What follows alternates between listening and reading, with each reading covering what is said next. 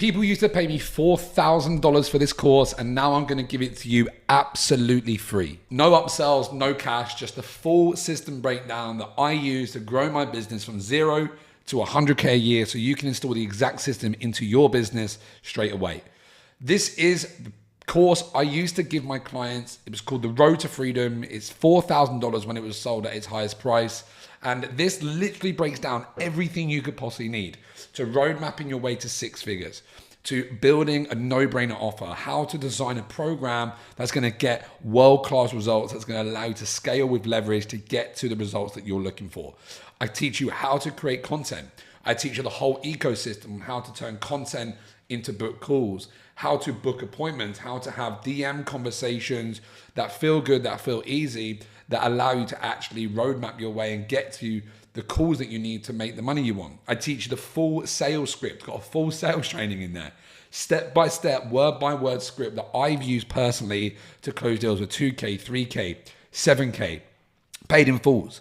And I also teach you everything in between of filling all the gaps from mindset to understanding the nuances around why people get stuck, how to design your workday, how to roadmap and design your life so you can do the work you need to do with the life that you currently have. And this literally is the exact blueprint to that scaled myself from 0 to 10K a month, unlocking a 6-figure business for you.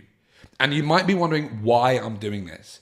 Well, look, I deeply believe that people invest into the implementation. I'm going to give you all the info right now, and I really hope that you use this, you make money, and you never have to pay me a cent.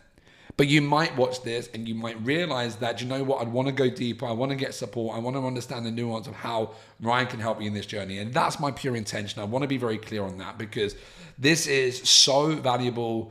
I've invested over $90,000 and there's so much gold in this from the best minds in the world in the coaching space to help you build a business that gives you the freedom, gives you the lifestyle, and allows you to actually show up in the world, make the impact, and serve the people from a purpose-driven place. And all I ask in return for this, if you watch this and you go through the program, I want to see in the comments what your insights are, what you implemented, what the results that you've got, and just share with me what you've learned from this, because it's really, really important to see the value and understand what it is for other people as well, so we can all succeed. And to top it off, for the best comment, the best insight, the best transformation, the best results, I'm gonna give $500 to the best comment to really encourage you guys to get into it, get stuck in, and actually really turn this into something that is useful for you, okay? So all you need to do now, guys, lock in, get distractions away, book time. There's over 10 hours in this program. And it'll give you everything you need to scale to 10K months plus without paid ads, without a massive following, without any fluff for you to use straight away. So let's get into it, guys. I'll see you on the trainings. It's a series of different modules and trainings from the course I had. You're gonna love it. I'll see you at the end.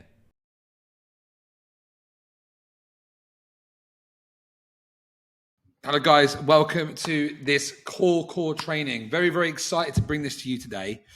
So look, before I go into this, I really want to pre-frame this as this information that I'm going to share with you right now is truly what's going to be make or break, because you can learn the strategies, you can learn the tactics, you can learn all of these things that you need, right?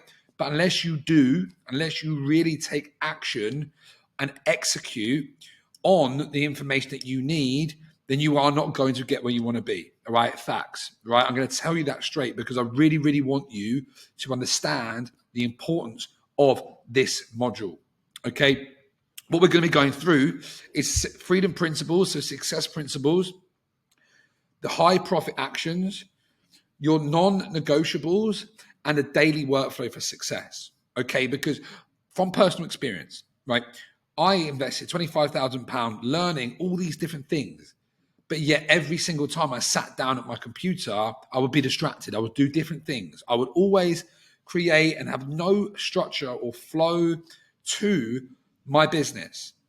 And when I learned this concept and really integrated these and had the exact task that I need to do on a day-to-day basis so that I could open my laptop, work through it, know exactly what I need to do, and shut my laptop knowing I have done enough to move the needle forward. I have done what I need to do today to progress.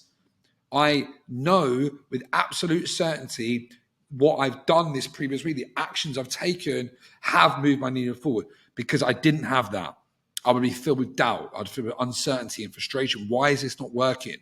What do I do? How do I spend my time? Because there's so many things, there's so many distractions, there's so many shiny object syndromes that hold so many people back. So the guys, again, this is a core training. There will be a supplementary training for this, and it will be on the Freedom Business HQ, because that's going to be the headquarters for all of your core tasks, core things to make the business grow.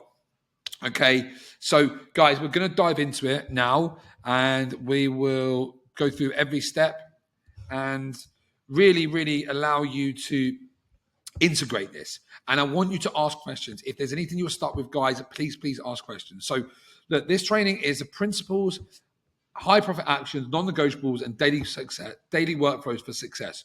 Your results in life and business are a reflection of the daily standards you keep. So these are the freedom principles, okay? The first one is consistency. We all are here to get results. That's why we're here. It's a results-based game.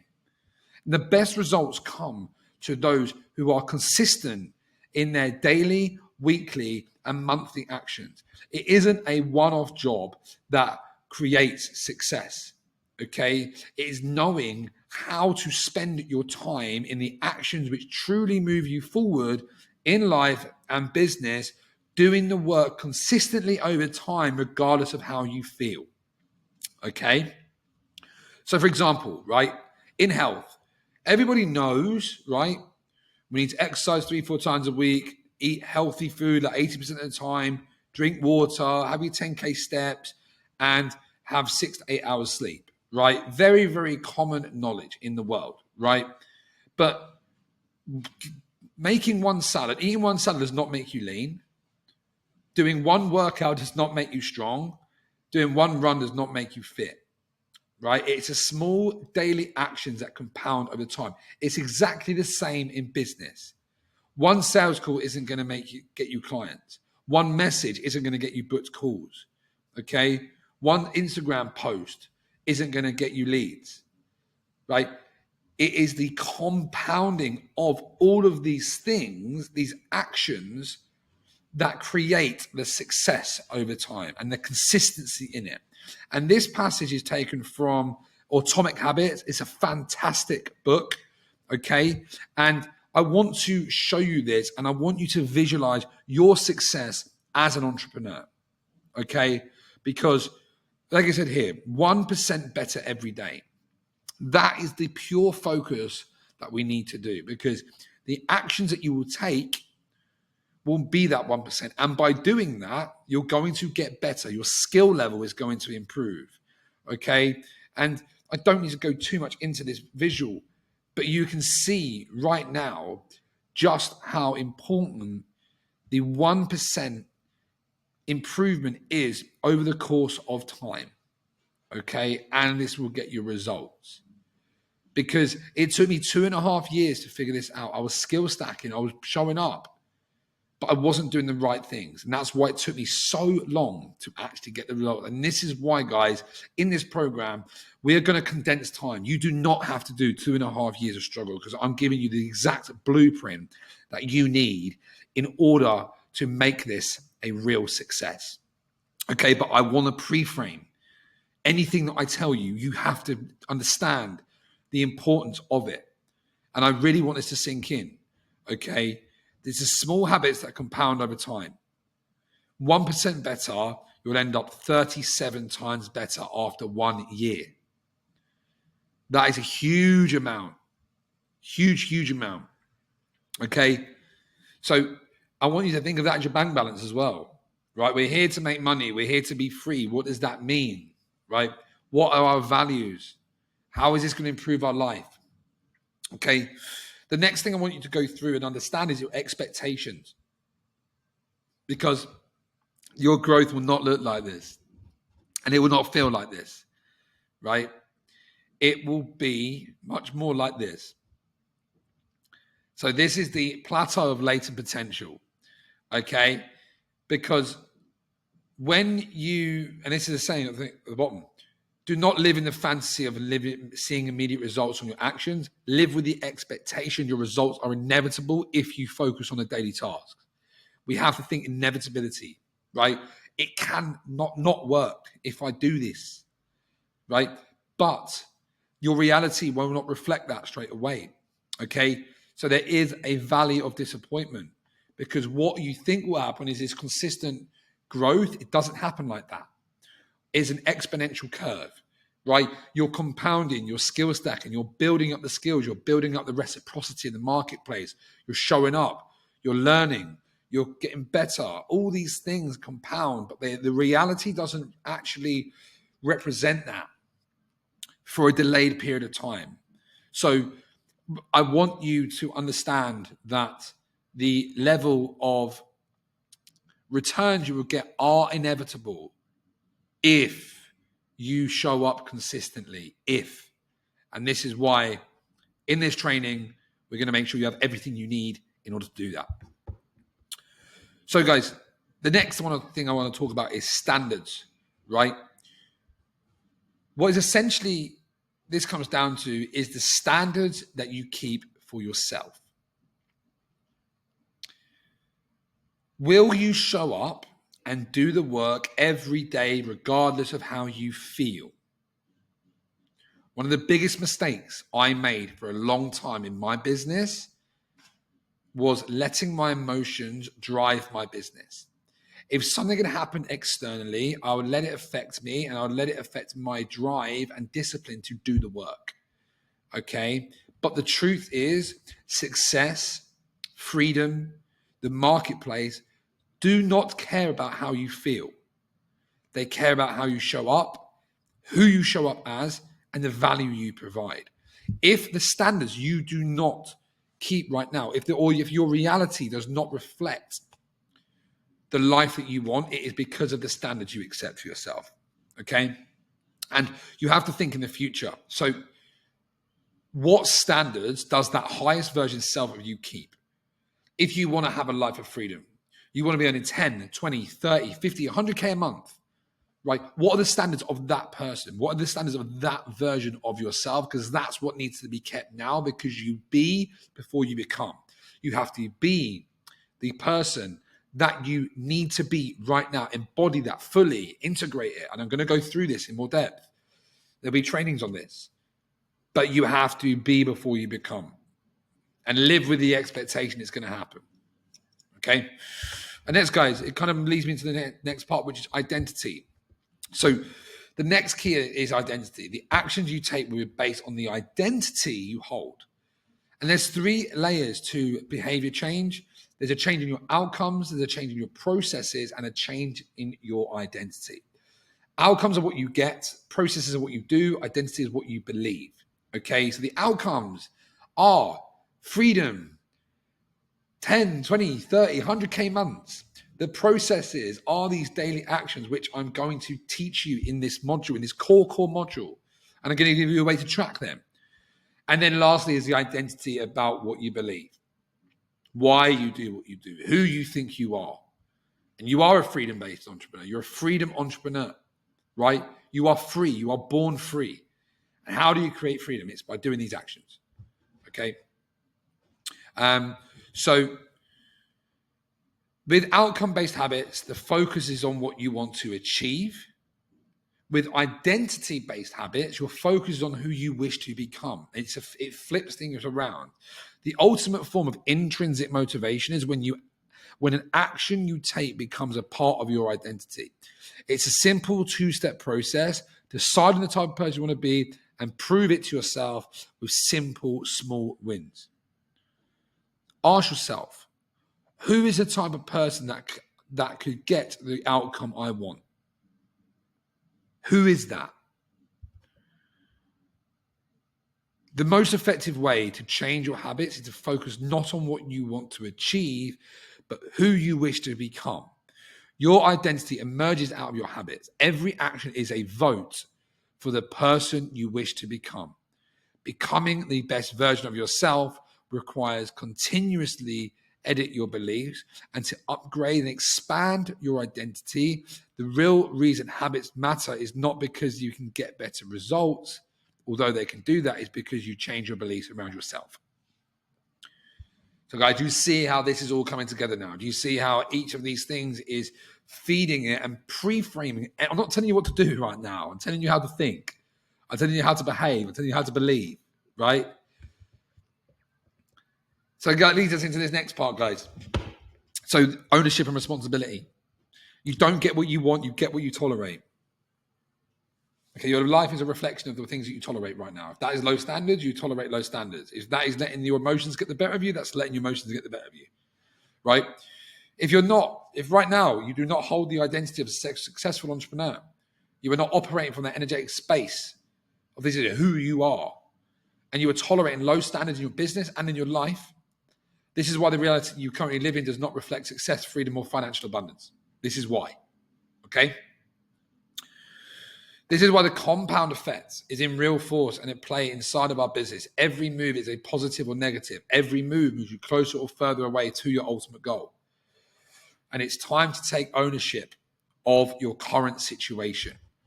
You have created this, and you have the power and responsibility to take full control over this right now.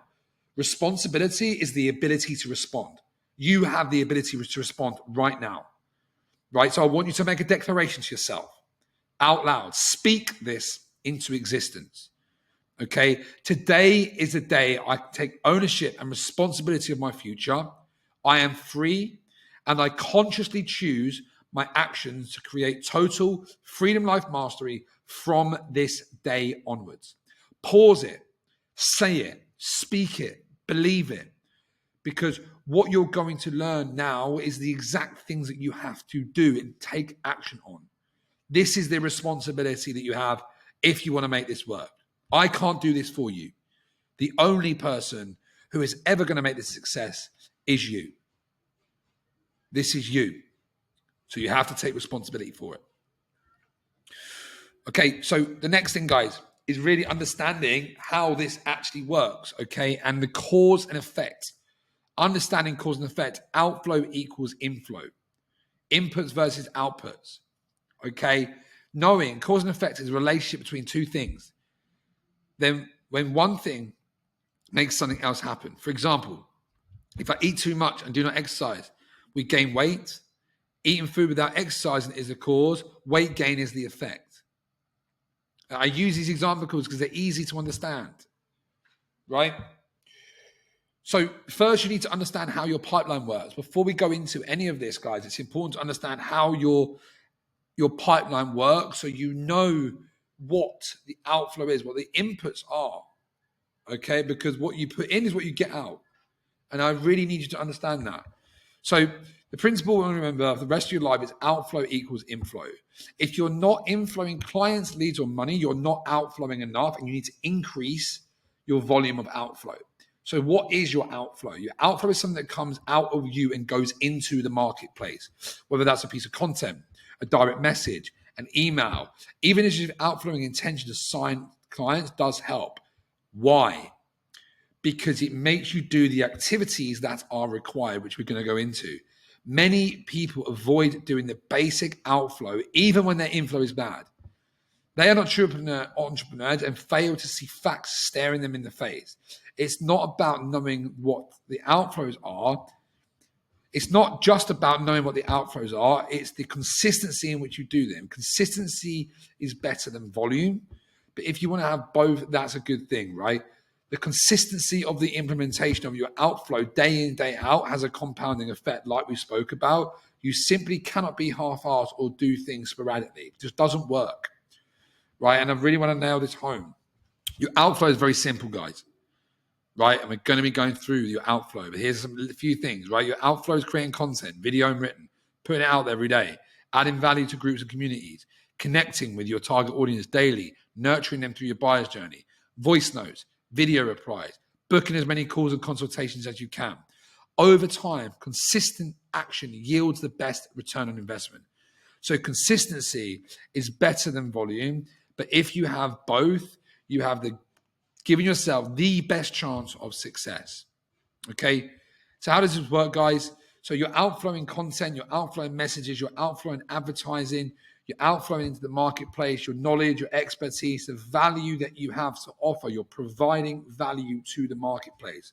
So keep doing the daily content activities. They're very, very important. All you need to do is outflow a whole bunch of value every single day. And what happens is more people become aware of you and then become interested in your offerings.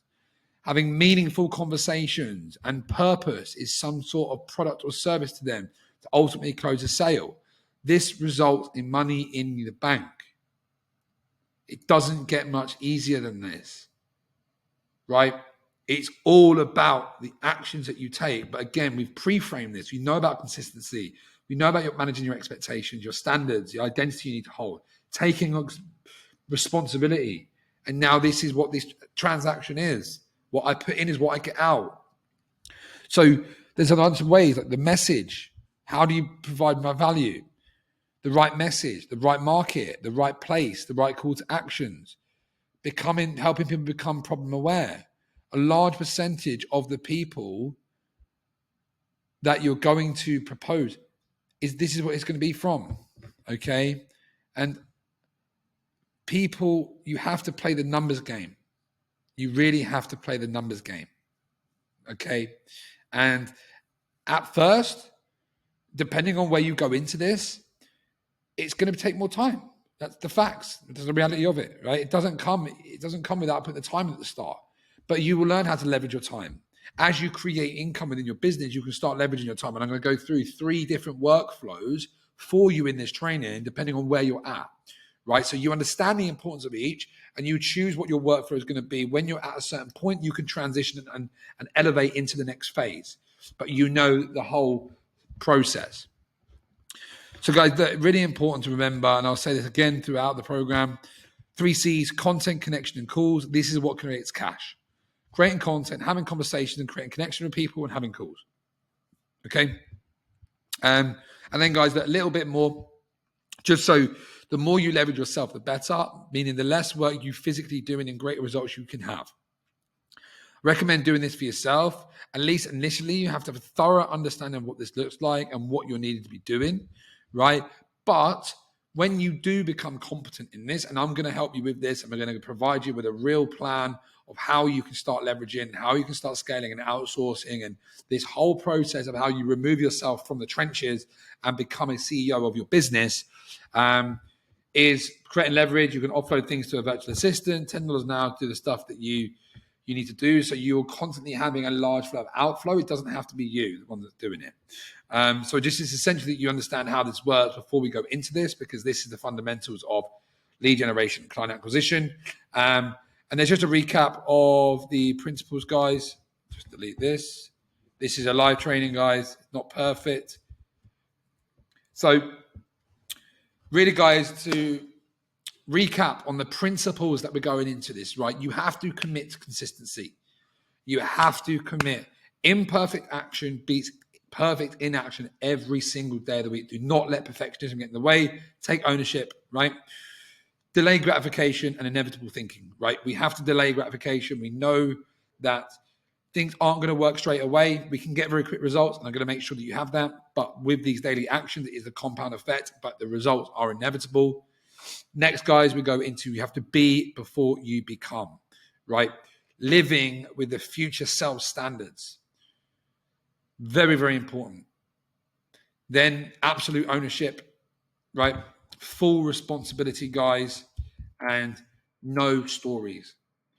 I don't want to hear stories. I don't want to hear reasons why you haven't done what you need to do, right?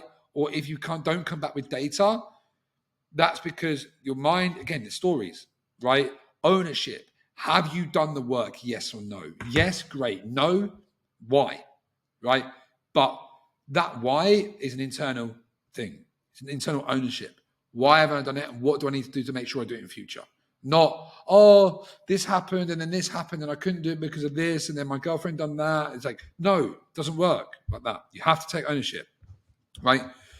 Clarity on your why and relentless commitment to your mission. You have to know why you're doing it, because sometimes you're not going to feel like it, right? There's going to be parts of this that are very uninspiring for you to do at the start. But if you really want the results, you have to do this work, right? And it's that relentless commitment to your mission and who you're trying to serve. Another principle, guys, is following a clear plan, knowing your numbers and key KPIs. You have to know what you need to do, right? And I'm going to give you exactly that in the next part of this training. Right, guys? And now, cause and effect. Knowing what actions to take to yield the result that you're seeking. Your outflow will result in your inflow. You have to understand that. Another principle, guys, is really going into intentional, undisturbed, focused work blocks on high profit actions. Enter every work block clear on what you're going to do, clear intention of what outcome you want to achieve, right? You might have 20 minutes spare, right? Cool, I'm going to send 20 messages, right? Cool. I've got an hour here. I'm going to book someone onto a call. I'm going to book one call. I'm going to make enough messages so I'm going to book a call. And then lastly, guys, is something that is going to be something that's very, very present. I'm going to provide you with trainings on this, and this is the highest version self-embodiment. Before each work block, we want to prime ourselves mentally, emotionally, physically, and spiritually aligned to our highest version self, right? There is a transfer of energy through anything that you do, right? And just because we're working online doesn't mean people don't feel it, okay? How you do the work, how you feel when you do the work is going to be very, very, very important. If you're going in with certainty and confidence and service, you're like, right, I'm going to really help these people. They're going to feel that. They're going to feel that in your content. They're going to feel that in your written content. They're going to feel that in the messages. But if you're like, you're half-assed showing up, you don't really believe it's possible, you're doing it for the sake of doing it, they're going to feel that and they're not going to resonate with you guys. So it's really, really important that we do learn that. So the second part of this training is really going into the high profit actions. So high profit actions. High profit actions are the actions that you need to take. This is the practical stuff, guys. This is the actual things that we need to do. We've gone in, we've pre-framed, we're ready. We know what we need to do, why we need to do it, what our effects are. We've taken ownership. We know how the pipeline works. We know the principles. Sweet. What does this look like in practice, guys? Successful entrepreneurs know what to spend their time on and what not to do, right? Each day, they spend their time on high priority, high profit actions, things that move the needle and that are income producing tasks. The 80-20 rule, also known as Pareto principle here, it's a similar saying it's a saying that asserts that 80% of the outcomes or outputs result from 20% of all causes or inputs for any given event. In business, the goal of 80-20 is to identify the inputs that are potentially the most productive and make them a priority. Our high profit actions are the 20% of tasks with the highest income generating leveraged outcomes that I can complete right now that move me closer to my goal. Question, am I doing a high profit action right now? Am I doing a high profit action right now? You will know that because I'm going to tell you, and if you're doing anything outside of that, you only do that once you've already done the rest. So if you're not making 10 to 30K a month and serving multiple clients every week, then all of your effort should be on spent marketing and selling your offers. Facts, done, finished. No questions asked. Anything outside of this is a mismanagement of your time and will keep you busy, but will keep you broke and struggling to build a profitable business. Revenue income allows you to scale. It allows you to hire. It allows you to remove yourself from certain things. If you're like, I want to coach my clients more. The way that you do that, the way that you really do that is by creating enough income in your business, by having the resources to hire team members, to hire VAs, to hire OBMs, to hire sales closers so that you can focus on delivering the best service that you can, right? We remove ourselves from the things that we don't need to do so we can coach more, so we can provide a great service, so we can consult with our dream clients, we can build our brands, we can create content. We do the fun stuff, right? That's what it's about. So guys, high profit action number one is your highest version self-embodiment, right? The reason why I start with this, because like I spoke to you before, anything that you do has to come with that energy. It has to come with that certainty, that energy that this is who I am and this is what I'm going to create, right? So the embodiment practice is to prime yourself for the day, each work block, mentally, emotionally, physically, spiritually, to maximize success, right? So in the morning, we're going to watch the highest version of self morning ritual, right? We're going to complete the highest version of self embodiment morning ritual every single day. We're going to visualize, we're going to feel in our body who has this version of ourselves, who is this version of ourselves that already lives the reality we're working towards. Okay, I'm going to provide a training on that. We're going to go deep into your highest version of self, and then we're going to provide a morning ritual for you to do that every single morning before you do anything else. You get yourself state, frequency, energy-wise, as the person who already has everything that they need and want. Because that's when you bring it in. That's when you start attracting this into your world. And I'm going to go into this more in the highest version of self-embodiment training. But guys, very, very important. And then before each session, we go into that. We prime ourselves for 5 minutes, 5-minute priming session, right? And I've broken it down here, guys, for you to really understand. So 90 seconds, 5 mind, heart coherent, 4-second box breaths. We just inhale through the heart into the mind, hold, and then exhale from the mind out the heart, right? And we do this 4 to 5 times, 4 seconds each, 10-second hold, right? This is to get ourselves into a state. This is to connect our heart and mind, right?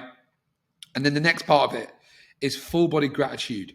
Fill your body up with gratitude. Fill your body up with everything you already have in your life. Fill it up, your family, the relationships you have. Give yourself goosebumps. Fill your body up with love and gratitude.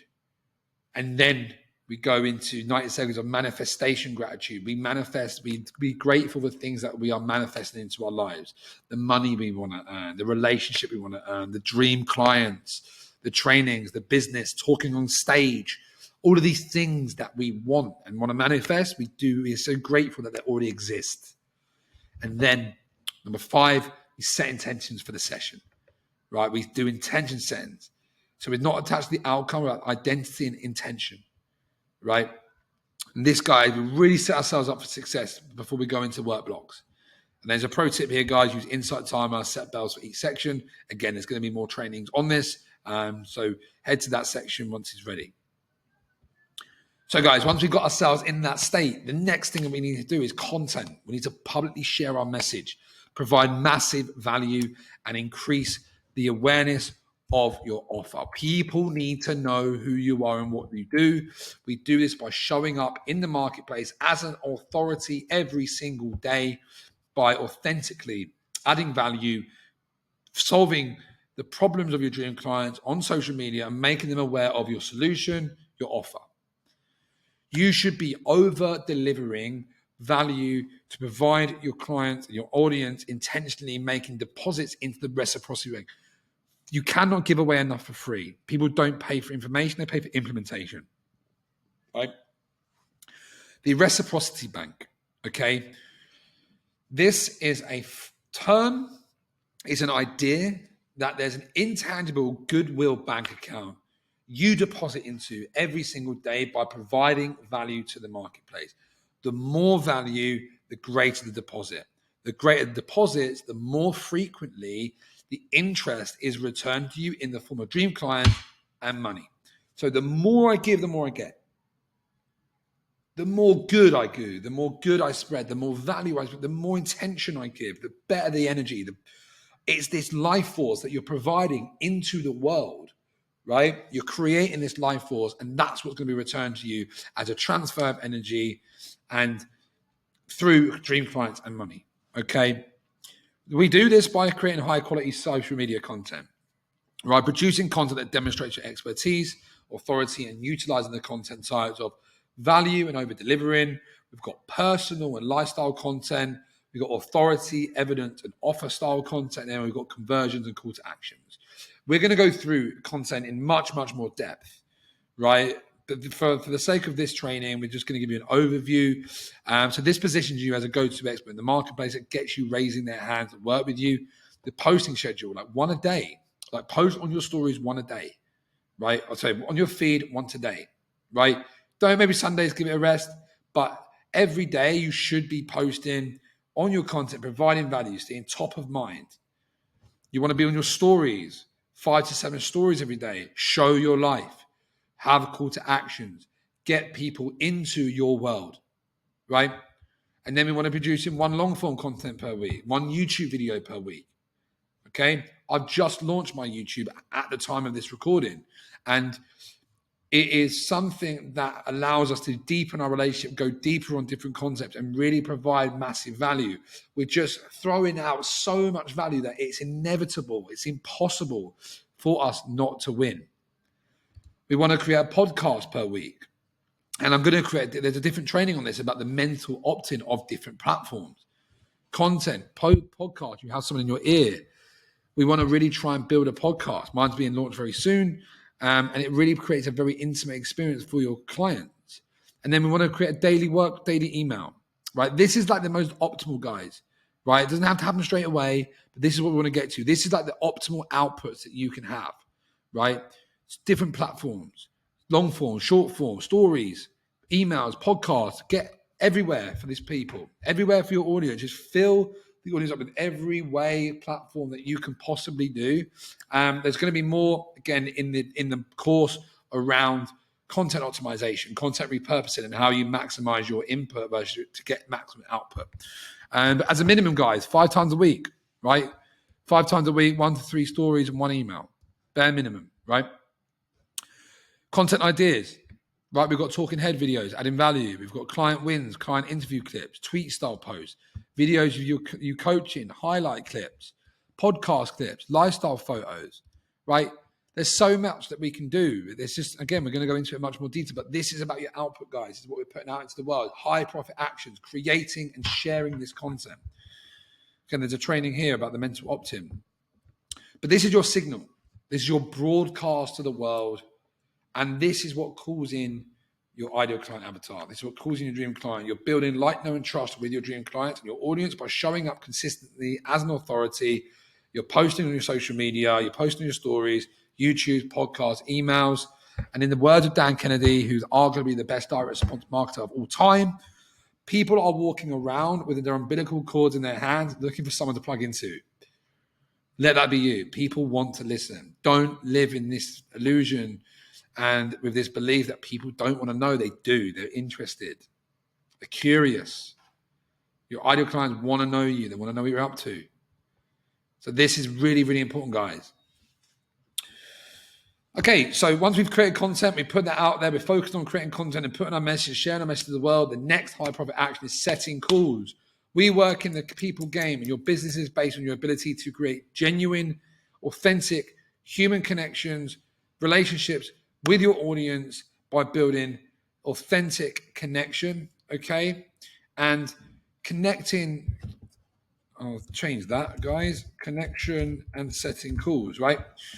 Building connection, right? Focusing on building connection. Build genuine, authentic human relationships. Connecting with your target avatar and market every day and building relationships while simultaneously and strategically having conversations is a next high profit action to help you book calls, right? We want to book calls. It's all good, well and good, putting out all this content, but unless you're booking calls, it's not going to make you sales, right? Unless you're very far advanced, you have a very, very, very good funnel, which we're going to help you build. You have to be on calls. 997 is like the mark, right? Where you can't have an interaction, really. And look, webinars is a different story, but if you are doing a high ticket offer, which we are here, we need to have calls. And the way we do that is by creating conversations with people, creating connection, heart to heart, really connect from a human being perspective, number one. And then we begin to identify people's and your warm leads, right? We start to qualify people. We start to understand what their current and desired situations are, where they're at, where they want to go, what their challenges are, what their perceived roadblocks and blind spots might be. You're positioning yourself as an expert who understands their situation better than they do.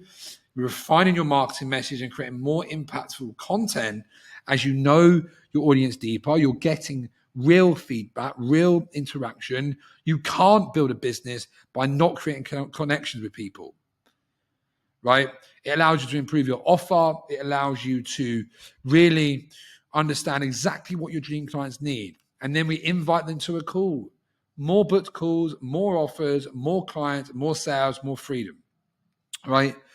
And guys, I spent 2.5 years unable to have conversations with people in DMs, and it cost me £30,000, right? There's a lot of stress, frustration, and happiness that was involved in that journey, right?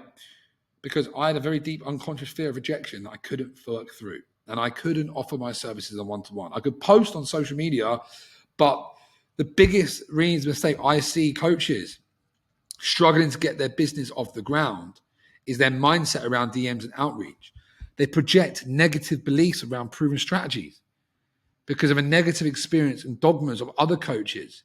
And quite often the case is that your subconscious will tell your conscious mind to buy into that because it allows you to avoid doing the things that you're trying to avoid, right? So I had a fear of rejection, right? So I bought into the dogma of, no one wants cold outreach. It doesn't work. Fuck that. It's not aligned to me. When I had no clients, I didn't have any money. I was still working a job. I was still stressed out. I was back in all these different jobs because I didn't really understand that I have to just spend my time creating conversation with people, understanding them, creating connections, and offering onto calls, right? It's so basic. And if you do have this illusion, this fantasy that if you just put content out, people are going to fall in your lap, you're wrong. It's not going to work. I promise you that. Or it will take you a very, very, very, very, very long time for it to happen, right? And you have to be very, very good at content marketing. And I'm not saying don't do it. See, that's why we say the first thing, content marketing, right? But you have to adopt strategies that work for you. And understanding that this belief has to be destroyed because it will be the thing that will stop you growing. And it will be the thing that really does stop you from building a business, right? And it has to be done, right? And if you can't do it, you have to let me know. You have to let me help you because we've got things that we can do to help you. But you can do this in an aligned way, right? We're going to teach you how to build systems so you get inbound leads. So it's not these cold outreach messages, right? We're building connection with people. Part of what you'll do is need to build connection with people, but there's ways that we do that to make it as warm as possible. So if you do have a struggle with this, guys, please let me know and we'll work through it. Right, guys, the next high profit action is sales calls and closing deals, right? The sales are the lifeblood of your business. If you're not prioritizing and conducting sales calls at every opportunity you have or closing the hottest leads in your business will fail to grow, right? This includes your first sales calls, your coaching, free coaching calls, connection calls, second sales calls as they needed, sending out proposals, taking payments, messaging and voice noting leads in the consideration phase. We have to spend our time making sure that we are closing deals, taking sales calls and closing deals, top of mind, right? Because this is where you're going to get paid, right? This is when you actually enable you to serve those clients because those who pay attention. It's great putting out good content, but if you want to actually create the impact you want and make the money you want, you have to be paid. You have to get them bought in. You have to get them to give you your credit card, pay you money, exchange of energy, so you can actually deliver great results, right? So the first 3 HPAs consistently, if you do them consistently and to the best of your ability, you'll be able to book 4 to 6 calls organically as a one-man band without ads, right? You can do it. Everyone can do that, right? It's an activity thing. The more you put in, the more you get out. How do I put 4 to 6 calls? You have the amount of conversations you need in order to make that happen, right? When you integrate ads into a strategy, you can increase this massively, 8 to 12, more than that, as a one-man band, because you're having inbound leads now, inbound conversations. They move along quicker, right? So, and then when you hire a setter and who works full-time in your inbox, building relationships and booking sales calls, you can book 12 to 20 calls a week, every single week, right? So I want to give you some numbers. So no setter, no ads, no setter, right? 6 calls a week, right? We can book 6 calls a week. You can do it. It's done. It's proven. You can do it. I've done it. All my clients have done it. It's fine, right? It's an activity. It's 6 hours. You have a close rate of 30, 40%, which will teach you. When you have a banger of an offer, you'll get that. So let's say 2 sales a week, 8 sales a month. If you've got a $1,500 offer, it's 12 grand a month. 2 grand offer, 16. 8, 3 grand, 24. 5 grand, 40 grand a month. Right? Total hours worked in your business, 12 to 14, 40 grand a month, 18 hours worked. Right? 18 hours per week. Right? So the way that you do this, guys, and how you scale this is, right, cool, with ads now. Let's say, for example, our ads give us 1 more sale a week, right? Extra 4 sales a month. $1,500 offer becomes 12 sales, 18 grand. 2K, 24 months, 24 month. 3K, 36, 5K, 60, right? When you have a scalable offer, you can onboard these people. It's not a problem. When you have an offer that's worth 5 grand and you've got the inbound leads coming in and you're booking calls yourself, you can still make that amount of sales, right? You're going to be busy, right? But you can still do it. And when we're bringing in sales closers, right? But then let's say with an ad and a setter, and you make 16 sales per month, you look at 80 grand a month, right? These numbers are real. These numbers are real, right? And look, you would need a scalable offer and systems to support this, to handle this amount of clients, sales closer, client success manager, but the numbers are there for you to see. This is how it works. We work in numbers. We know what we need to do to achieve our outcomes, right? So if you're full-time in your business and increase your outputs, if you're fully booked with your clients and not making 10 to 30K, you have more time to allocate to content and the amount of connections you make, right? So guys, the next high profit action is delivering a world-class service, right? It's a results-based industry. And if you're getting results, your business will. If you're not getting results, your business will fail. So you're making sure that we spend our time delivering world-class results for our clients. And as it is one of the highest profit actions you can do. Coaching calls, replying to clients and ensuring they're making progress, creating trainings and modules, and improving your service delivery.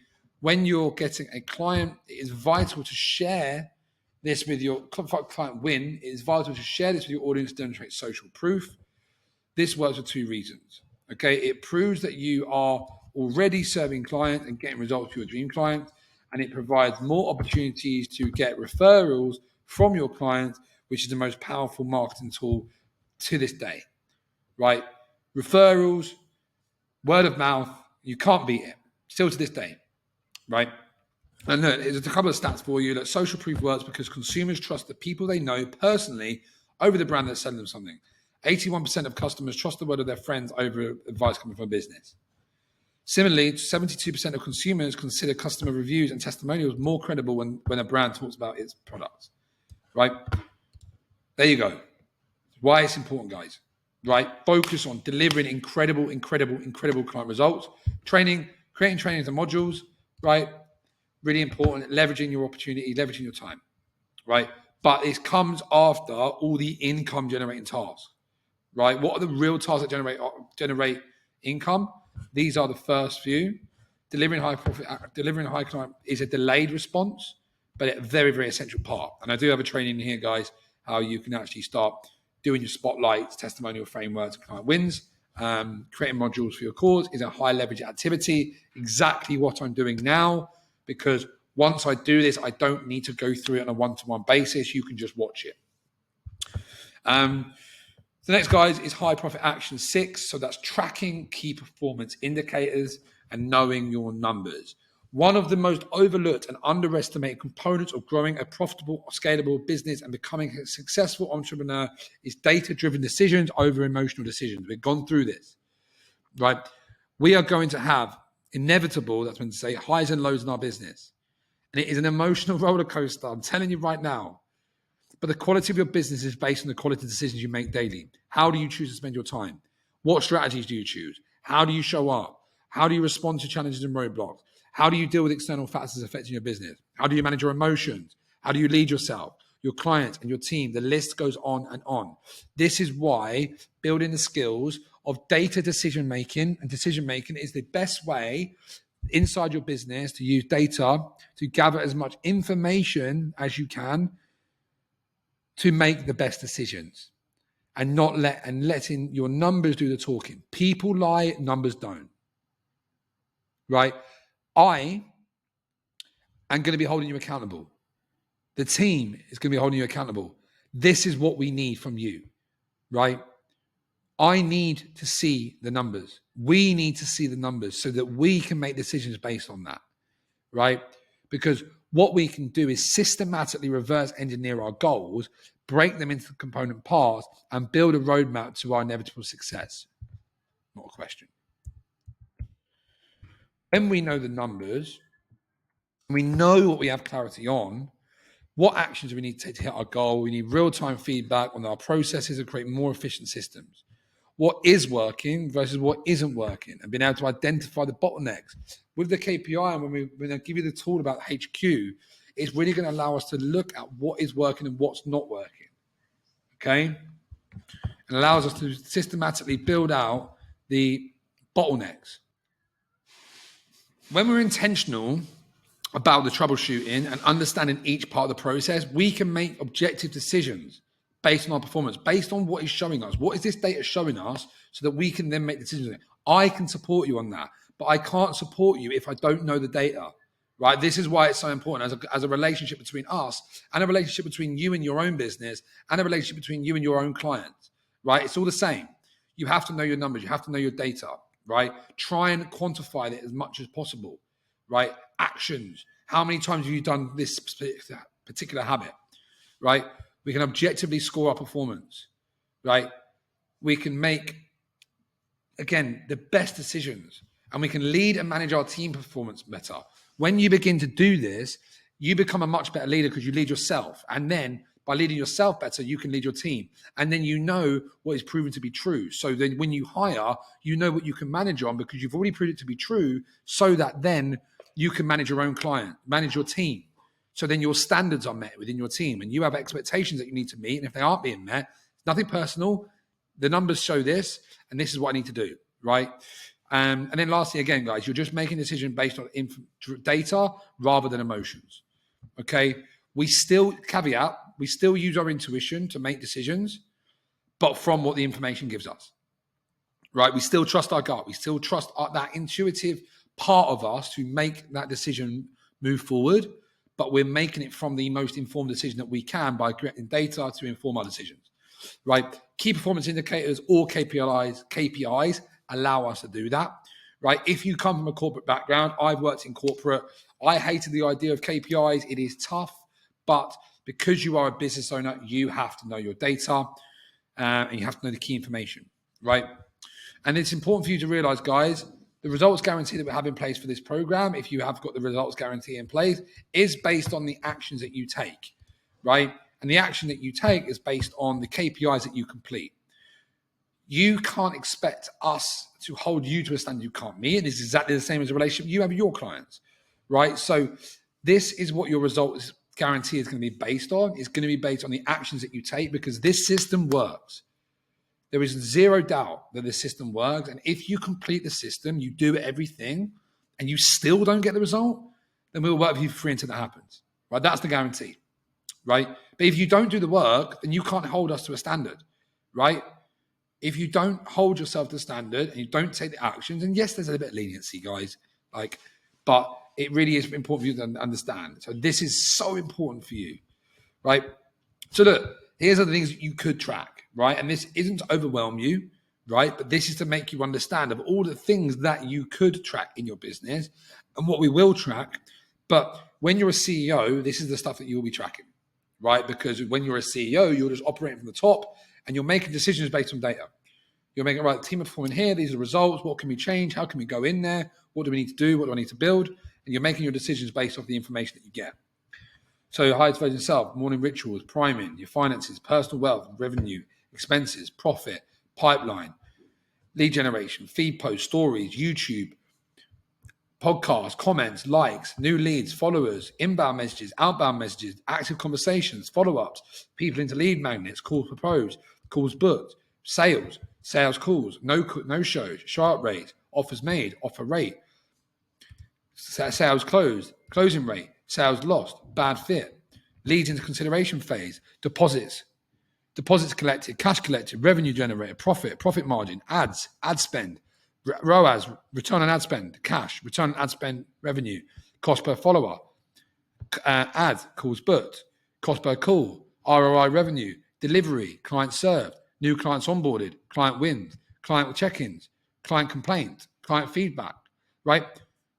A lot of stuff. But every single thing of these that you're tracking is because if that is lower, that is not where you need it to be, because you can then go in and know what the problem is, right? If you are getting, let's say, low show up rates to your calls, it means that your call booking process is incorrect. There's something that needs to be happen in that call booking process to take someone from lead to call booked, and the likelihood of them showing up, it's about 80% for most people, right? But you can improve that. And once you have the data, you know what to do and where to go to improve what you need to improve to build this system so that you can create a very, very profitable, very, very scalable business so you can get the time freedom that you're here for, right? So teach these important actions and information. You need to scale your business because at the start, you do need to know everything, right? And I'm not going to say you have to know everything right now, but you need to know what you can do and what needs to be delegated to a team, right? Because when you have a team, it's going to be, right, this is for the setup, new leads, new followers, new inbound, new outbound, active conversations. If you're not booking enough calls and they're not having enough conversations, you know this is the bottleneck, right? And then for the sales call closer, there's different KPIs for a sales closer as you go more depth into the roles. When you are a CEO, you'll be able to manage this from the top, looking at the data and telling you about the performance of your team and essentially your business. The sooner you can become competent in each of these areas, the quicker you can delegate, the better you get tracking data, managing and optimizing performance for the business, the team, the quicker you scale and buy back your time. The key to time freedom in your business. So this is the key to time freedom in your business. This is why it's so important. So really, really make sure that you sit with this, right? You have to track. You have to track it, right? You don't have a choice, right? And it might feel a bit of resistance at first, right? And if you can't grasp the tracking systems that I have that we're going to give you, create your own version of that, but keep us up to date on it. Keep us in the loop because we have to know the data. I highly, highly, highly, highly, highly recommend and insist on you using our one. But in certain cases, and you really can't grasp it, let us know and we'll figure something out for you. Guys, and the last one is really about scaling high performance actions. So this is when you do have a team. And once you do all of these things, you know that you're embodying your highest version of yourself, you're creating content, your business having connections, you're having calls, you're delivering a great service, you're tracking the data. The next step is building a high performing team. So when you start avoiding the team, your highest priority action is going to be managing your high performing team and creating a high performing team.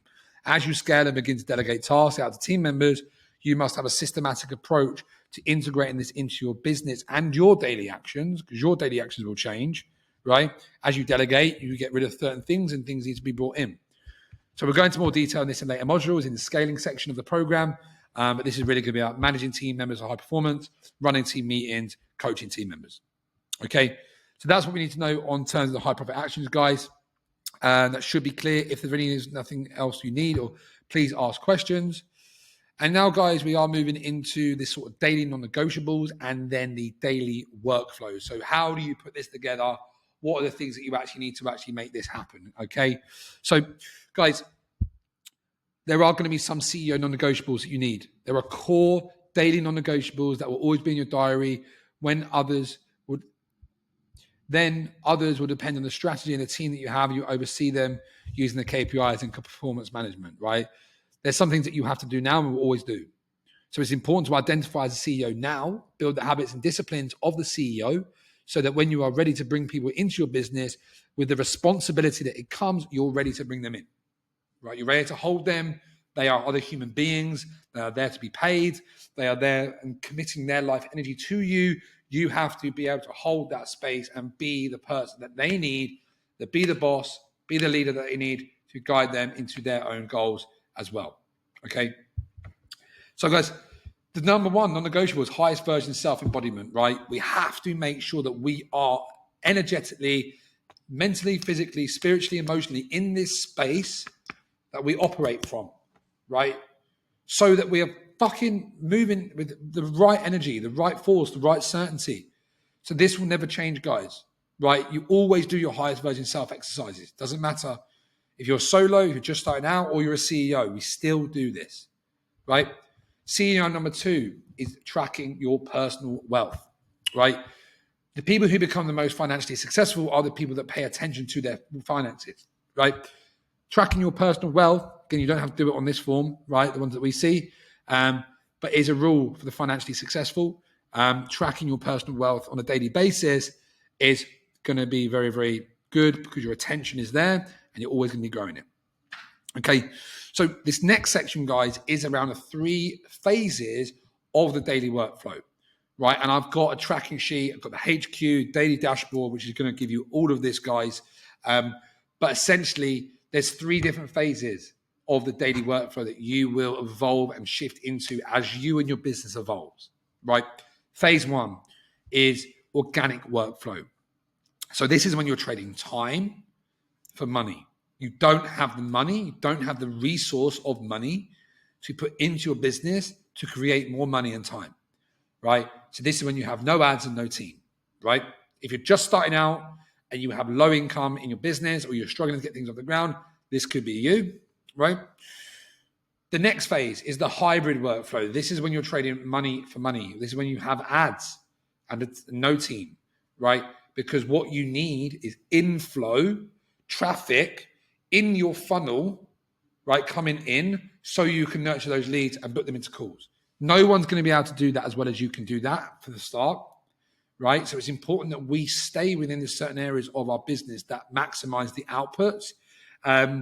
So what that means is that when we implement the funnel, the Freedom Business funnel, and start running ads, low-cost ads, well, depending on how much you want to run, but we're filling up our funnel, our organic funnel, with leads, we then allocate the time that was spent generating those leads into booking conversations so that our call volume goes up and our volume of sales go up, right? This is when you're trading money for money, because once that works, once that system is in place, then we move into stage 3, which is CEO workflow, where you're trading money for time, right? That's when you can start hiring team members to remove you from the trenches, remove yourself and really operate from that level of the CEO position. You have your setter, closers, OBMs, video editors, people that take your time away from you. So then you are showing up for your clients, you're creating content, you're building your brand, you're building incredible offers, and you're just leading from the front and making sure that you enjoy the business by creating that time freedom in the process, by strategically working your way through these phases, right? If you're unsure about which phase you're in, ask me, right? And I'll direct you to exactly what you need. And right now, guys, I'm just going to show you exactly what that looks like, right? So you have no stone unturned in this training, guys. It is a master core training because it really is so foundational. So organic workflow number 1 is you're trading time for money, no ads, no team. So this workflow is for you if you are starting out and need to learn the fundamentals of appointment setting. You do not have 10 to 30 days, $10 to $30 a day to invest into ads. Highly recommendation that you do find the time and the money to make this happen, because with 10x the speed of your business grows. Find the money if you can, right? And I know there's a lot of blocks around this. Speak to me directly if you need this, and we'll guide you when this will happen. We can make that decision. But this is about 2 to 2.5, 3 hours per day. 3.5 hours per day, you're going to commit to growing your business, right? If you can't commit that, you're just not serious enough. If you don't have that time and you need to work out how you do that, get up earlier, work on the weekend, create time. You don't find time, you create time. You readjust your priorities, say no to certain things.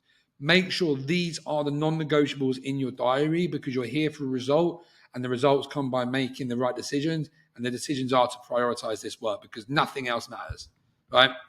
So part 1 is, and just so you know, guys, these will be repeated. There's certain things in these will be repeated across all of the workflows, but we'll talk about that and the nuanced differences as we go. So number 1, providing value, posting content, providing value, posting on your platforms, getting your feed out there, getting your post out there.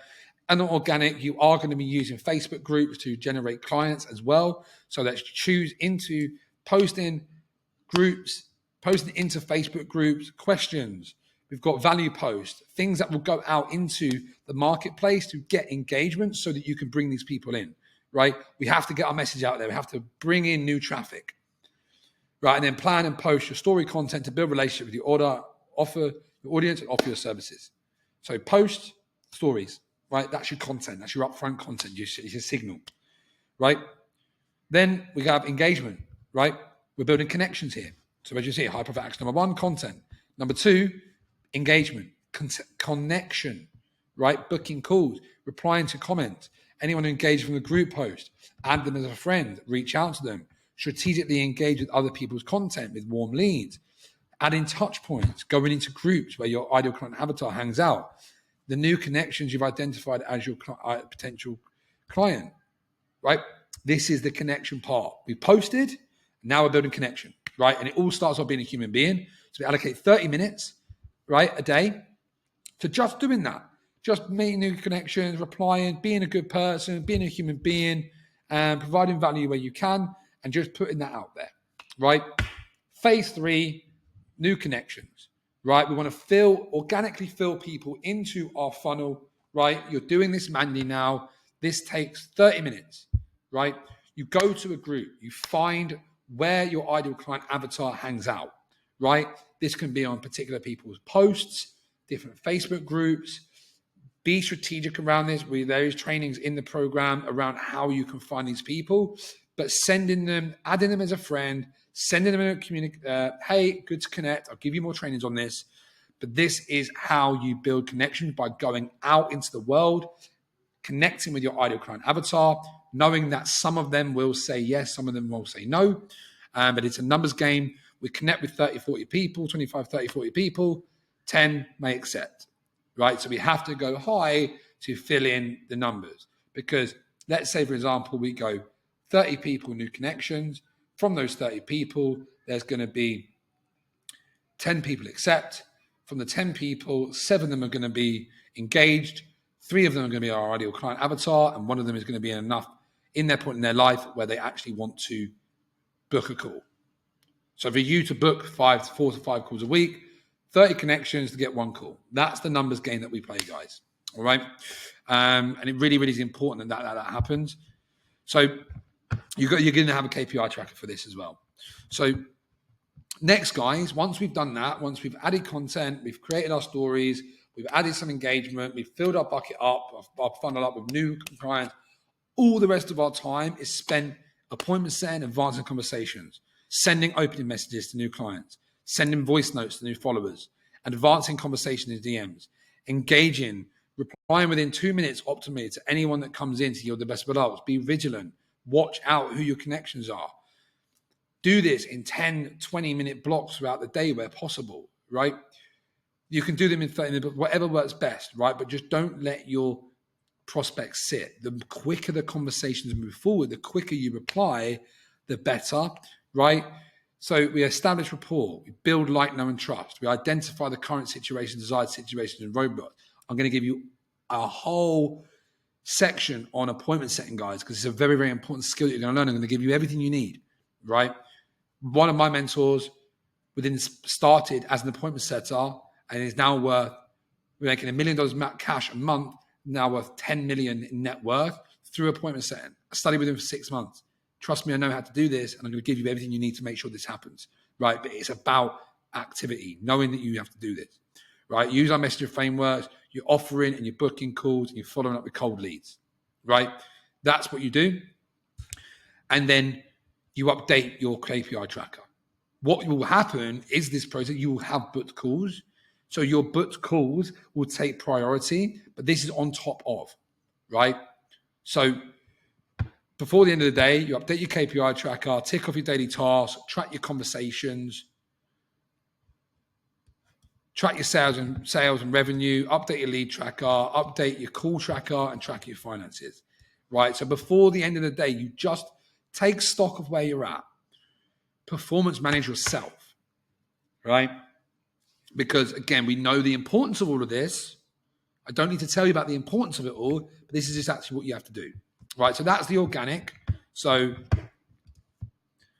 it's a 3 hours working on your business, staying highly focused on the 2 to 3 of the highest priority actions that will make you 10 to 15K a month. Content, conversations, right? Connections, booking calls, right? Even if you're working a job or you're not full-time in your business, you can still do this. I was getting up at 5:30 to do this before going to work in construction. I was doing it on my lunch break. I was doing it on my break. I was doing it when I got home from work, right? There is no excuses, guys. There really isn't. And you just have to make time. You have to prioritize. You have to readjust things. Tell your loved ones that this is what I need to do this for us, right? I need this space where I can work intentionally. Tell your friends. Tell them this is my goal. This is what I need to do. So please let me do that, right? So next, guys, the phase 2 is a hybrid workflow. This is where you're trading money for money. You're running money, you're running ads, and you've got no team. So this is for you if you have $10 to $30 a day to invest into ads. You want fast results. You're still learning the fundamentals to put 4 to 8 calls a week, but you haven't got enough leads or big enough pipeline yet to hire a setup. When you hire a set, you have to have a lead gen system in place and your pipeline. The changes to this is that we have automated traffic and inbound leads being generated with an ad, which need performance managing. And then we have more time to invest into setting calls instead of finding new leads. So now, guys, the first thing that we do on a day-to-day basis is we track our ad performance, right? We want to know if it's actually working and bringing people in, because we have to have our eyeballs on new people all the time. So new people seeing our offer all the time. That's what ads does. This, if you're not filling up your lead pipeline, you're not growing, right? So it's important that we do this and make sure that every day we're on point. First thing we do, we track. How did yesterday get on? How many new followers was there? What did I spend? What was the cost per follower? How many calls did I book? There's going to be a whole training on this, guys, okay? But you just need to know that when you do move into this, you start running ads, you have to track the performance as part of your daily workflow. And then the rest of your day is spent doing the same thing. You're creating content, you're doing engagement, and you're booking calls, right? Nothing else changes, right? And then you update your KPI tracker, right? Nothing else changes, guys, right? But you don't have to spend time creating new connections now because you have a lead, you have ads doing it for you. Massively increases the likelihood and leads that come into your world, and massively increases the likelihood of booking a call because you come into their world as an authority, and then their inbound leads, they're much easily moved along the buyer's journey. So this is when things really start rapidly scaling, guys. And you can do it if you want. You can do it manually if you want. But hopefully, guys, what we'll do, we'll create a fucking winning ad. You don't have to do that, right? Lastly, guys, is the phase 3, which is the Chief CEO. So this, guys, is where you start trading time for money for time. We have ads and a team. So this is for you if you have $10 to $30 a day to invest into ads. You want fast results. You still learn the fundamentals to book 4 to 8 calls a week. You've got inbound leads or big enough pipeline to hire a setter. You've got your setter. You've got your team, right? This is for you to move into once you have these things. The changes are, again, we've got the inbound traffic coming in. We're buying back time now to delegate tasks to setters and other team members. We're managing KPIs and team performance, like I spoke to you before in the scaling high profit action. And then we have more time to invest into client results, content, and brand building, right? Once you get to this phase, this will just stay like this. You plug in your daily non-negotiables in your daily workflow, and everything else you spend your time doing what you want, right? So guys, the difference between this, tracking ad performance at the start of the day, posting your content, managing your team performance now. So once you've got your message out to the world, now it's important that your internal world, your business, is running effectively. It's managing teams, spot checking setters, listening to sales calls, managing and tracking your KPIs, and building SOPs and building this system, right? You're strategizing and building this assets in your business, right? And then lastly, guys, we update the sales tracker. We up the KPIs, right?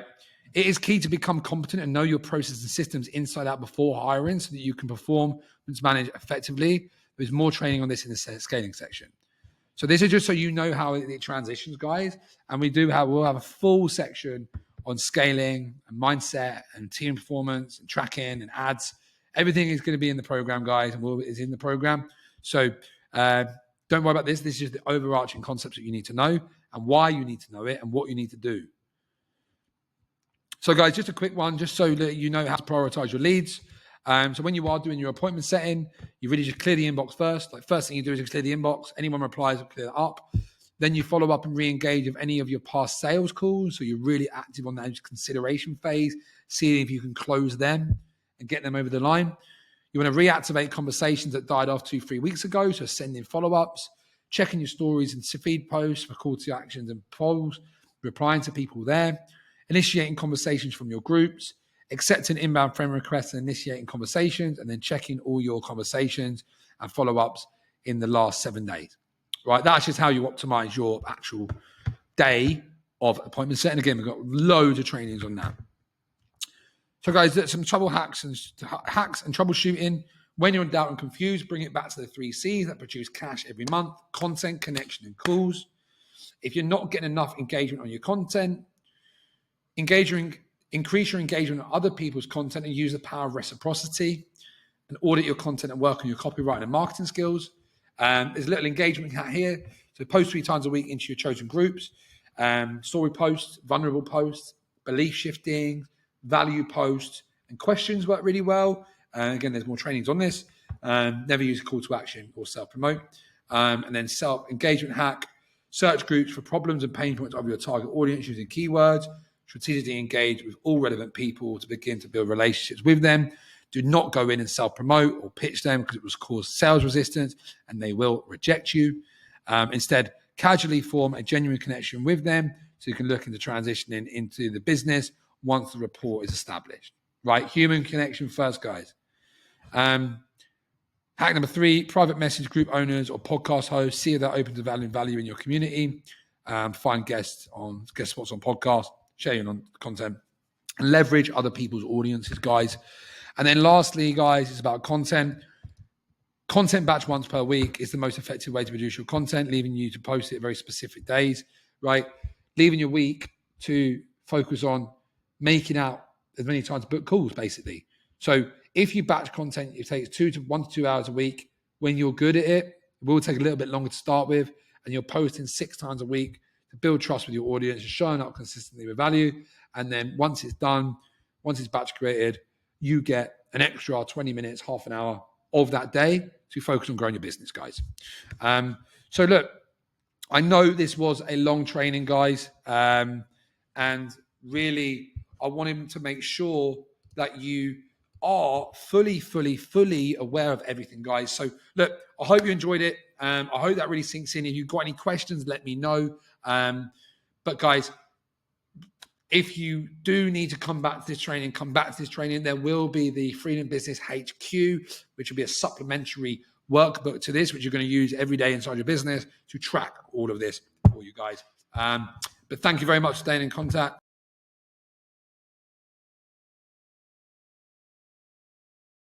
At any stage, put your hand up, because again, the better I can communicate this, the easier it will be to understand for everyone else. All right. So again, this training, guys, is on KPIs and Mindset. So if you can't measure it, you can't improve it. Peter Drucker, one of the biggest business mentors of all time. This training is designed to help you cut out the noise, say goodbye to your shiny object syndrome, and know exactly what you need to do on a daily, weekly, and monthly basis to hit the income goals of your business. As an employee coming from a corporate background, again, I used to hate KPIs and really actually enjoyed the fact that I didn't have them in my business. It was kind of like a breath of release when I didn't have to have that this corporate mindset coming into my business. But it was once I was given this strategy, but before I was given this, I was literally guessing what I need to do, and it led me to feeling uncertain, worried, and doubtful about the future. And so what I'm going to do is teach you in this training what's completely changed my business and therefore my life. Okay. I worked with a coach who was very feminine, very in the clouds thinker, do this project and then come back to me, do this, just hope this, journal on this, and that'll work. And it won't be, something broke. right? Because I would literally open my laptop and it was a question like, what do I actually do now? It's like, I get it. I'm invested fucking shit ton of money now, but what do I actually do right now?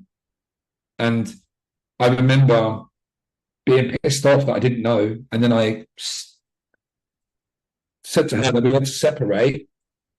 And then I was like, oh my God, I've spent £25,000 on business and getting this to this point. And I don't know what I need to do now. I don't know what I need to do right this second, which fucking was like so ridiculous for me. And I felt almost ashamed. I'm almost ashamed. So I was like, how have I spent this much money? I still don't know what to do.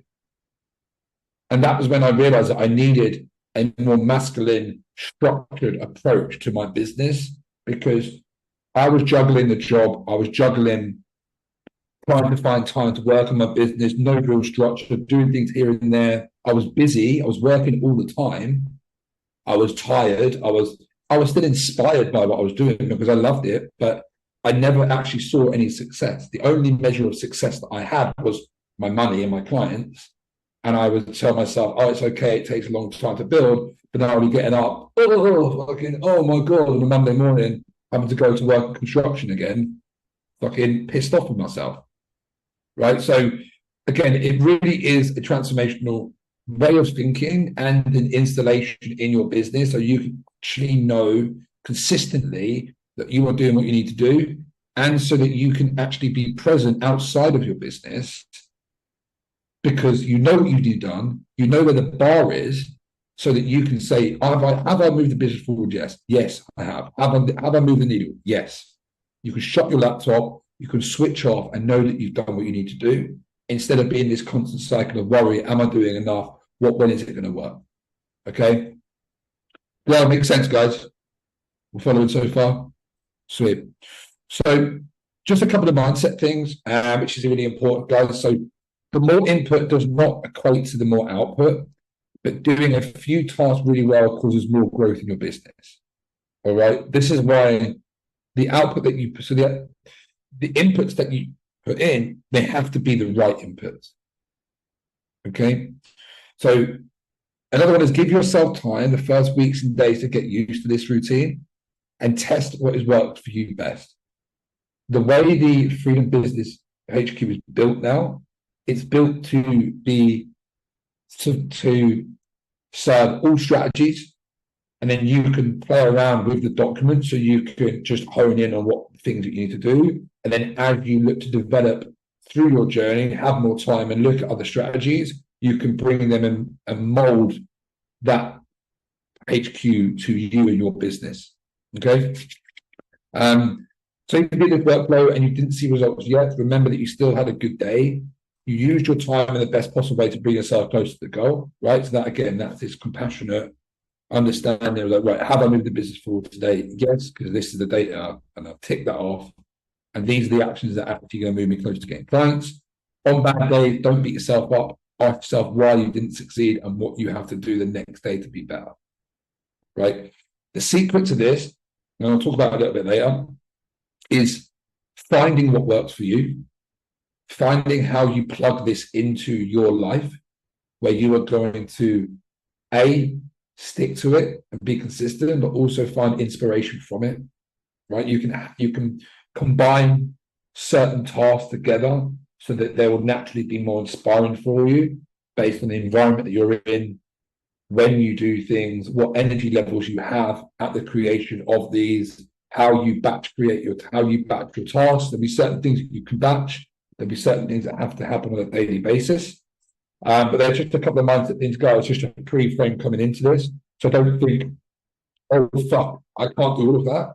Right? I'm never going to do that. It's like you are going to run your business most optimally when you are consistently hitting a handful of these based on where you are at. And there is a handful, there is other ones that we can use as well. Again, this training becomes more extensive because I realized that I'd rather give you the whole information now in this, you can come back to it and then build out over time where you know you need to get to. All right. So what are KPIs and why do we need them? So KPIs are key performance indicators. They're measurable values that demonstrate how effective we are at moving towards and achieving our key business goals. They act as vital signs for us, providing valuable objective insights into our performance and allowing us to pinpoint where bottlenecks are. We need KPIs because they allow us to make data-driven decisions, set realistic and measurable goals, and create a system of accountability and growth. And they serve as our compass, guiding us towards the success and freedom we're working towards and helping us stay on track so our results become inevitable. There's a lovely quote here, and it's like, humans lie, numbers don't. Right? Again, we can live in this delusional space where we are convinced we do certain things, right? And it's not intentionally not telling the truth, right? But the numbers don't lie. And again, for me to support you, especially in this container, right? Because obviously this, for anyone watching the recording, this is one of the mastermind inner circle calls. And you guys do have unlimited ultimate access to me, right? So in order for me to fulfill on my duties as a coach to you and support you, I need data to make that decision. Not because I think you lie, because I think you might not be able to tell me the truth, right? So really important, that one. So this is, I just want to think about outflow and inflow for a second. So essentially, your outflow and inflow is how your pipeline works. This is mentioned in the high priority action training, but I just want to reiterate it. So we're going to go over an entire overview of the process, a principle that you're going to remember for the rest of your life. The outflow equals your inflow. Okay, so if you're not inflowing clients, if you're not inflowing leads, money, you're not outflowing enough. So you need to increase the volume of your outflow. Okay, it's a very simple concept to understand. So what is an actual outflow? An outflow is something that comes out of you that goes into the marketplace. Okay, whether that is a piece of content, it's a direct message, it's an email, or it's an even flowing intention sign that the customers does need help. Okay, so why? Because it makes you do the activities that are required. Many people avoid doing basic outflows even when their inflow is bad. They're not true entrepreneurs and fail to see the facts that are right in front of their face, because it's not just about knowing that the outflows are, it's the consistency in which you do them. Consistency is better than volume, but if you have to do both, that's the best thing to do. The consistency of implementation of your outflow day in, day out has a compounding effect to the growth of your business. So there's a hard truth, and this has been like, the more sales calls I've had recently, speaking to this particular audience, it's become so glaringly obvious to me that some people just can't be bothered to do it, right? But other people only do things sporadically to avoid doing the boring work, right? Because some of this isn't inspiring, right? Some of it isn't inspiring work. But you don't get to choose what works and what doesn't work as a business owner. Right? We can live in this fantasy world of saying, oh, it's okay, I'm just going to create content and people are going to fall into my laps, right? But the reality of that is one of these things. You can't be bothered, right? Or you avoid doing the boring work, or something that I think is very, very true as well, and very present for a lot of people, and you'll see them, right, is that they project their own negative beliefs and life experiences around certain actions or strategies that dictate your own, when in reality, all strategies work because they are proven to work in every way. You just need to find your authentic way of doing it for the sake of your business. Okay? People have cold outreach doesn't work. They say that because someone's reached out to them in the past and it's made them feel, their body, their nervous system feel a certain way. And they're like, oh, fuck that. I don't want that. That's with icky, which is a stupid word.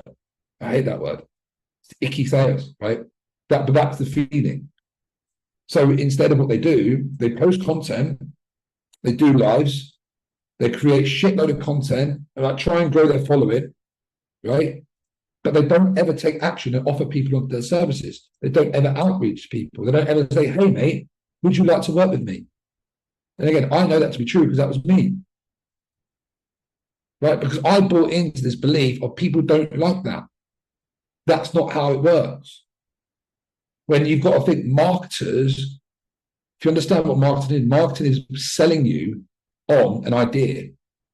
So my belief systems, because of how I felt and because of what I experienced and because I avoided being rejected at all costs, and I'm going to talk about that a little bit deeper, it was like, cool, I'll buy into that message. I'll buy into this message because that confirms my belief of I don't have to do outreach because I don't want to be rejected anymore. And this is what people like, and it helps with that so much. And so we don't always get to choose what we do and don't want to do. Okay. And you guys are here, none of you guys have this problem. Right? None of you have this problem. You might have had it in the past, but you don't have it right now because you have to have this well-rounded approach and look at the business from all angles. And this is what we're going to talk about, right? We look to grow our audience, we look to do content, but we don't rely on one thing and put all of our eggs in that basket to grow our business because that is hope. That's hope marketing. And you are consciously choosing to give your control away to the world because of your fears and worries and doubts. The courageous thing is taking control and being like, cool, this makes me feel really uncomfortable. It makes me feel super uncomfortable, but I'm going to do it anyway. Because I know that in the current market, this is what needs to happen and this feels good. I'm going to make it good. I'm going to make it feel as best it can. And I'm going to be courageous and push forward. Is this all making sense, guys? Do you see how this is true in the marketplace as well, and like people that you might know, and like how there's maybe in your own experience of what you bought into in the past? Sweet, awesome. So again, your outflow is very simple. It is your KPIs, right? Creating content, written them video, putting it out there every day to provide market value to the marketplace, adding value to other groups, communities to get eyeballs and traffic onto your offers, connecting with your dream audience, target audience, nurture them through your buyer's journey to fill your pipeline of new leads, sending messages, voice notes, video replies to nurture and build deep connection with your audience, to book as many calls as you can, to show as many people what you do. And this can, over time, consistent actions build the best ROI. And so consistency is better than volume. But if you have to do both, it's the best chance of achieving the success you desire. So how does this work? So it is your outflowing content, your outflowing messages, your outflowing advertising, and outflowing into the marketplace, into your knowledge and expertise and the value that you have to offer. So keeping the daily content activities is very important. All you need to do is outflow. All you need to do is outflow a whole bunch of value every single day. And what happens is people become more aware of you, become interested in what you do. Having meaningful conversations, propose some sort of product or service to them, and ultimately close a sale. This results in money in your bank, and it doesn't get much easier. Okay, it's very easy, guys, to get stuck, get your attention stuck on things in the business. Right? This is the shiny objects. It's building things, it's building systems, it's writing stuff that doesn't go out. Right? Because the more stuff goes out, the more likely it is to come in. So it's just making sure that, again, how we structure our day, and this is what I talked about, work blocks. One work block is go out. You're just putting things out. You're creating content to send out into the world, and then you focus the other time doing your systems and projects in behind the scenes. But if you spend all your time doing it behind the scenes and minimal stuff going out, it's just not going to return back to you.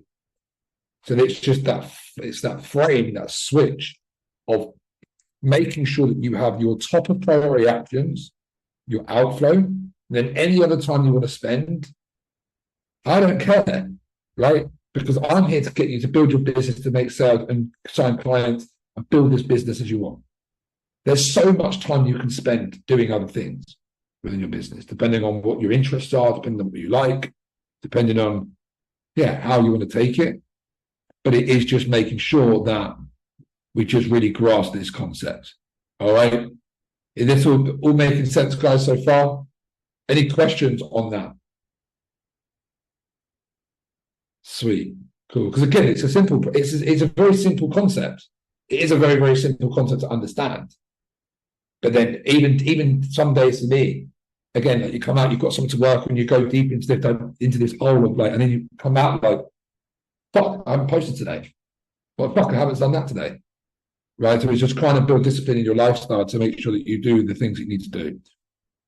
So what I'm going to do next, guys, is just talk about the sort of things, the core areas of the business for KPIs.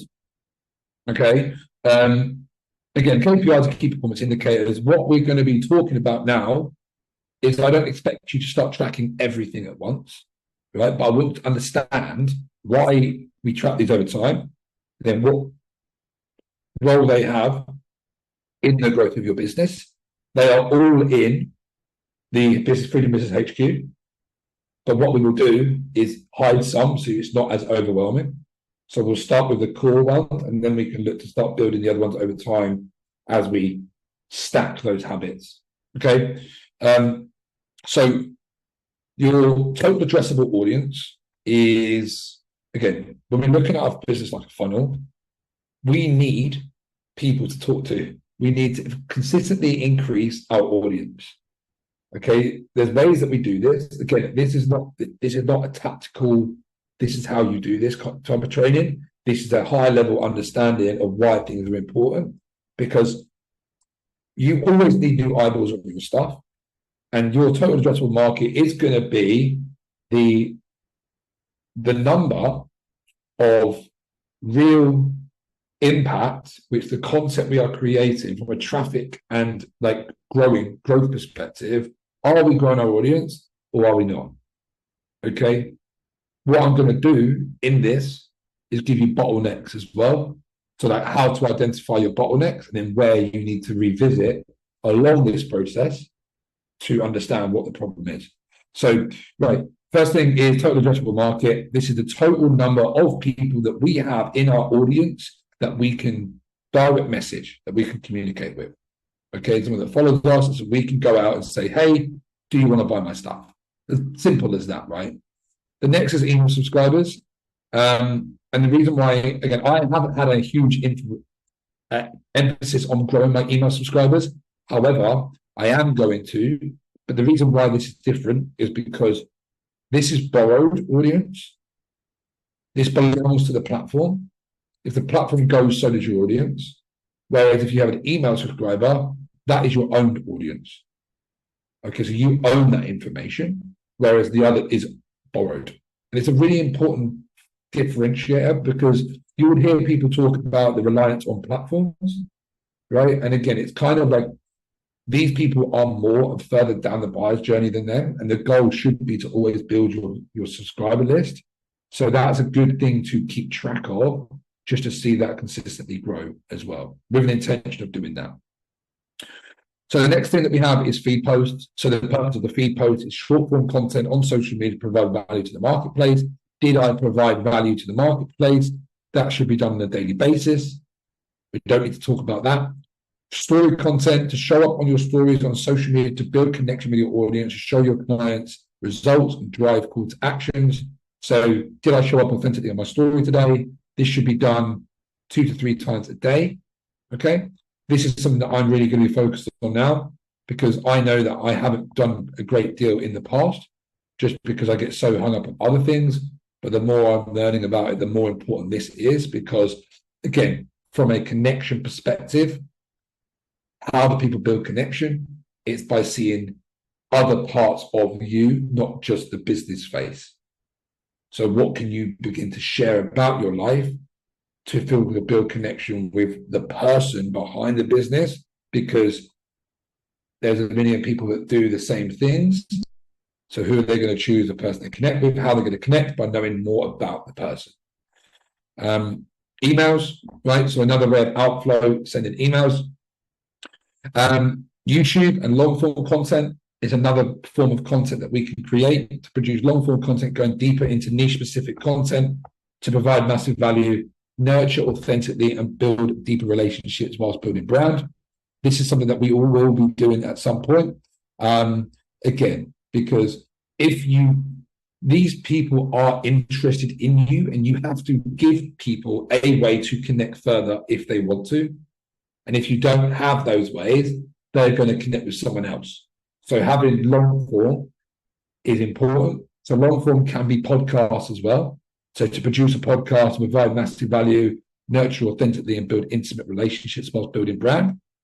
Okay, so there's another way that we can do it from a content perspective. Again, you don't have to do all of these. It's not about doing all of them. Email can be long form as well, like a newsletter. But it's about deepening your relationship to them and providing value. And again, what we'll do is we'll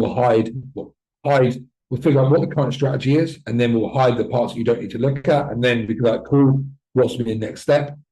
Free community lives, which is going live inside of your community, and then two-step post, which is giveaway post, giving free resources. Okay, so these are all the things that we can track from a concept perspective. I'll give you the foundational stuff, but that's essentially our outflow to build value and fill market value. Okay. Next, again, we look at decompartmentalizing this. So we've got traffic systems. So traffic is the activities that you are proactively doing to get new eyeballs outside of creating content. Okay, we do this by these 5 different ways. Firstly is prospecting posts, right? Did you post a valuable post into a prospecting group? Did you put yourself into an environment on the online space where people can see you? Okay. Purpose of that, again, did I put myself in front of my ideal client avatar today? The next thing we do to generate more traffic is new connections. So this is the outreach. It's manually adding 30 people of your ideal client avatars from prospecting groups on a day-to-day basis to fill up your audience, to get new traffic. We've got authentic engagement, which is to authentically connect with other creators who hold the attention and audience of our ideal client avatar and provide valuable insight on their content. Right. So again, it's just a meta way of thinking. If it was in real life, it's putting your hand up and just making a valuable content at a seminar. Right. So people will look at you and say, okay, who's that guy? That's essentially all we're doing here. Collaborations, finding other creators and joint venture partners who have the attention and audience of our audience to get in front of them as an authority. And then we've got paid ads, where we just run paid ads to generate new traffic. Okay, all following? Sweet. Again, it's not to do all of these. We want to really just focus on the main ones and then add them in, which ones will work for the strategy. With lead generation, the thing that we need to know is how many new conversations we're having, how many started new conversations we've recently added friends from prospect groups. This is going to, again, we can indicate where the bottlenecks are. How many active conversations are we having on a day-to-day basis and moving people along? How many follow-ups are being made from people who do not reply to restart conversations for the last 7 to 14 days and previous calls? How many people did we get into a lead magnet? So market research or VSLs. How many new group members do we have? And the ones with asterisks are the ones that actually make the money, right? So how many offers did we make? Because it's all well and good doing all of this, but if you're not making offers, you're not going to make sales, right? You can get stuck in the friend zone, right? Because again, you can do all this activity, all of this, but not make offers and not make money. Whereas you can be doing all of this and then start doing this and make all the money you need, because it's all the stuff above that that gives you the opportunity to do this. So cool links sent. How many links did you send out today? What is the total number of outflow and actions? So everything above this is like what you put into the market. What is the total number that you've done today? What are the units? How many inbound leads did you get? How many new qualified leads have you added to your lead tracker from today? And then how many calls have you booked? All right.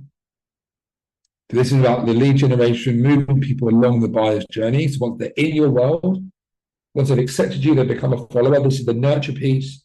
How are we always moving these people along the buyer's journey? And then lastly, guys, we've got sales calls. So how many sales calls are you taking? What is the show up rate? 80% is probably a good average. So like, right, how out of the calls you're booking, how many people show up? This varies for most people, depending on how you present the offer, the call. How many times are you presenting your offer? Because this would indicate, right, are you getting on the call with the right people? And then offer rates, deals. So how many people are you closing? What's your close rate? No, how many people? So deals won, close rate.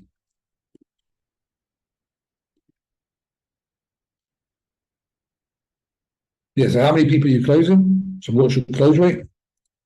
And then deals won. And then we've got capital collected and we've got revenue, right? All of this is the stuff that's going to give you the information that you need to build your business. Now to 100 grand to $1 million, £1 million a year, right? You can go deeper on these things as you get different staff members, right? But as you as the CEO, these are all the things that you will need to know, especially from an organic perspective. When you move into paid ads, there's different numbers that you will need to pay attention to. But again, it's understanding why they exist, why they're here, how they relate to the goals that you have. All right? Does that all make sense? I've kind of skimmed over that a little bit, and there could be more things that we could talk about, but there isn't any of those things that you're not quite sure of on how they affect the goal, right? It's not like that thing doesn't make sense. I don't understand that. Is there any of those in there that you have questions about? It's quite self-explanatory. Sweet. Cool. So next, guys, is knowing your numbers. Well, so now the most important part of achieving your goal in your business and life is knowing how to get there.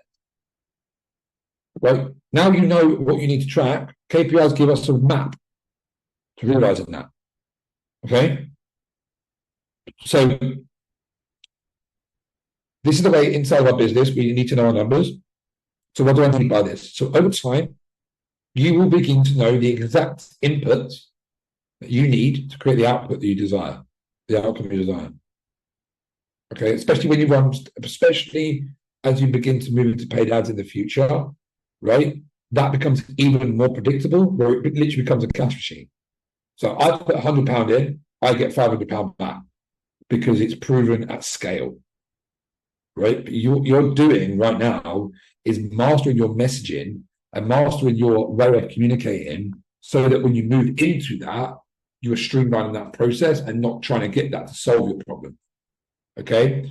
So, for example, if we want to make $10,000 a month inside of our business, we can reverse engineer the numbers with some general rules to follow. So, Ricardo, I know you're an engineer, mate, and this will be good for you, mate, to really understand all the nuts and bolts of what we need to do. So our goal is 10 grand a month, and our price point is 2.5 grand. Okay, 4 sales. We need to make 4 sales, and this is like the reverse, and we're moving up. We're literally like moving up this row, up now. So deals won, so cash collected, revenue 10 grand. Deals won is 4, and then so we do 4 deals. Okay, so let's say, for example, the average close rate is 25%. So for every 1 in 4 people you get onto a sales call, you close them for 2.5 grand. That is about an industry average. Okay, it can vary. But what we're doing before we even get you to do this about your offer is so that you can communicate this with absolute certainty and you can improve this to the best of your ability as well because of how targeted this whole process is. If you're getting shit leads, getting anyone to a call and you're trying to pitch them an offer that they don't want, this is going to be very low. However, if you are strategic about it, you know exactly who your audience is, who you serve, how you serve them, you've got the roadmap, you've got it positioned in a very good way. This should be the minimum, really, on average. Again, it will up and they will go ebbs and flows, but over a consistent period of time, it's a general rule. So that means, right, 1 in 4, we need 16 calls a month to close at 25% to make the 2.5 grand. So then we go from thinking, okay, cool, I need 10 grand to I need 16 calls because of the process that we're building. So let's not forget about the show. The no-show, we should average 20%. So that would mean we'd need 20 calls booked because 20% of them won't show up. 80% of them will. Out of the 25%, we close them at 25%. So the question now becomes, how many people a month do I need to offer into a call to book 20 calls? So then your focus goes on this macro level of, oh, I want to make 10 grand, I want to make 30 grand. To be like, right, cool, how many people do I need to offer a month? Because that's what is going to give you, it's going to get you there, right? So let's say on average, 1 in 2 people you ask to jump on a call says yes. That means you have to offer 40 people a month onto a call, 10 people a week or 2 people a day. So then, again, your focus now comes, instead of thinking I want to make 10 grand a month, the focus becomes, how many people do I need to speak to offer 2 people onto a call with me? So if you're just thinking, there has to be 2 people that I can speak to today that would be my idle client avatar that I can offer onto a call. There has to be. So we only want to be offering qualified leads onto calls. So now we have to make sure our attention now has to go into, we need to have a full pipeline of leads to speak to on a day-to-day basis for the right people, to build relationships with them, understand their goals, understand their current situation, identify their challenges, and offer a call to solve them.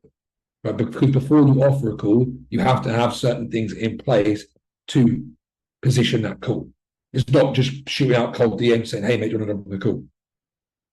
Right? So this is why filling our pipeline with new prospects on a day-to-day basis gives us the best chance of success.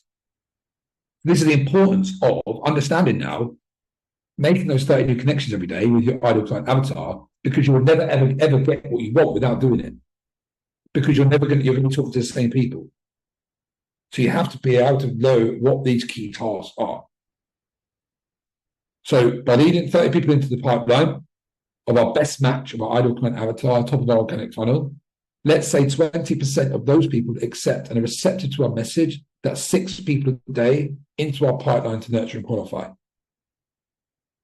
Now let's say you have to be actively speaking to 20 people per day from new and existing members of the pipeline in order to find the opportunity to call, which would be around 10%. And again, these are just random, these are general numbers. They're not random, they're general numbers for you to think of. Okay. So now we know this. Do you see how the importance of knowing your numbers if you're serious about hitting your income goals? Okay. So let's break that down. And again, from an attention perspective, each part of all of these which we spoke about have their role in making sure you have 2 people a day that you can offer calls on to.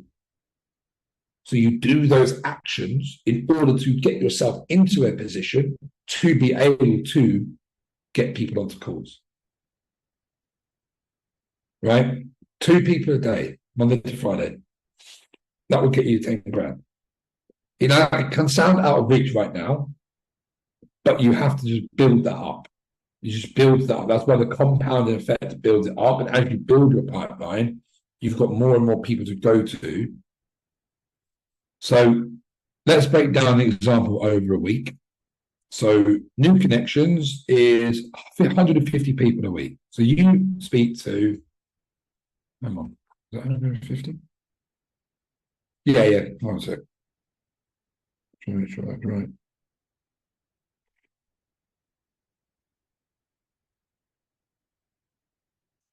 That's minimum. So that's 5 days a week, right? This is Monday to Friday. If you send 30 new friend requests to people within your audience every day, on those numbers, 6 of them will come back. So 30 people a week, you are entering into your lead pipeline. Okay? From those 30 people, right? you're speaking, and over the course of the week, you're speaking to 20 people a day, activating conversations, following up with people as this builds up. And then out of those 100 people you're speaking to a week, can I offer 10 of those people, can I move the conversation along to the point where I have what they need to have to say, hey, mate, look, why don't we hop on a call? I'll provide you some free value, absolutely no pressure at all, mate, but it'll be really good to connect and get you moving from your point A to point B. Right? Sweet. 2 people. This is like the golden figure that we need to look at, because this is that transition point to you doing all the work and having friends to you actually making money. Right? So then 1 call books a day, 4 people show up, 1 sale a week, 2.5 grand a week, and then that's your 10 grand.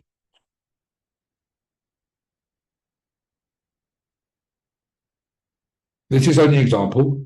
Your results will vary depending on the multiple factors, such as your messaging, your targeting, your setting ability, your coding skills, the price of your offer, right? It all matters. I'm not going to tell you, right, these fucking work every time. You have to find what works for you. Everything starts with filling up your pipeline with potential leads.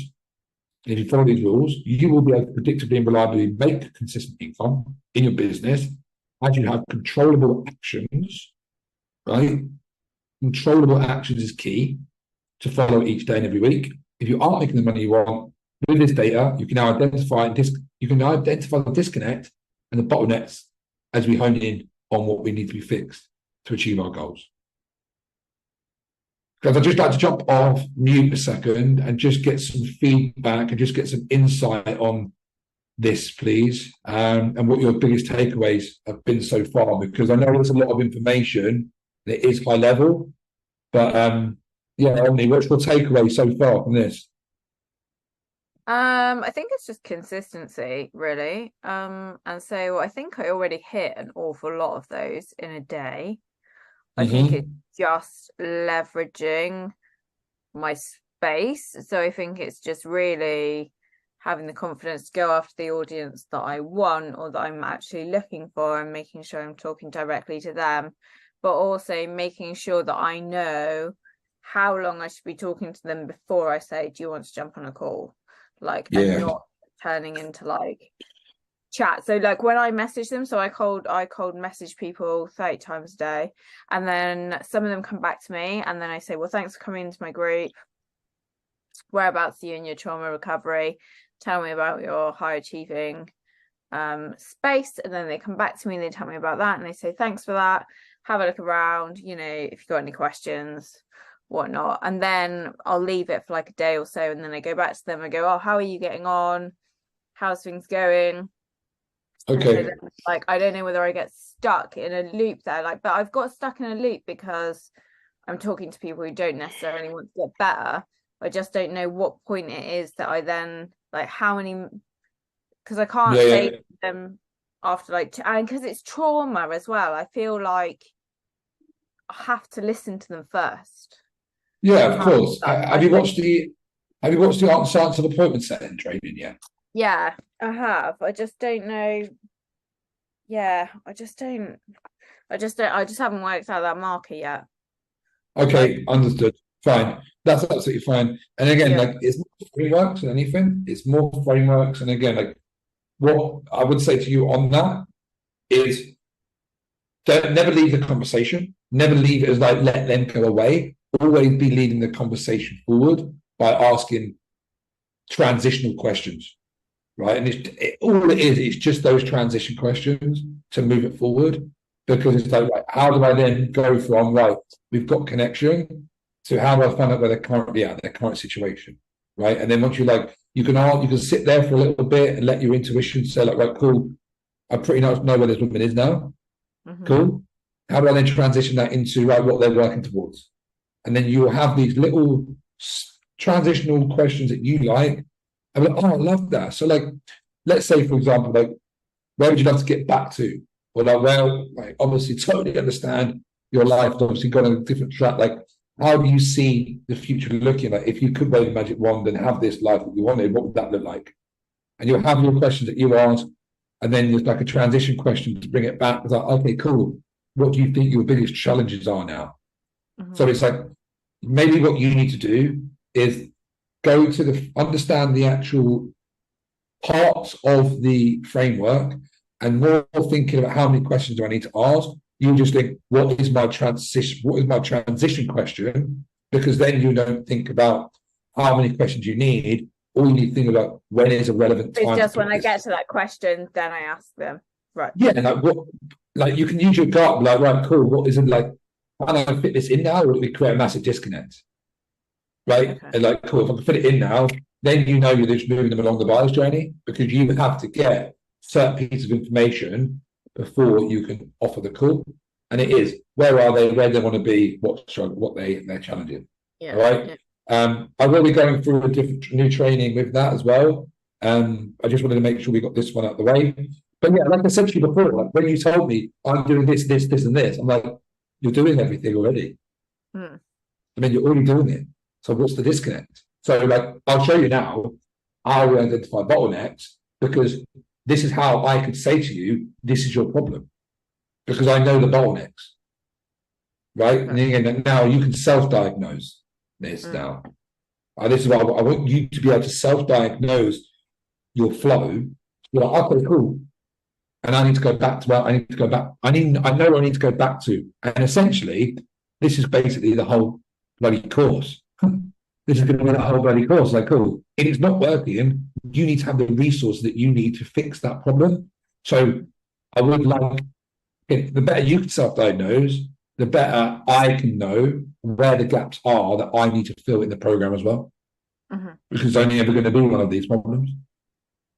So you think about it like that from yours. So here you go.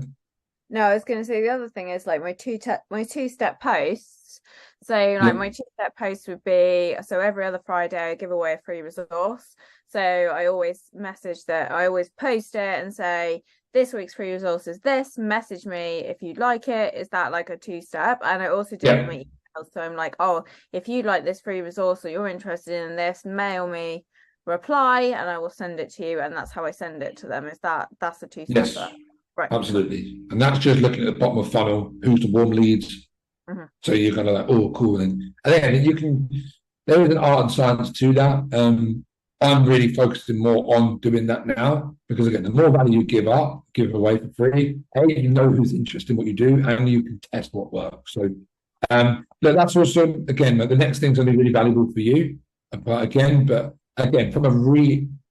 this is what I said to you, like, you have everything you need to be successful. We just need to refine. It's just refining all of it and making sure these are the right people. You know how to have these conversations. You know how you offer a call. You know what you need to do on sales calls. And then you have your offer to make the deal. We have to start here. Then we work on this. And then we refine this part. Okay? Sweet. Ricardo, brother, what's your insight so far, mate? Yeah, it's that active conversations, the 100, and the calls. It's that gap. That is obviously the bit that we were talking about earlier, the art of it. So it's just about navigating that conversation sometimes, and it can be tricky. I mean, you always have to consider somebody's position, their headspace at that point as well. So and this is what we're saying, mate. It is an art, because again, when I didn't do it. I didn't do it for so long, mate. I didn't do it. But it's sales. It's just sales skills, right? Because you're not selling your offer, you're selling the call, right? And it's like any sales process. I can't prescription without diagnosis is malpractice.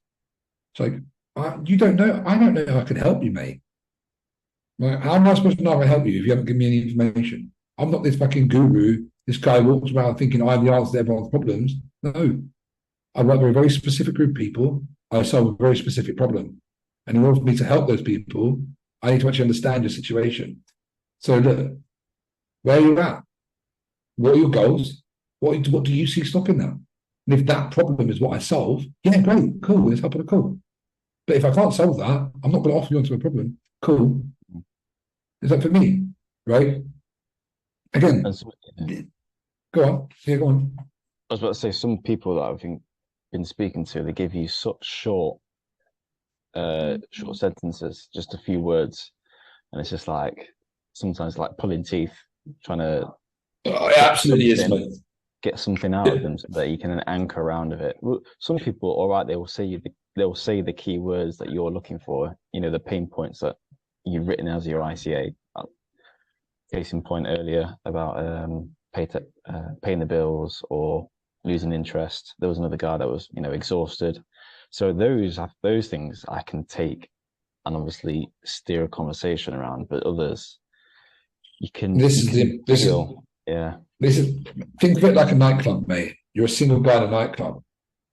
Do you know what I mean? You're not going to send your time grafting the bird that's giving you one-word answers.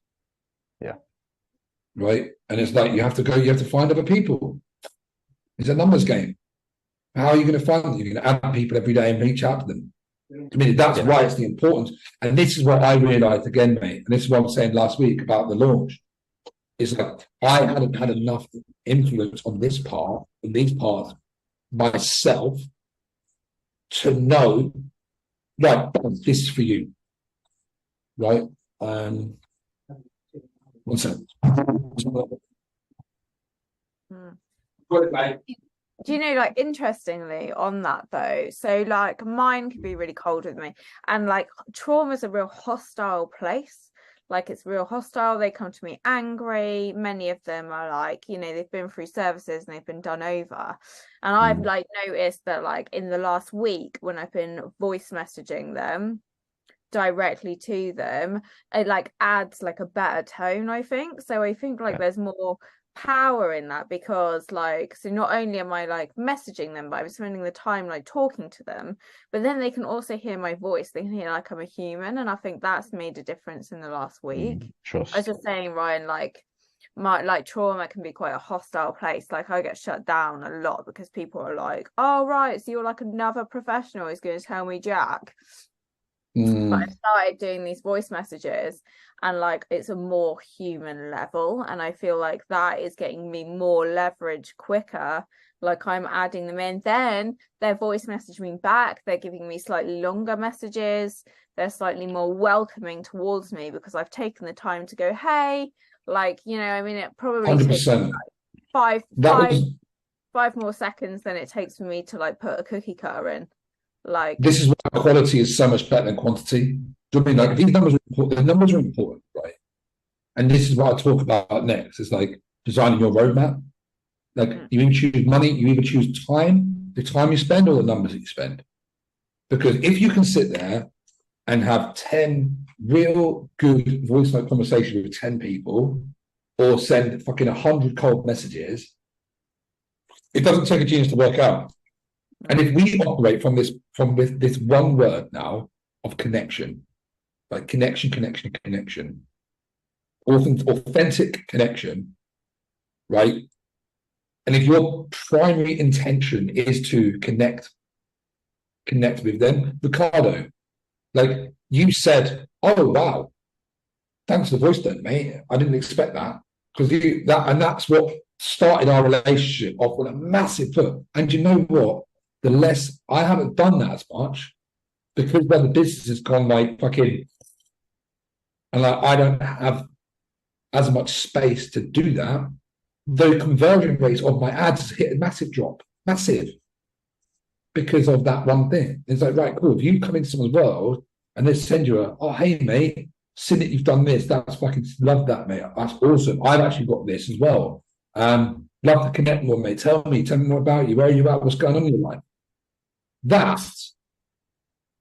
is so much more potent than anything else, and highly recommend it. And I think it's I appreciate you bringing that up on me, because it is super important.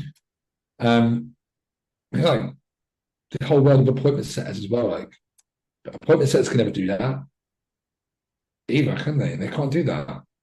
So again, I'm going to talk about that next, about designing your roadmap to 6 figures, about how you think you'll best do that. Because again, you don't want to just waffle on, right? I had a call something recently, and it was that the point in which we transitioned into giving value It was like very, very streamlined process. Like, hey, how's it going, mate? Thanks for the follow. Yeah, cool. Love to know where you're at. I'm here. All good. How long you been here? Got that. What's your challenge? This. Would you like me to share some info? Yeah. And then I sent like a 4-minute voice note. A 4-minute voice note at that point. And he was like, wow, that's actually really, really helpful information, mate. I appreciate it. Like, I know, because I am a fucking expert. Obviously, I didn't say that. But I was like, because I actually know what I'm talking about, mate. And it's like, oh, wow.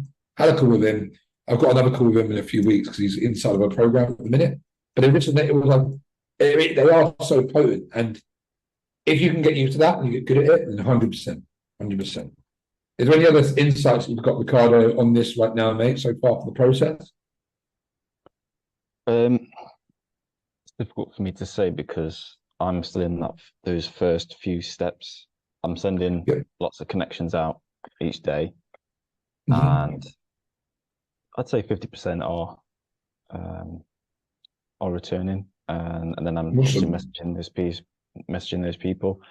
But obviously, it's the second half of those steps that I'm yet to get into. And that's it. This is the part that compounds. Yeah. Like, you think day one, you've got 6 people.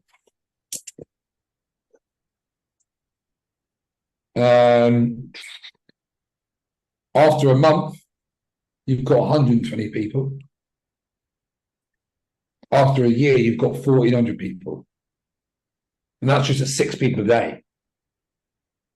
To me, so there is this compound, it compounds, and over time, like obviously, again, you two are such contrasts.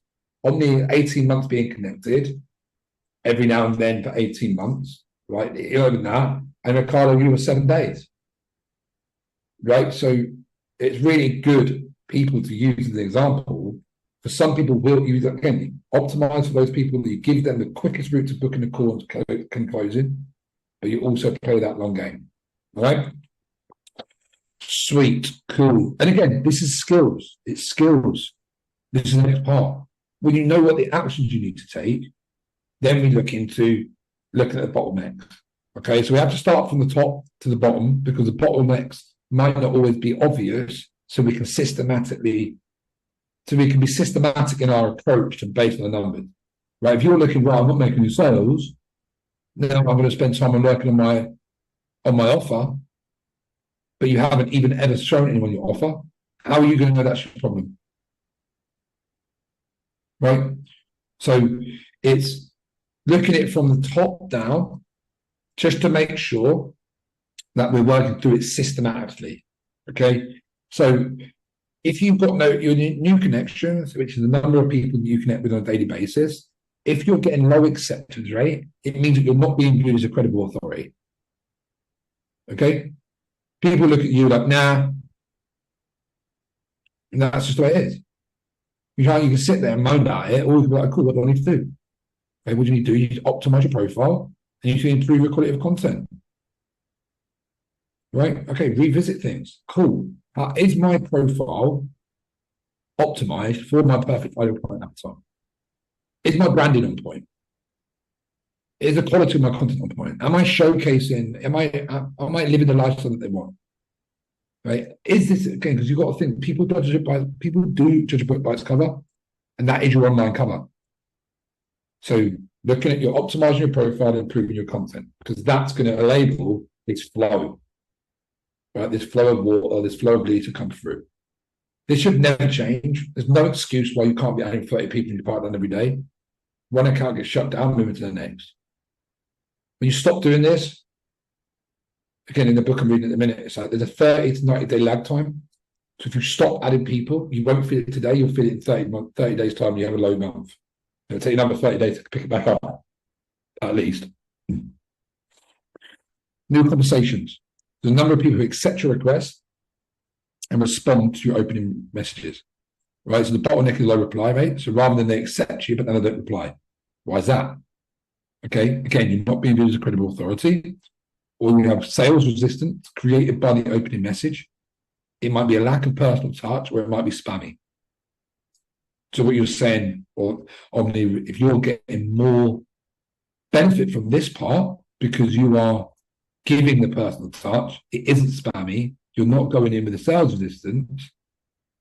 Boom. Opens up that floodgates to the next thing. So that's good. It's good that you say it because you can feel this. So again, if this is not the case and you are getting low reply rates, optimizing your profile, improving your content, focus on personalized introductions, especially when you've got time. So Ricardo would be great for you. Can you send voice notes on LinkedIn? Never tried. Yeah, you can. Okay. Okay. Sweet. Avoiding sales offer conversations, right? Don't be salesy. It's not about that. It's about building genuine relationships at the start. Okay. So your intention is so important on this part because people read it. And again, I'd say to my appointment setter, so even sending follow-ups. Hey mate, how's it going? It's like, who says that? If I don't want something, just random messages. Hey, how's it going? It's like you have to actually give context to like why you're replying. Is it following up in something in the conversation you've had? Oh, you're asking a question based on something that they spoke about. Like, oh, hey mate, how did that launch go?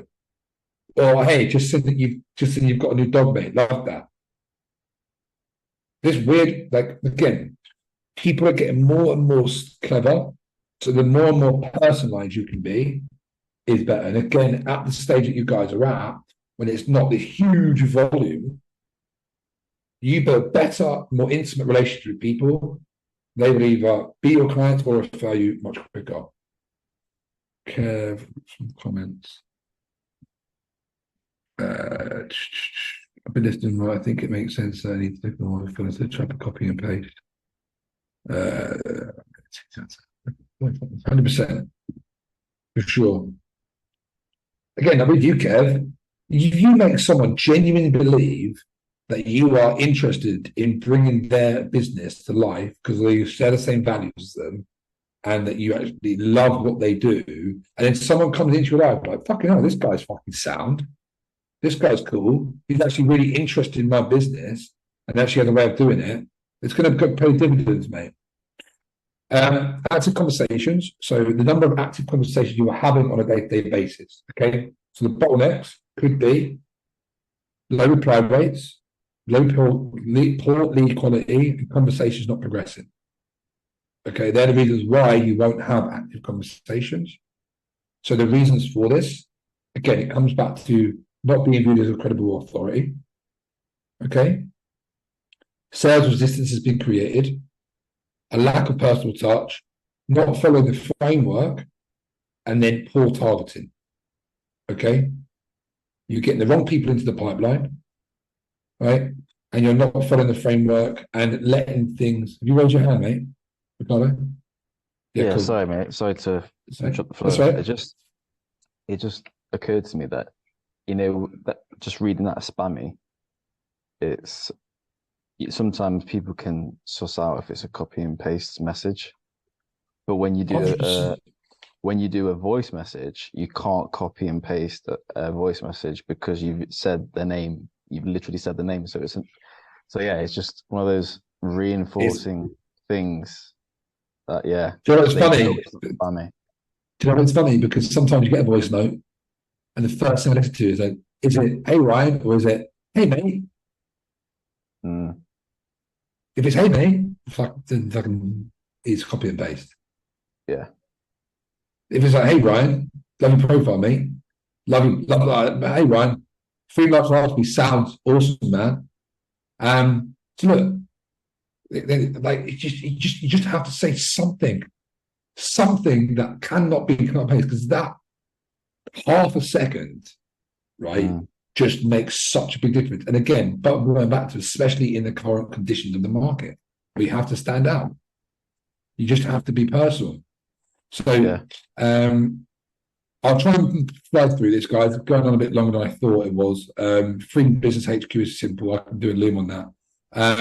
So active conversations, really to improve your content, focus on personalized introductions, avoid any sales or offer conversations, build genuine relationships, follow the framework, find new in groups. I will add follow and to improve skills using the framework. Okay, because it is a skill-based thing. But it's not always it's a quick fix. It is a skills-based program. So like, especially now we're getting here. I mean, it's like this is very much any appointment setter can do that, right? A donkey can do that first part, right?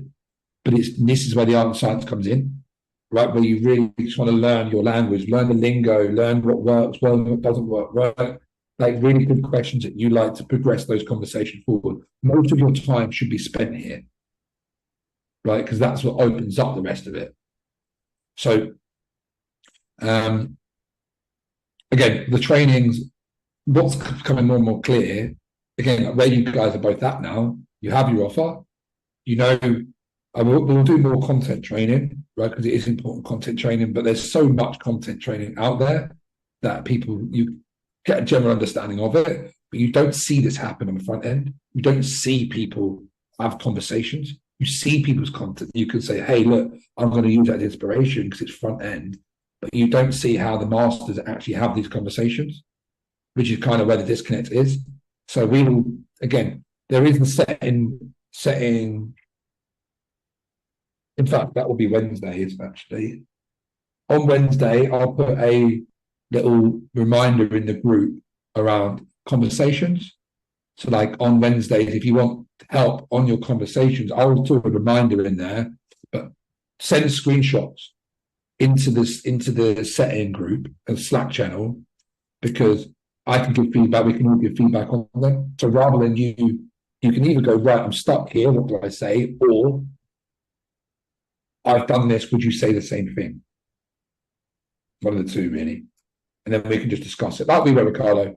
But again, the conversations are, this is the key. This is the biggest bottleneck for most people, right? And also offers. So number of people who are getting on to offering a call after working through the appointment setting framework. Reason why this won't work is because the bottleneck is holding flow, conversations not progressing, mindset blocks, right?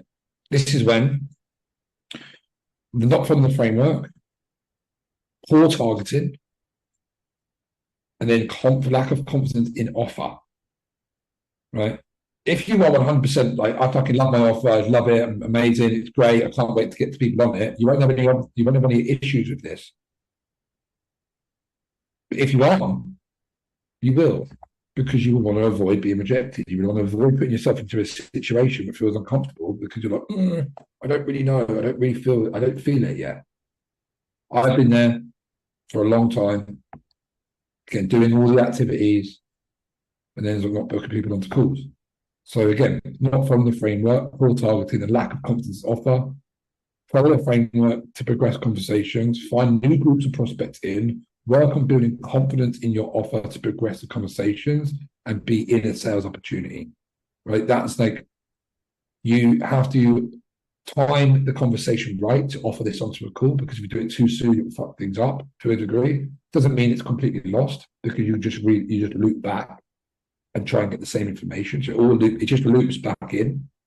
But if you do this right, again, you'll just find that sweet spot and you'll just be able to throw things in a lot quicker. You won't have to wait till you've got all this information at certain times. You'll just know how you can do it and get better at it. Again, this for me is exactly why I got the quick success that I did with this business, because I can do that. And it's funny saying that to you now, because I'm giving my appointment setter another week, because I need more volume. And I know it's kind of not passing off the blame, but not taking as much responsibility. But because I know I've got him in the business, it kind of allows me to focus on other things.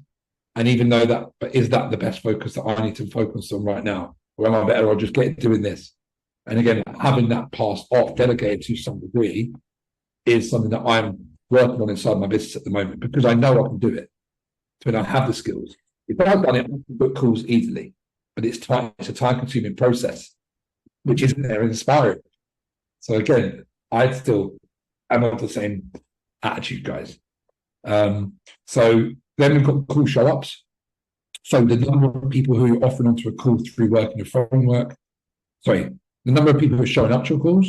So this is poor lead quality, lack of leverage in conversation. So this is not following the framework, poor targeting, offering the call too soon, without a strong enough reason for the prospect to prioritize the call above all other things in their life, and not following up or using the pre-call sequence. Right? So that's you fucking jumping the gun. They've said yes, and then they realised between now and the call, nah, I've got something more important. Or you followed up, you haven't followed up properly, or sent maybe what you need to send.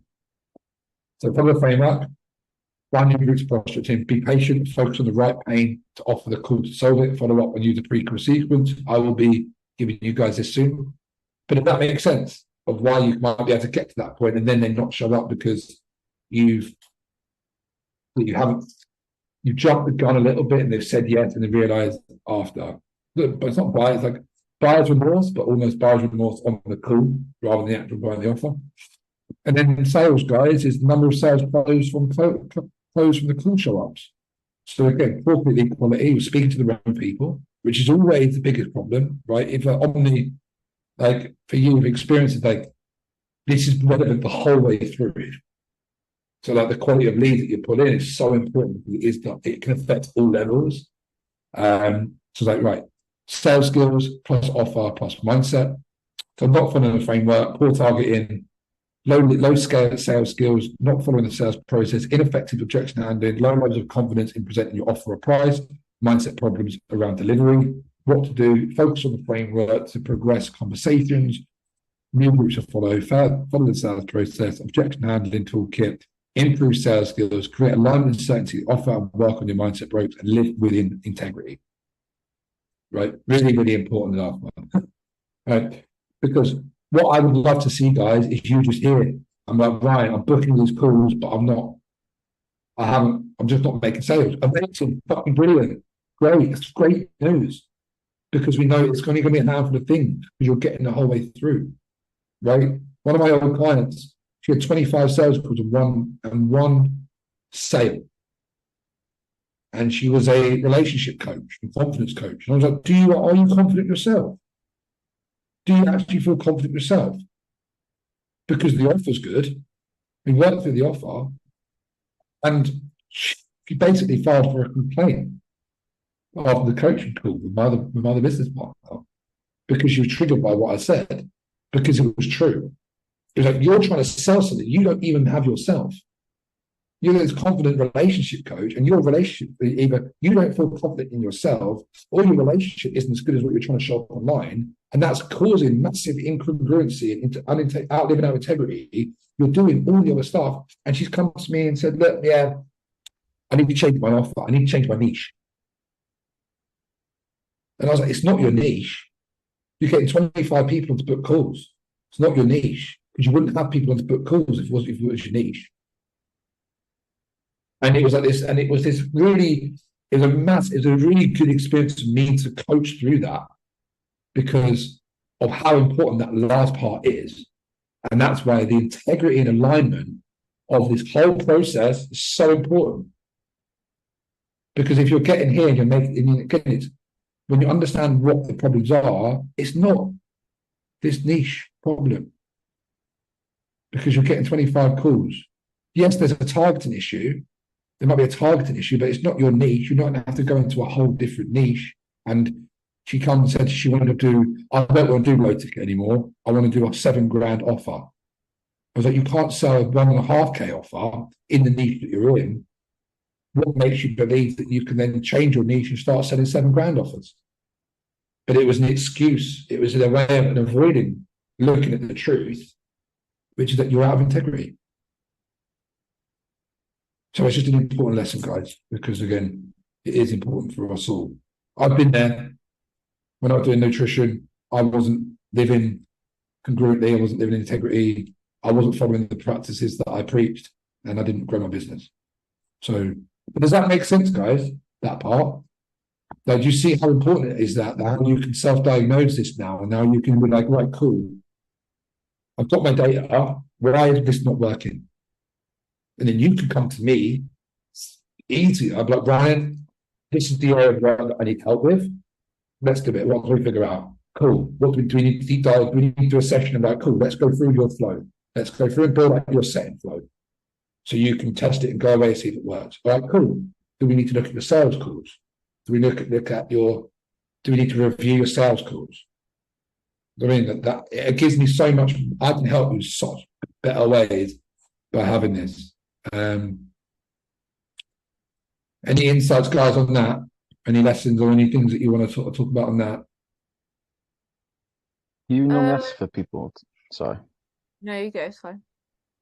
Do you normally ask for people if you can record an initial discovery call? Yeah, you can. Again, everything is framing and positioning, mate. Yeah. I mean, like the discovery, sales call, however you want to call it. Some people will say no, but other people won't care.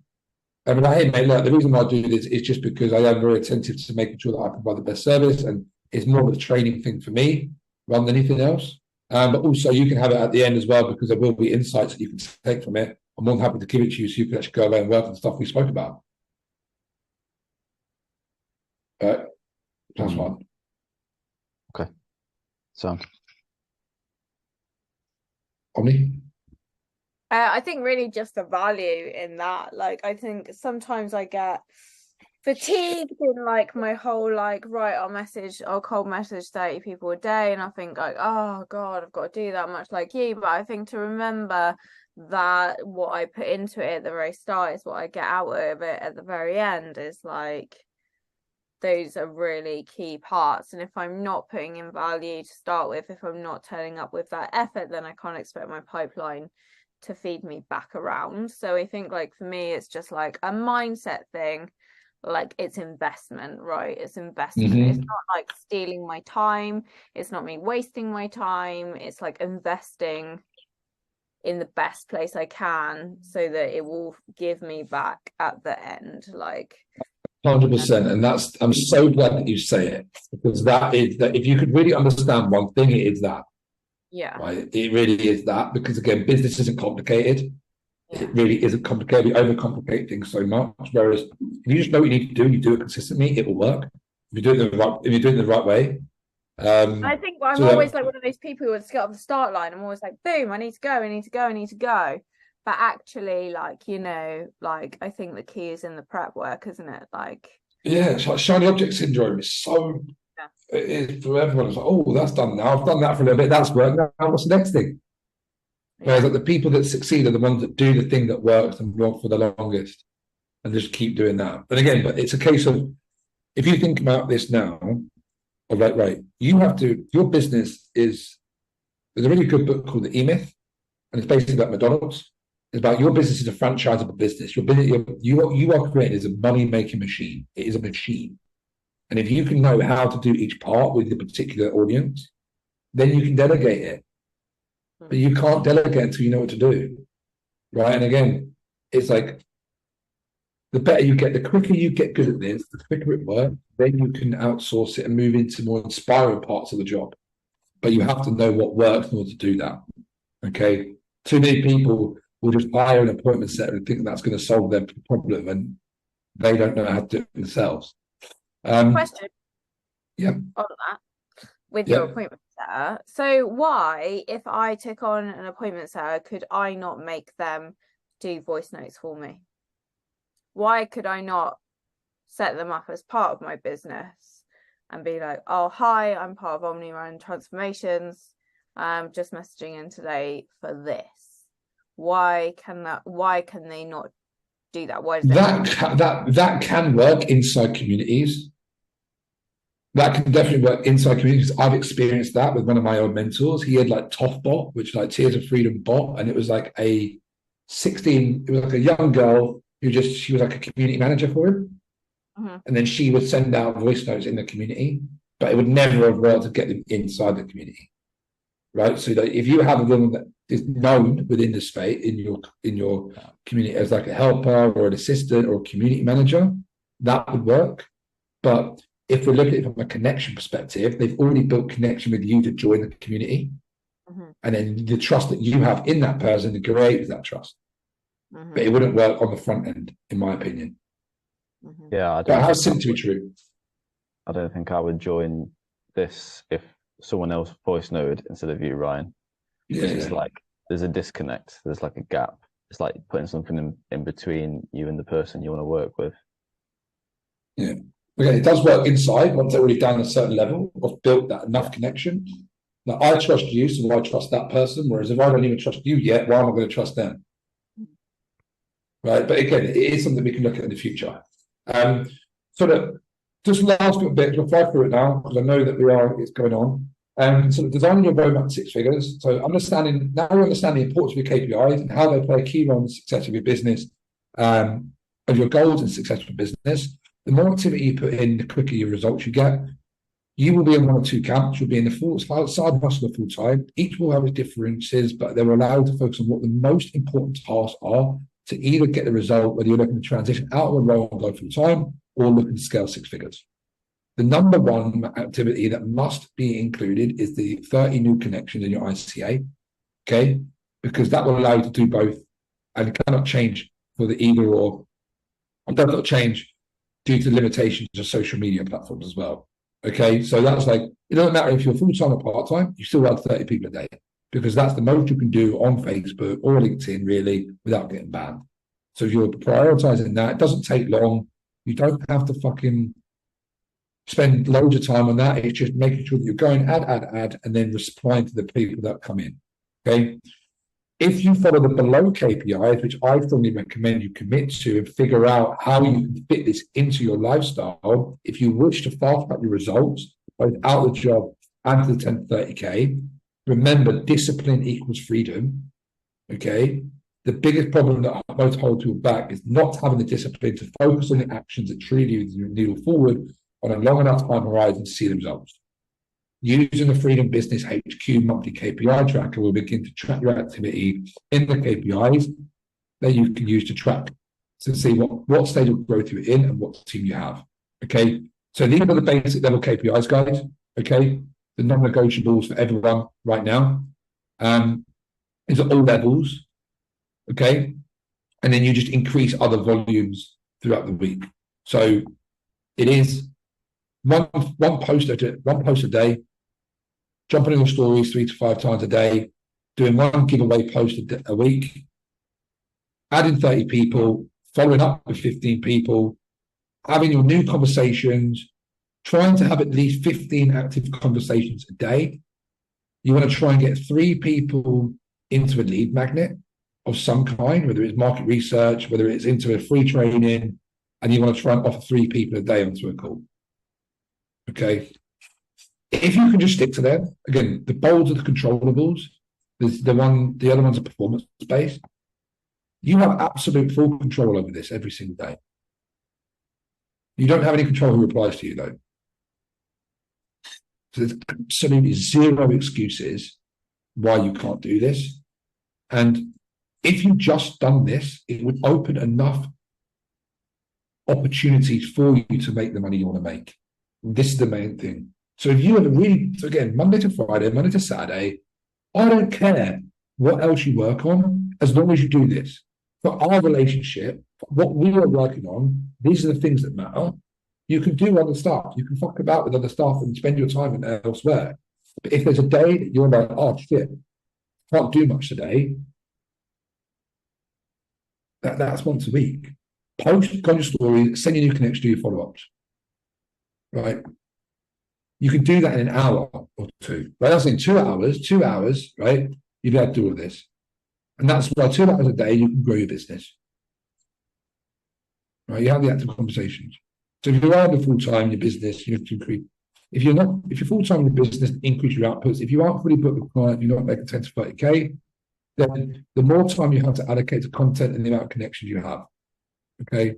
So like, if you want to speed this up, you just do more of this. You just do more follow-ups. You have more conversations. You post more content. And that's really all it is, guys. And then some numbers at the end. So Yeah, so if you have no ads, no setup, you put 6 calls a week, you close 30% of them, you have 2 sales a week, that's 1,500. You had a $15 offer, it's 12 grand a month. 2 grand offer, it's 16 grand, 3 grand offer. Then as you scale with ads, you can increase the number of sales you make or setters. And then when you have both, that's when things really start ramping up. Okay, you just need to make sure that this is scalable so you can actually obviously serve those people, which we'll work on, but it is a numbers game. So I'm glad that you found that useful, guys. The only last thing I want to mention, and this is from the book I'm reading at the minute, is the 30-day rule. The sales activity that you do on any given day, 30-day period tends to pay off over the next 90-day period, 90 days. Okay, so in other words, the work that you're doing now to connect with people will start to pay off in the next 90 days. So there's a lag time. Prospecting you do in these 30 days will pay off over the next 90 days. Miss a day, and it'll bite you someday in the next 90. The law of replacement is that you must constantly be pushing new opportunities into your pipeline and replacing the ones that fall out. That's why it's important, right? Because it takes you, it's like if you close 1 in 4 people, you're losing 75% of your pipeline all the time. And that's why people are like, fuck, there's no one left. Like, yeah, you sold everyone that would be sold to. And then the last thing, guys, is 3 P's holding you back from prospecting. It's procrastination, perfectionism, analysis by analysis. Right? These are the main things. Oh no, I will do other things that are important. Oh, I need to get it right before I start. Or, oh, should I do this? Should I do that? Should I do this? And then lastly, guys, time blocking. If you want to get more done, get better results. Block off times in your calendar. Find pockets that you're going to be inspired for. It might be in the morning, it might be in the evening, it might be before lunch, it might be while you're cooking. Do you know what I mean? It might be like you put something in the oven and then you do it then, and then you know that timer coming on. So you like Parkinson's law, right? Time will expand to the time, law will expand to the time you give it. If you create constraints in your life, you can just be like super intentional about it. All right. So I know that was a long one today, guys, but it was a very, very important one. Again, it took me a couple of weeks to get that trained together just to make sure that key information is there. But did you find that valuable, guys? Yeah. Yes. I think, like you say, I think it's just, for me, it's just being more intentional with what I do. But then I guess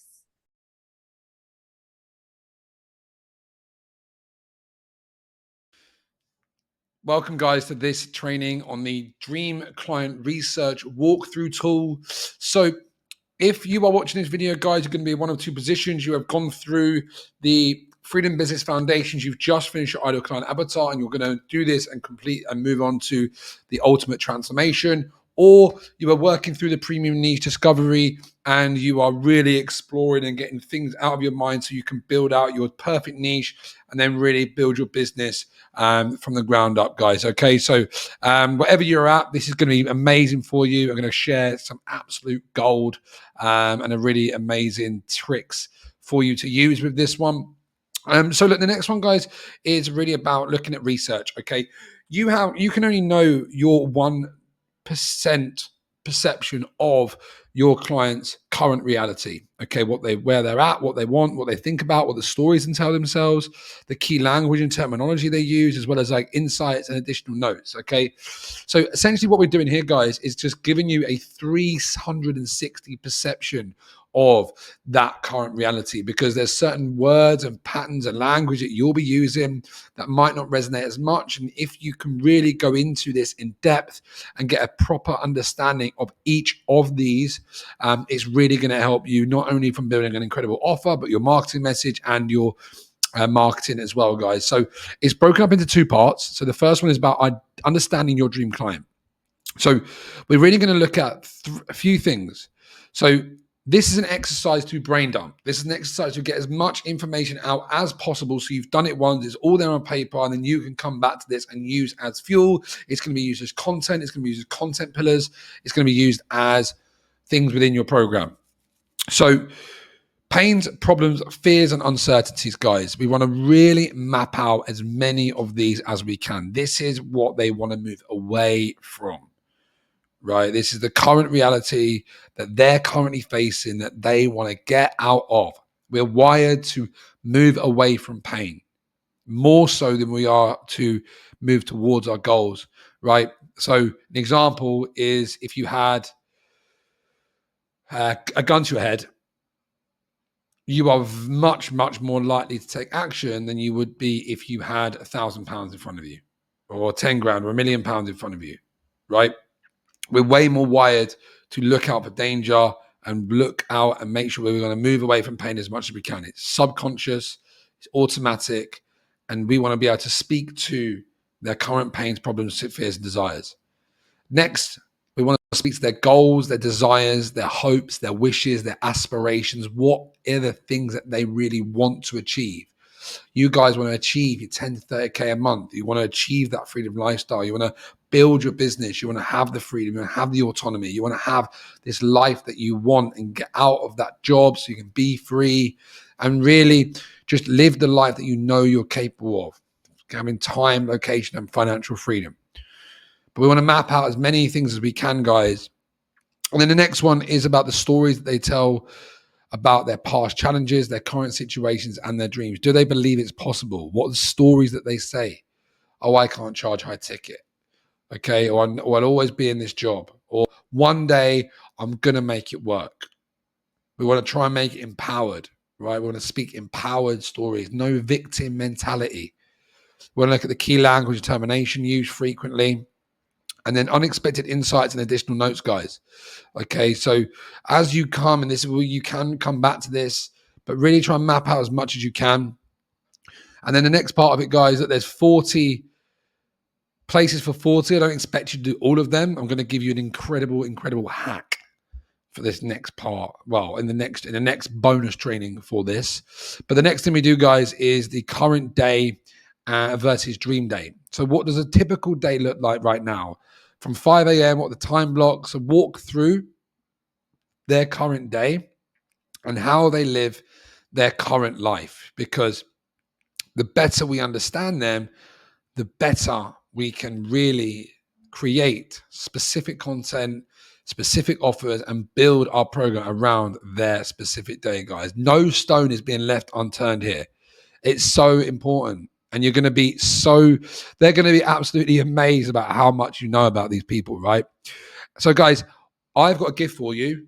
In the next training, I'm going to give you some prompts on how to use ChatGPT to do this for you. Okay. In the past, I want you to use your initiative first, get 3 to 5 out first, then we can use ChatGPT. But essentially what we need to do in the future, well, what we would have needed to do is go and speak to people, do market research, go to answerthepublic.com. You can still do all of that. It's important that we do all that. Right? We want to look what people are searching. We want to find out the language that people are using to find the same thing. Okay. That's going to give us a well-rounded approach. But I'm going to give you incredible prompts, and I'm going to create a little mini training to add on to this in the document provided so that you can use ChatGPT to master understanding your dream client. See you.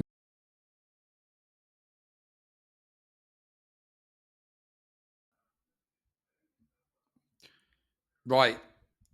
Let's get into this training, guys. So we are on the workbook, your ideal client avatar. So if you're at this point, guys, you would have been two reasons. Hello and welcome, guys, to this walkthrough training of the Your Ideal Client Avatar workbook. Okay, this is where we really get down to business, guys, and really get clear on exactly who we are trying to serve. Okay, you're going to be here one of two ways. You're going to be flying through the Freedom Business Foundations. You just completed your business alignment and your freedom business model, or you're watching this version inside the premium niche development because you do need some additional support and additional time to really go through this process if you are sort of earlier on in your journey. So two ways you can do this, guys. For this video, we're going to be talking about the ideal client avatar, and this is going to be in this, and then we'll move on to the dream client research. And then, guys, if you are going to move on to in the premium niche development stage, then that will be on the separate tab, separate workbook that you can really dive into that a little bit deeper. I recommend just duplicating this or copying this page into your premium niche development as well as, so you have the full document. Okay, so that's just pre-framing, guys, depending on where you are at in your journey, because we do want to make sure we're streamlining things for those who are really ready to start making that big cash months. But guys, this is really important, right? Really important to go through this. And if you've probably gone through multiple times with your niche, but what this is going to do, guys, there is some specific prompt questions that are going to be super important for us to build into, because the next stages, guys, from the Freedom Business Foundations is going to be doing client research. Then we move into the offer building stage. Once we've sort of mapped out your transformation and mapped out your client success timeline and looked at all the things you're going to put inside your program, then we get your marketing message on point. This all stems from here. And then when we get your offer together and your content, it all stems from this document, guys. So take your time with it, do it properly, give it the care it needs, and then we'll dive through it, guys. So look, I'm just going to walk you through each part because the questions are important. So first, you want to give it a name, guys. It's really important. You want to give this ideal client avatar a name to be emotionally attached to this person, because whenever you are creating content, you're creating your offers, whatever you're doing, you want to ask yourself, what does X need? What does this person need? Okay, my guy's called Hunter.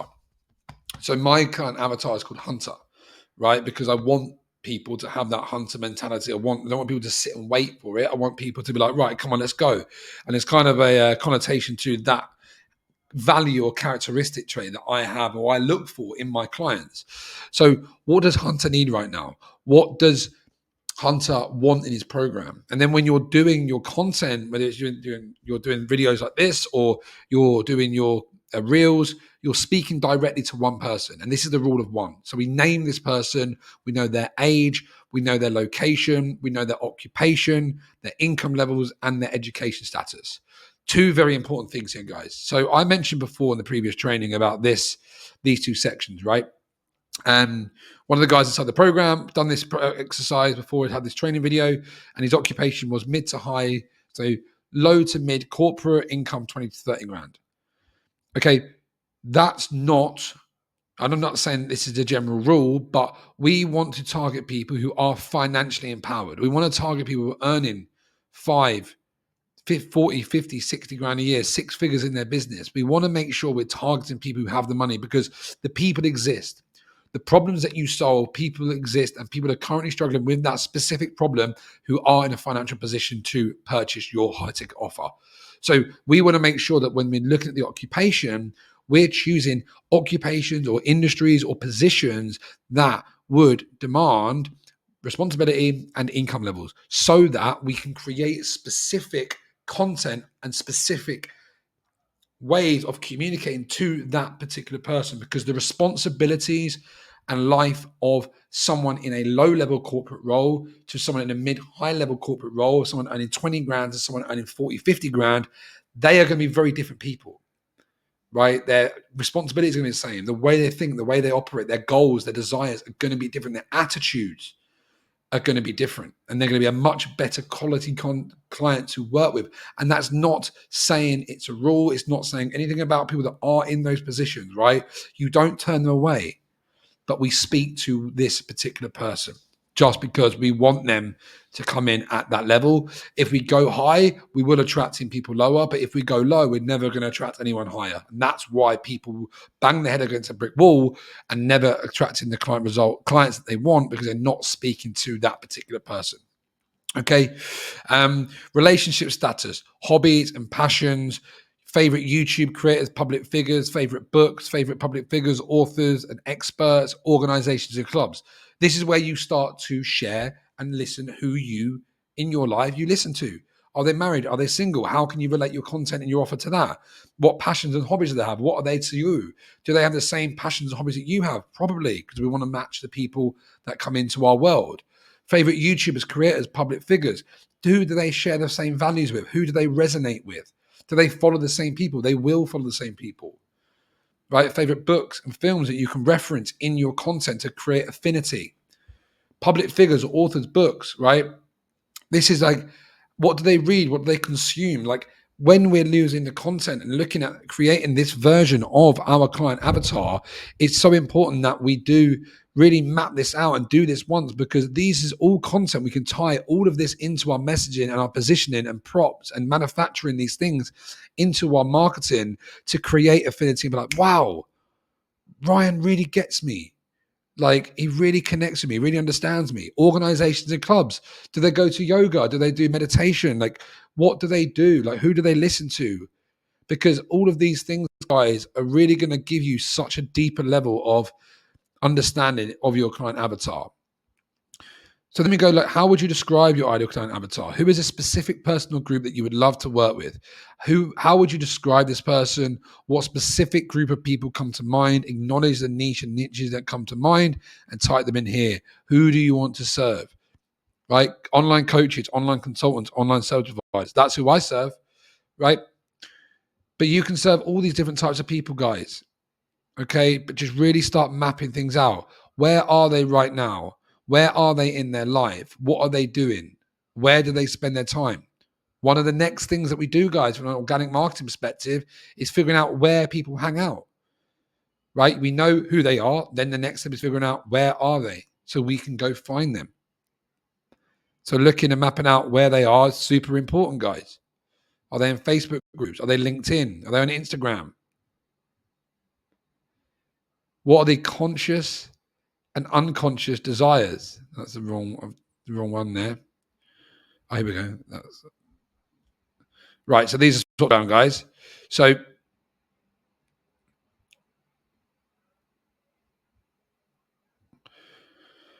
this is important, guys. What do these people want in their life?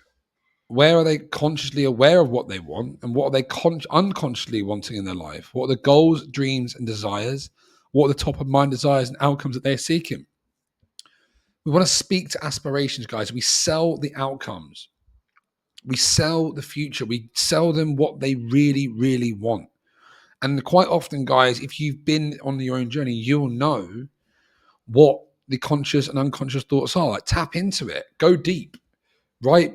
If you are relationships, it's like, what do they want? They want a boyfriend or they want a girlfriend. Why? Because they want to be loved, right? They want love, right? Don't be afraid to go deep into this, guys, because it is really important, and really tapping into, like, what's the surface level desires, but really what are the unconscious desires? What is like a natural human being desire of what they want?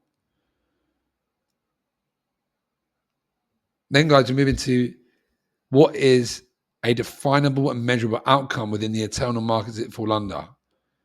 In what ways does it serve this desire, health, wealth, relationship, and happiness, guys? We've gone through this in the previous training, right?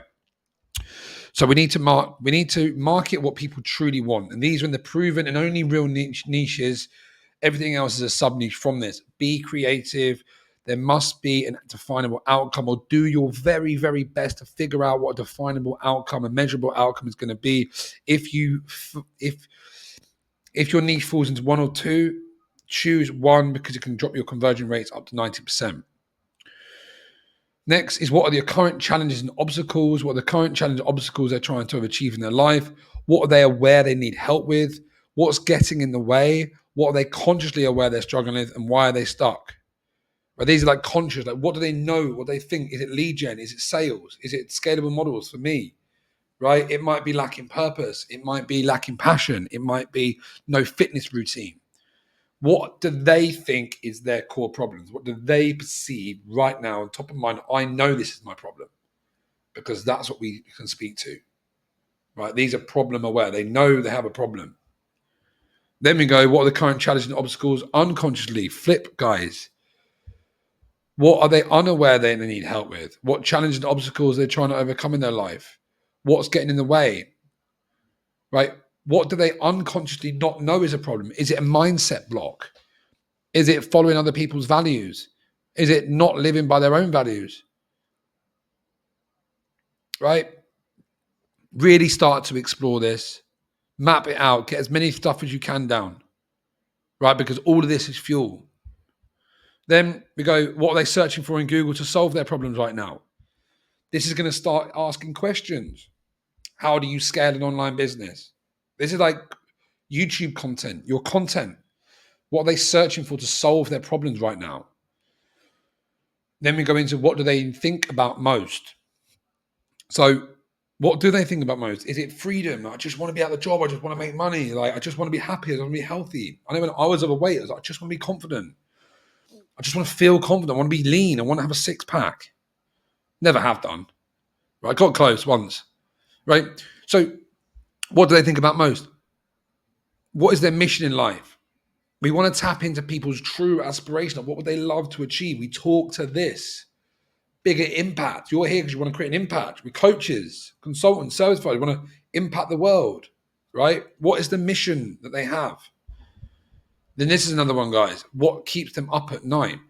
What are the real fears they have? What are the fears? What are the worries? What are the doubts? What's the limiting beliefs? What the ego keeps them up at night, worrying, these loops. An important thing about this, guys, the client who I was speaking about before, what keeps you up at night? Financial worries. Delete that. Our clients don't worry about finances. These clients do not worry about finances. They are financially stable.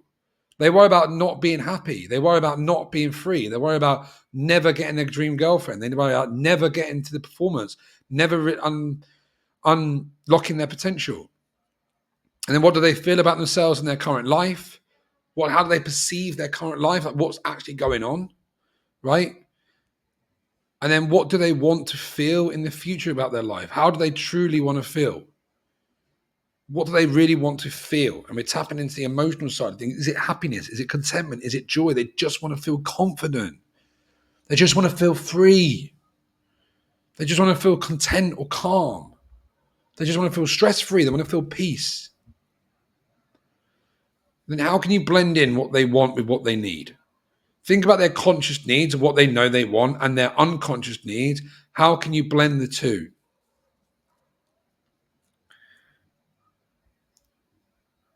Okay, so it's like, we're going to teach you how to make I'm going to teach you how to sign high-ticket clients, make money by working on unlocking your limiting beliefs around your ability to make high-ticket clients or feel worthy of receiving $5,000 for 2 weeks work, for 12 weeks work. So this is like creative. This is really where we're going to just expand and look at different angles. What's a specific transformation that you will take them through? Think about the specific transformation, right? I will take you from 0 to 10K. I'll take you from 5K to 30K, right? That's what we're here to do. So what exactly are you here to help them with? What is the transformation? This leads on to the next stuff. How long does it realistically take to achieve this transformation? So we have 6 months inside the program, right? 6 months is a good time slot. After working with you, how will their life look? Noticeable changes. How can they measure the success of the program? What are the outcomes they've achieved, tangible and intangible? Similar to the question before, guys, but we start mapping out all the possible tangible and intangible benefits and start exploring this, because this is what you're going to create your program from, how you can create and word and use copywriting to create the most effective way of delivering your message. What's the value? What is it worth to people? How much should they be paying for this? Go 3 or 5K. If you don't think it's going to be at least that, you need to go through this again, right? And work on why can't they do that? If they're earning 50 grand a year, 30, 40, 50 grand a year, and you're going to give them the absolute biggest solution to their number one pain, their core desires, they are going to pay that money. I promise you that. We just need to make sure that we deliver an incredible service that highlights the value and delivers on that value so you are 100% behind it. And then what is the most aligned action you can take right now towards your goal? Can you start connecting with your ICA? How can you move your forward right now? Who can you connect with? What can you do? Okay. The first thing that you can do is really start to finish this and start connecting with people and start being aware of who is these people in your life? Start writing a list of all the people that could fit this bill. And you're not looking for someone who's going to tick every single box. It's about having a full comprehensive profile that is going to allow you to be so specific, name them, build the best possible program for this person. Because what we're going to do now, guys, after you completely finish your niche development, right? And if you are in the foundations, we're going to go to dream client research, map a few more things out, and then go straight into client, creating your ultimate transformation. If you are inside the premium niche development stage, when you need to do a little bit more on this, you're not quite sure, okay? Make sure you go through that. Make sure that you're super fucking aligned to it. You're like, yes, you feel inspired. Like, this is who I want to serve, right? Then we build the offer. But your offer is built from this. Your offer is built from really understanding where they're currently at, what their biggest pains are, what their biggest desires, and creating the transformation that we are going to build in this program.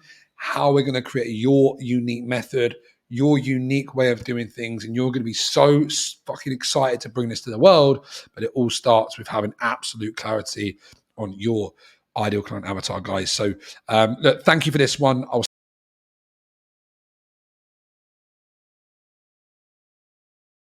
Right, guys, welcome to this training, which is all about the premium niche discovery and identifying your dream clients, guys. This one is in the foundations of the program because it is so foundational, okay?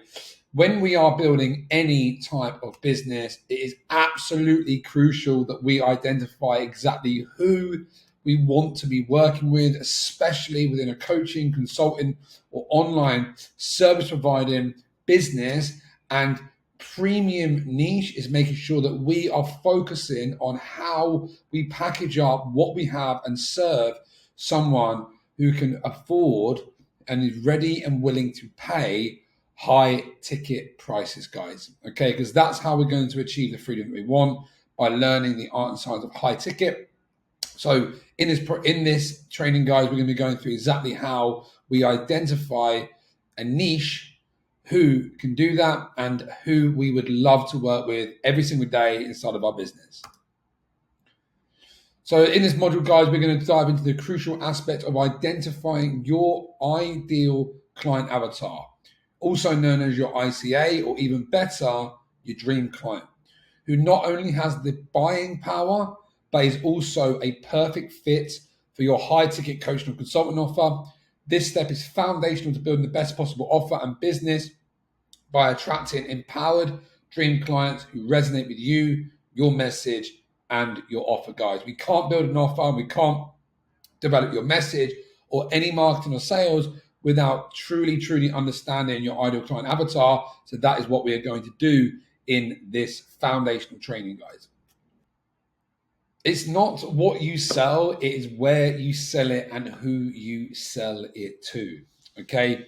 And I want to talk about the water bottle analogy, guys. So this is an interesting way of thinking about the service that you're going to provide and who you're going to target for your niche, okay? And how you position what you do. Because you can buy a bottle of water for £1, okay? Most shops in the UK or America, you can buy a bottle of water for £1. You're buying water. If you go to Rodeo Drive in Beverly Hills and you are surrounded by luxury high-end brands, how much do you think a bottle of water costs you there? The answer is about $10. Okay. And the reason I tell you this is because, like I said, it's not what you sell, it is where you sell it and who you sell it to, based on the supply and demand of the market that you choose to go into. All of you coming into this, you have skills, you have expertise, you have passions, okay? And you can choose who you serve. You can choose what marketplace you enter based on how you go about this process, okay? And when you are moving into high ticket, you have to make sure that you are going into a marketplace of people with buying power, okay? You still get to serve the people who you want to serve, but we are just making sure we are choosing the people and the marketplace and the area of the market that the people and audience can pay our high ticket prices. Another analogy, guys, is where can you create the most value for? Okay, Stephen Bartlett, Diver CEO, Dragon's Den, he told an incredible story on a podcast that I listened to. And he essentially said that once he sold his business, he took it at IPO and sold it for, it was millions and millions of dollars, basically. And I think it's about 200 million, I'm not quite sure. But after that exit, he had a crossroads. And he had the skill set, social media marketing, and storytelling. Okay. And he tells a story of how he could help anyone with those skills. Okay. He could help a gym owner tell their story better. He could help a business consultancy tell their story better. And he could get paid $7,000 for it. Okay. But what he done was looked at his whole story, looked at his skills, and asked himself the question, who can I provide the most value for with the skill set that I have? And growing his business using social media marketing and storytelling, but then also tapping into his ability to go through an IPO and take his business public, because he learned in that process by going on a NASDAQ market, you can increase the value of your business by 40%. Okay, 40% at that level is a staggering number. Okay, so he chose to work with other businesses who were going through an IPO to increase the value of their business through social media marketing and storytelling, using his experience of selling his own business. And he got paid $7 million for 9 months worth of work. And it is the same skill set that he could use for Joe Blogs and make $7,000. But instead, he understood where his value was and where he and who he could create the most value for. So I think that's an incredible story, guys, just to really understand about how do we navigate the next steps we're using for, how can we use all of the parts of us to choose the most profitable niche for us, because we're going to be doing the same work, but how and who can we create the most value for? Because we live in the creator economy, we live in the value economy now. So who can you create the most value for?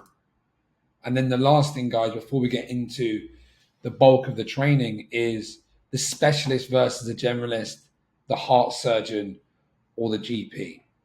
So if you had a heart issue and you needed heart operation and you had the choice to go with a heart surgeon or a GP, and even though they kind of do the same thing, but a heart surgeon is going to cost you a hell of a lot more, which one would you go for? Okay, the answer is clear, right? You don't think I need to ask you about that. You would go with the heart surgeon.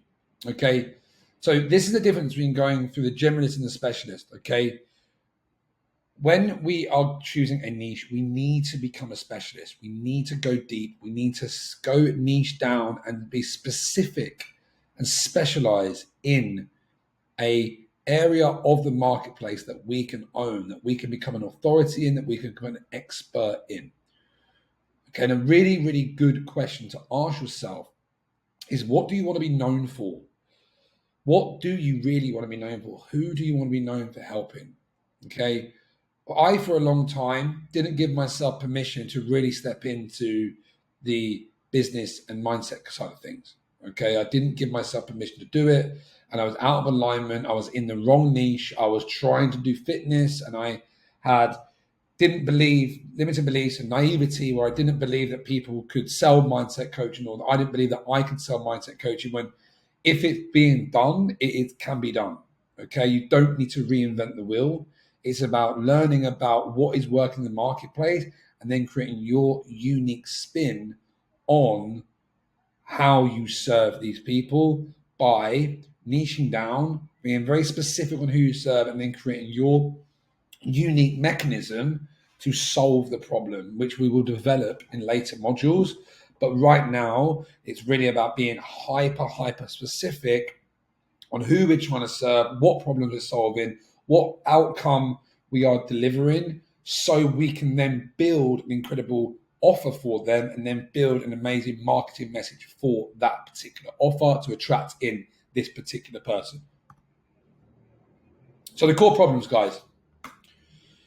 The core problem that I see is most people are attracting the wrong audience. They're attracting the most financially disempowered tire kicker audience, and they're spending their time either having conversation with people and getting them onto calls for them to be so completely unqualified and hitting price objection after price objection after price objection, or not connecting, having strange conversations with people that are just looking for free coaching sessions, and really being frustrated in this whole process and blaming it on the niche and really not seeing the results they want because their current niche or their current messaging is attracting in the wrong audience because they aren't specific enough, and there is mixed messaging that leads us on to the next couple of problems. So the next one, guys, is mixed messaging. Like, they haven't got one person they're talking to multiple different niches, multiple different people in certain areas of their journey. And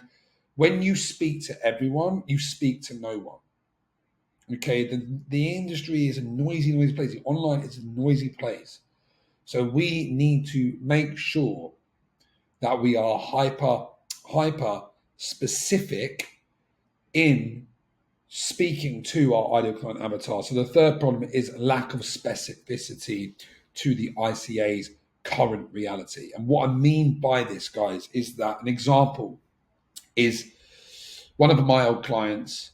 She is a trauma coach and a self-mastery coach. And when I asked her about like what's the specific problems of your ICA, and she says, oh, well, all my clients suffer from the same thing. But what we were doing was we were increasing the value of her offer so she could target more entrepreneurial people to charge up to 10K for her offer. And she said to me, Ryan, but they're all the same. The pains and problems are still the same. They all suffer from stress, they suffer from anxiety. So, okay, cool. So let's think of it this way. The core problems are the same, but how it manifests in the reality of our ideal client avatar, who has the buying power to pay us, right, is vastly different in two scenarios. Okay, so let's say, for example, we help people overcome stress. Okay, so let's go for the most financially empowered version of someone who suffers with stress as a self-mastery and trauma coach. Okay, so the example that we used for her was, you've got a professional woman who is a manager of a marketing agency, and she doesn't know how to deal with stress. The stress of the workplace, the responsibilities of her having to manage a team and her having deadlines and dealing with painful clients, that causes her stress. When she goes home, she then has a short fuse and takes out on her husband and her child, therefore feeling guilty about snapping at her partner and not being a good mother to her child. Okay, that is stress. She doesn't know how to deal with stress, versus a 21-year-old who is stressed out because they don't have enough money to go out on the weekend and they're stressed out, right? Or something along the lines of they are stressed out because their emotional maturity isn't quite at the level yet to manage that stress, and they get stressed from all these different scenarios. Okay, they both suffer from stress, right? But if we talk about how to overcome stress, how to help people with stress, we have to make it super specific to our most financially empowered version of us to make them know how we understand them. Okay, because who's more likely to pay you? Right, 100%. The marketing manager who suffers from stress. Right, they are financially empowered, and the problems that we solve are more important to them. We get paid based on the problems that we solve. Okay, so if that woman, the marketing agent, learned how to manage stress, her whole life would be better. She'd be better in work. She'd be able to earn more money, and she'd be a better partner and better parent. The repercussions of that are so much greater, and she's in a financial position to purchase a high ticket program, but the problems are still the same. The stress management tools are still the same. Understanding stress is still the same. But how you communicate and how much you understand about your target audience is going to be the key to being very, very specific with your marketing message. Okay. So, and when we're offering our clients, or when we're on the sales call, we will use all of this information to create the most specific program for our ideal client avatars. Okay. So I hope that connects, guys. I hope that really clicks, because we need to be specific about what the problem is and how that is manifesting in their life, so that we can go straight to the cause and rip that out for them, be the painkiller, okay, rather than the vitamin. And what I mean by that is that we are solving these specific pains. People want painkillers, okay? It's like a must-have versus a nice-to-have. Vitamins are nice to have, painkillers are a must, okay? And we need to understand truly what their pains and problems are and be specific to their reality. And then lastly, guys, one of the biggest things that I see around sort of high ticket coaching and consulting and service providing is that we don't necessarily come into this industry with having really empowering beliefs, right? Empowering money beliefs, because a lot of people, and what I see, especially when we go into the next process, which would be identifying your client avatar on the worksheet, is around, we can't project our limiting beliefs or our financial position into the marketplace, because that's what's going to be reflected back at us. Okay, so if you feel financially disempowered right now, if you've gone all in on this program and you're like, right, I have to make this work, that isn't the same case as your clients. Okay, and we can't speak to that financially disempowered version of our client, or the skin or the broke version. And it's so important, the language that we use, but also when we're designing our client avatar. If you talk, and I'll talk about it in the next video, but we went through the client avatar with one of our clients inside the program, and he wrote the occupation is mid to high level corporate, earning £20,000 to £30,000 a month. And what keeps them up at night, these are questions in the next form, was financial worries. Okay, but even amazing form, right? All these different answers about unlocking purpose, going to yoga, enjoying meditations, and really want to find purpose and passion in their life, but not quite sure, frustrated, and really wants to tap into a greater sense of purpose in their life, right? But they wrote down that they only earn 20, 30 grand a year. Okay, so literally what we done was delete that high, and just change it to mid to high level corporate, 40 to 50 grand a year. And they do not worry about their finances. Their biggest concern, what keeps them up at night, their main pain, is living a life unfulfilled, living in the life that they currently live forever and being unfulfilled, because that person exists. They all exist in the marketplace. They are there. Okay, but we have to make sure that we are talking and not projecting our limitations, our financial situation, our disempowerment into the marketplace, because that is what's going to be projected back at us. That is what you're going to be talking to on the phone calls. Okay, really, really important point. So guys, the riches are in the niches. Okay, this is the importance of really niching down, guys. And again, it goes back to the generalist and the specialist, because when we are looking into going niching down, it can create some resistance for some people about not going too deep and wanting to help everyone. You have to make a choice. Okay, you can still serve. You are still serving. You are still connecting and delivering your purpose and doing exactly why you started this for your business, but you are making the conscious and strategic point to target the most financially empowered and ready and willing to buy version of our ideal client avatar. I've done lots and lots of mentorships, and I've done a high ticket coaching program. I learned about the importance of targeting financially empowered people, like executives, entrepreneurs. And I'm not saying that that's who you target, but I told myself that my audience wouldn't resonate with that. And then I left myself undercharging, working a job, and I wasn't charging enough to ever escape that job because I didn't have enough energy or capacity to serve at the number I needed in order to escape the job, right? So you have to, for the sake of your business, for the sake of your freedom, make the conscious choice to strategically go after a niche that is going to be able and willing to pay you the high ticket prices so we can scale. The point is, guys, and it's important to go niche to start with. A lot of people try and go too broad to start with.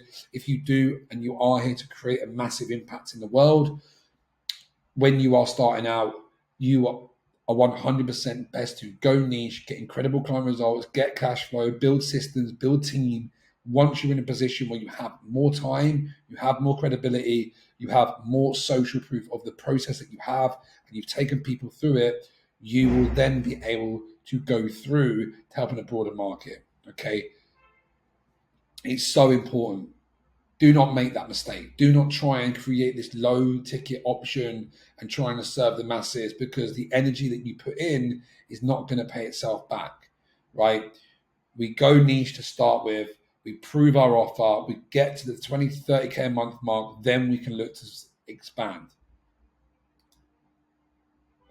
So what do we actually want, right? This is really important, right? Because I've told you what the problems are. But we want the most aligned, empowered, ready to take action, resourceful, and willing to invest version of our ICA to be attractive for us. Okay, I'll break each part of this down. So we want to be aligned to them. We want to have the same values of them, the same. You want to be able to say to them, you would go for a coffee or go to the pub or spend time with this person like they would be a friend. We're building a freedom-based business to choose who we work with. We want to make sure that we're working with people who we like. Okay, really important. We do that by showing and creating affinity, by showcasing who we are, showcasing our values, talking our truth, being authentic, and pulling these people in. We want to speak to empowered people, right? There is a version of your ICA that has made the commitment that they are willing to do whatever it takes. They are ready to take action. I know that I need help. I know that I need a coach. I know that I can't do it alone. Okay.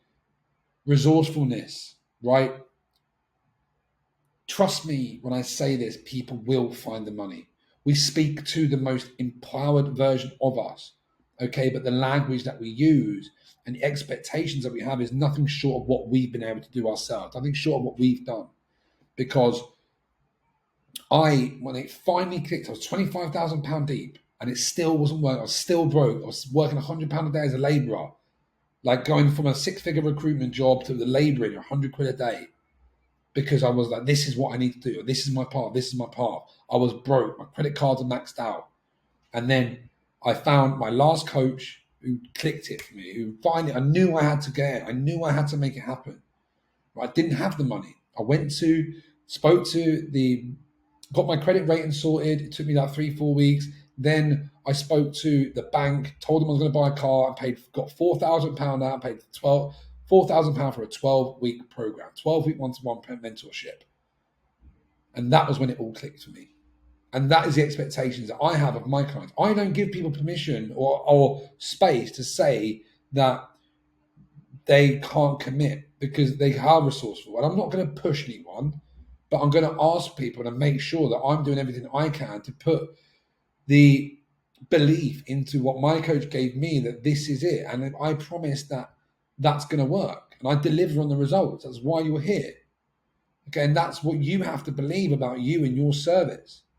Like encourage resourcefulness. Don't just accept people that they can't afford it. That's like, we want to speak to resourceful people and they want to be willing to invest. Okay. Willing to understand the importance. And we use polarizing content to do this. But this is what we're working towards. So they're a dream client. You onboard me. You're amazing. Thank you so much. It's great. Step into my world. That's perfect. I love working with you. I feel energized working with you. And I really can't wait to create amazing success.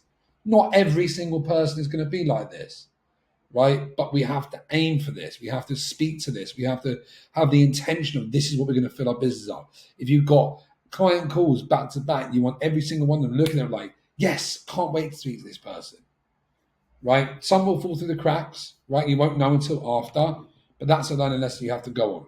But this is what we aim for. We aim for the high standard. So I've got some principles to live by, guys. So this one, guys, is the rule of one. So this is one avatar, one specific problem at one specific moment in time. Okay. We can't diversify our message, right? If you speak to everyone, you speak to no one. It's super, super important that we get one specific avatar. We choose one person. We name that person. We know everything about that person. We know their thoughts, their conscious thoughts, their unconscious thoughts, their deep desires, their deep pains, how they spend their day, their goals, their desires, their aspirations. We go deep, like what films they watch, where they hang out. We need to truly understand our avatar, one specific person. We solve one specific problem at one moment in time. Okay. And this is like, for me, I speak now to the version of myself when I was the most empowered, I was most willing to change. I most wanted it. It's like, this is your roadmap, the proven step-by-step roadmap to making £10,000 a month and getting the freedom lifestyle, getting on that plane and never having to come back. Right? That is who I speak to. That is the number one person who I am the most qualified, authoritative, certain person that I can speak to. I know him inside out. And it will develop over time, but you trust the rule of one. We have to be specific. Know thy avatar, okay? So this is about being emotionally invested into them. Put yourself into your ICA shoes. Truly understand their struggles and their desires as if they were your own, so you can enter the conversation in their mind. We need to collect data and insights through surveys, interviews, and market research to create a comprehensive profile of our dream client. We'll give you an amazing resource for this, guys, and it's part of the worksheets and homework for this section of the program. But quite often, guys, you will be your niche, right? A lot of the time, you'll be your niche. If you are service providing or doing some consulting work, then it might be slightly different. But you are your niche, but you are not your whole niche, right? We need to truly understand them. But again, we want to make sure that it's parts of us. It's part of our story that we connect with, but it's not our whole story, right? And we want to make sure that we're getting 360 perceptions and views and understanding of our client avatar. Like, you can sit there and do the best you can, right? I'm going to teach you how to use ChatGPT and use AI to do market research and find out exactly what your clients are struggling with. But you need to really get a comprehensive profile of your dream client. I'm going to help you do that, because the better you know them, the better you can serve them, the better you can speak to them, the easier you can enter the conversation in their head. So guys, this is the eternal markets and niching down, right? There's another principle, right? So the eternal markets are the core desires of all human beings: health, wealth, relationships, and happiness. We need to choose one of these core markets and then break it down further into a sub niche. So this is so important, guys. All right. So we've got wealth. Okay. Within wealth, we have business. Within business, we have online business. Within business, we have online coaching. And then within online coaching, we have scaling online coaches to 10 to 30K. Okay. That's niching down. That's what niching down is. And the important thing, guys, and why this is important, is because if you try and choose more than one, even if you can, even if your service does support more areas than one, the conversion rates can drop to up to 90%. Okay? That's why it's important we choose one of these things. And when you're working in sort of personal development and other areas, it's difficult sometimes for people to bring this home. But you need to choose, okay, which area am I going to go into? What does my service really solve? Okay, because these are what we sell on the front end. So choose one on the front end. We sell them what they want and give them what they need. Okay. Really important, guys, because your marketing message will fall under these categories. And as we move forward, we want to find out a measurable, definable, and most desirable outcome. This can be quite challenging at the start, guys, but I want you to really sit with it and make sure that you really understand this.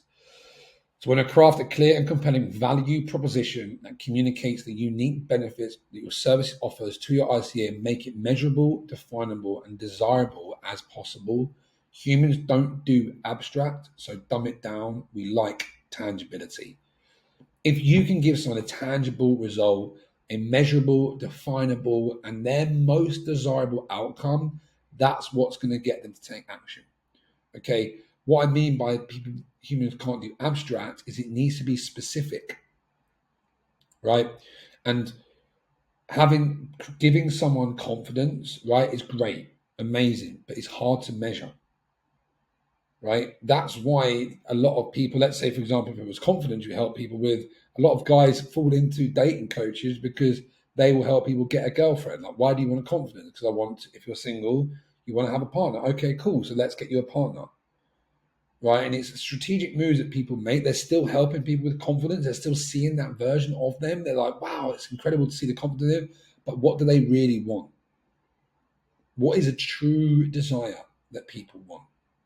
Okay, obviously inside this program, if you have any sort of business-related content, business-related offer, B2B offer, money is an easy one. But that's not to say, oh, it's easy for you because you deserve money. That's not the case. You have to be creative about it.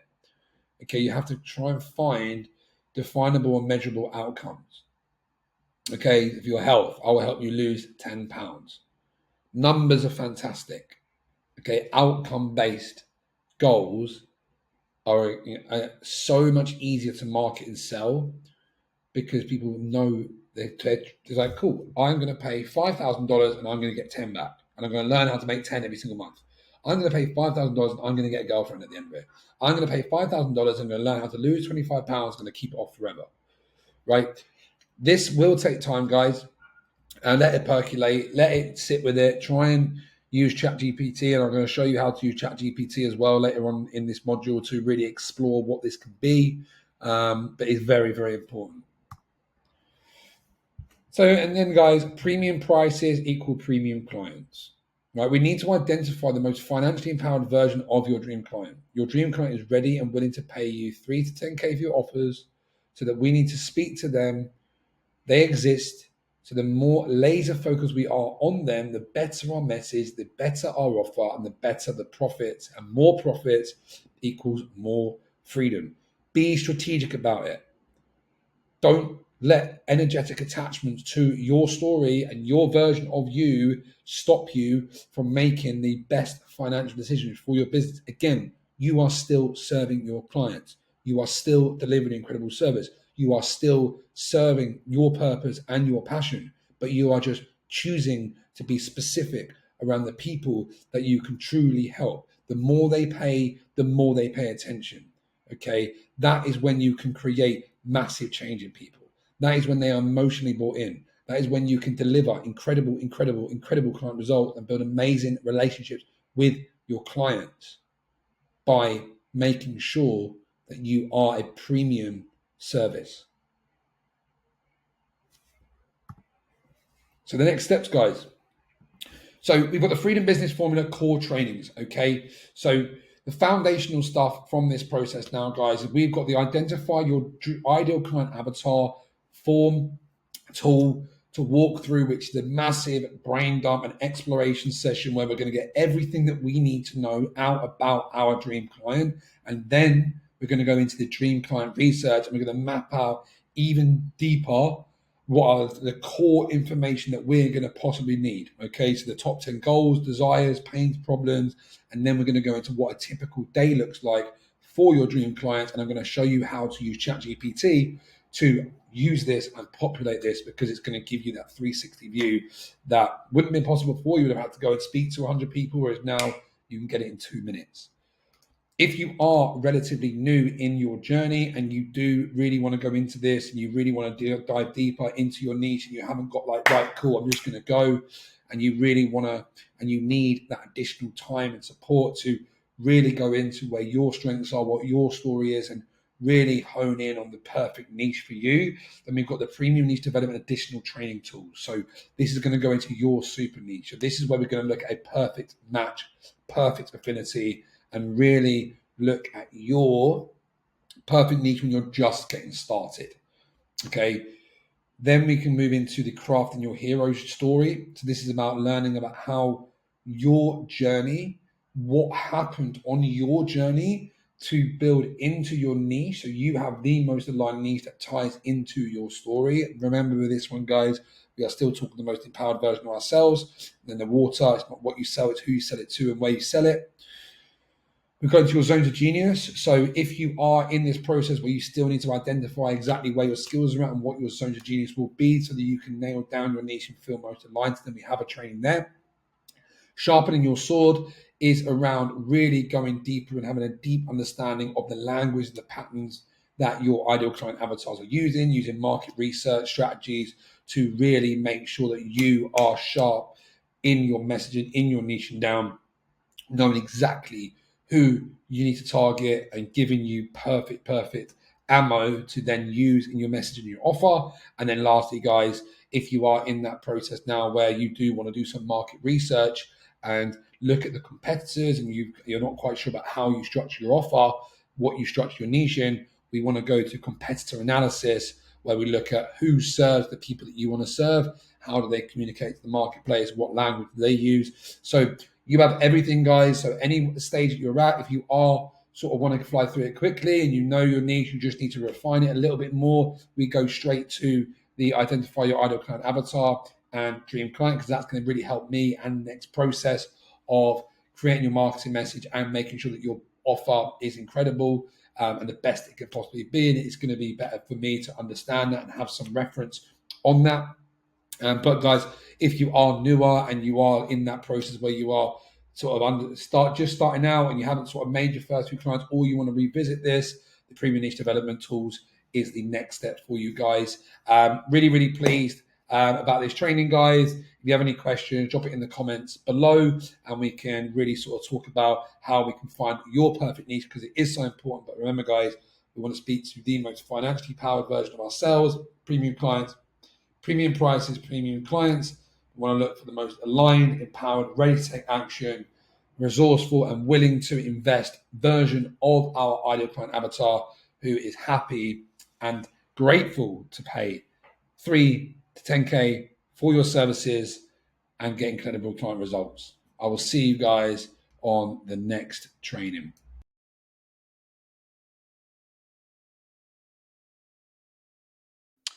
Hello guys, and welcome to this training where we are walking through the Freedom Business no-brainer offer framework to accompany the value stack and building your no-brainer offer so it is too good to say no to, guys. Because once you're here, now you're here, you should have gone through the whole process now. You've gone through your irresistible value offer stack and you've got everything mapped out. And now it's time to really put it all together in a way that is succinct, that's sexy, that's seductive, that really stands out from the crowd, that you are so proud to bring to the world, guys, and really smash this out of the water and just feel like you just really want to talk about this and get people on board. So let's dive into it, guys. So look, I just want to pre-frame this. All the key components of this have been taken from a lot of different sources and alchemized into the most effective way that I see that works so well. This offer made me 10 grand in the first 3 weeks. I had a 60% close rate showing this offer the exact way I've done it now. So this framework works, guys. Again, we're looking at all the key components to help people make that decision, to understand what it is, who you are, what you do, how you help. So who you are, what you do, how you help, the people you've helped, the way that you help people, and we've got making it absolutely irresistible and seductive using the frameworks on the previous training, and all packaged up beautifully. So you can then present this as a one-pager, and then you can then transfer all of this into a pitch deck. So you've got your one-pager and you've got your pitch deck, depending on how you best present this to the world, whether it's going to be on sales calls or whether it's going to be DMs. You have the perfect way to articulate what you do in the best way possible, guys. Okay. So that you can sign high ticket clients ready, willing, and happy to pay you 2, 3, and 5K for your services. So we'll go through this, guys. And again, this perfectly mirrors what we've just done. So the first thing we've got the sort of the components here, and then we've got the comments here, guys. So this is how it's structured. So Freedom Life Mastery no-brainer offer framework. This is where your offer headline will go. So it's clearly defined. We've got a logo at the top. We've got a clear program name, and then we've got a seductive headline: build your freedom business, live the freedom lifestyle underneath. Okay. Then we move into the promise, guys. So this is the promise of what your product actually does for people. So with a fast action, no fluff, fast action scaling program, helping coaches and consultants or service providers build a business that I design that scales to 10 to 30K a month by building one scalable high ticket offer, custom built hybrid client acquisition funnel, and leverage systems in the next 6 months using the freedom business formula. Speaks to their desires, speaks to the unique mechanism, and opens up so much conversation to really go into this so they know exactly what it is and the unique way that we're going to help them achieve this goal. Then we go into the proof. So these strategies have helped Gary scale from 2.5K to 25K, including the $10,000 day. Brad scaled 4x his coaching business. He went from making 5K a month, posting 120 pieces of content a week, to making his first $24,000 month in 30 days. Sam 6x his coaching business to scale from 5 to 30K in 2 months. Lindsay went from having no offer to signing $2,500 client for 2 months, and built an offer worth $12,000 within 30 days. So this showcases the proof of exactly what we're doing. This, and I will say in nuance, this helped me make 10K within 3 weeks of launching. The system works. Okay, this is the proof. They're not gonna go through this like, is this gonna work? It works. Okay, and we want to make sure that we stamp that from the start using some proof that we've already discovered into the offer. Okay, next, guys, we go to clearly defined ICA and who this is perfect for. So if you're an existing coach or consultant or service provider who's already signed a handful of clients in the past but hasn't quite cracked the code to consistently signing high-paying clients, maybe still in a 9-to-5 job looking to go full-time and create the laptop lifestyle, or already full-time but feeling overwhelmed and frustrated with inconsistent results and a lack of structure inside the business, stuck below 5K a month. They're wanting to build a business that supports the freedom lifestyle goals you started the business for in the first place. So as your business grows, you become freer instead of trading your time for money and becoming trapped in your business instead of your job. And who are fed up of going through courses and mentorships with no access to the person they trusted to join, and now looking for a true one-to-one mentorship to help them build a simple, scalable way to grow the business with high profit margins and predictable, reliable systems without complicated funnels or spammy sales techniques. So this is where this is like the perfect articulation of their current situation and their desired situation that calls out the top pains and the core goals of the ICA.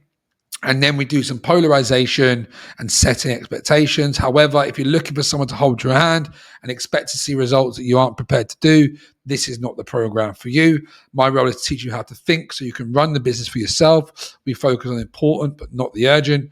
However, I will always be there to support you every step of the way. So it's a polarization, setting expectations. Guys, you'll have this to copy, like make your own copy of this and go into really copying this as best you can with the information we've got. Then, guys, we move into the outcomes. So if you feel like this is for you, here's what we're going to work on. We're going to build a personalized freedom business model. We build a tailored freedom business around you, your values, and your life goals, creating the most aligned and scalable model that allows you to scale without sacrificing your time, freedom, or client results. We have a simple Simbo, which is a scalable, irresistible, no-brainer offer, exactly what we're doing now.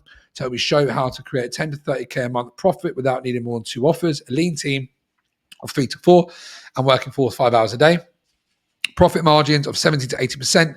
If you want to keep the money in the business, want to keep more money you make, less Stripe screenshots and more cash in the bank. With predictable clients and revenue, the goal here to help you scale to 10 to 30K. So we're always just talking to the outcomes. This is what people want. This is what people buy. A business you love. The clients inside your business will determine the quality of your business and life. I'll show you how to attract your dream clients, create a delivery system that supports your life's goals and gets incredible results. We've got Business Freedom Mastery, which is the goal here is to build a business with time and locational freedom so that we can work on what you want, your zone of genius, when you want, where you want, and how you want, and enough margins and money to travel the world. That's what people are attracted to me to, given the lifestyle, given the message. And then intuition, I want to teach you how to trust yourself and your gut. I don't want to tell you how to think and what to do. I want to teach you how to think so you know exactly what to do in order to build your business that is perfect for you. Okay, so we're just going through a little bit more detail on the outcomes of the promise. Okay, so this is the promise. This is how we're going to do it. And these are the things that we're going to work on together to get you to that point in your business. And then we look at the old way versus the new way. So the problems and pains that they're currently doing of why their current way of doing things isn't working. And then we move into the solution to their pains, problems, and present your unique mechanism as that new opportunity. So the old way, multiple, confusing, hard to sell, manage offers, too many to manage, one-to-one group masterminds, courses and workshops, misaligned cookie cutter model, blindly following the gurus with a model, offer suite and strategy that doesn't consider their life situation and goals, keeping the stock below a glass ceiling, business being built by default, not design. They're trying to fit their life into a business model versus crafting a business to create their dream lifestyle. And then relying on organic or outdated complex funnels. Most people are stuck inside organic marketing and using content and conversion to convert clients or running expensive ads to clients don't work.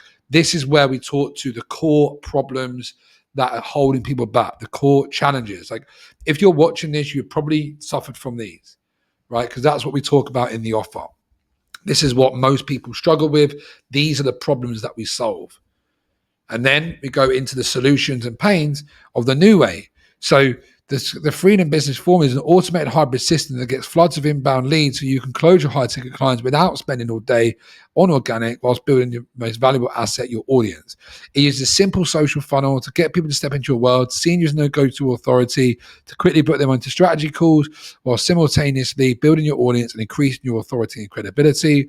The system combines the best of two worlds, combining organic as well as paid marketing.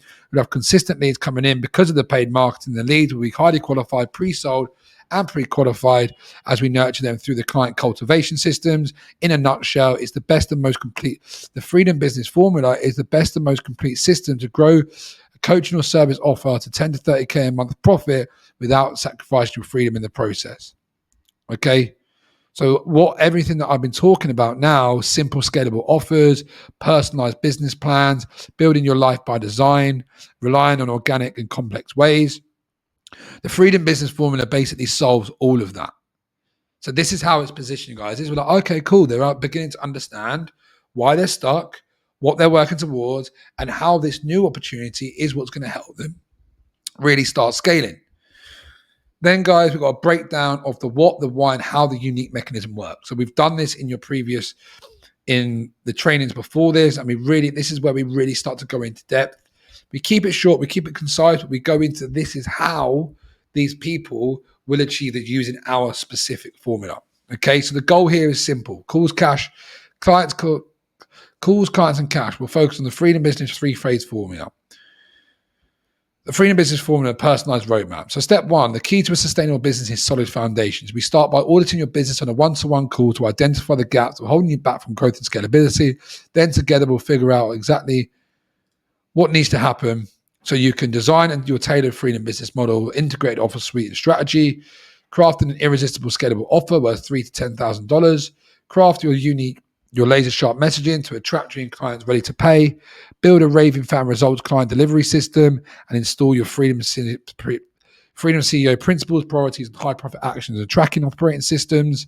And then we'll create a tailored business plan, a 30-day action plan so you can tick it off day to day. Right? This is what we're going through now, guys. If this is the part of the process, and hopefully you'll see this to be true. This is what we do, right? We're building out your offer. We're making sure you're crystal clear. You've got your offer. So you're witnessing this happen in real life. Then we go into building the signature freedom business funnel, which is just the success of your high tickets based on how effectively you can attract, nurture, and convert your prospects into clients and raving fans. Here, with most businesses get stuck. To do this predictably and consistently, which is exactly what we're doing in this phase of the client acquisition, so your client acquisition is the most streamlined area of your business. So we build and optimize your freedom business funnel, which is a copy and paste of our freedom business funnel into your business and have scalable and predictability with a solid offer and messaging. We build out the client cultivation ecosystem to put 6 to 10 plus calls a week, which is your sales assets. And it's using all this information. We're going to build it off, guys. And then we develop a streamlined client conversion engine to close 30 to 40% of the clients that come through. And then we move into the freedom business scaling system. So once you have the lead foundations laid and the funnel built, it's time to scale. So the freedom business systems are scaling, systemizing, automating, building out your lean team, client success manager, setter, closer, and video editor, and then creating a predictable system to make you 10 to 30K a month. From there, we'll streamline all the above so it's automated, delegated, and systemized so that you can increase your cash collected for good. Okay, so now what I've done is said, this is the promise, this is what we're going to work on, and this is how it works using my unique system. No one else in the world has got what I've written down there. It's not new stuff, but it's just packaged up in a new way. And then, guys, a short recap of the unique mechanism. So we're going to get you hitting at least 10 grand a month. We're going to have a freedom business to run around your life goals and clear roadmap to making 30K one offer and one funnel. We have a complete identity upgrade, remove your internal limitations and become a magnet for your dream clients and life goals. You will know without a doubt exactly what needs to happen if they're supposed to be getting done, are getting done, have systems, team, and infrastructure to support that. And you finally built a business that allows you to live the freedom lifestyle and work the things you love, right? Talking to the desirable outcomes. So, guys, then we go into what does it look like? Okay. And this is where you can include the value stack as well. So this is the inclusions, deliverables, and how the program works. On my pitch deck, I've got the value stack in there. So you will see how I value stacked with the numbers. They are slightly different. There's a nuanced differences in them. So what's included, this is the inclusion deliverables, how the program works. So what they actually get. So a deep dive onboarding call. When you come on board, we'll do a deep dive one-to-one game plan call. You get a step-by-step action plan to implement over the next 6 months. You get unlimited one-to-one mentoring with Ryan. So there's unlimited support via Slack and unlimited support calls for additional help. Used as a tool, not a crutch. This is an expectations. It's a great inclusion, but the expectations are made very clearly here to say that this is not a crutch. This is not something you just get to chat with me when you want to chat. It's I need a specific advice on specific things about the program that I can't work out my own. Ryan, we need a call. Absolutely fine. I'm there. We've got times we can do that, but this isn't just a chit chat call. And I say that on the call to manage expectations, to polarize and encourage the right attitude within my clients. So mastermind group coaching calls. Every week we jump on a group mastermind call, bring your questions, challenges, and get personalized help from me. I've done hundreds of one-to-one and group coaching by now. So these are just much more than Q&A. We've got community. The journey isn't meant to be done alone. The community is where you get helped and you help. You get access to other coaching consultants building their freedom business, share wins, ask questions, get answers, daily support. We've got course content. You get full access to step-by-step roadmap and curriculum, which you're watching now, to building your freedom business to 10 to 30K, what's available to you in your day when you join, and everything that's added throughout your membership.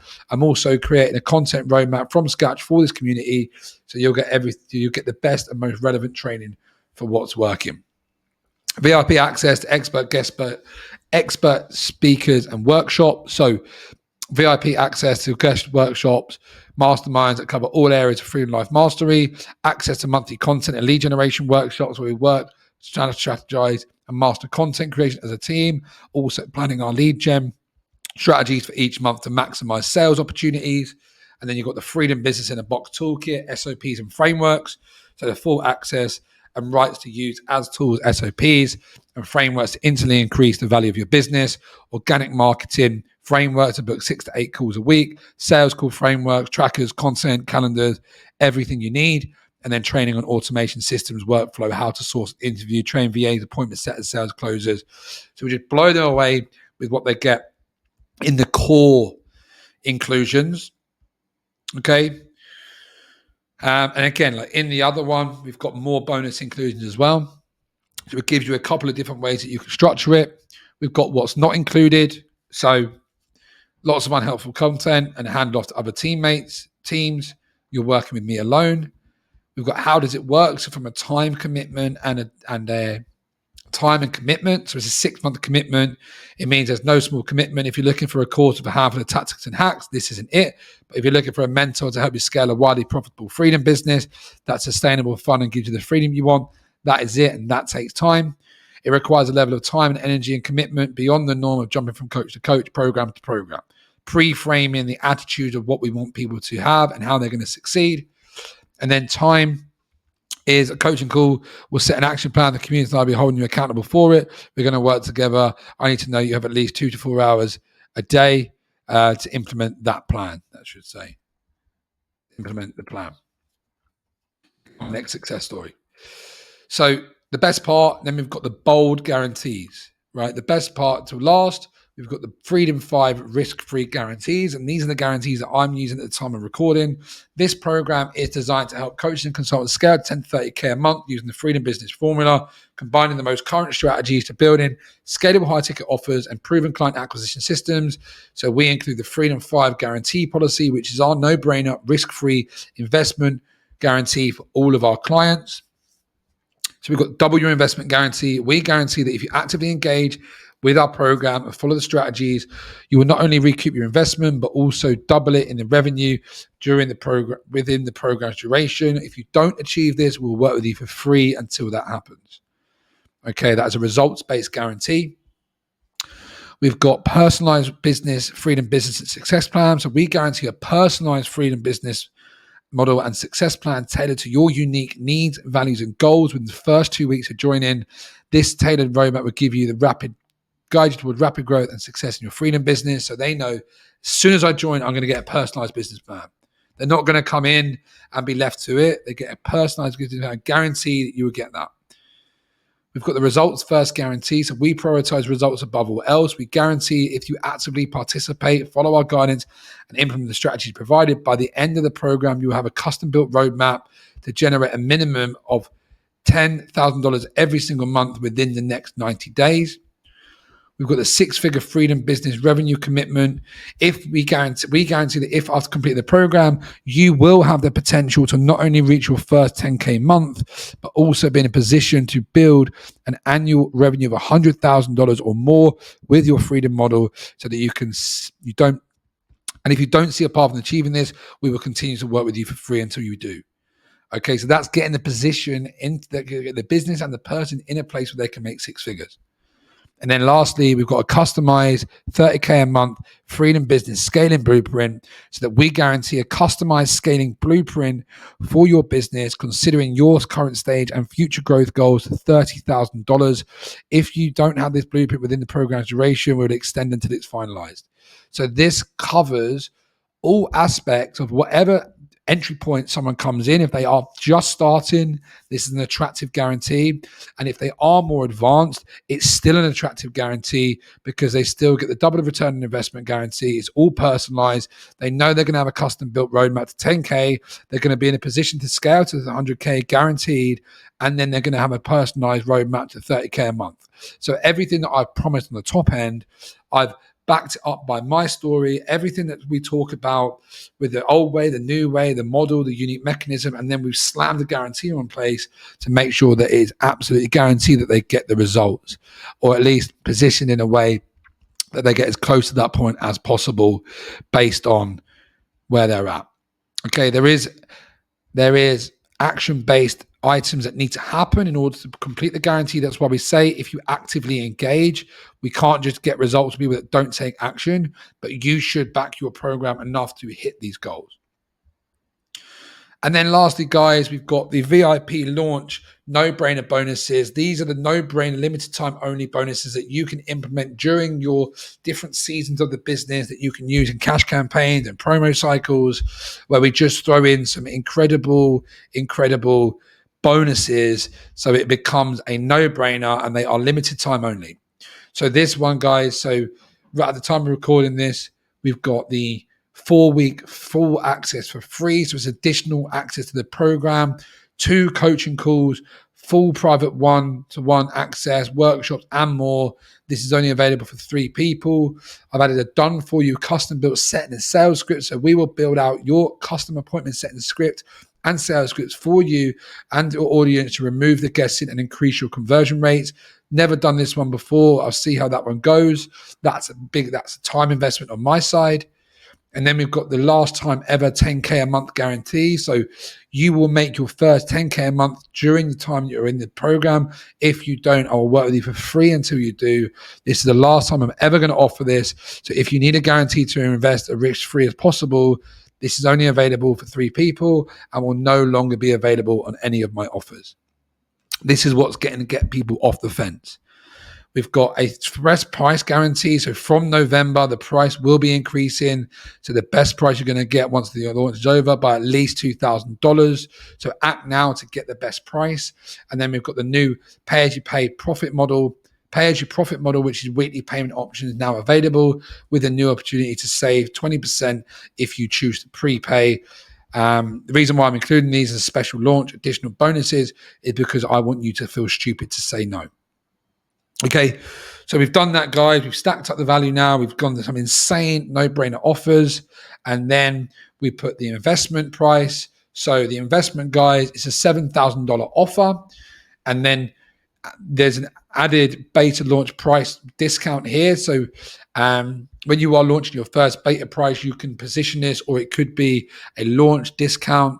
So you can price anchor. This is a price anchor. Okay, so you can either have it as the full value or put this as higher, like 20, 30% higher than what it is, or if you're running a specific promo.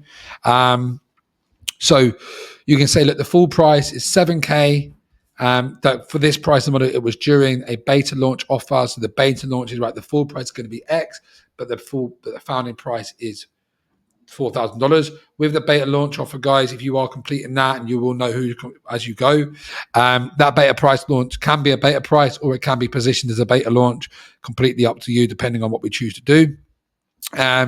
So for this, say, cool, look, the full price is 7K, but what we're going to do, the founding members price is just 4K, limited to the first 5 people, but we do have a decision makers discount, so where you save 20% and $1,000 for access to the program for only $3,000, which is only available for 24 hours after the proposal, and after that it will go back up. The reason why we do this is because our best clients do take action, and we want to incentivize people and to give you the option to save $1,000 if you're ready to go all in now.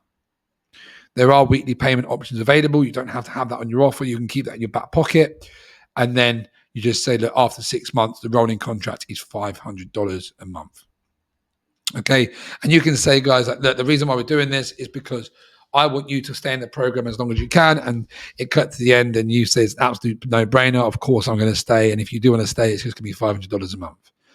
Right. So that is the full offer framework, guys. I want you to mirror that. I want you to use it, plug it into the community, ask questions, get it done, rewrite it, use it. Just really make sure you understand this to your maximum capacity, guys, because this is going to be used as a one-pager. You know all the key components of it, what makes a high-ticket offer now, so that you can then go into building out your pitch deck, and you've got 2 different offers, guys. Okay, so I hope you like that one, guys. I know it was in depth, but really, really important, because once you've got this, guys, it is ready to take it to the market. All the hard work you put in is concise, it's articulated well, it's got all the core components, and it's ready to go make some money, guys. I'll see you in the next.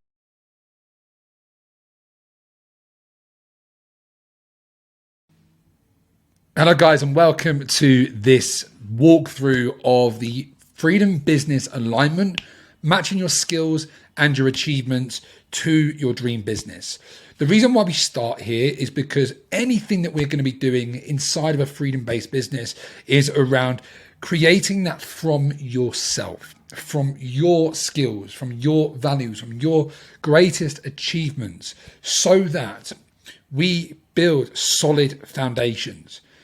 We build a business around things that we love to do, things that we are skilled at, from the pains and problems that we have once had to the goals and dreams that we've achieved, so that we are going to be the most qualified and go-to person within our industry to help our dream clients. Okay, this whole document, the Freedom Business Foundations, is really going to build up on each other, guys.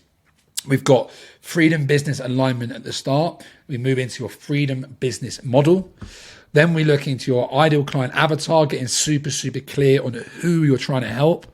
We go into some research and get really extensive information around exactly what their pains, their problems, their goals, their desires, their current situation, their current life, their goals, their desires, and what they want from their life.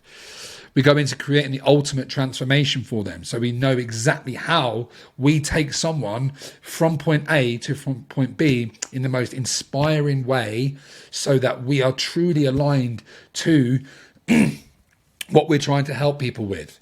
And then once we get clear on the ultimate transformation, guys, we go into building some deep internal certainty, so that we know we're going to help. We have the wisdom, we have the skills, we know that we are truly here to help people, and we're going to anchor in the meaning of what we're doing and know that what we do and how we're building this business is going to be of massive service to our clients, and that we are filled with certainty that we can charge high ticket prices because of all the work that we've done on ourselves.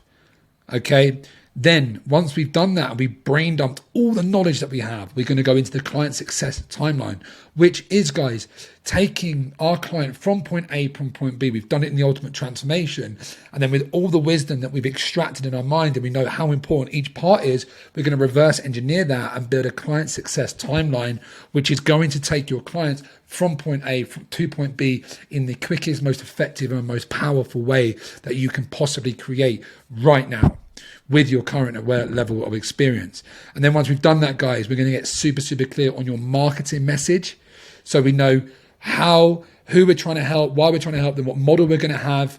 And then we're going to go piercing through the noise and get super clear on exactly who we help, how we help them, what the phases that we take them through, how it works. And then once we've done that, guys, we're going to build the value stack for your irresistible offer. And we're going to build out a world-class offer, amazing delivery system, and positioned in a way that is going to get your ideal client biting your hands off with high ticket prices, knowing how to charge and get people to pay in full for the program as well, going into urgency, scarcity, bonuses, like really going into the art and science of building a high ticket offer. We're going to teach you how to put that into a pitch deck so it's beautifully presented as well. And then we're ready to go, guys. And then lastly, guys, we do have the course creator aspect to the foundations, where you have the access to build out your course as we become more scalable and we know what videos we create, just like I'm creating here, so that we can really, guys, leverage and build a scalable business model, build assets within our business so we can leverage our time and really unlock greater levels of financial freedom, and we can serve people in so many different ways, guys. Okay, so that's just a short introduction into the program and into the Freedom Business Foundations tool that we're going to be going through, and there's going to be walkthroughs for each of these on every page. But guys, it really starts with you. It really starts with who you are, where your skills are, and where your greatest achievements are, guys. So I'm going to walk you through exactly how this works right now. So your skills and your greatest achievements, guys, I'm going to do this for me.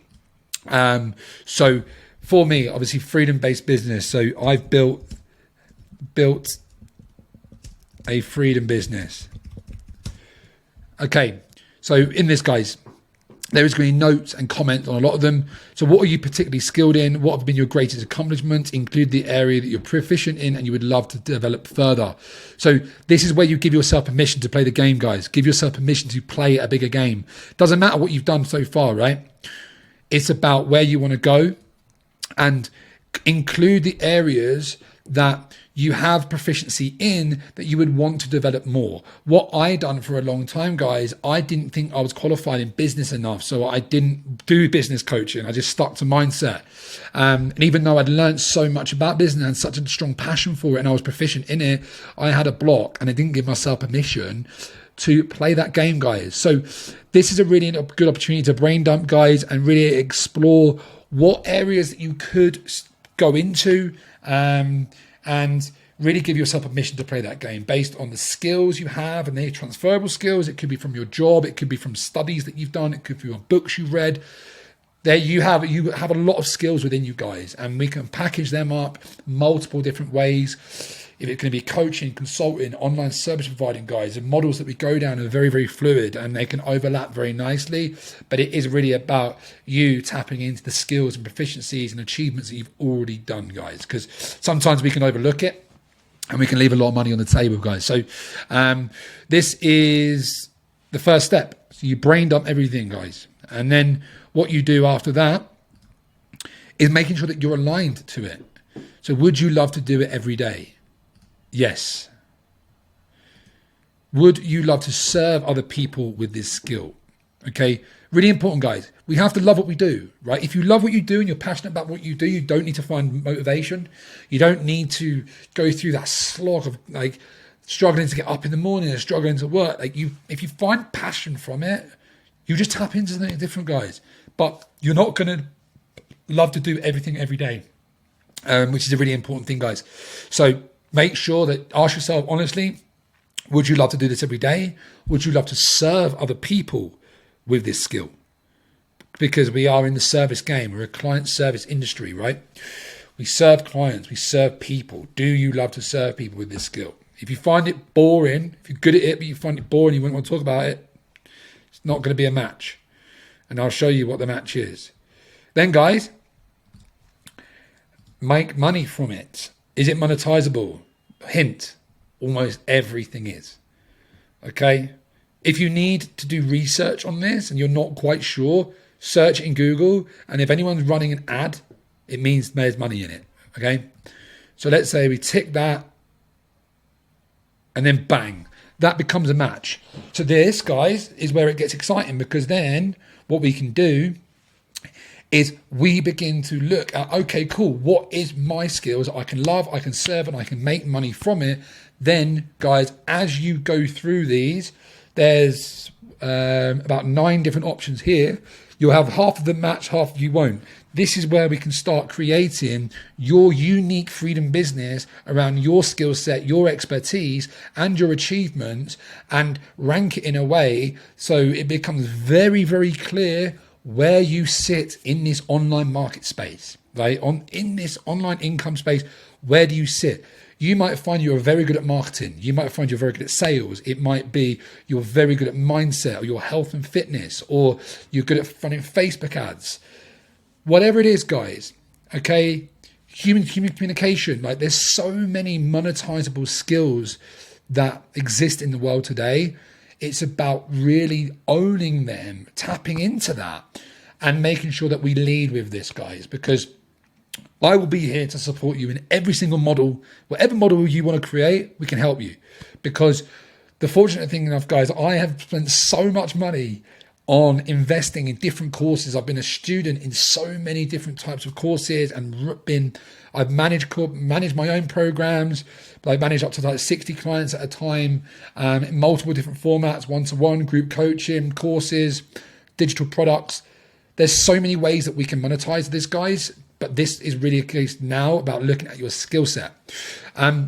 So once we've done that, guys, again, we'll rank them, and then we'll go into the pains and problems that others have in this area.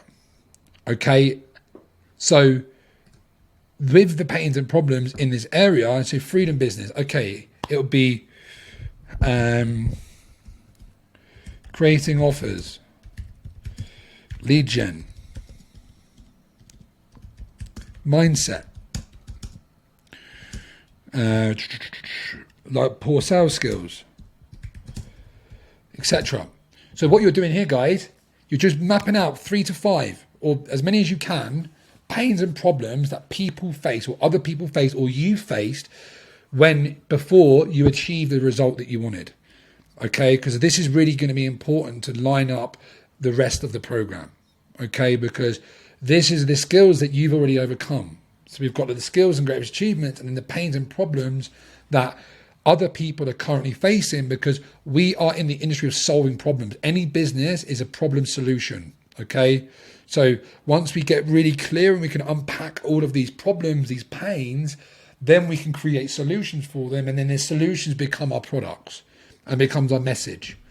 Okay, and then you go into the dreams and goals and desires of these people. So they want a freedom business. They want to make 10K per month. They want time freedom. They want to be their own boss. They want to work with amazing clients, just like you. Right? So we're just mapping out, guys. This is just a brain dumping exercise to really get clear on it. Okay? If you are already an established business owner, you can fly through this, right? Fly through this. It's just, this is going to be a refresher for you, and just to make sure that we aren't building something that isn't aligned, because I was building something that wasn't aligned for a long time. I was in the fitness space. I don't belong in the fitness space. I don't belong in the fitness space at all. And I was like, there's sunk cost fallacy. I was like, I've studied so much of it, I know. And I was like, it just wasn't me. And then as soon as I sort of really gave myself permission to be aligned, my business transformed, my life transformed, because I was so passionate about it. I had all the energy again, and I had this massively new lease for like entrepreneurship and business, and it might happen to you. So go through this process, guys. And what we'll do, the next video will be on the freedom business model, about how we can package all of this up into your freedom-based business model, which is going to be scalable, leverageable, and we're going to be really clear on about what the next steps are, so that we can actually really start building this out, guys. But again, this exercise is to really align you to the business model, to your offer, so we know what categories we're going to sit in, and then we're going to align you to your ideal client avatar, and then we're going to go into building out your offer, guys. So really, really exciting stuff, really important. If you have trouble with it, guys, let me or one of the team know, and I look forward to seeing you on the next training, guys.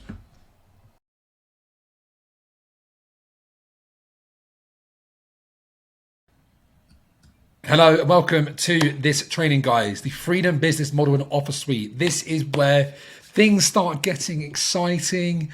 We really start talking about who and how you are going to build out your freedom business. Okay, so your freedom business model is looking at how do we create the most scalable and leveraged business model, and have a full picture awareness around what different products and services that we can build and will build over the course of time, but then making sure that we focus on what needs to happen, guys. And this is a really good model. It's a 4-product system that is very, very integrated. So what integrated means is that they all lead into each other. We've got the core business model, which is like your bread and butter. We have the profit maker, which is your upsell. And then we've got your stability and sustainability, monthly recurring revenue products and offers, so that we can start looking at all these different angles. We've got something we can always promote in the back, on the front end. We've got ways that we can stack monthly recurring revenue, and we've got upsell for people who are either existing clients to ascend into on the back end, or people that we can speak to who will go straight into that upsell, guys. So lots of stuff we can go through here, really, really exciting stuff. And look, it really is a fantastic, fantastic tool that we can use, guys. So in the previous video, we've gone business alignment, right? So in that, we know really where we're clear on what we're trying to do, what skills we have, and kind of we're getting a bit clear around the business ideas that we are doing, right? So guys, I want you to start just by putting in to the best of your ability right now, your perfect business idea, who your niche is. We're going to go deeper into your niche development a lot more. We've got your ideal client avatar, we've got your dream client research, but we really want to get something that you can to start with. And again, guys, this is a tool that you are always going to come back to. You're going to iterate. You're going to really look at like playing around with this. And again, guys, just so you know, this isn't the only way that we can do things. This is a really good frame and model that we can use because it will give you a lot more structure at the start. Right, and it just allows you again zoom out and look at all the different angles that we can create right now, but also again focusing on what it is. So guys, do what you can right now with your perfect business model. I'm going to use my business model to start with, guys, so we can look at and how you can model what I've got. So like I said, guys, it's broken into 4 different products, and the reason why this is broken into 4 different products, again, because it hits all angles, right? It gives you your core offer. Okay, so this is the core product offering. This product should be focused on solving the pains and problems while showing your client how to achieve their goals and dreams for your niche. Bread and butter, the most clear, perfect offer that you can possibly have for your clients to solve their biggest pains and take them to their biggest goals with where they're currently at. Okay, with where you are at from an authority perspective within your niche.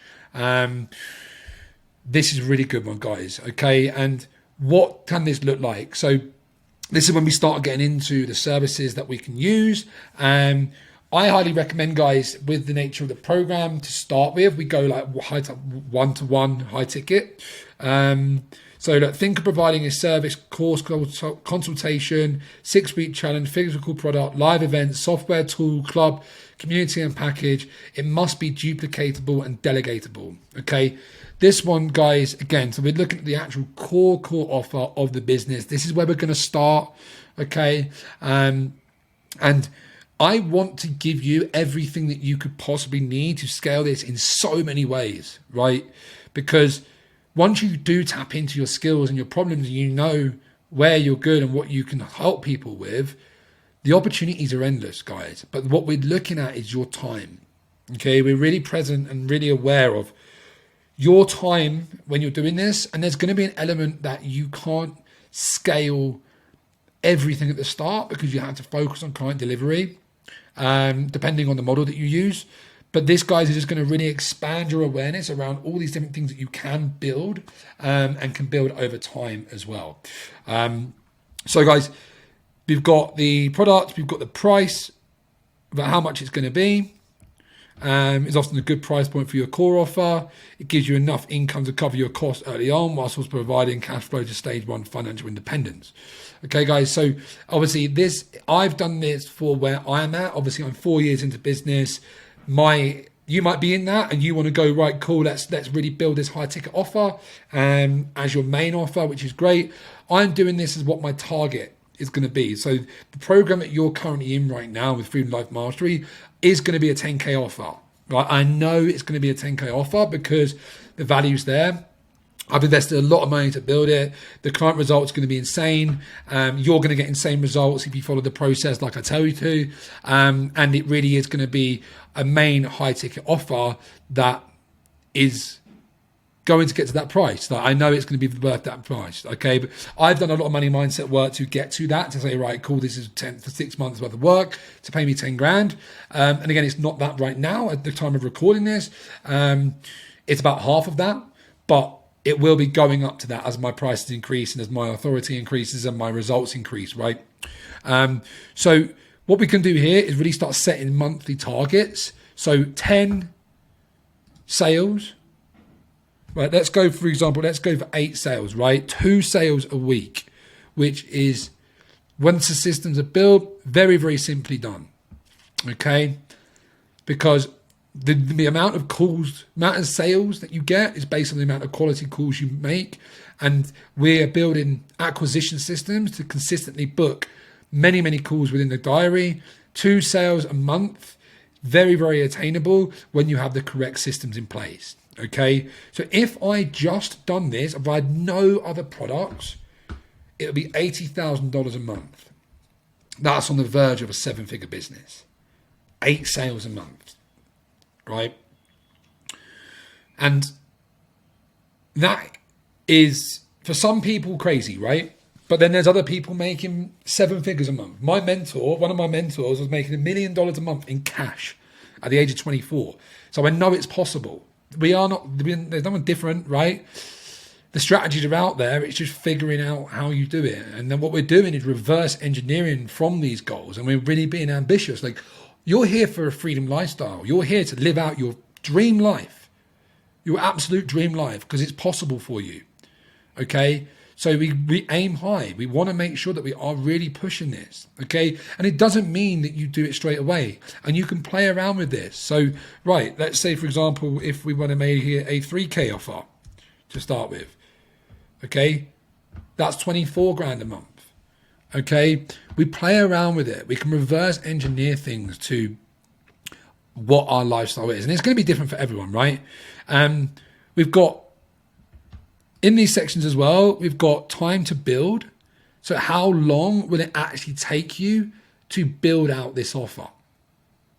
Okay, so for me at the minute, that my core offer is taking 2 months.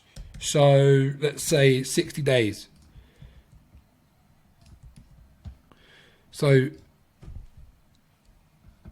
let's do that. Let's do 3 grand there.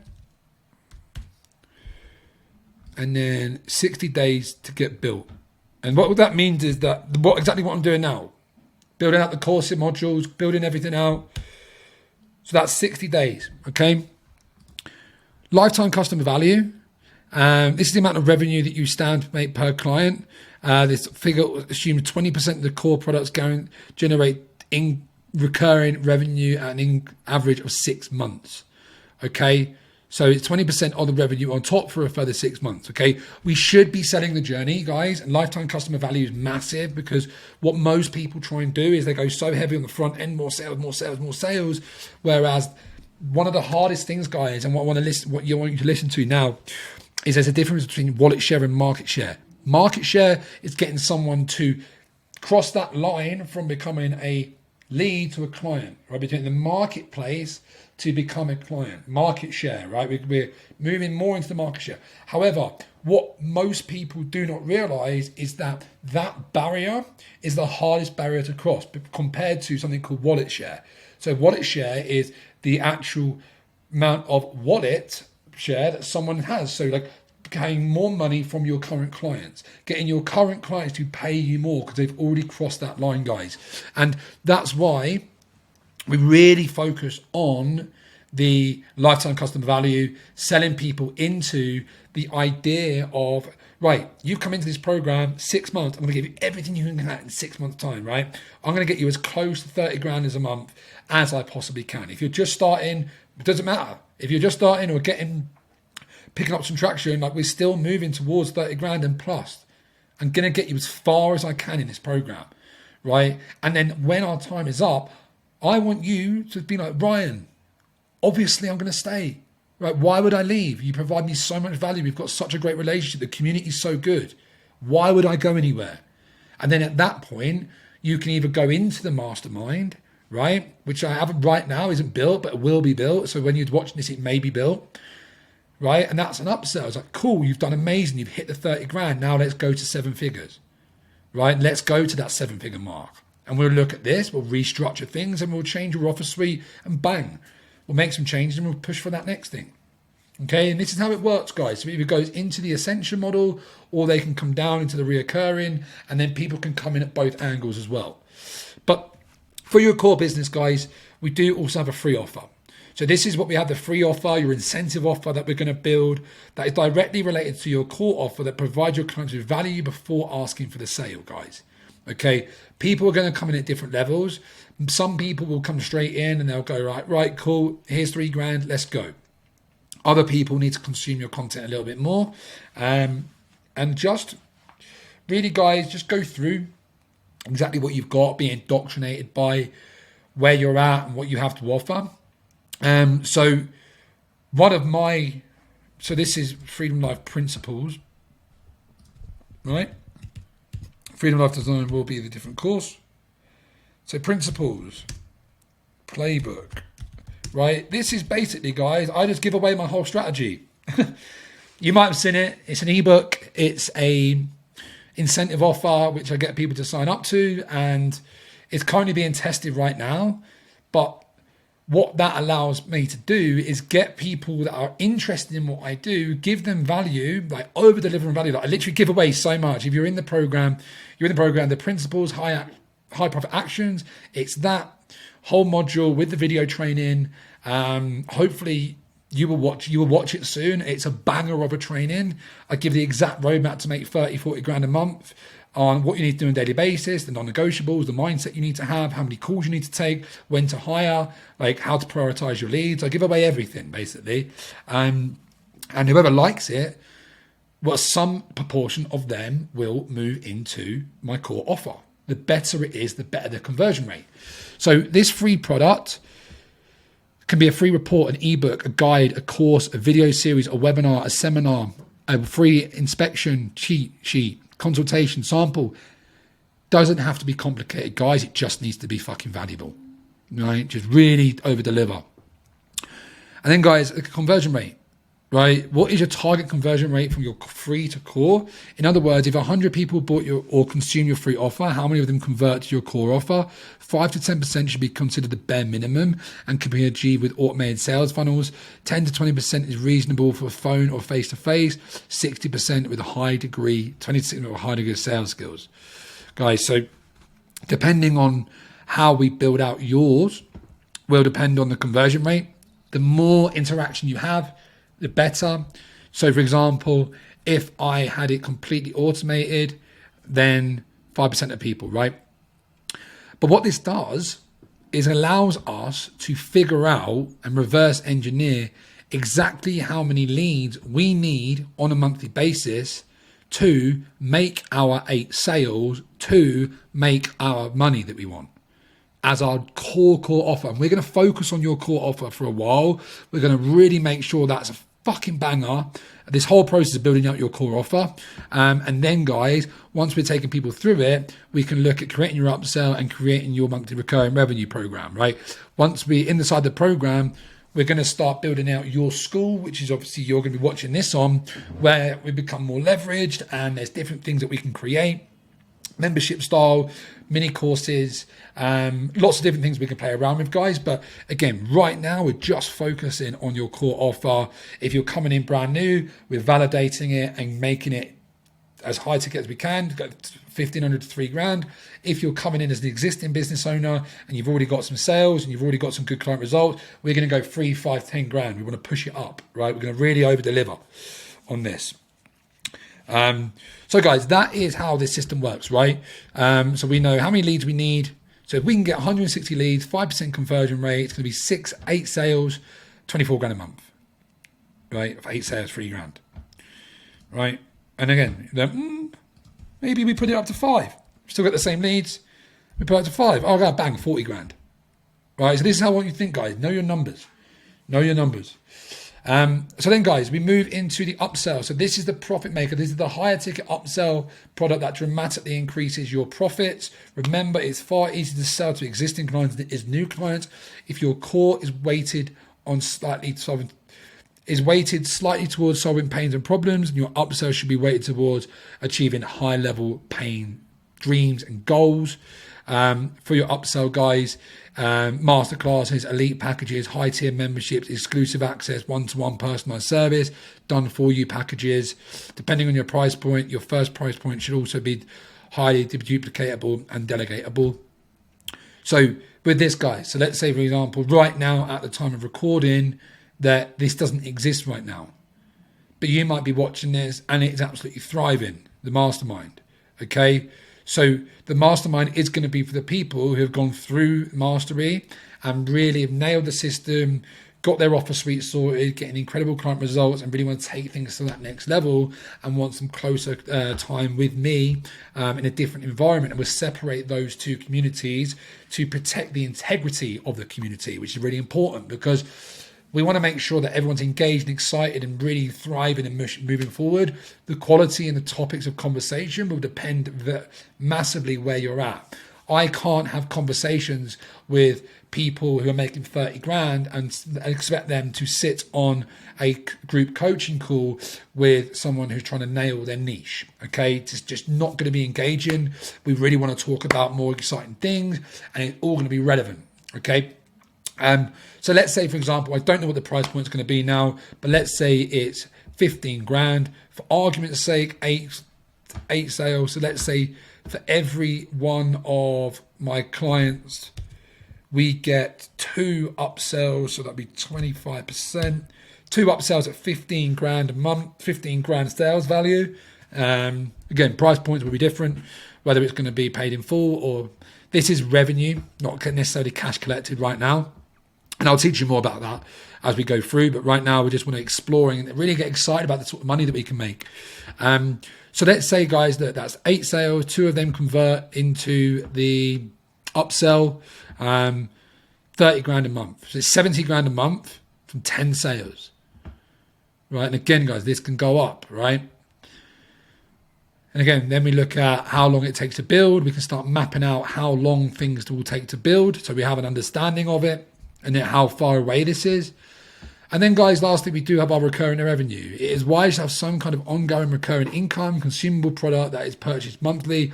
This provides security, stability, and sustainability. My plan, guys, is to release a Freedom Life membership, which is going to be access to more life design, mindset-based, freedom lifestyle-based content, workshops, guest experts. There's lots of ways we can do this, guys. But I want to release that so I can start serving mass market soon. But again, timing is important. Think of a paid subscription, private club, accountability, software, ongoing access, weekly reports, refills and consumables, maintenance, insurance packages. It's wise to ensure your subscription service is delegatable so that eventually you can liberate yourself from doing the day-to-day. Very, very, very, very great membership. But again, guys, depending on where you go, you can go. This was at one time the Freedom Life Mastery Inner Circle. Veterans, where it would be $500 a month after the 6 months, right? Maybe. Or you can go, again, mass market, go low ticket, use it as a lead magnet to go into your core offer, which is a really good thing. I know that we're going to be using school soon, and that has a subscription-based model that we can use once we've got more content in there. 2 reasons why people stay in the subscription model: new content and a community. Have to have both, right? We have to always bring out new content. Give them a course content, give them lots of stuff to work through, but make they stay because there's always new things, workshops, masterclasses, guest experts, or bringing out new content, or and then the community, guys. So making sure you have a thriving community. So let's say, for example, let's go 100 people there. Let's go ambitious, right? So 100 people. Well, I say that's ambitious. Ambitious is 1,000, right? Let's say 1,000 people. 1,000 people paying $50 a month, right? And again, it's all doable. It's just a case of marketing, guys. Once the product's built, it's just how good is your marketing and how good is your product. So that's like 50 grand there, right? Let's go that down a little bit. Let's go 100, right? 74 grand a month. If we make that 5 grand, if we make that, this is the thing, guys, like, cool, this isn't 7 figures yet, right? I want to have a 7-figure business. What does that mean? Okay, I make my product more valuable. 90 grand, there you go, bang, done. Right, no sales, the numbers don't change. You just provide more value. And you just make sure your marketing message is targeting people that can pay you that. So look, guys, this is a really, really exciting model for you to go through. And I just want you to play around with it. I want you to be excited about it. I want you to really dive into this and just play around with the numbers And look at this from a perspective of, right, cool, I know exactly what my goals are. I know what I'm working towards. I know the different options that I can have. I want it integrated. So my customer journey, the message is still the same. This is really important, guys, as well. When you're looking at this, you're not creating different products to solve different problems, right? Your journey, the message is always the same. You're helping someone go from A to B, pains to problems. In your ideal client avatar, dream workshop, dream client research, crafting ultimate transformation, the rest of this is going to give you so much clarity. But I just want you to know, guys, our message is the same, our avatar is the same, but their ability to pay you, their freedom in terms of their mindset, their lifestyle, their external factors is going to depend on where they can go. Some people will go straight into your core free offer, need to consume your content first, go into your subscription model, and then go into your core offer, and then go into your upsell. Some people might be perfect for your upsell, and you go straight in with that. The majority of people and what you're doing, guys, is focusing mainly on your core offer, your bread and butter, really diving into that, especially at the start. And then, guys, we can look to expand this in so many different ways. But this essentially is the freedom business model, and how you can actually create all the financial freedom that you want, guys. So I really hope you like this one, and I will see you on the next training, guys. We'll get really deep into identifying your client avatar and really get super fucking inspired about who we're going to be serving. See you in the next one.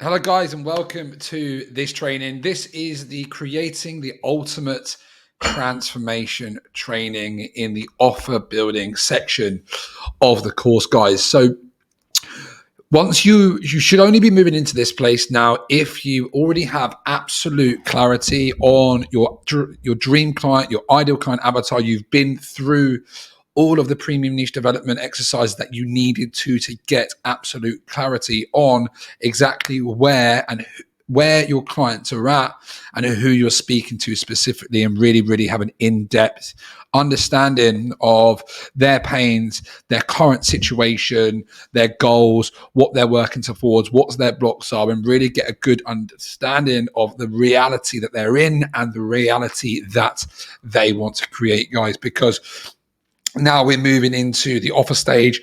The biggest problem that I see with people who aren't making the sales or aren't able to scale their business is because they get this part wrong. Okay, they get this part wrong where they're not 100% aligned and behind their offer, and it holds them back in so many ways. Just for context, guys, one of the ways that this held me back was that I wasn't really 100% confident, certain I was going to get the results. I kind of slapped an offer together and just tried to sell it. And the result of that was that I would procrastinate, I would avoid, I would not have the confidence of knowing what's happening after they onboard as well. So I would not do any of the income generating activities. I would fuck about doing things that didn't really matter because I wasn't 100% sure and certain on this part of the process, guys. And if you know who Alex Hormozy is, he has built $100 million offers. He's got an incredible book series, the very, very first thing. So he's worth over 100, 200 million. He always starts with the offer, because if you can really crack this part, you will be an incredible entrepreneur, especially in the coaching and consulting space. One of my previous mentors, Shakir Hussain, who's made 30 mil by the age of 30, dictates his ability to make offers as why he's been able to get to where he's at. Okay, this is what people actually buy. This is what people actually sell and buy into, and what you deliver on. So do not rush this part. It is so important that we nail this. If you already have an offer, guys, and you're coming in, this is a great refinement process that I would like you to do. If you are really 100% sure and you're just looking to scale things quicker, have a direct conversation with me directly, and we can guide you there. But it's really, really important, guys, that we do nail this, and there is an accompanying training for this to give you a real understanding of how we build a freedom business model and freedom business offer that is scalable and leveraged and deliverable. But the important thing, guys, is that our whole business model, we are always talking to people within these points, with these points of reference, the same point A and same point B, but we market to this, and then we have different ways to deliver on this. Okay, that's really, really important, guys, because what most people do is they have a load of confusing different offers trying to help people of all different levels. And I've been there. Okay, but it dilutes your message. You become a generalist because you can't be hyper specific on one person's specific problems. And this really, really allows you to do that, guys. So there is a few parts to this. The next part is crafting your ultimate transformation. We've got the certainty builder. We've got the client success timeline, mastering your marketing message, and then your value stack. And then we've got the offer framework as well. So by the end of the next few modules, guys, you're going to have an incredible offer that you are so proud of, that you cannot wait to scream from the rooftops and get your clients. Because once you do this right, guys, I promise you that any resistance that you have, any fear, doubts, worries, they fall away because you are so certain and you are so confident in your ability to get there. And that's what you're going to be at the end of this, guys. You're going to look at your offer and be absolutely amazed just how valuable it is, how incredible the results are going to be, and how certain and confident you are that if anyone steps into your world, you are going to hold space for them and you are going to deliver an amazing result, guys. So that is what we're working towards. So I'm going to walk you through this part of the process now to really start mapping out exactly what that is, using the information from the niche development and niche discovery exercises, guys. So the very, very first thing that we have to do, guys, is have specific knowledge that you have. All right. So what I want you to do here is write a paragraph of the specific wisdom that you have and how you can help someone overcome their problems and achieve their goals and desires. Write out every tool, framework, qualification, or past experience that you have related to what we are creating here.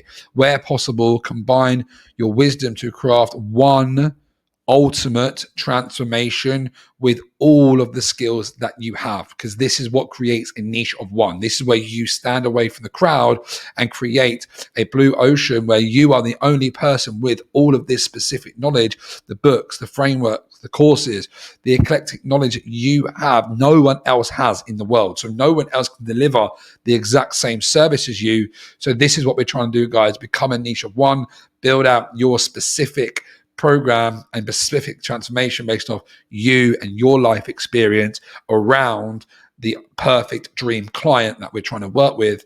So I want you to write down, this is really, really important, write down the total level of investment that you have made into acquiring all of the knowledge and wisdom that you have related to the service you provide. Guys, before I'd done this, I was charging £600 for a 12-week program.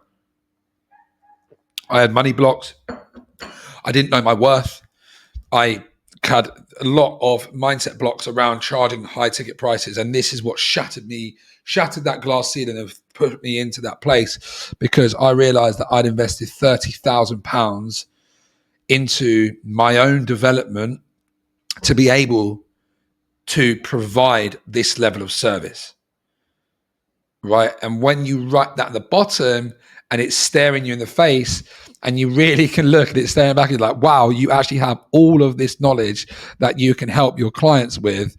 It becomes very, very easy to put a $2,000, $3,000, $5,000 price tag, because I'm sure if you're here, you've invested a fair amount into your own development, the books you've read, the time investment, the sacrifice you've made. And now we're going to put it all together into one ultimate transformation that you're going to create for your absolute dream client. So guys, please complete this. You're going to love it. It's going to change the way that you think about your services and change the way that you start to operate your business. So the next stage that we go, guys, is the paint a picture of where your client and customers are before consuming your offer, their pains and problems. So this is when we get so specific around the pain points and the problems of our client avatar. Make sure in this you talk about all the things that we've probed in the ideal client avatar. worksheet and the dream research. Okay, really important, because you want to make it as specific as possible, what their life looks like, where they go to work, what their current situation is, what their day looks like, as much information as you can to get a real deep 360 view and paragraph and picture of your client's life while they are suffering, while they are in pain, while they're having problems, and then all of the solutions that we have to solve. And then, guys, because all of this is going to be your marketing, we're going to be marketing to both of these. We're going to be creating the offer around this particular transformation. Okay. Just while we're here, guys, I'll try and see if I can do a little visual. No, I can't do it. But essentially, guys, look on there. Sorry about this. So, guys, these are the two reference points, right? We've got point A and point B. Everything that we do from now on is helping people get out of this place into this place. Our content, our sales process, our setting scripts, everything is around this information. And what we want to do is make sure that we get down as much information as possible to be able to identify our dream clients. We have to qualify and identify. Do we know, are we talking to the right person or not based on what the problem is solving? Yes, great, let's proceed. Okay, no, let's not. Right? We can talk about all the things, about their financial position, where they're working, what they're earning, because being financially qualified and having buying power is really important, guys. Okay, so position, think about the most financially empowered version. They don't have money problems, right? We're not solving money problems. We're solving other problems, right? We're solving lead generation problems. We're solving building an offer. We're helping them with their mindset to be confident. Okay, but we don't solve.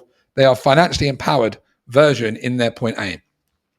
And then, guys, we move into point B. So point B is paint a picture of consuming after your offer. What have they achieved? What is their dream result? What is this pleasure island, this heaven, this place that they want so badly, right? The thoughts that they want, the conscious desires, the unconscious desires.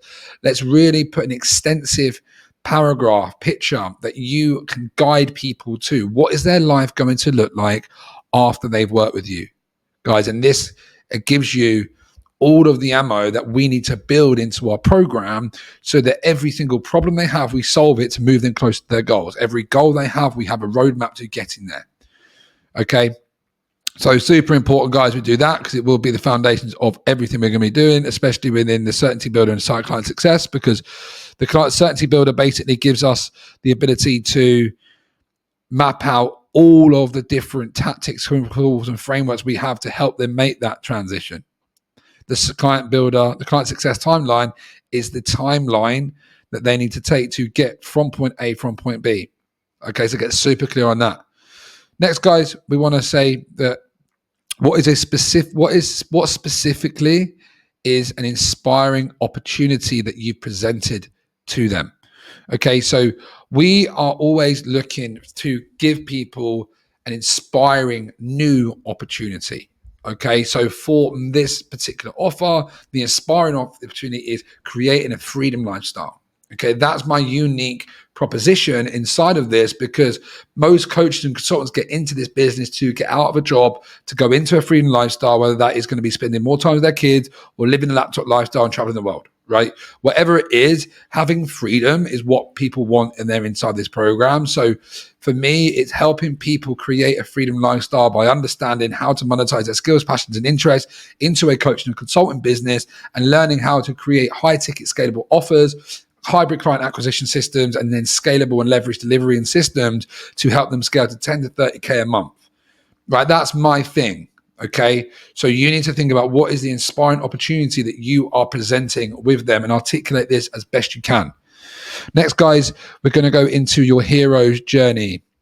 So when we're looking at your hero's journey, guys, we do have a separate worksheet on this inside the premium niche development, because your story is so important, guys. It's so important because it's here. So write the hero's journey in a paragraph above with a micro transformation you've made. Follow this format. The character becomes aware of the struggle, so they realize that their life isn't what they want it to be, or they're feeling trapped, or they're feeling stuck, or they're realizing that they have a problem, they meet a mentor, or the begin learning journey, right? They start finding mentors in person, online, through books, through courses.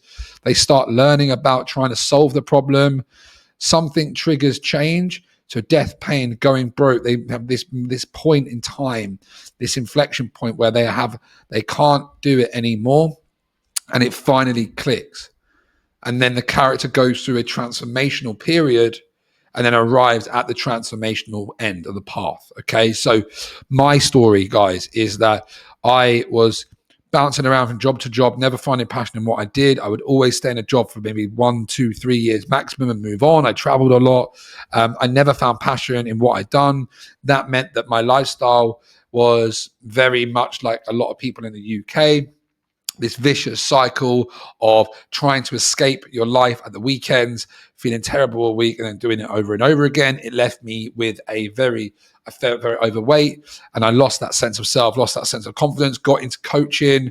Through that process, really unlocked the power of the mindset and realized that I could work online. And I was trapped in Australia on a decline visa during the pandemic. I had no freedom at all. And in that moment, I was like, I have to work online. I want to write down.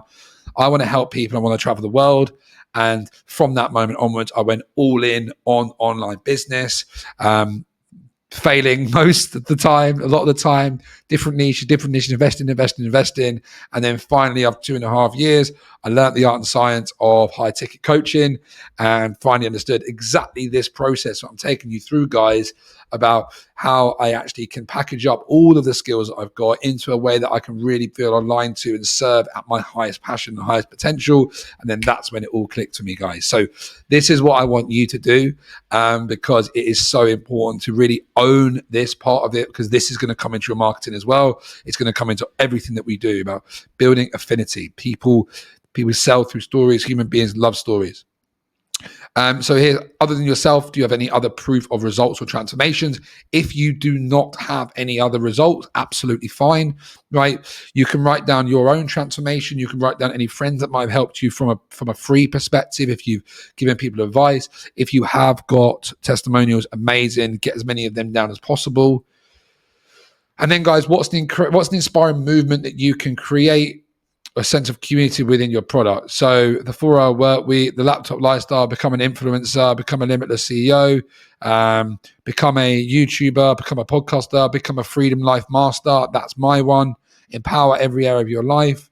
So we've got lots of things that you can really tie into that, guys. So this is a super, super, super important part of the journey, guys. I have kept an example of one of my students in here who's been a brilliant example of really getting into depth of how you can do this, because he's really pulled in a lot of things from his experience into this. So here's a really good example, guys, that you can use just about how in depth you can go about learning all the mistakes. The bachelors, they've done 30,000 on coaching. He's a trading coach, so he's also lost 80K in the markets as well. So it's a significant amount of money invested into learning this process, so that you can then go charge 2, 3, 5K for them not having to learn these mistakes, right? We've got point A about being stuck in a job they don't want to be in, but don't want to leave because it's too secure. They master the art of trading, coming home from work, spending time in the morning, in the evenings working on this, have some wins, get excited, but the more losses, it makes them feel low. Super, super in depth. And quite often, guys, this is you. This is going to be a version of you when you were learning the things that you needed to learn, but just make sure we are talking to a financially empowered version, right? And then they want to be profitable. They want to be winning more than they're losing. This is the dream outcome. Inspiring opportunity. We've got the story, which is a really in-depth story there. And then living in Bali, what the dream result is. And then we've got the inspiring opportunity, guys. So this will be kept private to who this is, but you can really learn from this, because it's a really, really powerful exercise to do when crafting your ultimate transformation, guys. So once we've done that, guys, the next is to go into the certainty builder. So this is going to be around building as much certainty as we can in your ability to deliver results, because it is a game of certainty. And I'll see you on the next training.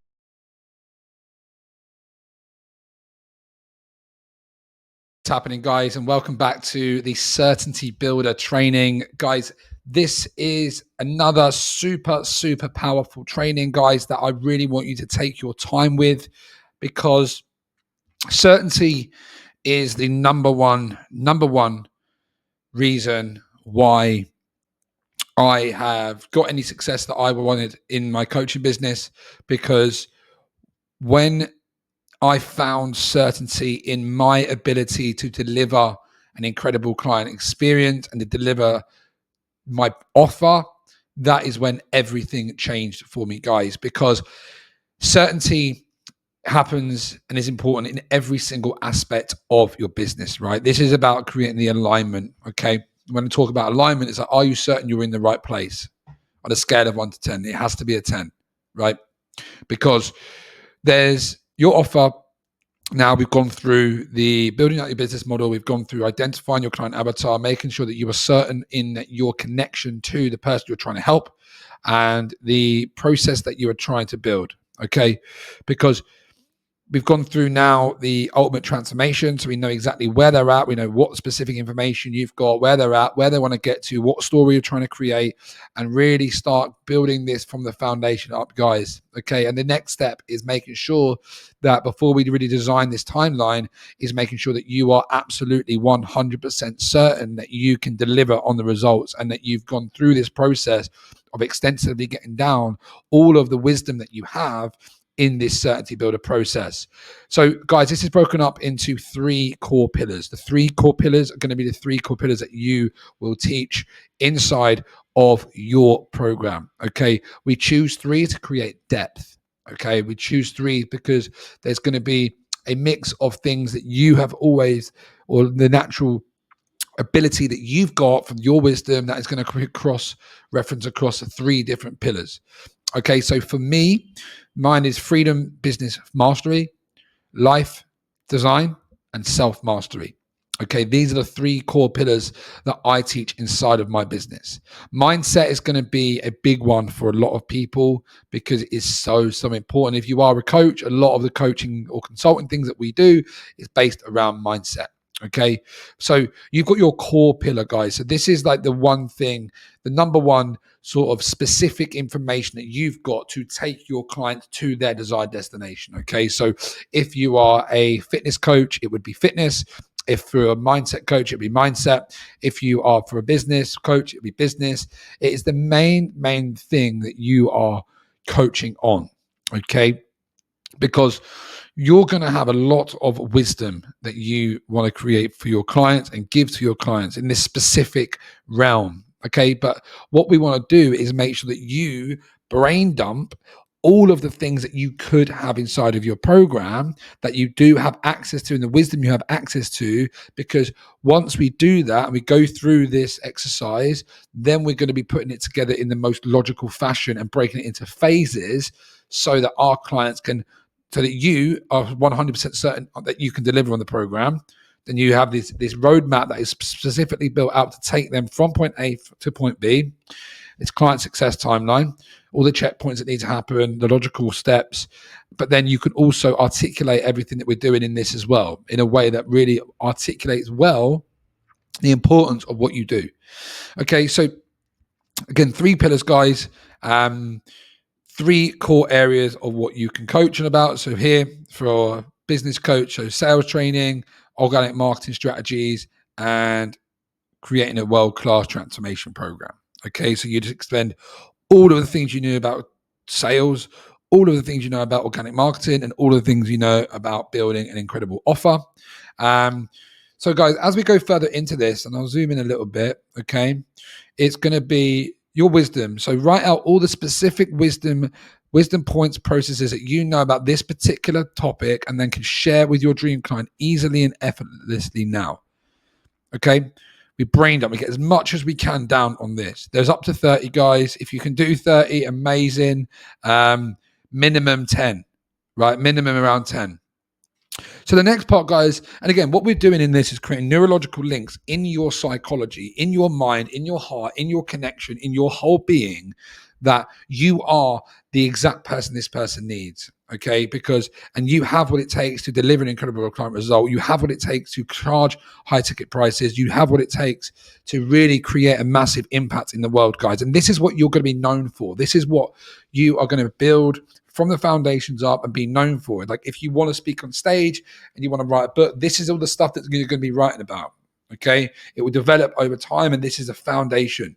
So how many ways are your clients suffering right now? What information is being discussed or taught by the competition that's actually hurting the people in or your ideal client avatar? Okay, so you are sitting on information, right? And your clients are suffering right now because of not having that information, or someone's being told by your competition or being discussed in the marketplace that is taking them further away from where they want to be and keeping them stuck. So for me, for example, right, scalable business model, right? I was stuck in a job for so long because I didn't know how to create a business that would scale. I could sign clients, right, from organic marketing every so often. I always had clients, right, but I could never scale that for multiple reasons. One of them, my model didn't support my goals. I wasn't charging high enough ticket, right? I wasn't having an outreach strategy that felt good, that aligned to me, that worked with me. That's why I felt stuck, right? Then what will happen if you do not teach the wisdom to your clients? Okay. What will happen to your dream clients if you do not teach them? This is the default path. Okay. Like this is, sorry, what will happen to a dream client if you do teach them? This is about taking them to their promised land, giving them the solutions, how you get them to point B, how you get them from point A, where they're at from point A to point B in the transformation that we're talking about, with all the things and all the different angles and different dynamics and different layers of what we're trying to coach on and what we're delivering on and consulting on, okay, or providing a service, right? Because it's still related to service providers, okay, because you are providing a service, right? This is all about service delivery, right? It might be lead generation, okay, then you might have marketing, so lead generation, and you might have your second pillar might be outbound lead strategies, right? So it's all the same, okay, for every single industry of anyone, coach, consultant, online service provider. So don't make the distinction. So what will happen if you do teach your client this wisdom to them and how it's going to get them closer to their desired result? And then what won't happen if you don't teach your client your wisdom? Okay, so this is like they will never get to where they want. Okay, and this was like, what's the default path? They will stay suffering. They will stay in this loop. They will stay in this cycle. They will stay in their job forever because they do not have the right strategy personalized to them, which they can create and deliver their incredible life that they want. Okay, so it's so important. And what we're doing, guys, we're just looking at all angles. So with this wisdom, right, this is the ways they're suffering right now in their current reality. This is how it's manifests in their life. Then what if I teach them this? What is it going to do for them? Where is it going to take them? How is it going to take them to their promised lands? How is it going to get them close to their goal, their dream result? And then if I don't teach them this, what is going to happen? Right? And what won't happen if I don't teach them this? Okay, how they're never going to get to their goals. They'll always be unhappy. Right? And you're just creating this 360 view on every single piece of wisdom that you've got, guys. So look, this is a really fantastic exercise, guys. If you are in a position where you are like, right, I'm so super certain on my so super certain that I'm going to get the results, amazing. If you have any sense of doubt, please do this until you feel confident and certain you're going to get the results. And then we'll move on to the next exercise, guys, because this is foundational. Again, if you are more advanced and you already have done this before and you have already got incredible client results and we're just looking to scale, then do the basics and then move on. But if you are in that position where you know internally that you aren't quite there, go through this exercise, guys, because this is about a very much internal exercise to getting you to a point where you are so ready to build an incredible program. We're mapping out, brain dumping, and then the next training, guys, is going to be about how we put it together into your client success timeline to build out your program, guys. So exciting stuff, and I'll see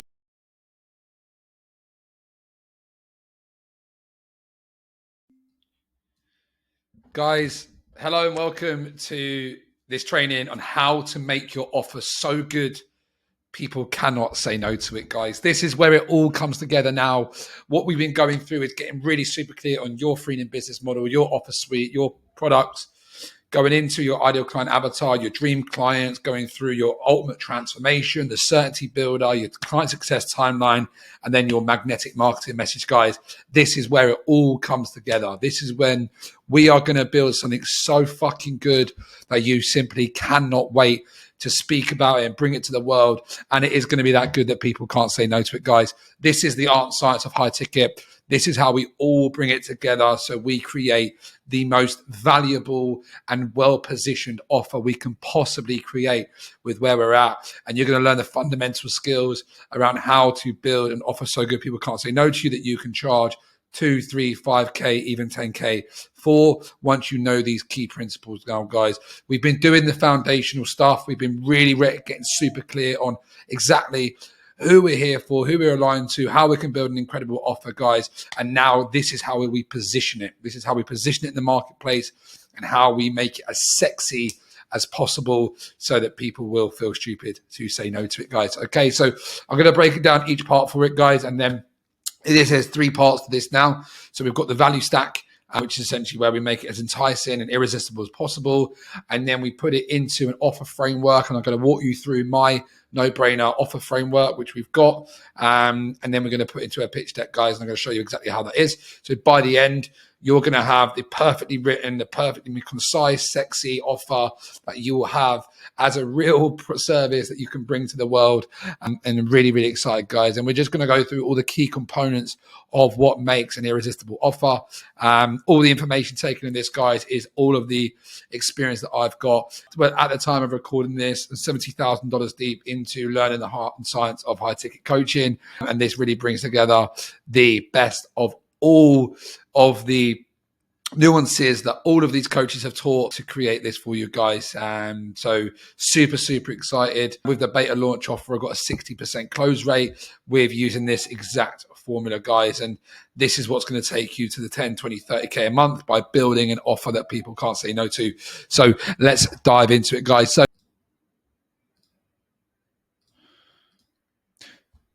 So let's dive into it, guys. So first, we always start with your powerful and concise product name. Okay, what are you going to call it? Call it something cool, call it something powerful. We've got the Freedom Life Mastery VIP Inner Circle program, the Coaching Business Accelerator, Unleash the Power Within, the Straight Line Persuasion System. So call it something that you're going to want to scream from the rooftops, guys. This is what it is. This is who you help. And this is how you actually bring your value and your life experience into the world, guys. So I want to give it a super sexy name, make it powerful, make it concise. Next, we want to have a super sexy headline. So keep it simple, state the main benefits, be specific, how positive without negative, and make a bold claim that isn't BS. So helping you start and grow a profitable coaching business, you can quit your 9 to 5 and live the freedom lifestyle. Or get lean and get fit, lean and strong, the #1 fitness system that helps you get lean without needing to stop eating your favorite foods you love. How to build a widely profitable 6-figure consulting business and onboard 5 high-ticket clients every month. We want to make it super seductive, guys. Make it really clear, make it sexy, make it smooth, and really go into what we got your marketing message around and combine that to create your offer headline. So we know, so right now we move into your unique selling proposition, right? This is your unique mechanism, okay? So this is about how you articulate what you do, how you help people, and really what makes you a specialist. We've gone through this in the previous one, but this whole exercise is just about brain dumping, getting all the words out, written in a way that's compelling, that looks good, that sounds sexy, that's really articulating yourself well. Now you've gone through this whole process. So next, guys, we want to go into the promise. Now, what does the product really do for them? Use layman's terms here, guys. Okay, so throughout the offer, be sure to emphasize these. What are the benefits they'll receive by buying your products, not just the features and specifications? What are the emotional purchase triggers, the pains and pleasures? Okay, we want to have a clear promise of exactly what they get, what the outcome is, Okay, and we'll go into the outcome a bit more, but then really map out exactly what the benefits are that they get from this. Then, guys, we want to go into what proof or case studies can you highlight during the process. So we've gone through this in the ultimate transformation. So we're just updating this with what are the specific highlights or case studies we can use to support our argument, to support the seductive headline. Then we go into calling out your dream client in a short paragraph, speaking directly to their pains, problems, and goals, desires. Right, we should nail this now. We know deeply understand who our perfect client is, and a short explanation about, right, they are here, they're looking for this, and they want to achieve this result. Then we go setting expectations and who the program's not for. Again, call out your nightmare client and write a short paragraph speaking directly to their behaviors and traits that's not accepted in the program. And we want to really set some expectations of this person does not belong in here. What are the outcomes that we're working towards, guys? So this is like the tangible outcomes and measurable outcomes. Where are we taking these people to? List them out. Make sure that they are succinct. We've got the core points that we're trying to get people to. Okay. Then we move into what inspiring opportunity have you presented them with your unique mechanism? What is the new versus the old versus the new way? So seek to provide an inspiring or empowering opportunity for your transformation in your offer. Think about there's the old way versus the new way. This is what you've been doing to keep you stuck. This is what the current marketplace says. This is what isn't working for you right now and keeps so many people in your situation, like my old client, stuck. And this is the new way of doing things. So what are the current doing to stay stuck? How we can present them with a solution as a new opportunity. This is where your unique mechanism is presented as the perfect solution. Remember, people buy outcomes. People can search for so much information online. How can you present what you are doing as the most inspiring, life-changing transformation? Super important, guys. Okay, we've gone that one. So what have you given them before? Okay, so you must seek to provide genuine free value before presenting your paid offer. Offers are automatically seductive if you provided free value daily, built trust and rapport, demonstrated your expertise, been transparent, and shown that you care about serving.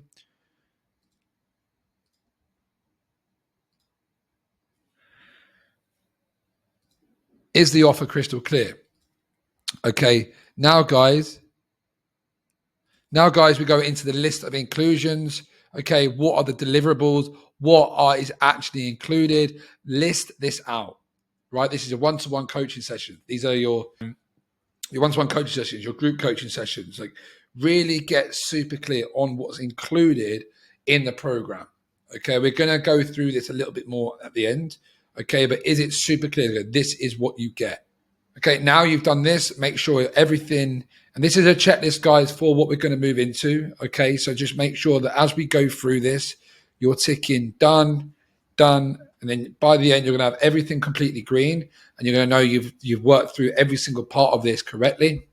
So is the writing and copy sorted? So have you modeled the copy from successful products of a similar nature? I'm going to give you a copy of mine that we're going to walk through in a separate video, so you know exactly how to copy the template and make your own version using the template that I've used, and which is a proven process. So you don't have to worry about it. All the structure is going to be there, but this is the information that you're going to be plugging into it. Have you proofread your copy 3 times? Is the writing captivating? Have you made it short and punchy? So next, guys, we want to have a story there. We want to make sure that what's an inspiring story of growth or triumph that you can link to your product. So about going from a 9-to-5 to a freedom lifestyle, or being depressed on the border of suicide and learning something to change my life, or I lost 60 kgs and got my life back on track. This is your like hero's journey, your 0 to hero that you can implement inside of the process about your story of learning all of this to tie it into the offer. We then want to go, what is the create a movement? So become a freedom life master. We've gone through all this, guys. We're just making sure it's all tied back in. It's all in one sheet and it's clear. And then we've got embark on a journey. And what are the checkpoints along the way? What's the final destination? What determines their progression? And it's like a journey here. So a journey to freedom you guys are on, and there's just some examples there. Right, guys, now it is time to make it irresistible and an absolute no-brainer. The goal here is to make them think, wow, this is an incredible deal and insane value for money. Okay, so what we're going to do, guys, is this part about the value stack is super, super important, because what most people get wrong is it's just trying to offer their program and that is it. But what we want to do is we want to 10x the value of the program. And the way that we do that is by creating our value stack. So the value is perceived. Value is only ever perceived. It's really, really important to realize that, guys. So things online and you'll understand how have people put the value to that particular item. And I'm sure you've been through webinars, you've been through different processes to come here, okay? And the important thing, guys, is if you say something with certainty and you position it well, your audience will believe you, okay? Because you'll see these massive value stacks of people pulling out numbers that you can't even make sense of, but it's not about you trying to make sense of it, because all of this happens on a subconscious level. So what we're doing is that we're going to talk about, we're going to help you achieve this goal. We're going to do this. It's going to help you with this way. This is how what included. This is the old way. This is the new way. This is how it works. This is the unique mechanism. And then once we get to the bottom and the next bar is like, how do we make it irresistible? This is how we value stack. Okay, because we have the primary product as the actual program. So the course, the service, the coaching program, the software, the tool, the ebook, the group membership. This is the primary product. So this is what they're paying for. This is what they think they're going to get. This is what takes them to their dream result. Okay, but then what we do is add bonuses and inclusions to stack the value so high that they believe they're getting an absolute steal, and the value should be there. You should create this service so you're including bonuses that are 5 to 10x. So the value is 5 to 10x. And then when you say the price point, it literally is a steal. Like you literally convinced that like this is so much value in this. I put so much in this. It is only $3,000 or it's only $5,000. We're going to give you $40,000 worth of value here for just $5,000, or I'm going to give you $20,000 worth of value here for just $2,000. And the way that we do that, guys, is by stacking the inclusions and stacking the bonuses. Okay, so we need to think about, we've got the core offer. Okay, we've got our deliverables about you get one-to-one coaching, you get group coaching, you get accountability, you get the toolbox of tools. But now what we're doing is what can we include that is a low cost, high value add-on that we can include, stack that value.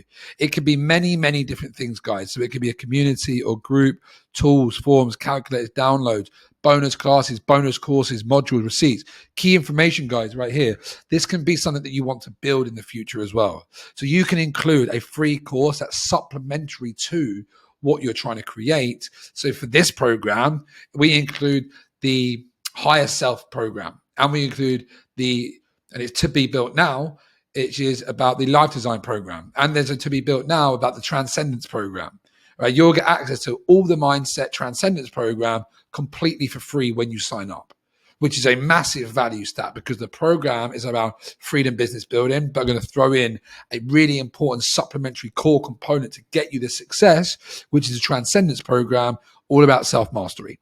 One of the 3 pillars that we talk about. So we've got exclusive invitation to access. This can be sort of meetups, workshops, VIP access. We've got video courses, ebooks, cheat sheets, swipe sheets, accountability coaching, one-on-one mentoring. So we want to stack these. Don't just stop at 3, guys. Do as many as you can to really stack that value. But then what we also want to do is include some no-brainer bonuses on top to create urgency and scarcity with the campaign that we're running, or how we're offering some sort of limited time only. Okay, so this can be something like, for the next 5 people, I'm going to give 4 weeks for free coaching. We're going to add a done for you aspect to the program. So I've done for you sales script building. We've got like best price. There's lots of things that we can include in it. I'm going to show you what I've done, give you an example, but I really want you to explore this, ask in the group, show you stuff in the community.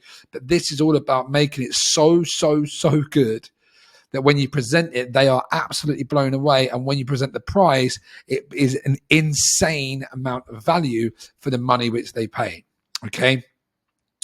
Then, guys, that we do after that, we make it too good to say no to. We need to make them say, okay, I need it now.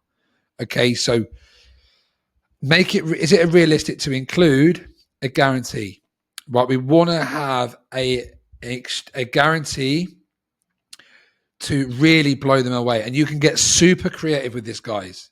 But people buy guarantees. I know when I signed up to one of my coaches, a guarantee was what tips it over the edge for me. And it's really important that we do put guarantees in place that are like results-based guarantees. We want to look to try and get results-based guarantees. I generally steer away from no money-back guarantees.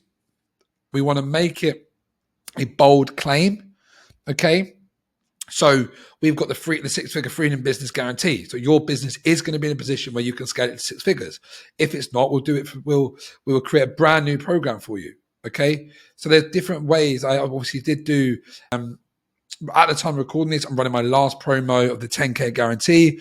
I put that in because it is an amazing guarantee and we love it. But I'm moving away from having guarantees like that, just because it is the way that the program's structured now. I want one set of guarantees that are capable for everyone that joins, even if they're a bit early on. So that guarantee would only be suitable for people who have got some sort of experience, because it is going to be a long stretch to get there. So I want to make the guarantee suitable for everyone, so it doesn't have to chop and change. So make sure you go through this, guys.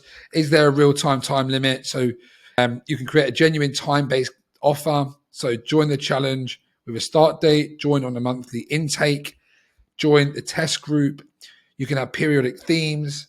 You can include bonus inclusion when you're joining, cut-off points, live events you're coming to, seasonal dates, flash sales.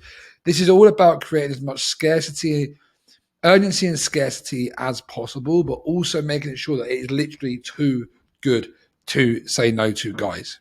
Okay, so if you are struggling with your guarantees, ask inside the community, because we've done this a lot of times. We can help you with your guarantees, and we just want to make sure that you feel so good and you can packs a punch, so that when you're presenting this, you're like, we do actually guarantee this, this, and this. Okay, or you have one amazing bold guarantee. At the time of recording this, we've got the Freedom 5 guarantees, which is you're going to get a completely personalized business model around you. We're going to make your business, we're going to double your return on investment guarantee. So you at least get your double investment before we go. We've got the 10K guarantee, where your business will be in a position to make 10K, and you'll have the exact roadmap to make that happen. And you're confident and certain you've got it. So you know it's possible for you. We've got the 6-figure freedom business guarantee. So your business is going to be in a position to scale to 6 figures. You've got a scalable model that you can escape the job and make 6 figures. And then we've got the scaling 30K blueprint, so that you will have a custom built 30K blueprint built around your offer and your particular business. And if you don't have any of them, we'll work with you for free until you have them. Okay, so work with you for free until you have that is a great thing to have at the start, because you should be invested into your clients' results. And the way sometimes these clients need to be brought in, and the way that you do that is by guaranteeing a result that you're going to give them. I love results guarantees, because it really does mean that this person says yes and you get the result, right? You have no way out of it. You do exactly what you need to do. You make it happen as long as it takes. And then in that process, you get the result, but you also have lots of time to iterate and improve your offer as you go. Okay, so really important we make it too good to say no to, guys. And then with the pricing model, so this part is called the paid in full incentivized pricing. We want them to get paid in full, right? We love getting paid in full. It's lovely to get 3-5 grand in cash collected.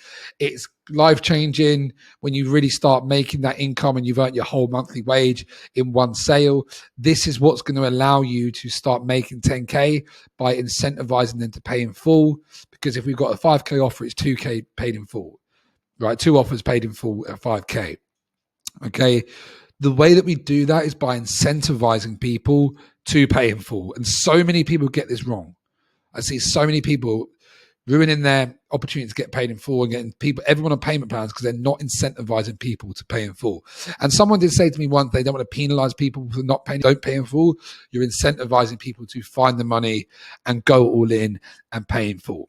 Okay, so the way that we do this, guys, is we have the total value of all the inclusions and bonuses. Okay, so this is about, right, the total value, perceived value of all the inclusions, all the guarantees is worth X. Okay, we add a value to each of the inclusions, and this is the total amount. We don't have to talk about it, but it's there showing people so they can see the value that's included. And then we go into what is the paid in full, the full price, and the options of the payment plan, the options if they choose to pay in installments.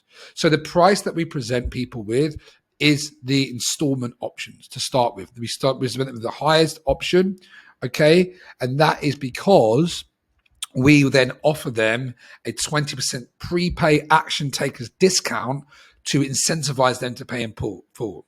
Okay, so what installment options they have, how they spread out. So you could position your offer and say, look, it's a $5,000 paid in full and spread over the 6 months. Okay, or you've got a $5,000 offer. When you present it, it's $5,000. Okay, cool. And then how do you position that? Again, you know what the payment options are. So for 5,000, it could be 2 installments of 2.5, 3 installments of 1,670. I don't need to talk about that more, but you can offer a weekly payment as well. You can choose this. I would suggest leading with split payments to collect as much cash as possible at the start. If you begin to scale with more complex marketing and you've got more outbound and your inbound leads are coming in, you can create a really simple upsell into your program once it's scalable. Asking the community about this. Some people do say that, okay, this is the paid in full price if you split, but then if you do 3 payments, it could be more. But I would suggest saying you have 1 full price. Okay, they can choose to pay. We can negotiate on the payment options and have personalized payment plans for that particular person. And then the way that we get more people to pay in full, when I made my first 10 grand, I had 5 clients pay me £2,000 paid in fulls. Didn't get any payment plans, right? I rarely get payment plans. About 70% of people pay in full because of how incentivized people are to pay in full.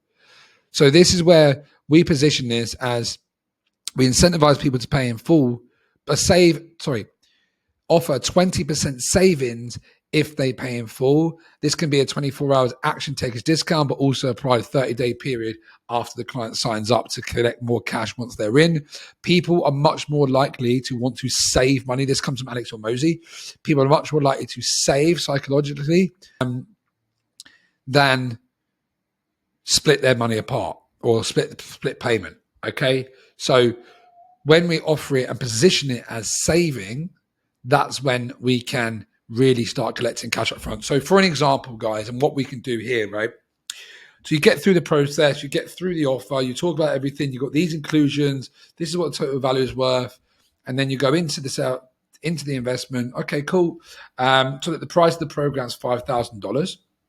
Okay, but what we do is we offer a 20% prepay action takers discount where you can get the program for just $4,000 if you choose to pay in full.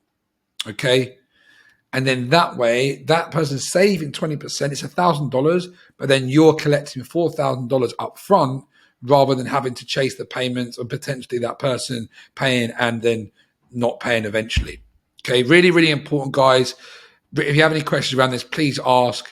And then the last thing about pricing, guys, is to stack monthly recurring revenue. We always create a chance to continue inside the program or ascend into a new model. We do this with reselling the program at a specific point at the highest perceived level of value during the program.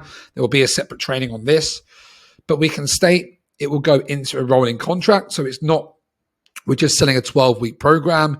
It's the initial 12 weeks, and then it goes into a monthly installment of X. Okay, remember to put the price at a good amount to maintain the integrity of the offer and value they get from continuing to work with you. If you've got a $5,000 offer and then in monthly payments $99, it completely devalues it. Okay, we're looking for premium clients here, and you have to have an amount that they're going to still feel invested into to make the amount. So if it was about a $5,000 offer, a monthly payment after they're still getting loads of value would be $300 to $500. Okay, and that would continue on a rolling contract once they've already got results, and you can sell them into more milestones and different offers, or you choose to sign them into a specific length of time or send them into a new offer. So guys, now we've got everything out, right? We've brain dumped everything. We've got super clear on making it as enticing as possible, making it an absolute no-brainer. We've gone how good to say no. We've got the inclusions, the bonuses. We've got the guarantees. We've got the pricing models. So you're going to get paid in full, the 2, 3, 5Ks. Now it's time to bring it all together, guys, and get it into the 7-figure offer. That will be a separate video walkthrough to go through to really understand how you plug this all together. So watch that, guys, and it will look something like this, okay? And we'll have a walkthrough video. And watch that training on there, guys. So head to that section now, get that all set up, get that written out, get it looking absolutely incredible. So you're super, super happy with it. And then, guys, once you've done that, you can come back to this and then we create your pitch deck. So once you've gone through and just articulated everything, you've packaged all this up into an offer, which looks awesome. Then, guys, we want to get a pitch deck sorted. So your pitch deck will be a version of your offer in a beautifully presented presentation and pitch deck, beautifully articulating every single part of what you do, positioning you as an authority, having your story, using your unique mechanism, and providing the inclusions, the bonuses, the guarantees, the investment. And that, guys, once you complete this, you are going to have the best offer you can possibly build. You're going to be so aligned to it, and it's going to be positioned as a high ticket offer that people can really see the value in.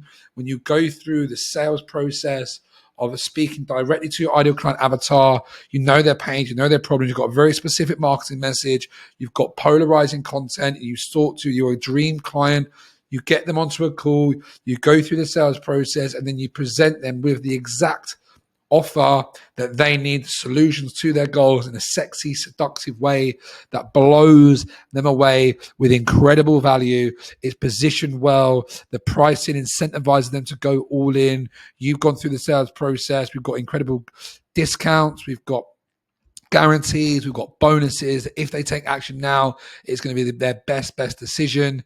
And then, guys, that is when your conversion rates are going to go through the roof, because you finally have something that is worth $2,000 to $3,000 to $5,000 that you feel absolutely 100% confident and certain that it's going to deliver incredible client results, guys. I hope you enjoyed this, guys. It's just a little last tick boxes so you can just so you're done. So is it beautifully presented? Does it look good? Does it perform? Is your branding on point? Okay, so by the end of this, guys, you're going to have this completely finished. You're going to have your own version of a written framework written out, which is going to be a one-pager that you can use to send out to people in DMs. But then you're also going to have your pitch deck, which is going to be a beautifully presented pitch deck that you will use inside of your sales process to present this, guys. And once we've done this, please post it in the group. Show us what you got. We'll get feedback to make it as good as possible. And then, guys, we move into the next stage, which is getting as many eyeballs on this as possible so you can sell this and sign your high-ticket clients and start delivering incredible client results and creating your life of freedom, guys. I really hope you like this training, guys, and I'll see you on the next one.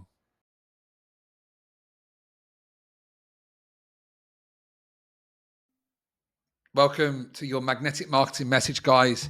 This training is extremely important to positioning yourself in the marketplace as the expert, as the authority, and creating a blue ocean strategy to really stand out from the crowd and position yourself to serve in a way that you feel so aligned to, and that really makes you stand out from the crowd, guys, and become a niche of one. Okay, so your I help statement. So the top of this, guys, is what you do last. Okay, we're going to brainstorm. We're going to plug in some prompts that's really going to allow us to write the most succinct way of communicating what we do and who we help in the most powerfully positioned way to pull in and attract our dream clients and be an absolute magnet for them, to magnetize the people who we want and repel the people who we do not want. Okay, the biggest problem that I see is that we attract the wrong clients into our world. We attract people into our world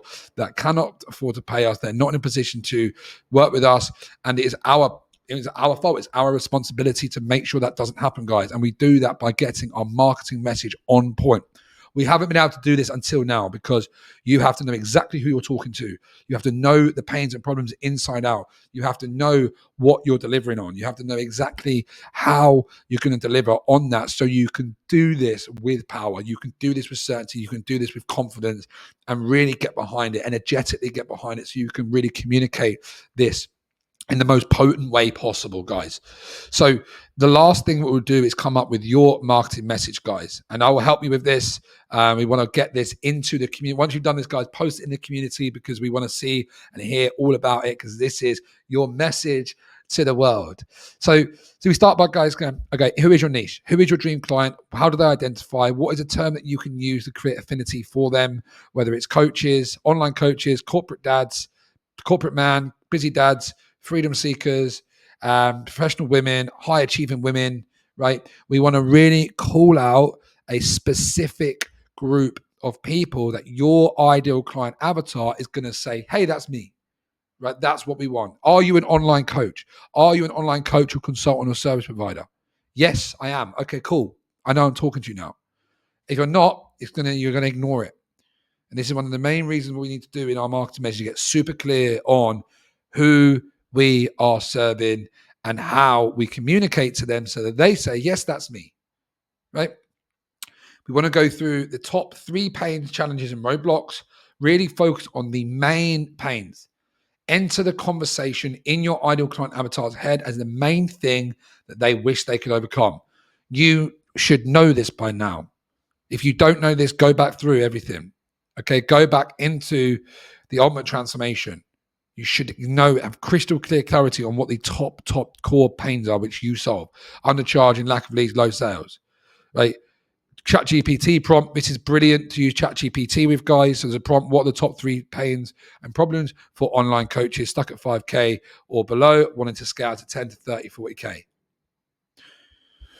Then, guys, now we look at creating your most desirable, measurable, definable outcome you generate for your clients. Really important, guys. We make this as definable as possible, measurable as possible. People buy the outcome, not the tools to get there. Your message needs to market to a measurable outcome. Be certain, give yourself permission to create this for your clients. The more tangible, the better. Think SMART goals: specific, measurable, attainable, relatable, and time-bound. Do not move on until you have this nailed, because it's vital. Please use ChatGPT to brainstorm ideas. So I am an online coach, and I help online coaches who struggle with charging and building scalable offers and making money.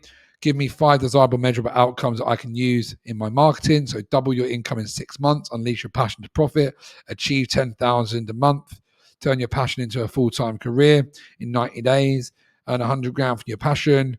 Ask for help if you need it. Please ask for help in the community or directly with me, depending on how we work together. This, guys, is so important, Ryan. I just want to tell you the story. One of our clients, Gary, he was a sleep coach, and he would talk about sleep so much, and previous sleep. Great, right? We understand that sleep is important, but it's not a desirable outcome. People don't want sleep. They want to be more productive so they earn more money. Right? Why do you want to sleep? To be more productive. Why do you want to be productive? To be more to make more money. Okay, cool. Why you want more money? Right? Why do they want that? Why do they want that? Okay, cool. I want to be productive. Why is that? To earn more money. Okay, cool. What else? I want more time. Okay, cool. You want more time. Why is that? Spend more time with your family. Okay, cool. So we have to go deeper, guys. We have to know, why do they want this, right? This is why people can shift their niches slightly, right? Because if you're talking about confidence, why do you want confidence? I want to have confidence to be able to leave my job. Okay, cool. Why do you want to leave your job? Because I want to have my own business. Cool. Okay, cool. You want to have your own business. Right. That's the answer. right? And this can be quite challenging for a lot of people to really give themselves permission to go after it if they haven't quite attained certain things. So this is how you position this, guys, is super, super important, because you have to be, it has to feel stretched. You have to be like, right, it's going to challenge me a little bit. It's going to challenge me to do this, but I am so certain that I can do that. Right? Because if this is out of alignment, if you're trying to promise something that you don't think you can achieve, you're not going to do it. You're going to avoid, you're going to procrastinate, you're going to not do things to get people on the sales calls. Whereas if it's too easy, right, you want to verge on the edge of like being too, like absolutely 100% I can do that, but you also want to make it stretchable for you, because that's how you grow as a coach. That's how you grow as an entrepreneur. Right? So if you're first starting, really deliver something you are 100% confident, certain on.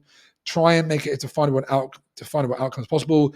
Do not tell me that you can't find definable outcomes with your niches, right? You can. You just need to be creative and explore different ideas. Use ChatGPT, ask questions, right? Do some research, because you might say it's easy for you, Ryan, because you're promising money. Yes, it is easy, but that's not to say you can't do it, right? That's not what it's about. It's about you being creative and really thinking about what is going to be the most desirable outcome that my client wants, that I feel confident and certain that I can deliver on. Really important. Because this is what we market. This is what we sell. This is what we talk about. This is point B. So what timeline can you deliver this in? 12 weeks or less, 90 days or less, 6 months, right? Back yourself to deliver this.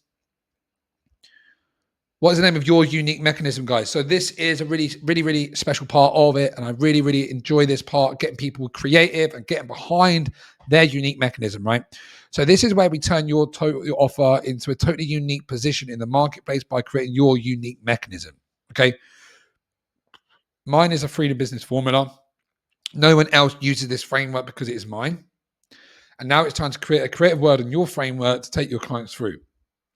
So this can be code, formula, method, blueprint, guidebook, right? Something, anything along the lines of creating a unique mechanism that you use to create the change in your program. When we have something unique, the system, the method, right? The formula, like I said, this is what stands out. Throw a trademark in there as well, because that makes it always look more unique. But we want to really understand, okay, so what is this unique mechanism and what are the components of that? Because it's not about creating this magical formula that no one's ever heard before, right? And you're telling people these massive secrets that are going to completely blow people away because you don't have credibility for it, right? We're not these pioneer scientists bringing out these complete new information. There is no new information under the sun, but how we package our information up is what makes us unique. This is what you will bring to the world. Lindsay is an amazing example. One of my first clients, founding member clients in here, she has come up with her authentic power, right? That's her program, the authentic power. Okay. And her mechanism is the authentic power, right? Because that's what she takes people through. She takes people through finding their authentic power. And this is what she talks on stage about. She very prevalent member in her community. She gets invited onto podcasts and shows and panel shows. And this is the stuff she talks about. She talks about authenticity. She talks about the framework that she's created. How do you structure? How do you get to where you want to be? Because Freedom Business Formula, right, is scalable foundations. Like Freedom Business Foundations, having a personalized business model, making it scalable and making sure you're super fucking aligned to it. This is what we're doing right now. Okay. We're making sure it's scalable. We're making sure that you are so aligned. It's a high ticket offer. It's scalable. And so that you can then deliver at scale your business. And then phase 2 is all about the Freedom Business Formula. And then phase 3 is about the Freedom Business Systems, which leads us into the next points, right? So why is your mechanism different to others? Why would people go to you? What is the evidence and what makes you an authority? Okay. So this is for me, made $10,000, moved to Bali, right? With the new launch of this business, $10,000 in 3 weeks and live the freedom lifestyle. Okay. Made 65K in sales in the previous business I was in. Right, that's obviously as this is at the time of this recording. But when the business grows, that will grow with it as it's more proven to be true and taken further. It will get more credibility, more testimonials, and more authority from that perspective. Okay, so next, guys, we want to go into the 3 to 5 phases of your unique mechanism, okay, and why it is key to the outcome. This is the 3 to 5 phases of the unique mechanism so that your ideal client avatar understands what steps and why each phase is key to them getting the desired result. This is how I had it structured at one point. So it was the Freedom Business Formula, so Freedom Business Foundations. This has now been condensed into one phase. Okay, so this is called the Freedom Business Funnel. The Freedom Business Funnel makes up 3 components. It's client attraction, client cultivation, and client conversion. And then we've got the Freedom Flywheel scaling systems. Okay, so what we want to do is have this in here now. Okay, so explain each overarching phase without, and then so your ICA understands the importance of each part of the process. They can't achieve their goals. You can't scale without solid foundations. Okay, cool. So the foundations build solid, scalable foundations will help you build a. So this is the how and this is the what and the why. Will help you build scalable foundations so that you can charge high ticket clients and have scalable foundation, a scalable business model. Phase 2, exactly the same. We go into what the Freedom Business Funnel will do. Okay, so the Freedom Business Funnel, once you've sort of got your foundations, you've made your first clients, you've proven your offer to be true, and you validated your offer, then we go into building your client acquisition funnel, which is by using some very simple ads, right, to generate traffic, right? So client attraction is about generating traffic. Then client cultivation is about nurturing those leads. And then client conversion is about closing those leads at the highest percent possible. And then phase 3 is about the scaling systems. And then you go into how they work. So phase 1, what we'll do is, there we go. So explain the 3 to 5 overarching steps. So step 1, we onboard, get you on board and get super clear on your marketing message. Step 2, we launch and optimize your funnel. So this is when you walk people through essentially your client success timeline in a condensed and overarching way, making it sound sexy, making it sound really specific and tied to their goals and what they want and why it's important. And it all builds up on each other. Because what we can do with this information is then we're going to build out sales assets. We're going to talk about it. It's going to be, again, what your book's going to be about, what you talk about on stage. This is exactly what you're going to be talking about, how you get consistent client results time and time again by taking people through your unique mechanism. These are the phases and this is how it works. Cool. Done that. Next, guys, we want to go into polarization. So polarizing and pre-qualifying your audience. This is where we polarize to be a magnet to our dream clients and repel the tire kickers by being very clear and open of who you do and who you don't work with. We show them love and compassion. This isn't about being a dick, right? This is about being super clear on who you communicate to, who you don't communicate to, who you want to push off, because anyone that you speak to is what's going to come out the other end, right? So if we're talking to people with a victim mindset and we're talking to people in their most disempowered version of themselves and they're struggling and everyone's struggling, right? But it's a case of speaking to the version of you that has already made the decision to change. You're not trying to save people. You're not this savior that's coming in and trying to pull people out the gutter, right? And we want to repel those people, the people that are looking for free information, right? So we want to look at be specific, be clear, be brave, call them out, speak to their heads, hearts, allow them to really allow yourself to authentically connect with who you are and who you want to work with. These people are high achievers in a job. They really want to get out. They're committed. They've done everything it takes. They know they have what it takes to make it happen, but they just haven't quite done it yet. They're going to be dream clients by doing everything I ask. If they need support, they're going to ask me for support. They're not going to go away and struggle without talking to me. They're empowered. They're responsible. They're not victims. They know that the one-to-one support in the program isn't a tool. And that's why I clearly say that. It's not a tool. It's not a crutch. It's not here for you to have a chit chat with your coach because you're on a bad day. It's like you have specific problems that you need solving, right? So really, really speak to that and be authentic in that and hold your power, because this is your business. You want to attract people in that belong here. Okay. And then, guys, we want to speak to the exact opposite. What are the opposites? What are the characteristics, attitudes, behaviors, and beliefs and values that you do not want to work with? What clients do you not want to work with? Who will drain your energy, be nightmares, people who you don't want in your world, that you can use your content to push them away? Pro tip, if you struggle with this, go to the self-mastery tool, because that in itself is an amazing tool to really allow yourself to be authentic.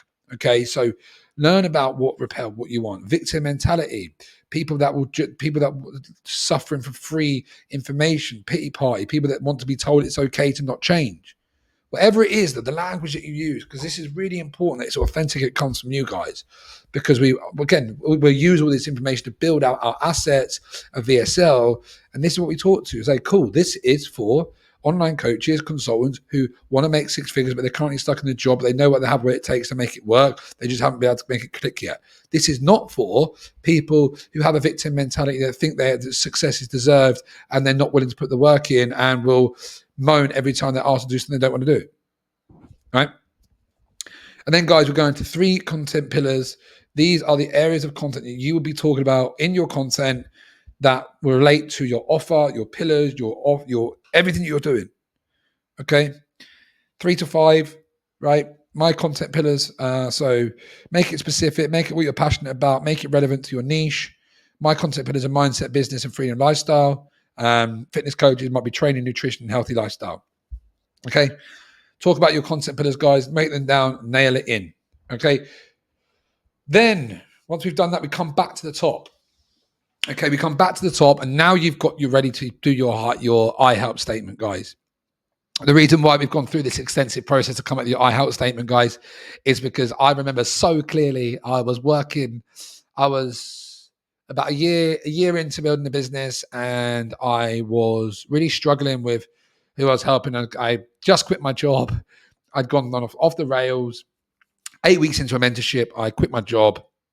Was not in a position to do it financially, mentally, and my business wasn't there. And 8 weeks later, I found myself working as a bartender and driving a bus in a hostel to make enough cash to live and reinvest in my business, right? And I remember folding up, I was cleaning and folding up bed sheets. And I was like, okay, cool. So I help people achieve confidence. No. I help men build confidence and gain clarity. No. I help men lose weight, and I was like, no. And I was like, fucking hell.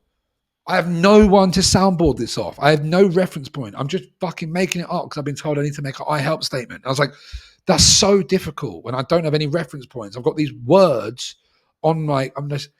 these words I'm trying to put together. There's no substance, there's no contact, there's no authority, there's no certainty in my words of what I'm trying to do. And this is why, guys, I've taken you through this whole process so that now you are so clear and certain on what you do, that this is so specific around helping your specific clients. Okay. And this is now where we have your I help statement. And I want you to post this into the group with pride, with certainty. This is it. This is who you help. This is how you help them, right?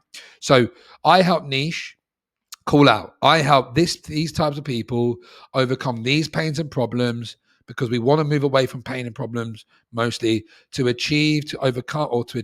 create desirable, measurable outcome in time frame without roadblock or sacrifice, using unique mechanism. Okay? So this can be anything. I can do any examples here, guys. So I help online coaches overcome getting stuck in the job to create a freedom lifestyle and make $10,000 in their business within 3 to 6 months without paying for paid ads. Like, it could be organic. Like, if I was doing organic, it could be without paying for ads or without building complicated funnels, using the freedom business formula. Okay. Or I help online coaches break free from the 9 to 5, achieve $10,000 a month, and to achieve $10,000 to $30,000 a month in 3 to 6 months without, just trying to think. So it could be without hiring, right. So roadblock or sacrifice, the biggest roadblock is without sacrificing their time or freedom. That's it. Sorry, guys. I had a bit of a mind blank then. So I help online coaches break free from the 9 to 5 so that they can create a freedom lifestyle, make $10,000 a business, $10,000 a month inside their business within 3 to 6 months and building a business as it grows without sacrificing their time or freedom, using the freedom business formula. Okay, it is in my offer pitch, but we want to make this as succinct as possible, guys. Once you're done, put it into the group and put it into the community, guys, because this should be, we should say it with pride, really, really nail this, guys. And then this is your marketing message. This is calling out your ideal client avatar. You know your unique mechanism. You know how we're going to position it. This is your positioning mechanism, guys. So I really, really hope that you like that one, because it is a super important one, guys. And see it in the group. Let's get some comments. Let's hype each other up. And I'll see you on the next training, guys, where we bring this together. We make it as sexy as we can. We value stack it so that we can now get it into an offer and get it out into the world.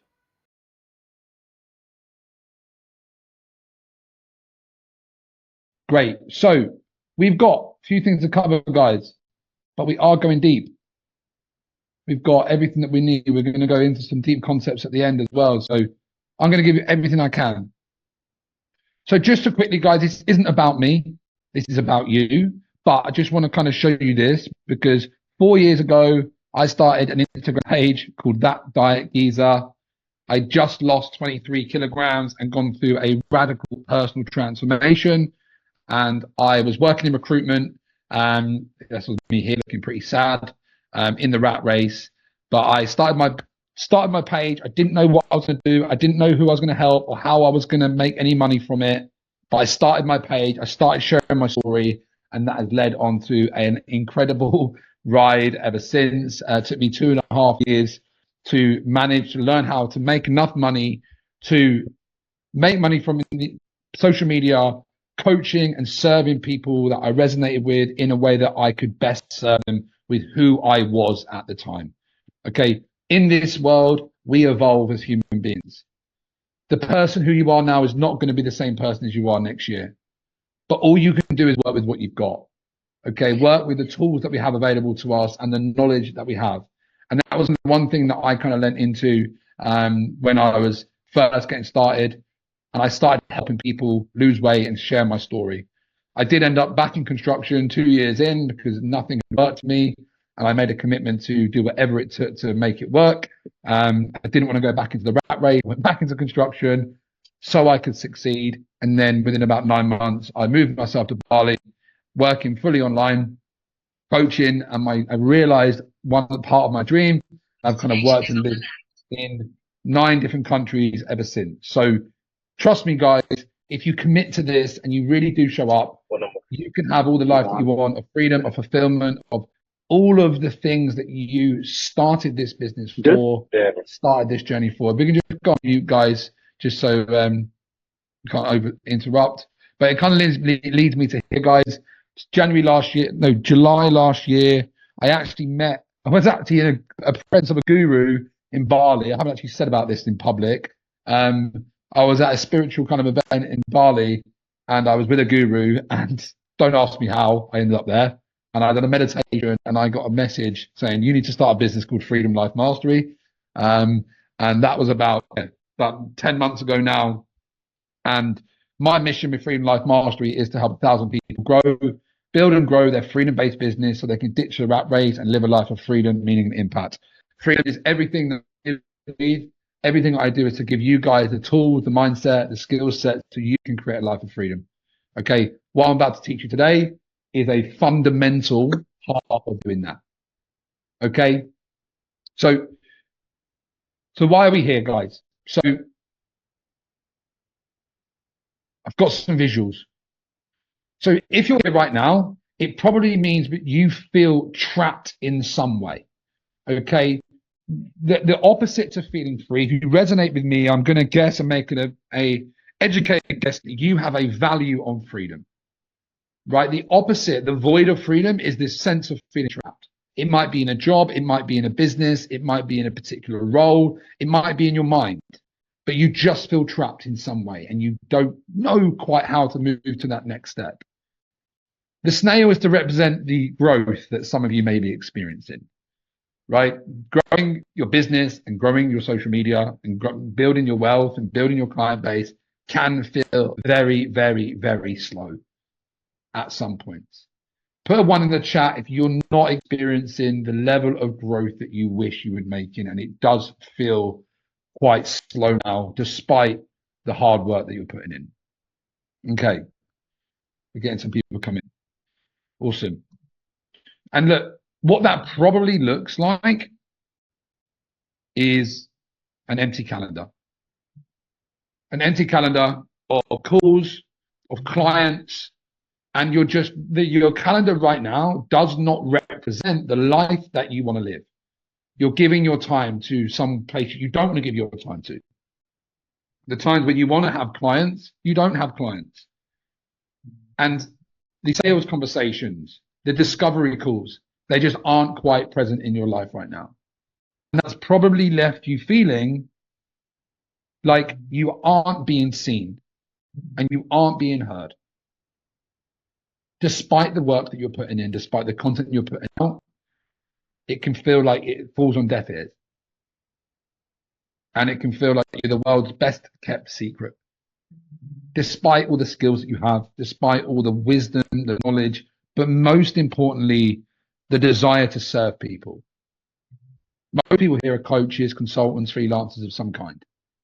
And we want to help people. We're in the people game. We want to connect. We want to serve. And we're just not being able to do that at the moment because we're not being heard and we're not being seen. And this can leave you feeling pretty confused and pretty frustrated, right? It's a disheartening experience showing up, putting the work out, but then not seeing the results back and not getting what it looks like for other people is so easy. Social media is a strange place. You look and compare yourself to other people and you see other people doing what seems to be so the same as what you're doing, but radically different results. And it can leave you having shiny object syndrome and chopping and changing, second guessing yourself, feeling self-doubt. And one of the most fascinating things that I find is that confidence was the big thing for me. My body image was the big mountain that I had to climb, and confidence was the thing for me. And I figured it out, and I started my business, and back it came with a vengeance, but twice as hard. The things that we have to work on follow us. And it isn't a done, finished result. It is an ever-growing journey that we have to work on consistently. And it can come back up, even worse sometimes, because there's more at stake. We evolve more, and there's more at stake. And essentially, guys, and the worst thing that this kind of leads to, and I've seen it, I've been in the coaching space for 4 years now, and the entrepreneurial space, it can leave you feeling like you sometimes think, fuck this, what's the point? And can leave you feeling like you just want to give up. Put one in the chat if you've ever felt that. If you've ever thought, fuck, what's the fucking point? Is this ever going to work? Maybe I'll just stop. Maybe I'll just give up. Okay. So a lot of you. I've been all this, by the way. Everything I'm talking to you about, I have felt all of this. I've been on this emotional roller coaster myself. So is part and parcel of it. But what happened when I learned what I'm learning, everything changed. Okay. And I'm going to guess, guys, really what we want is that we want to feel free. We want to be breaking the chains from the limitations that we have, breaking the chains from maybe a job, a boss, a person, a lifestyle, a country. We just want to feel free. It's a human being. I think freedom is our birthright. I truly believe that. I truly, truly believe freedom is our birthright. And I also believe that true freedom is the ability to express ourselves as we are. I think that when I asked the question when I was in a deep healing, what does freedom mean to me? And it's the ability to express ourselves as we are, free from shame, free from guilt, and show ourselves to the world. And I believe entrepreneurship is the best and highest version of that because it materializes the spiritual concepts of realization and expression. Right? If you express yourself through business by building products and services based on your life story, your connection, your purpose, and in business, that's the route to true freedom in my reality, in my world. And that's why I do what I do. My business is me in business. It's my passions, it's my story, it's my life work in a business. And that is free life mastery. But we want to feel like we're growing, right? The rocket is we want to feel like we're lift off. We are off the ground. We are going. We have lift off with our business. We have traction. We want to feel that momentum. We want to have 5-star clients. We want to be working with dream clients. We want to attract people in that we resonate with, that there's synchronicities with. There's people that I've spoken to, some clients, some ex-clients, some people that we spoke to never worked together. There's some people we're on the call now that we're kind of in conversation either whether the next move for you guys is to work together, right? And every single one of you, if I invited you into working with me, it's because I want to work with you. It's because if you're out there, we resonate with each other on some way. It might be about freedom. It might be about spirituality. It might be about business. It might be about men's work. Me and John are connected because we were in a men's circle in Bali last year. That's how we resonate. There's so many facets to what we do and resonate with each other on. Yes, mate, absolutely. Right? But it's like every single one of you here, if I invite you to work with me, I would love to work with you. That's the fucking great thing that we get with these businesses. We get to choose who we work with. We get to share values with people and have amazing relationships with people. Right? And we want to feel like we're succeeding, right? We want to feel recognized.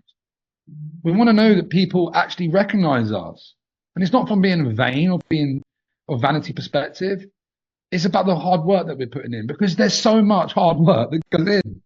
People do not see the level of commitment it takes, the level of sacrifice it takes, the level of courage to commit to doing the inner work, to actually be able to be seen and go beyond what you believe is possible for yourself and expand your vision.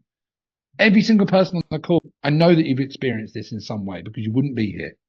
You're still going, right?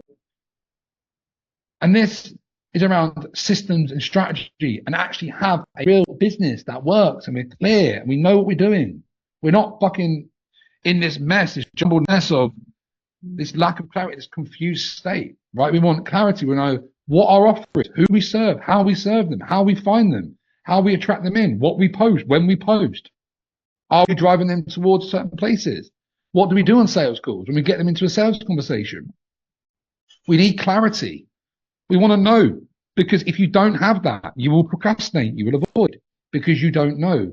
Instead of not knowing, you will just do other things that don't drive the business forward. And again, I've been there, right? We want a machine, and this is about actually something that produces consistent leads and consistent sales. That doesn't mean that you're going to have 5K months, 10K months every single month. But you have a system, you have a machine, you understand what you have to do to generate the income that you want. And eventually, essentially, that is cash, right? We want to be recognized. We're in this for money, right? Impact over income every day of the week. But we're grounded. We're real. We live in the real world, right? We have bills to pay. We have things we want to do. We have experiences we want to live. And we want to be recognized and paid in fair exchange. Fair exchange, you know intuitively what that means for you right now. My first ever client paid me $100 US, Aussie dollars, because I lived in Australia for 5 years. And I went round his house, I went through his whole cupboard, and I wrote him a long ass nutrition plan for 50 quid. And I coached him for a month. And that was my first ever client. But prior to that, I'd serve people for free. I served people for free as much as I could. I'd done like a 12-week challenge with 3 of the girls I was friends with in Sydney. And then over time, I increased my prices. But then I projected that my audience couldn't afford me. Mine were geezers. They don't want to pay high ticket. They're not professional men. And they don't want to pay high ticket. That would create another issue for me. And then I just went straight off, didn't do any fitness. And I went into TCM. Some of you guys are ex-TCM, coaching masters. Come out of that with my certification. Right, I'm a life and mindset coach. Now what do I do? And I met my friend in the gym. I spoke to him about stoicism, and he signed up for 600 quid. Right, so we all start somewhere. But you know the value that you can provide right now. Sometimes you need to be challenged on it from a mindset perspective. But what I want to do, guys, so again, we've got some different things we're going to go through here. But this is something that I call the social iceberg effect. Okay. All we see on social media is the content, the lifestyle, the freedom, the money, the clients, and the success. Right? So that's what we see. So when we copy and we curate and we do our best of what we think is what other people do, and it doesn't work, we have a disappointment. We're disheartened. We have self-doubt. We have lack of confidence. It affects our ability to show up. But what people do not see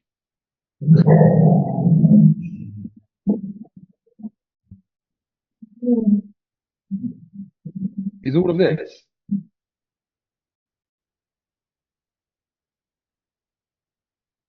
Because this is what it actually takes. It's not as easy as what people make it out. It does need strategy. You do need a funnel. You do need focus. You do have to fail. You do have to invest in yourself. You do need systems. You do need to take sales calls and enrollment calls. You do have to sell calls and no one shows up. Which is really fucking annoying, but it's part and parcel of it. There is hours of creating content, hours of conversations connecting with people in their audience.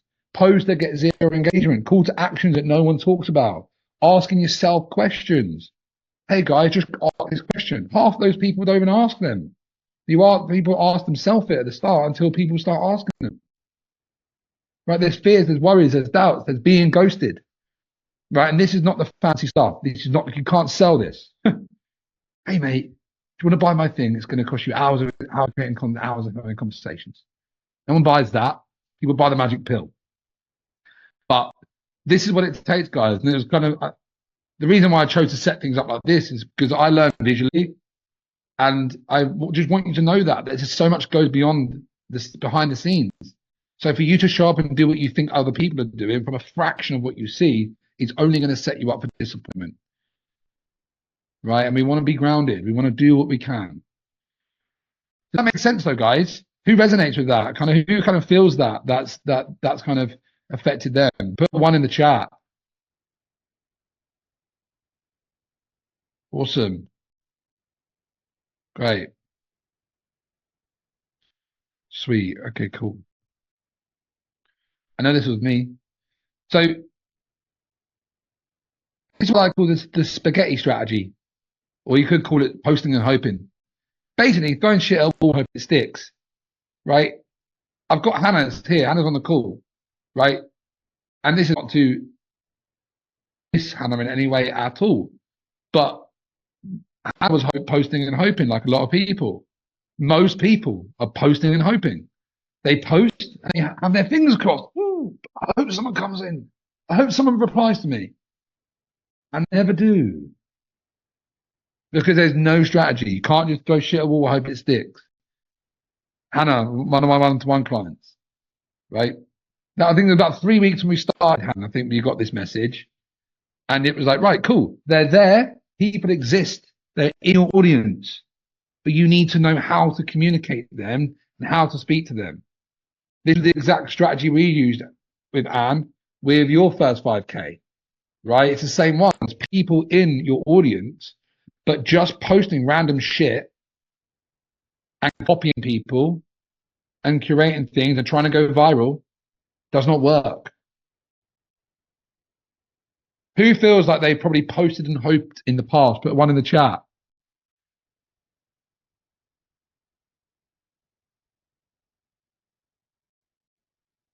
Okay. Again, we're just covering the mistakes right now. So another mistake that most people make is that they just wait for people. They wait for people to come to them. And waiting for people is basically like you're standing on the side of the street with a big sign saying, buy my stuff. And you've got cars flying past you, and you're just there with a signpost, hoping people are going to come to you. People are busy. People are distracted. You have to earn the right for people to come to you. And this is a different kind of concept for some people, right? That attraction marketing is absolutely fundamental, right? We optimize for attraction at all costs. We optimize so the second someone comes in our world, we can optimize and streamline them into a client. But especially when you're trying to get off the ground, you can't just wait for people to come to you. And this isn't about sending shitload of cold DMs every day. But this is about taking the frame of how you would build a business in person. And I know, Kerry, we spoke about this today, right? It's that building a business online is exactly the same as building a business offline. You have to go and network with people. It's called a social network. You have to go out and speak to human beings as a human being and just be yourself and trust that that is enough. That you don't need to be anyone other than who you are. Trusting that and engaging in networking, engaging in creating connections, right? Referrals. This is how the game works. It's how the algorithm works. If you are just posting, broadcasting your message, and you're not connecting with people, you're not having conversations with people, you're not going out and commenting and showing love and value to other people, you're just standing there with your sign saying, buy my stuff, theoretically, metaphorically, no one's going to buy your stuff. No one's going to engage. Why would they? And it's the frame of earning the right. Earn the right to be connected with. Earn the right to be an authority. Just showing up isn't that enough now. It might have used to be, but just showing up and posting content is not enough. This might get you some clients, but it won't grow your business. And I've done this for 2 years. This was what my problem was. I had a deep-rooted unconscious fear of rejection. So I rationalized and I bought into the idea and the marketing message that you don't need to reach out to people, that people should just come to you. And that's why my business didn't grow for so long. And I would get clients, but they come in every sort of 5 to 7 weeks because you do get inbound leads. You do get people coming through, but not enough to actually make a real living from this game. So if you want to make a living from this game, it's unframing from this cold, weird, like, oh, I feel weird reaching out to someone. If you take the frame of, hey, I'm just networking, like I don't have an agenda, because it's about an agenda. If you would just treat your social media and the world that you live in as a networking opportunity, as it is a social network, your life will change in many ways and you will start getting way more back than what you thirst for, because it is about creating connections with people. Consistently communicating connections. Was it, Kerry? Was that the saying? Nearly. Well, come off mute. Was it? You're on mute. So my 3 core pillars are connection, communication, and consistency. Ultimately, my tagline is, when you consistently communicate, you'll always be connected. And that's so relevant for this. Thank you, Kerry. I appreciate that. No worries. Right. And it is that, like, I can build this offline, and it's just taking that same frame online, because it is the same. We are still human beings. So another mistake that most people make, right, is they are unwilling to pay the tax for success. And the tax is rejections. The tax is being ghosted. The tax is being cringy. the tax is being misunderstood and the tax is being seen. These are the prerequisites of success. You cannot avoid them. And if you go back to my struggle before, if I was avoiding rejection at all costs, that's why my business wasn't growing. And if you've been ghosted, and one of our conversations today was about being ghosted and how that can create frustration. I don't even know I don't know who's here, but I think every single person on this call has ghosted me at some stage. Every single one of you. Every single one of you. But I have followed up. Right? If I took that as a rejection, which I used to, oh my God, she rejected me. Oh my God. I must be a bad person. I must be a bad coach. I would not be where I'm at. But it is a tax. You have to pay it. Cringy, right? Cringe. It is cringy. I don't know if you saw my post recently, my first video online. So shy. But you have to get through the cringe. And a really big one that I've learned recently is being misunderstood. Right? Not everyone is into personal development. Not everyone is into spirituality. Not everyone there you go. Absolutely. And there you go. Didn't mean to. There you go. You're probably just busy. Circumstantial. You saw it. Oh shit, I replied to that. And then, oh my God, I'm busy replying to the business coach that's talking to me on Facebook is not a priority to me right now. Okay. But we go back to being misunderstood. Right? You have your quirks. You are you, and you need to accept you are you. And you are going to be misunderstood by some people. I'm still working on this. There's still part of this. All of this is not a finished product. I still have fear of rejection. I had a therapy a couple of weeks ago, and he made me go and ask a pharmacist for a pizza. It's called a pizza walk. I had to walk into a pharmacist and ask for a pizza because I knew I'd be rejected. And it was the most uncomfortable thing I've ever done. And I stood outside like a weirdo for 20 minutes, but I'd done it and I felt exhilarated. And I was like, fucking hell, that was so great. I knew he was going to look at me like I was an idiot, and he did, and I felt good about it. Yeah.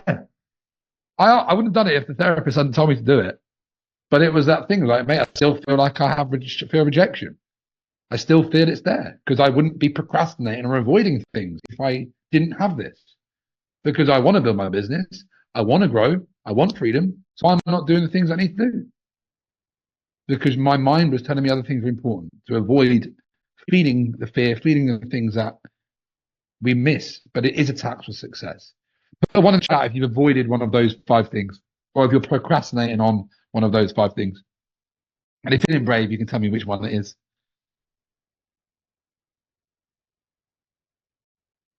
You got any brave people in the chat today? I'm not gonna put anyone under pressure. This is a beautiful example. I put a story about yesterday. Tom, I got over the cringe good. I just don't like rejection. Sweet. To be fully seen. Nice, Michael. It's a hard thing. It's a hard thing. Working on our shame. Someone asked me a question the other day, and I asked Hannah it today, actually.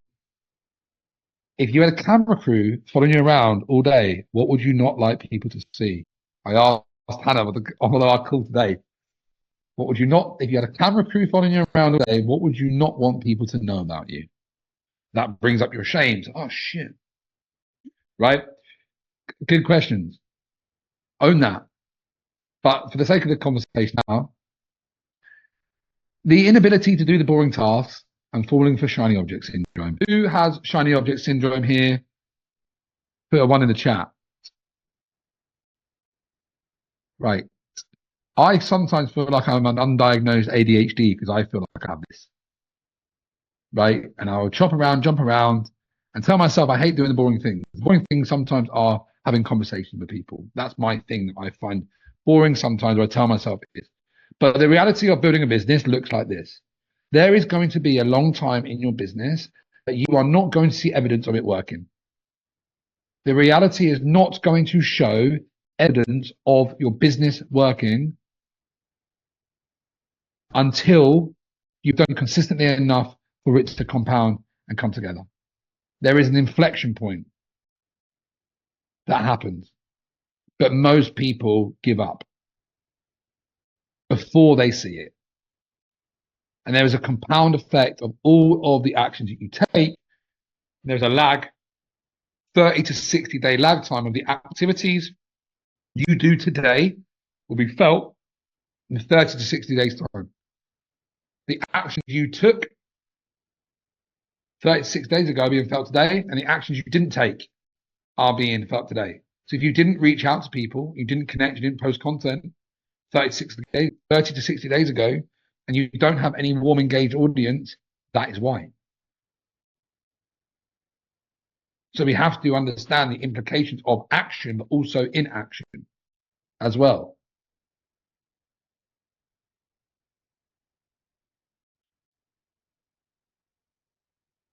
Right.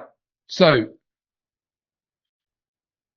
now we're going to go into some concepts that I want you to live by. Right. This is the magic stuff. What time we got? We still got half. Okay, cool. Make sure we're quick. Okay, cool. So the magic juice. Okay. So being authentic online is one of the hardest things that we can do. It took me a long time to kind of learn this and understand this. And I've had to go on a healing journey to ayahuasca in Peru to learn about this for myself, because I was really struggling with it. And I think a lot of people do struggle with it because it's about understanding self and being seen. But what I want to introduce you to today, guys, is a concept called the core shell self. Okay. The shell self is the version of yourself that you show up in the world as the version of you who you believe to be accepted. This is the accountant. This is the real estate. This is the bookkeeper. This is the prim and proper version of you, the one that doesn't make mistakes. This is the coach who's got it all together. The perfect version of you. It doesn't exist. It's a facade. It's not who you are. Okay? When you communicate from this place, you only ever resonate with other people's shells, who they think they need to be. A good example of this is that when you hear someone say words, and even though they're saying the right word and you consciously understand what they're saying is good, it doesn't resonate with you. You don't connect with them. And something's just off and you just can't really work it out, but you just know it doesn't quite hit. And then you've got your core self. And the core self is who you truly are. This is the version of yourself which you deny yourself from being in the world out of shame, guilt, traumas, fears, because you fear you won't be accepted. And that is from your heart. That is from the space from your heart when you're grounded in your body and you communicate from that place as your true self, as your core self from your heart. When you speak from that place, you connect with people. That's how you connect. That's how you become magnetic. That's how you become authentic. By getting out of your head and into your heart, by giving yourself permission to be yourself. The artist, the singer, the dancer, the rock star, the speaker,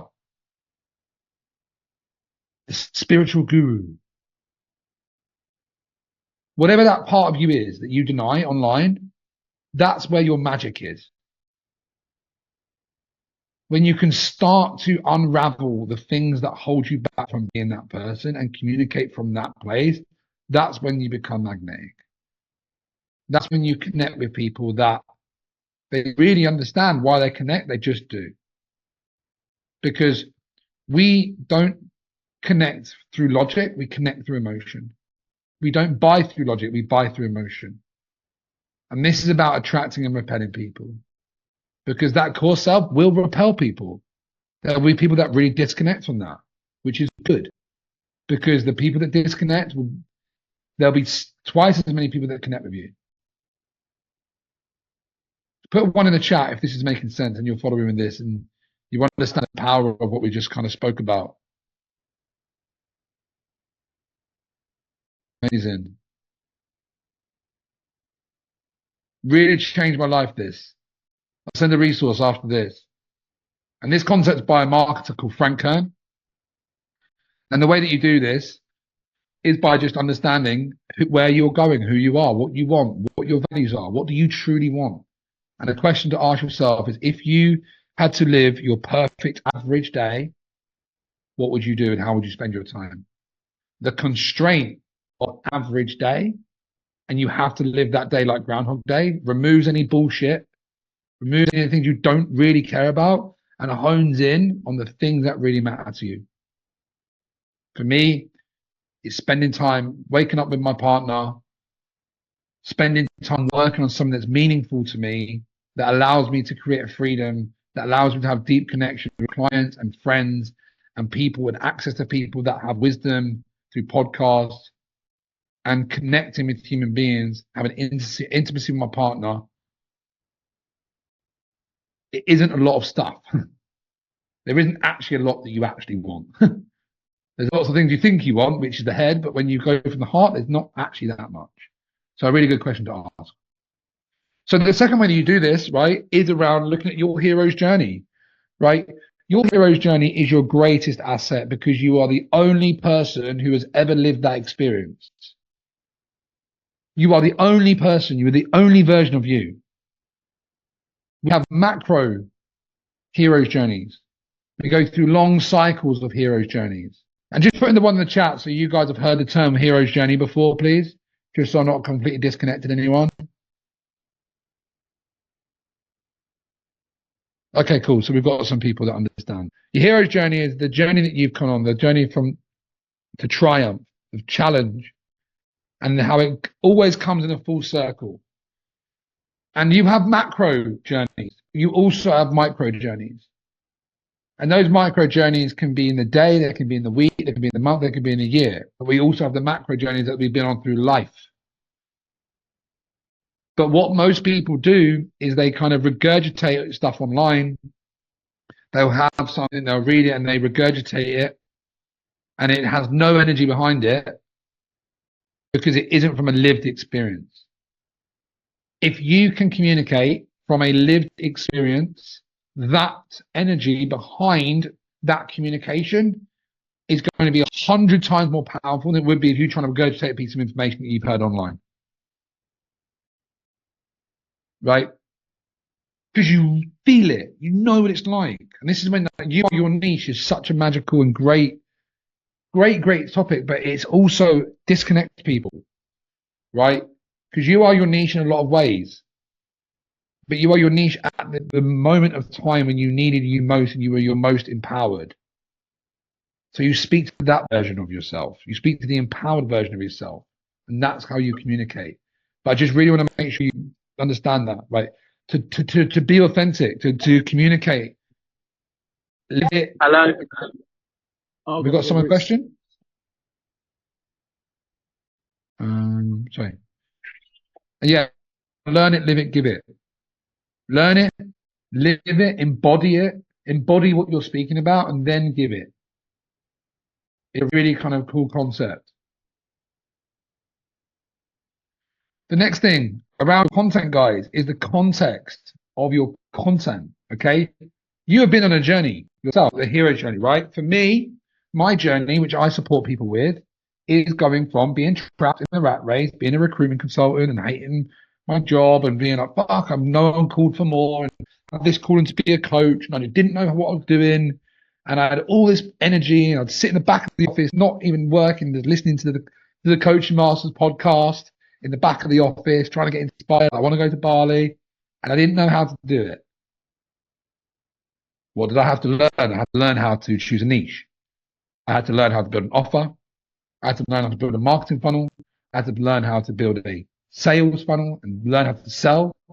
I had to learn how to onboard clients, and I had to learn how to deliver a great result. And that is what allowed me to be free. This is a success timeline that exists within my program. And this is the context of the content that we create. It's not random shit that you talk about. It's the journey and the context of the client journey that you go on based on the transformation that you offer. This is why having your offer and knowing who you serve and knowing what you create is so important for content. Because if you're just posting random shit, you can't speak to a transformation. You can't speak to a journey that people are on. And that's when the content has no context. Because our content is speaking to a transformation of some kind, an A to a B. For me, it's startup businesses making their first 5 to 10K online, right? How do you do that? Everything I speak about is in context to this particular transformation, to create micro transformations within the context of the content that I'm speaking about. Put one in the chat if you're following this. Great. It's easy to just think, fuck, what am I going to post? Just fucking talk about random shit here. I can talk about purpose, right? I'll talk about how to find your why. I've done it all. I've done it all. And it's just fluff. It's random shit. And you know it's random shit. And you have the feeling like, fuck, I'm just posting random shit here because I feel like I need to post. There has to be context to it for it to connect with people, for it to be relevant. And the important thing here, guys, is be the guide, not the hero. Your content and your journey marketing is not about you. It's about positioning yourself as the guide to walk the path and help your clients succeed in their journey. So this is how I achieved X, so you can achieve Y. Not the look at me, the vanity metric. And we guide our clients through this journey over and over and over again. Another idea that I want to throw to you is become an idea generator. Okay, a lot of the kind of things that we kind of look at online is, how do we stand out? Who's asked the question before? Who kind of has this question in their head, like, how do I stand out online? Put a 1 in the chat. Okay, cool. So the way that you do that isn't by trying to come up with something that doesn't exist and it's this super duper kind of methodology that no one's ever heard about before. There's no new information under the sun. You do not do different things to other people, but you package up and sell it in a different way. Okay? And essentially what I mean by that is that people don't buy you, they buy your ideas. So your job in your content is to alchemize the methodologies, the principles, the insights, the things that you have kind of created over your life on your journey that apply to the context that you have learned and lived, and then you give it to people in your audience in a unique way as a unique idea, and you sell people on the ideas that you create in your marketing and in your content. Okay, the social sales secret is an example, right? Everything, this is an idea that I've created. It's not super duper unique, but it's different. It's how you create it stand out. It's not just 5 tips to create better content, right? Which kind of a lot of people fall in the trap, right? And when you can start doing this and start kind of inquiring about this, there's a brilliant book called Still Like an Artist. And it's like, nothing is original. So this idea of being original doesn't really exist. But you can package up and use things and express your creativity through the ideas that you create in your content. And this gives you permission to be creative. And this is how you help yourself stand out. Being yourself, but then packaging up and bringing them into concepts and ideas and the journey you've been on and things that don't apply to you. Reject certain things to attract in other things. With your content, it's important to, and again, it's about standing out, like build your pillars.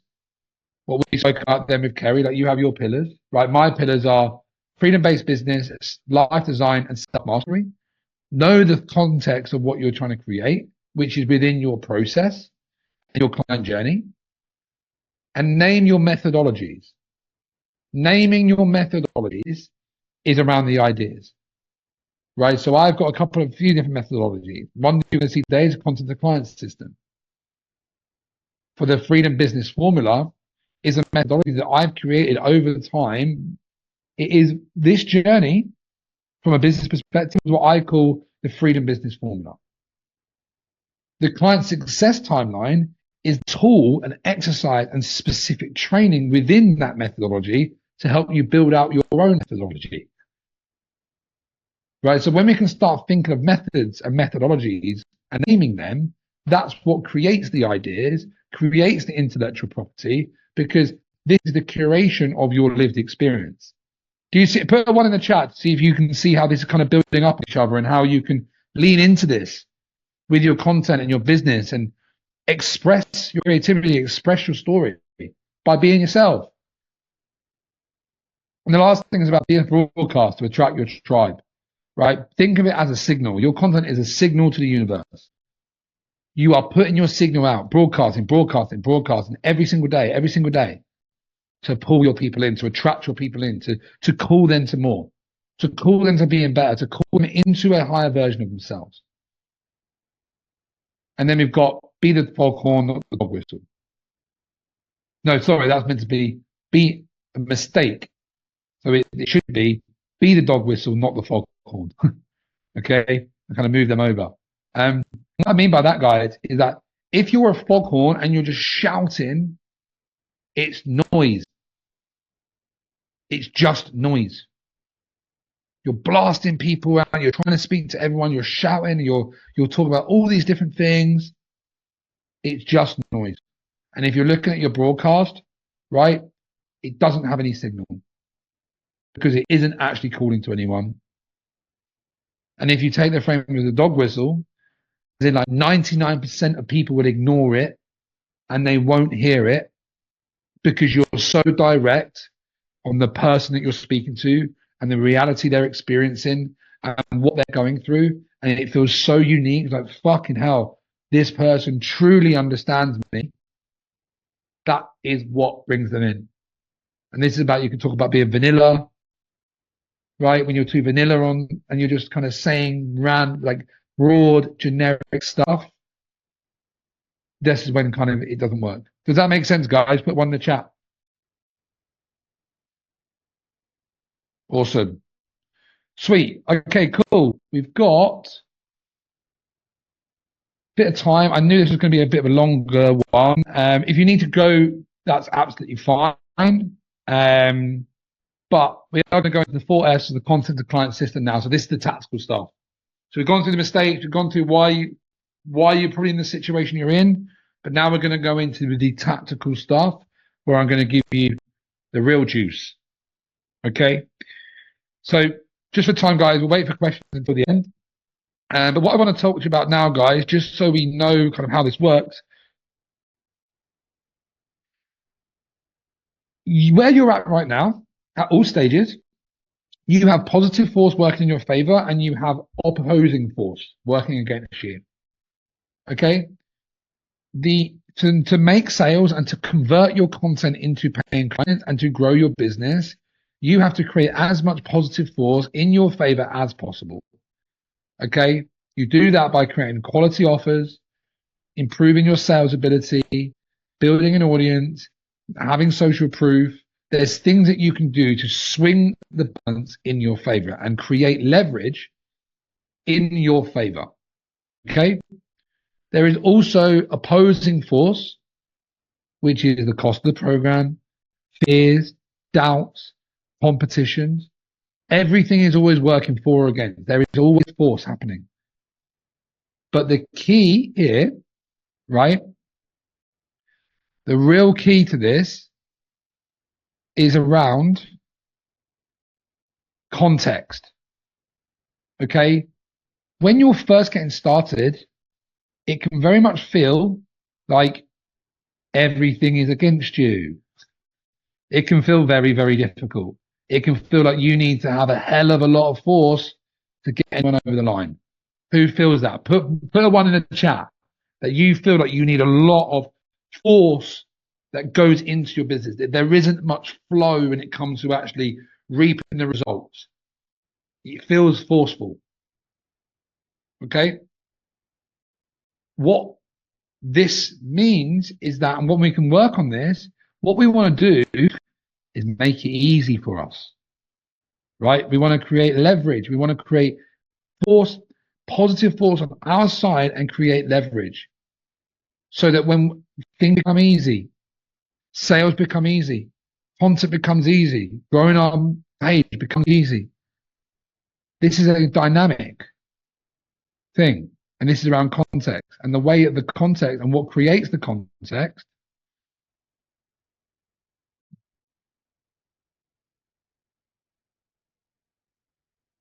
is, let me just get it out.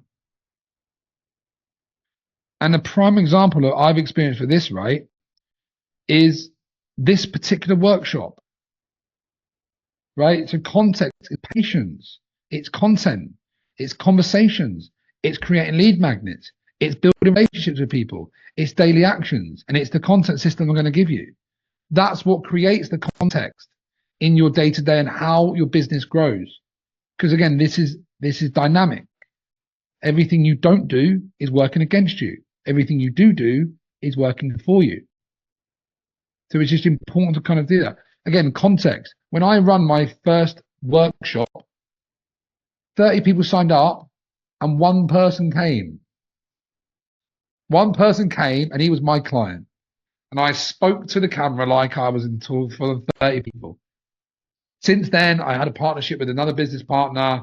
We had 100 people come to one, 100 people sign up, 30 people come to another. Out of you guys today, 34 people signed up and 18 people are here. Right, and that's just evidence of kind of what I've just realized in terms of context, because I've been doing this. Right, and that's just an example, a real example right in front of you right now. So, the 4 F's are foundations, funnel, formula, and flow. Okay, these are the 4 things that you need to do to turn your content into paying clients. Each one of these is a lever, is a principle, a tactic that you can plug in, and an understanding and a technique that will change the way you do business. Okay? We'll go through each one. So foundations, right? Having solid foundations is fundamental to your success as making money on social media. Okay? And what I want you to kind of, for the context of this, is that your world, your social media world, is kind of 4 layers, right? You have a mission, which is the context in what you're doing, the purpose, the reason why you are there. Some people don't want to be on social media because they don't have to be, right? If you are on social media, it's because there's a reason why you're here. And if you're trying to grow a business, there has to be a purpose and a mission behind it, because it will not last. You will not do the work. But then from that mission comes your offer, the next layer. The next layer from that is the thing that you actually sell, the trust that you actually create, the product and service that you actually provide to the world and to the marketplace. From that layer is then your message. So this is the articulation of the thing that you do. So right now, inside the Road to Freedom, which is my program, right, we help people build, launch, and grow their freedom-based business, their first 5K, so they get 5K months.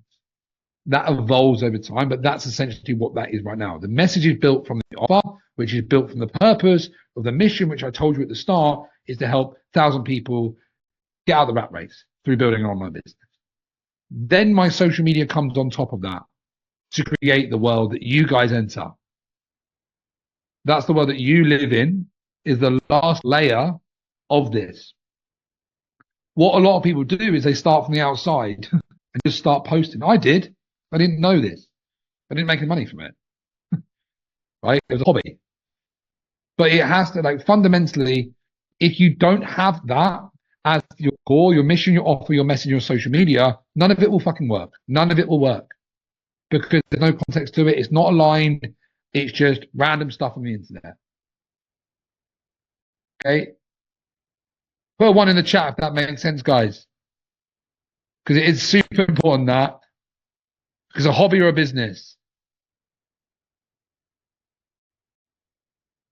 Yes. So the message is how you articulate what you do.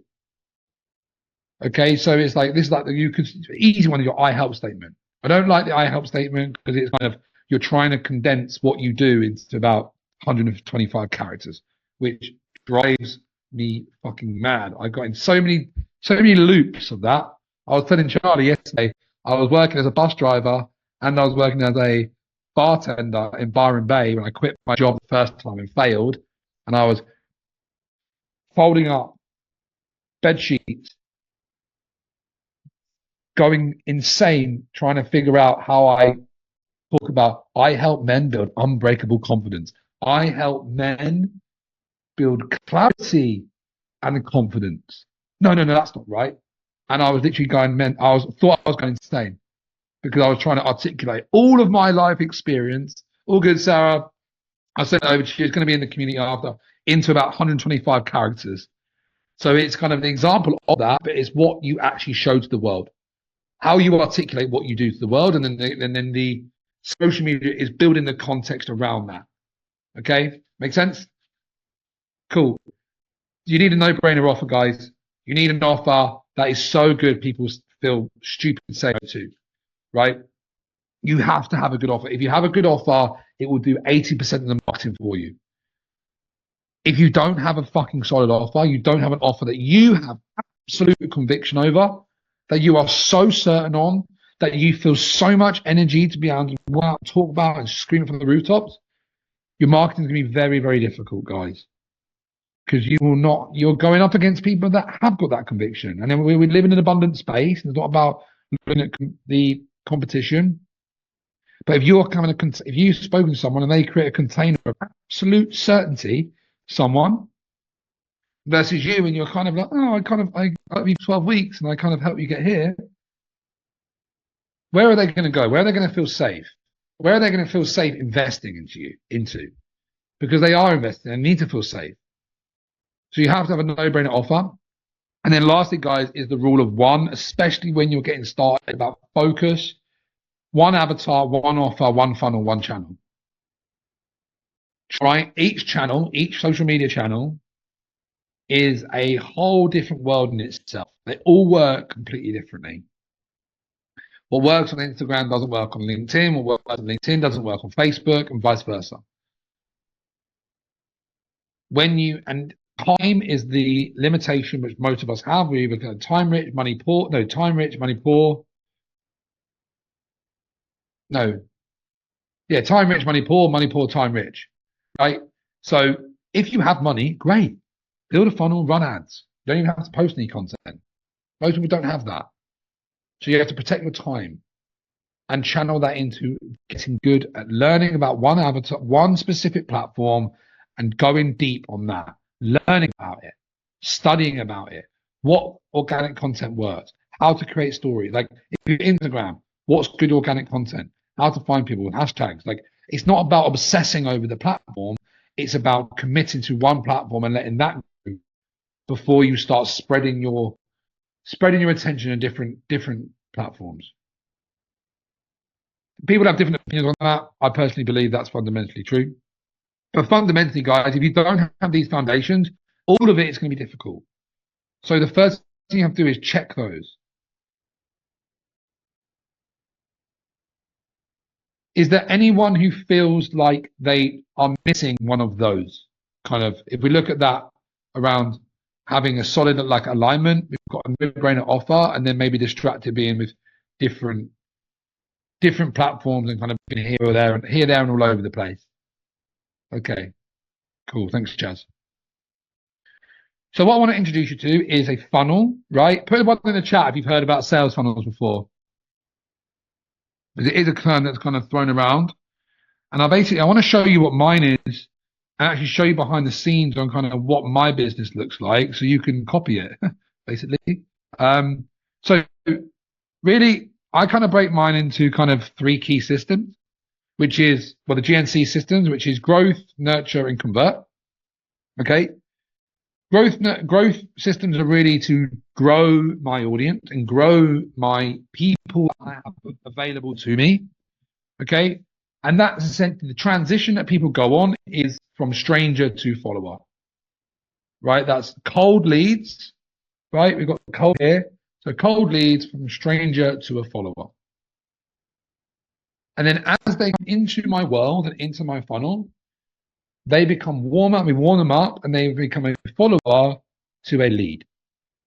Okay, and a lead is someone that is engaged in the work that we do, that's open to conversations, that we can contact and offer them into a conversion.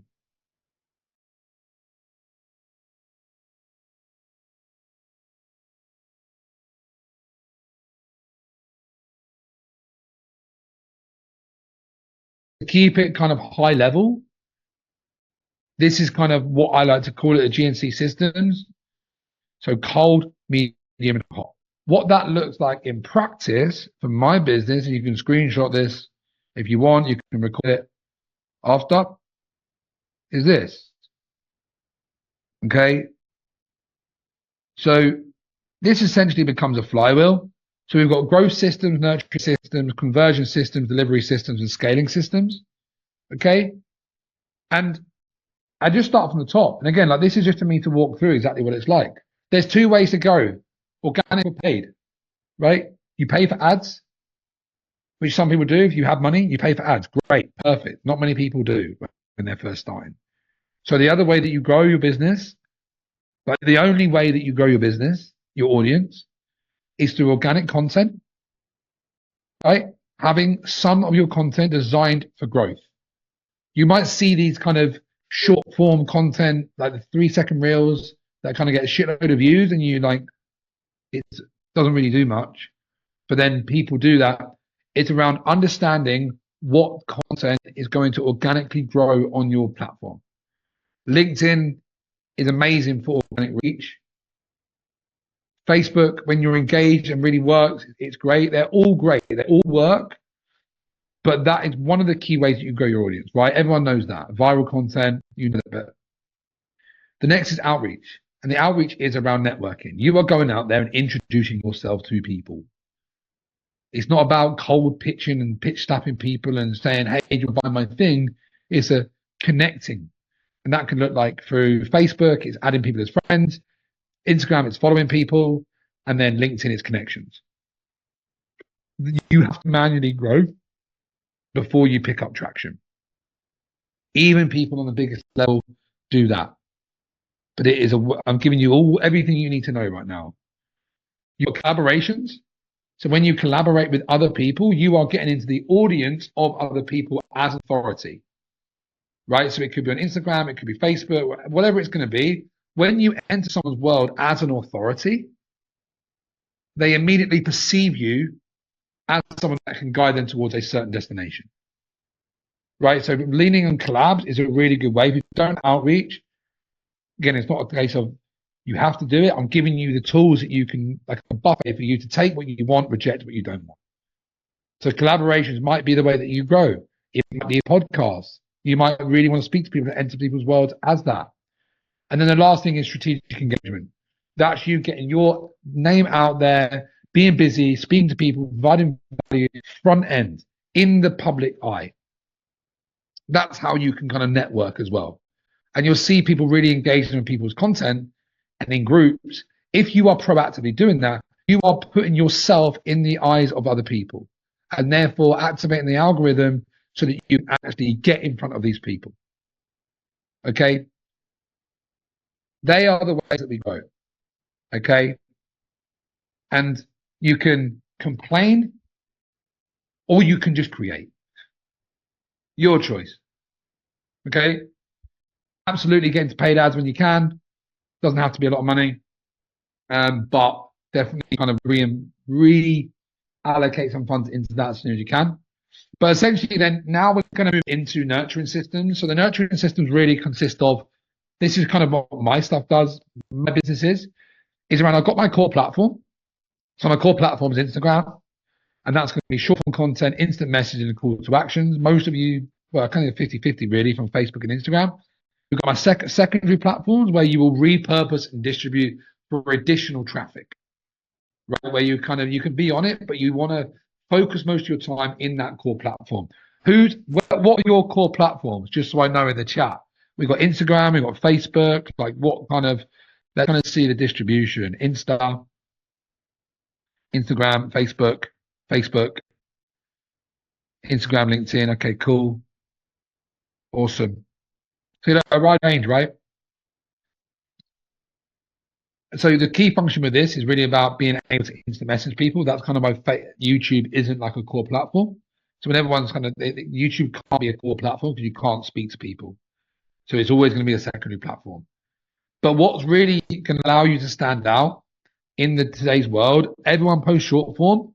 Not many people post long form content because the nurturing phase is building like, know, and trust with the audience.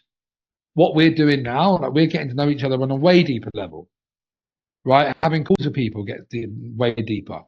But on a front end perspective, if you have a long form content, whether it be in YouTube, podcast, newsletters, for people to understand your ideas and allow your creativity to go deeper into the ideas that you have, that's what's going to help you stand out from your audience. And there is a 7-hour rule that in the marketplace right now, people need to consume 7 hours of your content to be in a purchasing position as a general rule. So providing an ecosystem, because this is what this is a content ecosystem, so that when people enter your world, they have different places to go. They can read your articles, they can watch your YouTube, they can listen to your podcast, just like you do with other people. But this is kind of behind the scenes as to what they're doing and where you are at in their funnel. It took me about 4 years to YouTube video. I've only done about 30 odd videos. And my first video was like, this is going to be the worst video ever. And I mutter and stutter. And I posted it because I was like, right, it can't be worse than this. It can't be any worse than this first video. And it was kind of ripping off the plaster. I had a podcast for 3 episodes when I was working in construction, and I was falling asleep on my laptop at 11:30, and I didn't have any clients. So I put that back on the back burner because it wasn't a client getting activity. It's a nurturing activity. But I would encourage you all to do that if you could. But then essentially, once we've got that, we want to move them into capturing their email address and capturing them to move them along the funnel and nurture those people even more by creating lead magnets to capture their email, give freebies, to give them things that allow them to invite them into taking that next step. The job of what you do with these communities and these workshops and these free lead magnets is you are opening the door and inviting them into that next phase of a relationship. So with you guys, some of you come through like the free coaching giveaway a few weeks ago. Some of you have come through just conversations and reaching out and personal invites. All you're doing is inviting people into the next step of their journey within your ecosystem by providing them with a transformation or value or something that's going to help them in their journey. Okay? And lastly, guys, is around direct message. Conversions happen in conversations. I'll say that again. Conversions happen in conversations. If you're trying to get someone to book a call by putting your discovery call link on your profile, if anyone's done that, how many calls are actually booked? Right? Because you're going straight for a cold audience and you're asking them to make a big decision to speak to you without even nurturing them in any way, shape, or form. And when you're first getting started getting your business off the ground, your most valuable tool in all of this is voice noting people. Because you can't be a bot. Everyone's got fear now. Are they a bot? Is this a bot? Is this an appointment setter? The best thing that you can do right now to create connection with people is voice note them. Put like a one in the chat if I voice noted you. And you noticed as well. And it was kind of like, oh, that was a bit different.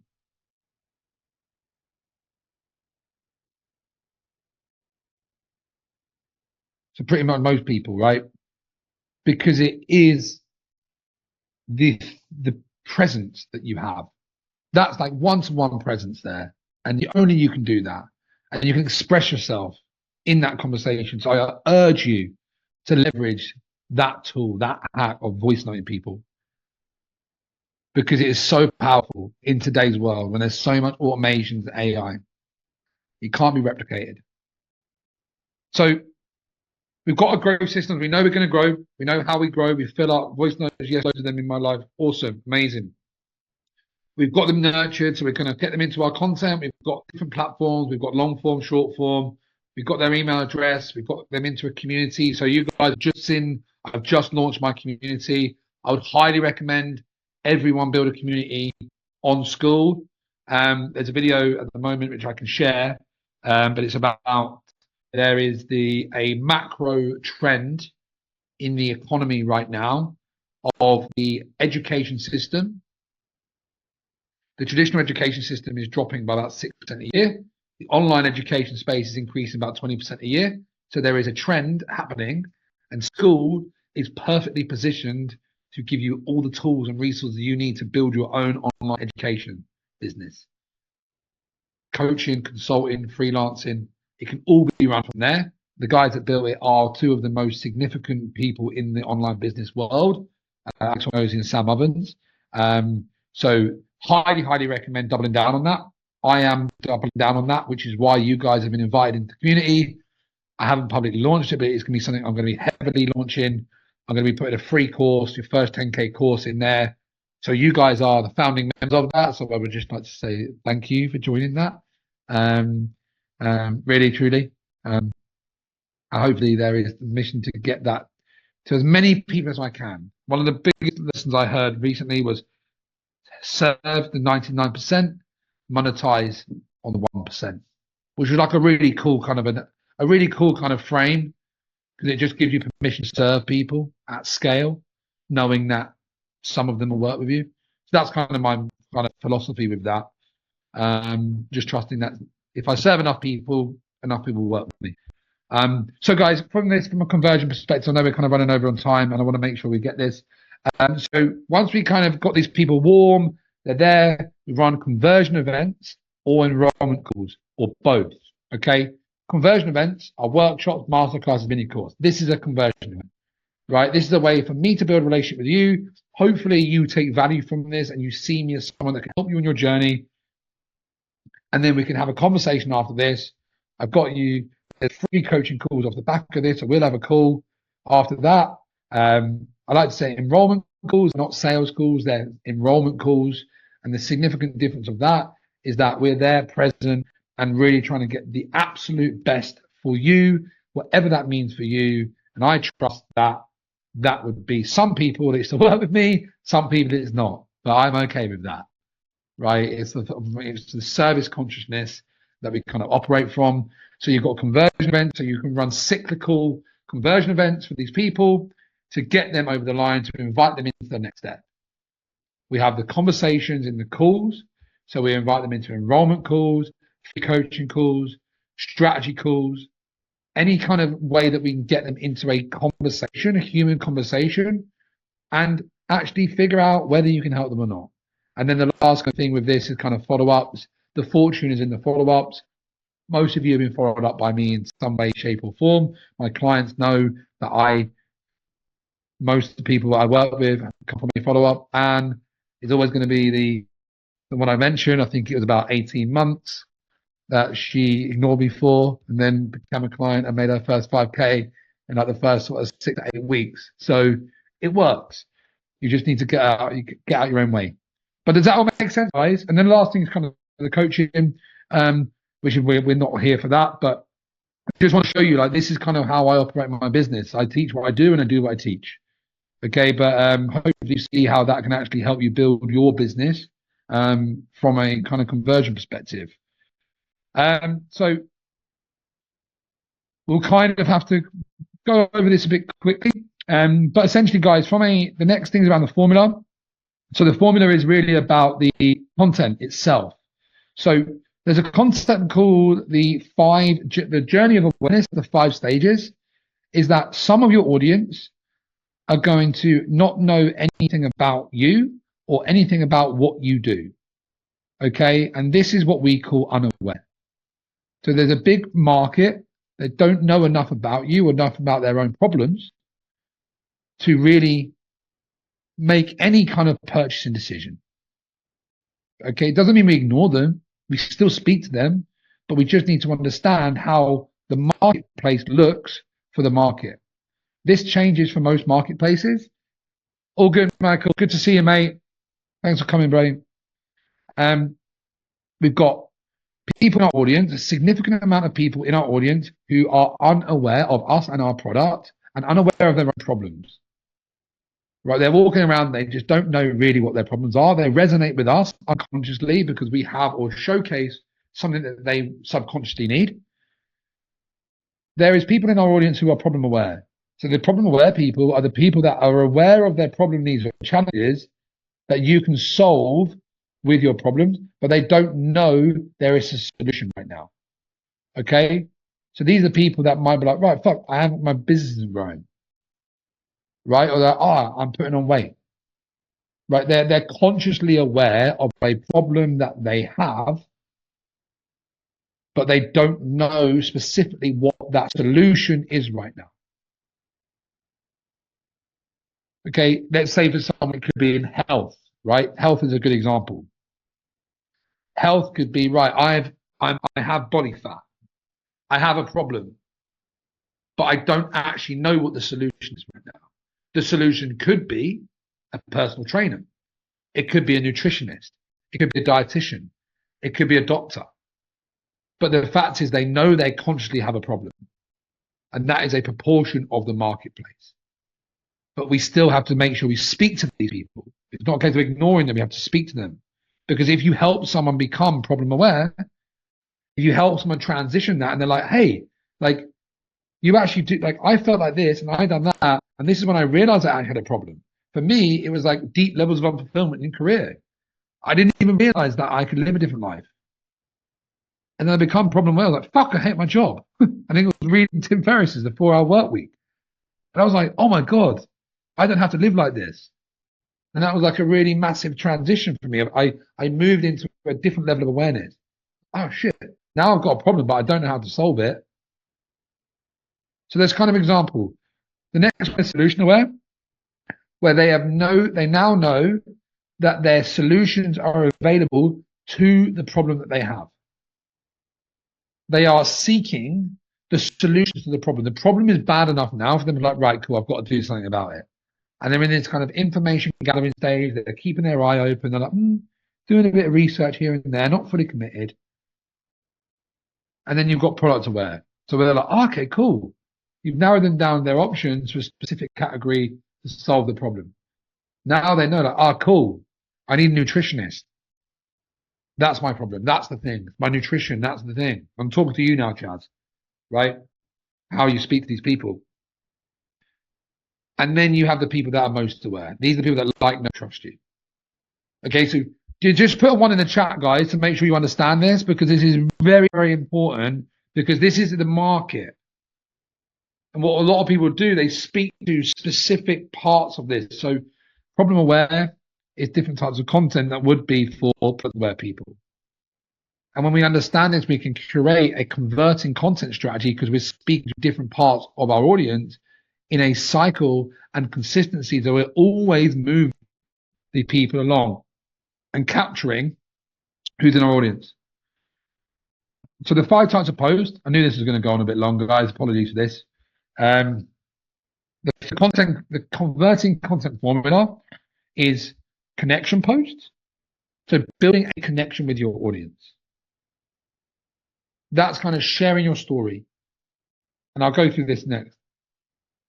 Sharing your story, sharing your life, showing who you are, telling about your mistakes that you've made, telling them about who you are and connecting them on a human basis. We've got coaching content, and this could be value content. This is where you are actually providing them with tangible tips, hacks, tricks, right? You'll see that. These are for the problem-aware people, and you're building that. I'll show you the next slide. but you're showcasing that you know what you're talking about in your given field. We've got the credibility posts, which are on social proof, testimonials.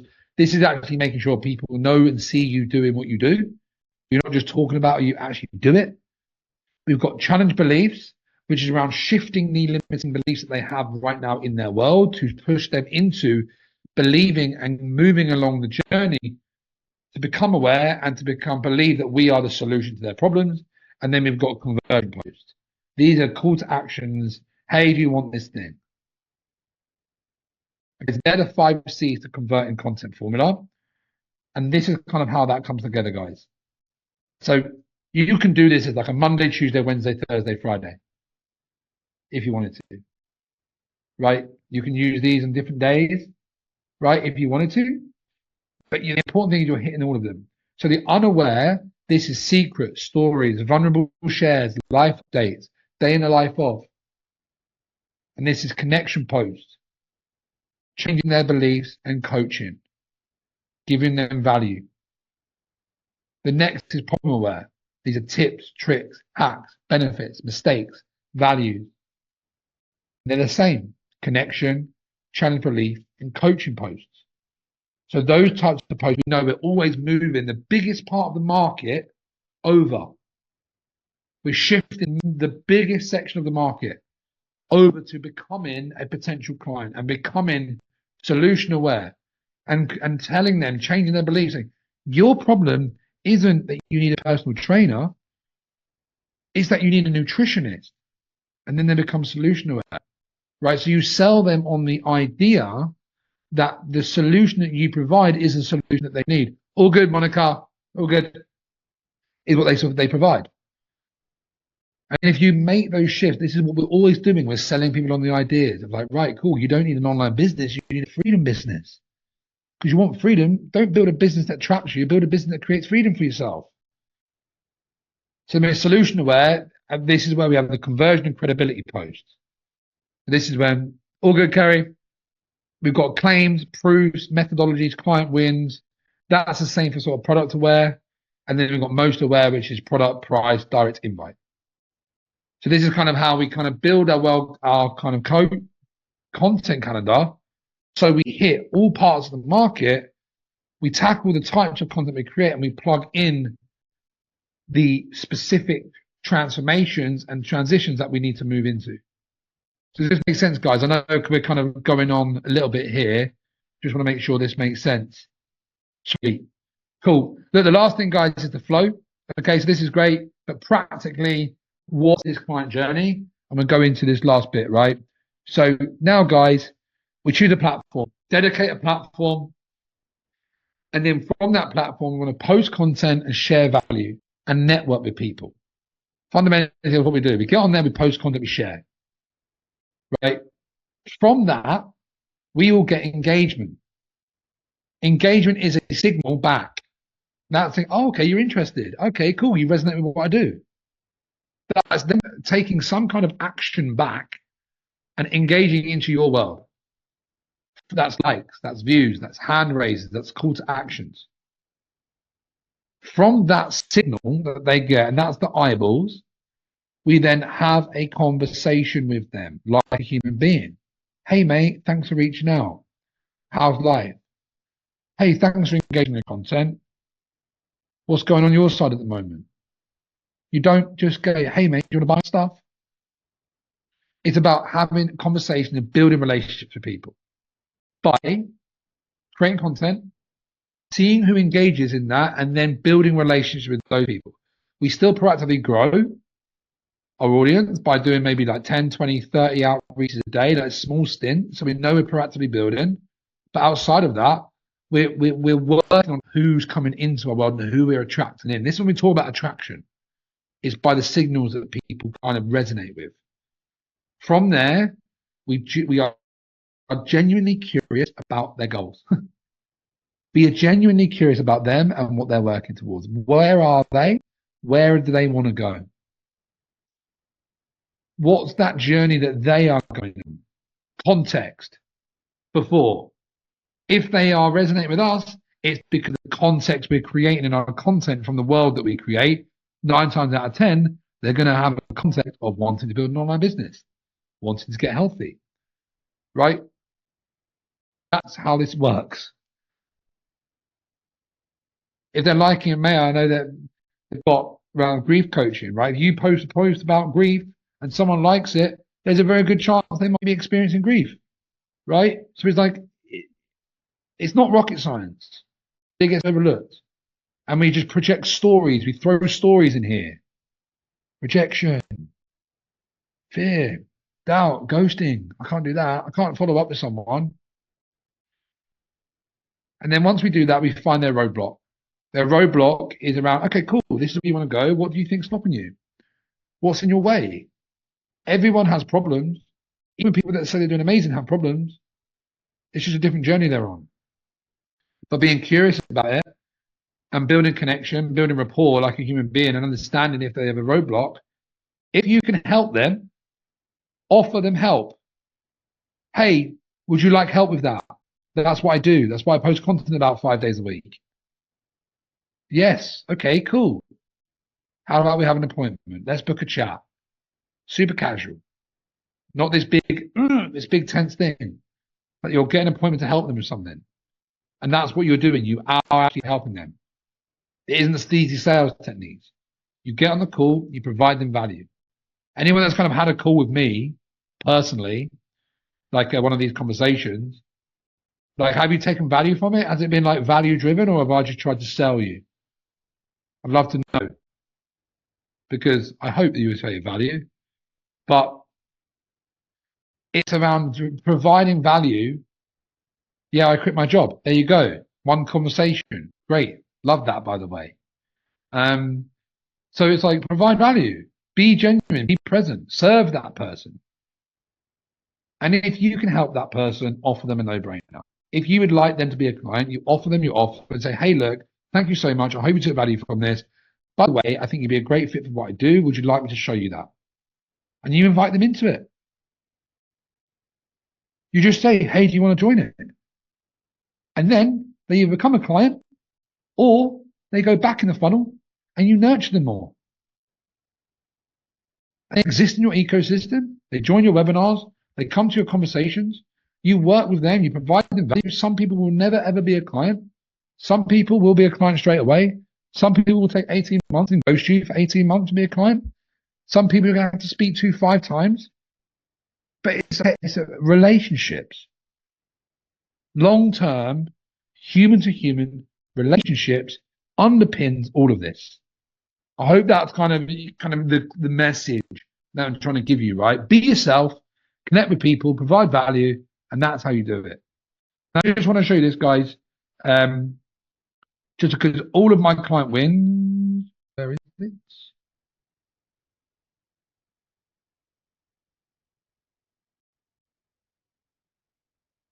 There we go.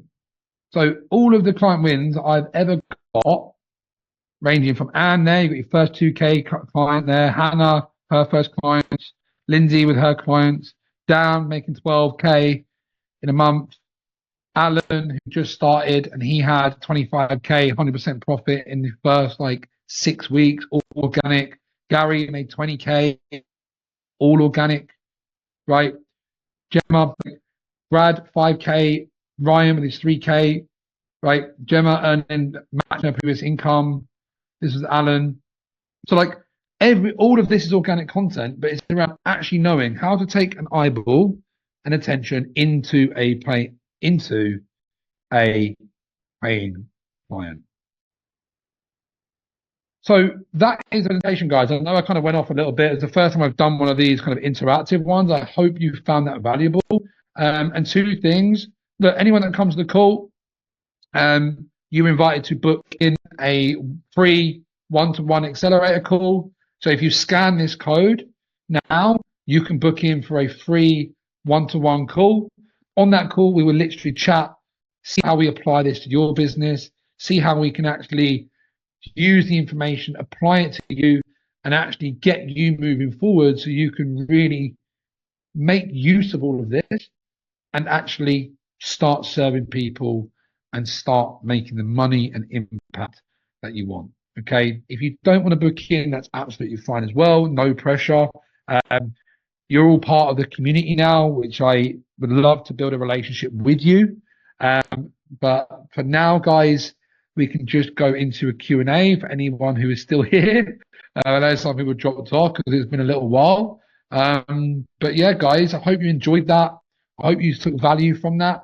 And yeah, if anyone wants to jump on and we can chat, and we can just, yeah, stay on the chat until everyone kind of got their questions answered. Anyone that kind of wants to go on first, we can do that. But yeah, anyone got a question?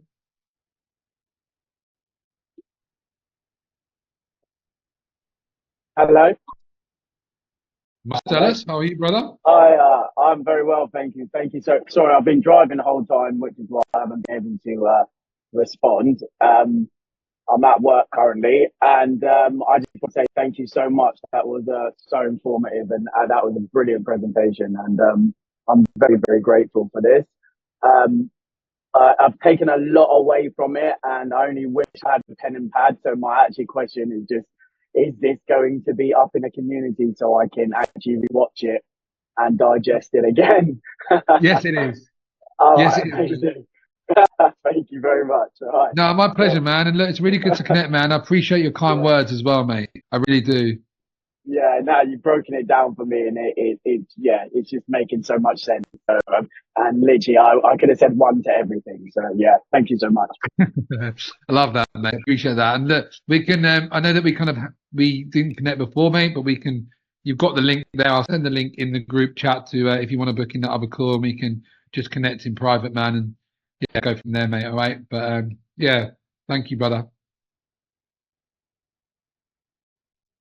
Anyone else want to jump on? We've got time. I know it's getting a bit late. It's 11:30 here now. It's not a question, Ryan, but I just got to say that it was amazing attending this session. Whatever you had to say, it was all very helpful. And the tips and tricks, and of course the secrets that you shared here, they're all very valuable, and something that people like me were, this is really something I wanted to hear. Maybe I was on the verge of giving up or thinking about quitting and thinking that, well, maybe, this is not for me.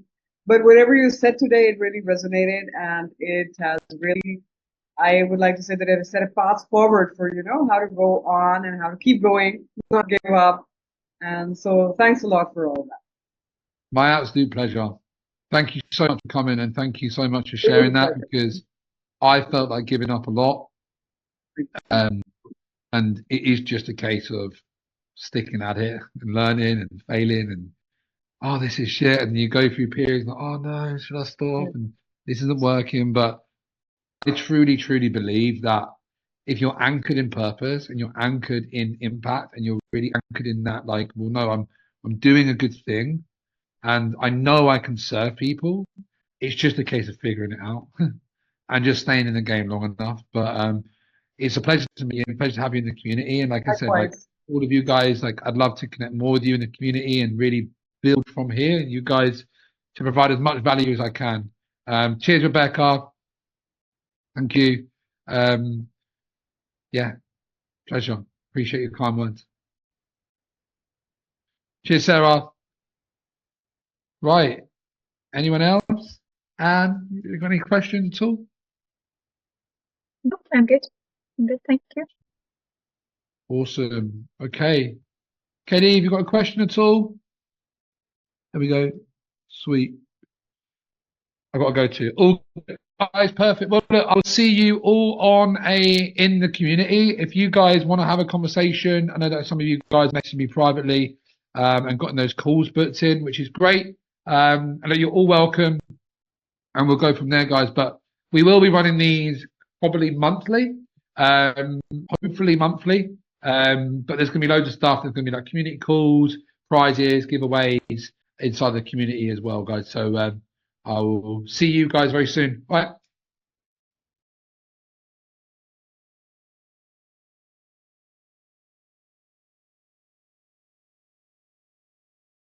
Hey guys, welcome to this training. This is called the Art and Science of Appointment Setting Mastery.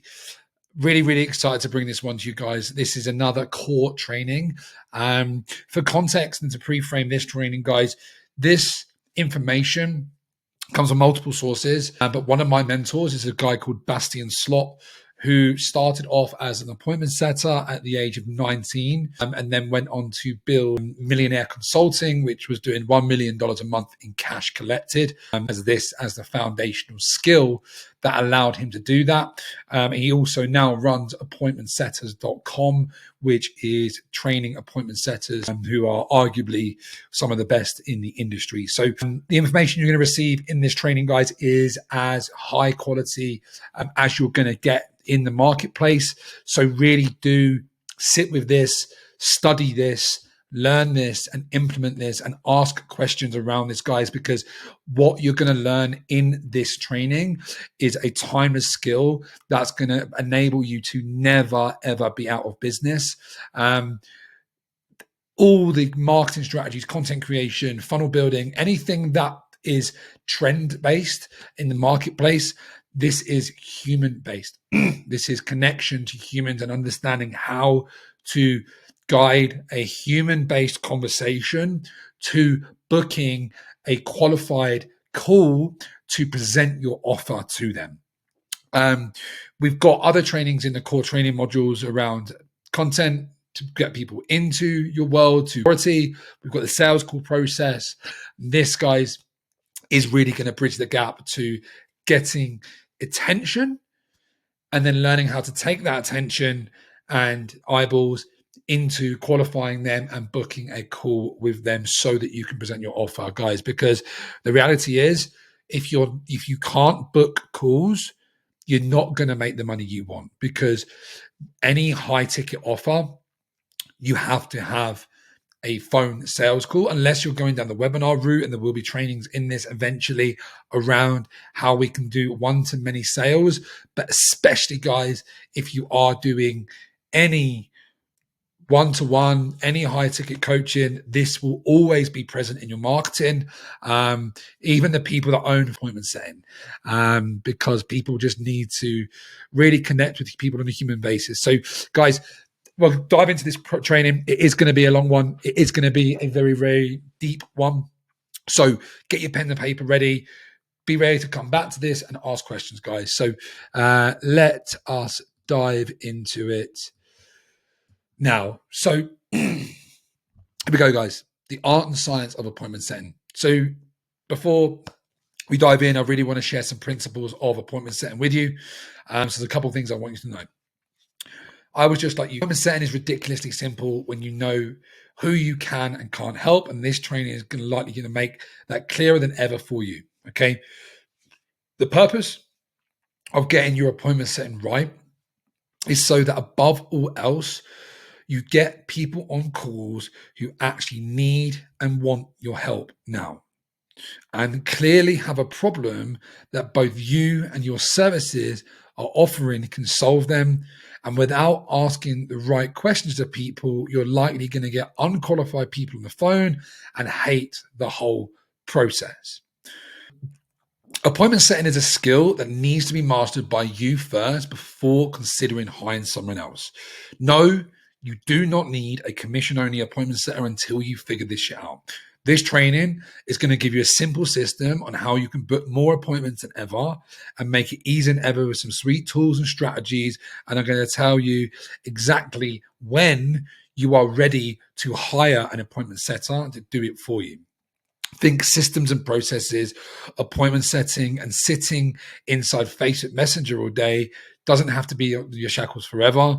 One of the biggest values and models of thought that I want you to buy into is systems thinking. The quicker you can get your appointment setting system down to book 6 to 10 calls weekly, the quicker you can consider hiring. So think about that, guys. It's not the most inspiring work, but it is essential for you to learn the skill as an entrepreneur.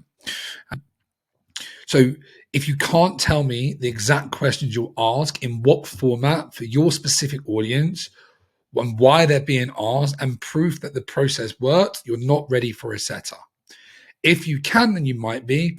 If you do this earlier, this is 100% an avoidance strategy that's going to fail faster and hurt you more than anything before. Too early, it will leave to someone else to work out because it's too hard for you, and then you're about to have a really bad time.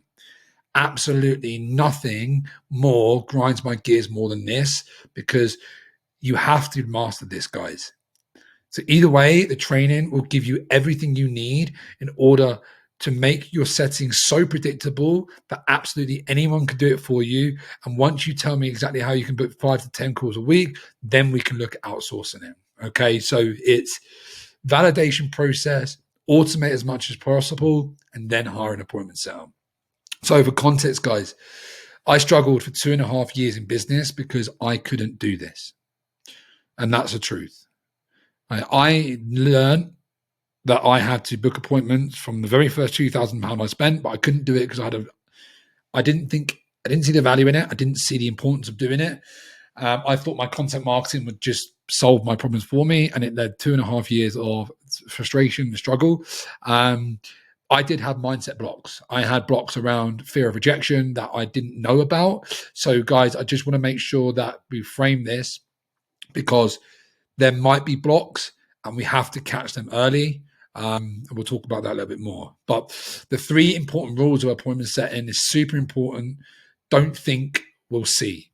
Don't let your emotions get in the way of asking the right questions. Follow the process and see where it leads rather than overthink. You must use your beautiful brain. Use it to imagine how stuck they are without you. The only question to ask yourself is, can we help this person? If they're a fit for the criteria and we can help, invite them for a call anyway. The amount of people that didn't have the exact amount of money that we've been able to help is insane. Okay. So filling your pipeline should be a habit, and mastering appointment setting is the skill that you need to do in order for that to happen. If you don't focus on this every day, your pipeline will dry up at some point, and the only person to blame is you. It's in your daily KPIs, it's in your non-negotiables. You must do this every day, guys. Okay. And look, guys, I do want to make sure that you do let go of any negative attachments. Before we get in, let go of negative attachments you have around selling, or that is you against your prospect, and you have to win in order to all manipulate them so you can make commissions. Sales is about collaboration. It's you working with the prospect, helping them find and solve problems that they didn't even know they had. It's you and them, not you versus them. I bought into this whole idea that this is cold DMs, is icky, it's salesy. Like, I bought into that, and that's why I was in avoidance, and I would do everything under the sun to not do this. And when I learned and broke free from the negative attachments that I had, my business finally took off, because I built reciprocity in the marketplace by showing up for 2.5 years, providing value, but I didn't have that ability to go and find people in my audience, connect with them, help them figure out they've got a problem, position a call, book a call, and then show them what I've done. This is what I'm going to teach you now, guys. It is absolutely invaluable. And guys, if you do have any negative attachments, please let myself or one of the team know, because like I say, guys, you're not going to make any money unless you can master this skill. Because even if someone comes with an inbound, you still need to know how to take that into booking a call. So we'll dive into it a bit more, guys. So scripts. So you shouldn't be using scripts. Instead, you should be following a framework. Your prospects are emotional human beings just like you are. So why act and treat them like a robot by using scripted replies and messages? It's going to be obvious, and it's going to be a massive turn off for most people. The differences between a script and a framework: scripts are essentially a step-by-step template replies that have to be followed word for word in the exact sequences. So message 1, message 2, message 3, message 4. While this is simple and incredibly effective, it comes with a massive downside as a lack of rapport building, a lack of building genuine human-to-human connection, and not being able to personalize specific things to the person that you're talking with. Frameworks, however, are guidelines. You have specific targets that you want to reach with a conversation, understanding their current situation, the desired situation, the roadblocks and problems. But the way that you get there is up to you. This allows you to have a lot more room to innovate, be creative, build rapport and a genuine connection, make jokes, have fun, and overall increase your chances of actually booking a call and closing that person while doing this. Guys, 100% hands down, this was the only way that I was able to make 10 grand within 3 weeks or 4 weeks of launching Freedom Live Mastery. I know how to do this. I coached on this. I build, I used to run appointment setters mastery group coaching sessions for my clients, appointment setters. We've studied this, and I don't follow any scripts at all. I just know what I need to find out. I know how to guide conversations. I know where I need to take it, and I can adapt and be fluid with my approach with any person. And I don't get caught up in the friend zone, which is really, really important. Well, the biggest problem with most people is they get caught up in the friend zone because they don't know what information they need to have in order to guide the conversation to a place where they can then book a call with the likelihood of them actually showing up. That's something that's important as well. So guys, the AAA rule is a really, really simple 3-step rule that you can follow that's never going to fail you. Right? So the AAA rule is acknowledge, add, and ask a question. That's the AAA rule. Remember it. A few principles to follow. Congratulate them. So this takes a higher level of awareness, and not everyone is able to do. Use neutral language. So that would make sense. That you would it make sense? Would you be open to? Would it be worthwhile? Would it be useful? Do you think that'd be helpful? And then mix up your questions with statements, stories, insights, mirroring what they said to make it conversational. The key to making this work is asking the right questions. You don't care about their time zone, how many rooms are in the house, where they're from, or how many dogs. That's not how you make sales. It's about asking specific questions to extract answers and leverage in a conversation, which we can then use to move the conversation forward to book a call, a qualified call. So it's really important to gauge the response as well. They're either going to reply positively, negatively, neutrally, or not at all. It's absolutely fine if they don't reply, guys. Do not take it personally. It's not personal. It's really, really important to disattach to making this personal, because it isn't. So the goal is to make it conversational. We want to acknowledge what they said and move on. So positively is saying, look, I'm working with more startup coaches at the moment. Oh, great. That's nice. That's where I started out as well, and something that I get a lot of fulfillment from. They might say something negatively. Still trying to work out my niche and who it is I want to serve, but what feels aligned to me. Right? Totally understand, man. It can take a bit of time to work that out. You'll get there, though. And then lastly, guys, if it's neutral, like there's just a blunt answer. We work with both startups and more established coaches. Oh, solid. Can service anyone. That's epic. And then not at all. You just follow up. Don't take it personally. You just get a reply, name, question mark. We'll go through follow-up processes in this training as well. And we will create a different training in follow-ups, because it's very important that fortune is in the follow-up, guys. Do not remember that. Do not forget that. Sorry. So, guys, overarching overview of the framework. So this is the structure of almost every sales conversation that you're going to have on Facebook, Instagram, LinkedIn, any DM conversation. And it is a sales conversation, right? Because you are selling the call. You're not selling the program. You're selling the call. So the way that this works, guys, is we have a genuine opening conversation. Right, we do not talk about business. We do not talk about anything other than human-to-human interaction, right? Because people's sales resistance is very, very quick to go up now. And if you're going in saying, hey, do you want to buy my services? That's a cold pitch. No one's going to buy from you, and you're just going to burn through your leads. We need to fundamentally lead with connection, fundamentally lead with building human-to-human connection, because you don't know if this person is your ideal client avatar.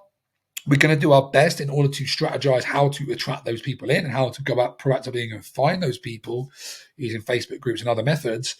But we really just want to start with a genuine opening message, opening connection, talk about anything but what you do and anything about but business, right?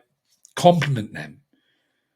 Give them a real, genuine, as you would meet someone at a pub or a coffee shop or a local tennis club, whatever your hobbies are, how would you interact with someone and just be yourself? Really important to authentically show yourself in that message.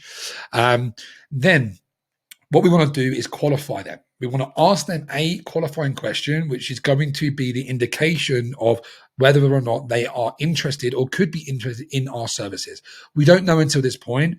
We want to qualify people so that we're actually speaking to the right people and not wasting our time, because you don't want to go through this whole process with an unqualified person and then booking someone on a call that's going to waste an hour of your time. That's not what the point is. We want to proactively put so many things in place so that the time we spend on sales calls, the 6 to 10 calls a week we're looking to build to be able to book ourselves, are high quality, leveraged and qualified calls.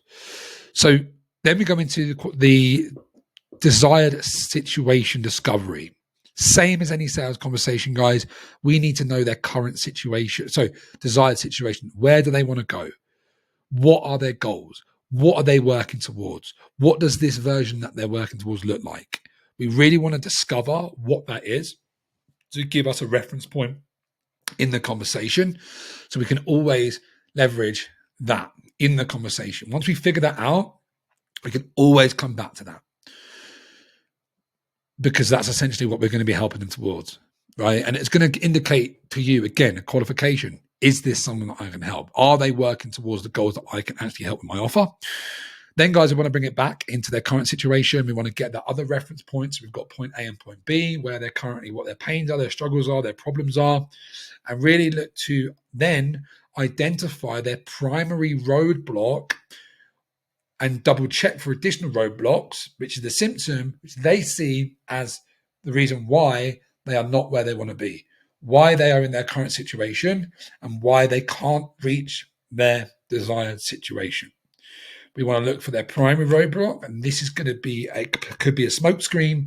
It could be something that they talk about as something that isn't really a problem, but they say it's a problem, or they shift blames elsewhere. And what we really want to do in this phase is double down and double check to make sure that there isn't any other potential roadblocks, because we want to identify a problem or label them with a problem, which is going to be the root cause of why they're not getting where they want to be. And then we can leverage a call to solve that particular problem. So then that person knows that they are coming onto a call with Ryan at 11 a.m. Even though they've got a busy week, they still really want to get on that call with Ryan because they see him as an authority and they know that he is someone that can really help them overcome that particular product. So I'm struggling at $2,000 a month. I know I have a lead generation problem, and I'm speaking to Ryan on Tuesday, 11 a.m., who's going to help me identify what that problem is and give me some tactics on how I can solve that. So that's really important for call show-up rates, guys. Okay, so let's go into this a little bit more detail. Ooh, I've kind of come off the screen here, but that's fine. So guys, this next part is just a visual representation for you, because these are the main things that you need to know, guys. And if you can really just settle into thinking, is this person qualified? Do I know their desired situation? Do I know their current situation? Do I know their roadblocks? Have I double checked? Now I can propose a call. You're golden, guys. This is how it's going to work. So again, qualification, identify if the prospect you're speaking to is someone that genuinely needs your help and what you offer. Cool, done, bang. Then desired situation. If they're a good fit and they resonate with you and what you do, the next stage is to uncover their goal by bringing their awareness to what their goals, dreams, and desires are that your offer solves. We don't talk about your offer. And again, it's important, this guys, always be on the lookout for clues and think about what you can use, what they said to leverage later on in the conversation.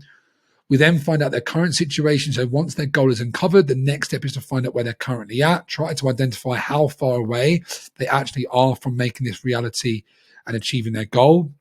Then, guys, the next is to uncover their perceived roadblocks. What do they believe are the roadblocks in their way and currently stopping them from achieving their goal? Note, if they haven't encountered roadblocks, you can reframe the question to ask what roadblocks could come up in their journey. Here, We're asking them to think about the future, to preempt sticking points. Once we've learned that, guys, once the roadblocks have been uncovered, we need to double check to make sure they're the only things that could stop them from achieving their goals. Sometimes their first response may be the only thing that's holding them back. Spend as much time here as you need to so that you are certain that we have the core roadblocks.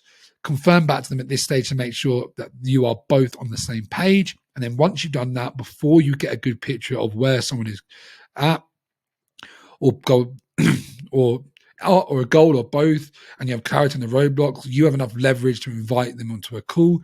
Make sure that your call invite is clearly articulates the problem that you're going to solve and why it will benefit them saying yes to achieving a certain goal or avoiding certain pain.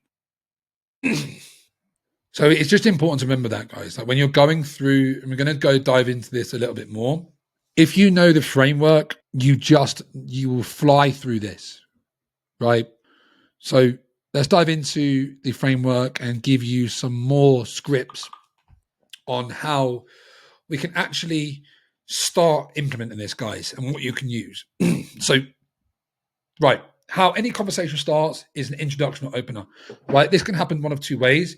It can happen with an inbound engagement or outbound openers. So there's the strategies that we're going to use. We want to optimize as many inbound leads as we can, because if someone enters your world as an inbound lead, there's so much more authority in that conversation. We can guide it very, very quickly.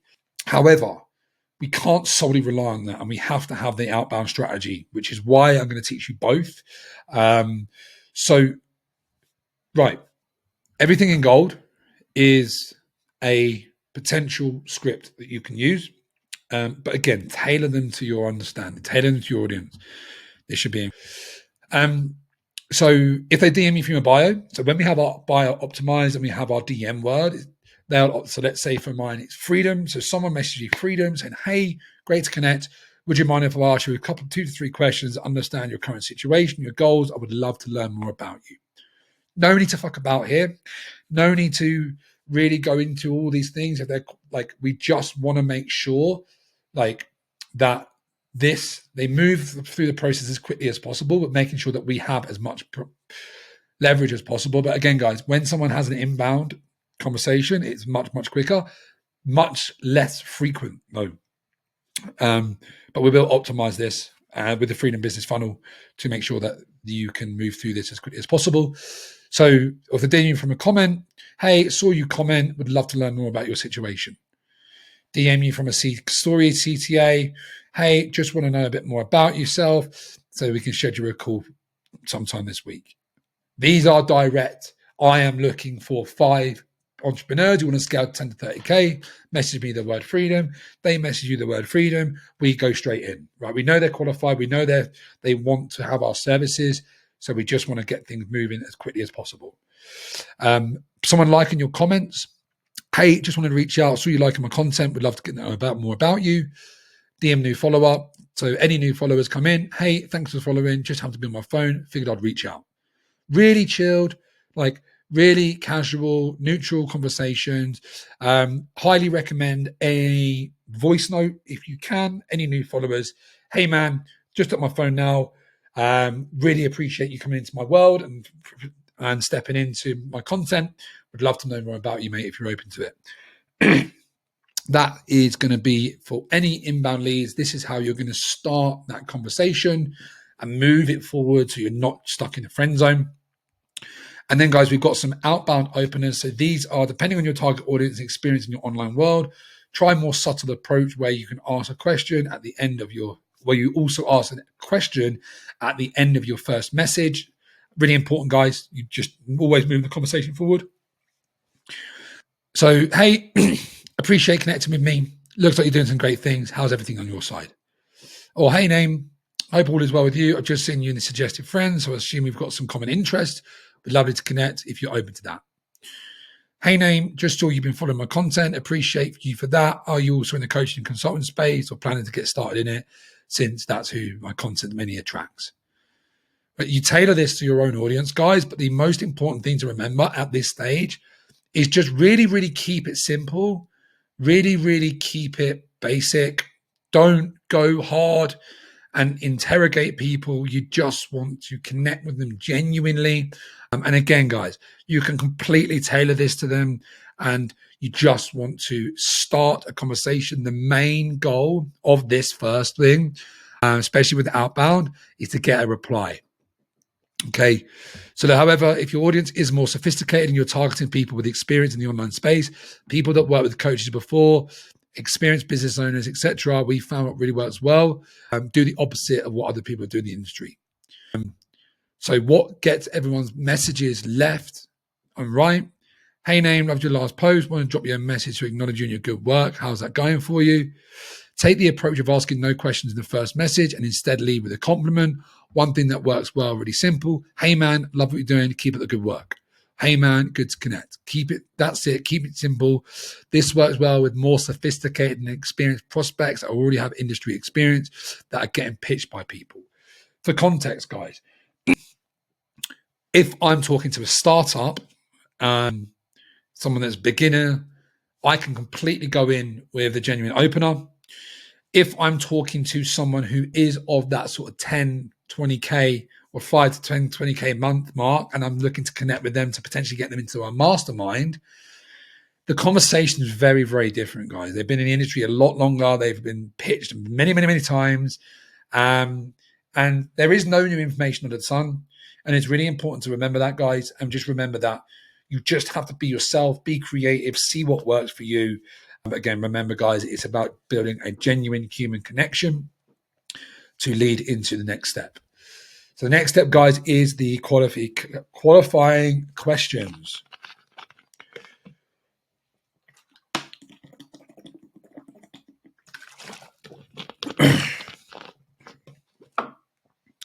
So the aim of the qualifying questions, guys, early on in the conversation to identify if the prospect is a good fit for the service and what we offer. We do not want to spend too much time needlessly chatting to prospects who has no interest in what we do. We want to be hyper specific and hyper intentional about our time, and this is a really key part of it. So here's an example of what you can do so you can mirror that for your niche and offer. So for me, is this your full-time, is your coaching business a full-time gig right now, or is it something your business coach on the side? Curious to know, if you would change one thing about your business right now to help you scale faster, what would that be? Is your health and fitness a priority for you right now? Or let's say, for example, if it was in relationships, like just out of curiosity, are you in the process of looking for a partner at this stage in your life? You just want to ask a specific question, guys, that they express what you do and they actually are interested in what you do. There's so many different ways that you can do that. Is your mindset something you're working on at the minute? They say no. Okay, cool. No worries. You can't force someone. You can't force someone to be your client. You can't force someone to be your ideal client avatar. You have to discover and have to get them to express it is. So once we know sort of if they're qualified, we then go into the AAA model. So got you. That's amazing. I remember when I was still building my business as a side gig, took me 2.5 years to figure it out. Bang. Acknowledge, add authority, and then it moves into the next part of the process, which is the desired situation. Desired situation discovery. The main goal here is that we know where they're at in their lives in relation to their offer and understanding what their goals are. This is the shortest step in all of it, and you really don't want to overcomplicate things. Ask a question or overthink the question you're about to ask. Here's a few examples. So we're looking at what their goals, where do they want to be? So right now in this conversation, let's say we've got James, who is still building his coaching business as a part-time gig around his job. I know that he connects that I've been there in the same position, and now we're saying, look, James, love that. Like, when are you looking to make this your full-time gig? Or how much money are you looking to make from this year? If you're a relationship coach, what does your dream relationship look like? If you are a fitness coach, what does your dream body look like? Asking these specific questions at this time in the conversation is going to be really simple because your content speaks to this particular audience. You have authority. You talk about these. So guiding the conversation this way is obviously going to happen and should be happening based on you've built rapport with them. You know they're qualified, and now we're looking into their goals. Okay, so let's carry on with James' example. Love that. So James replies, I'd love to make it my full-time gig by the end of the year. Mate, I absolutely love that. I remember, or when I made that transition, it was such a great feeling for me. I tried it before, it failed, had to go back. Second time it worked, haven't looked back since. Love that for you, mate. Bang. Into the next part of the framework. Note here, if the goal is too small, the gap between their current situation and their desired situation is not big enough, we want to stretch that. So now we move into their current situation. We've gone future. Now we're looking at where they're currently at. The main objective here is gaining more awareness of the prospect's current situation and exploring and gaining context as to what they're currently going on in their lives or businesses in a way that we connect with them and build rapport and trust. Asking questions that allow you to move the needle forward in the sales process and advance the conversations into the next step of the framework. Okay, cool. Examples. Do you mind, if you don't mind me asking, like, what is your revenue right now, business? Or so what stage are you at in your journey right now, would you say? Or on a scale of 1 to 10, how happy are you with your business right now? How happy are you with your business, your body? How happy are you in your relationship? You tailor it to your particular niche and you just want to find out their current situation.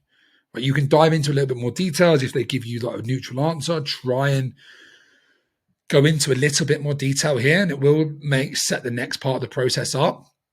Again, let's go back to James. So James, what is your current revenue in your business right now? I'm still working full-time in recruitment. This was basically my example. Still working full-time in recruitment. I make like $1 to $2 grand a month at the minute. Got it. Here you, mate. Thank you for sharing that. I was stuck at the 1 to 2K mark for quite some time as well. It's quite a frustrating place to be. Bang. We move into the next part. We look into their problem solutions. But it's important to realize, guys, there is not one way to do this. Allow yourself to step out of the box, innovate, and always try new approaches with your prospects. You're navigating a ship that you're going to have to be the leader in the conversation. Take ownership, ask the right questions. Don't be afraid to make mistakes. The information you're looking to uncover here can be split into 2 different categories. Number 1 is primary information. That's really vital to the sales process that you need to know before moving into the next step of the framework. For example, for my business, like key information. How much revenue you're doing per month, how many clients you're working with, what's the main source of your income. Secondary information, not as vital as a primary, but still helpful to leverage building process when it comes to addressing certain pain points. How long you've been wanting to start your own business for, how much cash collected you're doing per month from revenue, what is the current feeling in regard to your business, how high are your profit margins, etc. You should know what information you're looking for and exactly what you can be delivering inside your program, solving the pains and challenges of your solutions. So guys, really important that you really dive into this and really think about like, okay, cool. I know where my prospects want to go. What is to have a really good understanding of where they're currently at, because this is their current reality. This is where the problems, goals, solutions, everything that you do is helping the person from this position to get here, right? So here, prospect point A, the gap, and prospects point B. This really is important, guys. You have to, goals are simple. People want freedom. People want more money. People want happy relationships. People want better bodies. Goals are simple, all right? But everyone's current reality is different. Very, very similar. And the more you learn about this, the better your content's going to be and the better you can attract and speak the language of your ideal client avatar, because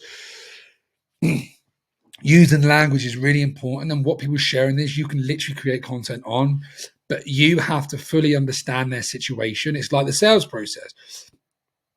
Diagnosis without prescription is malpractice, or prescription without diagnosis is malpractice. You don't know, like you need to figure out and ask questions around the problems that you solve to get them to tell you information so that you know that you can help this person and you're getting leverage in the conversation that you can then use, which leads us into the next part, which is the gap. Same as the sales process.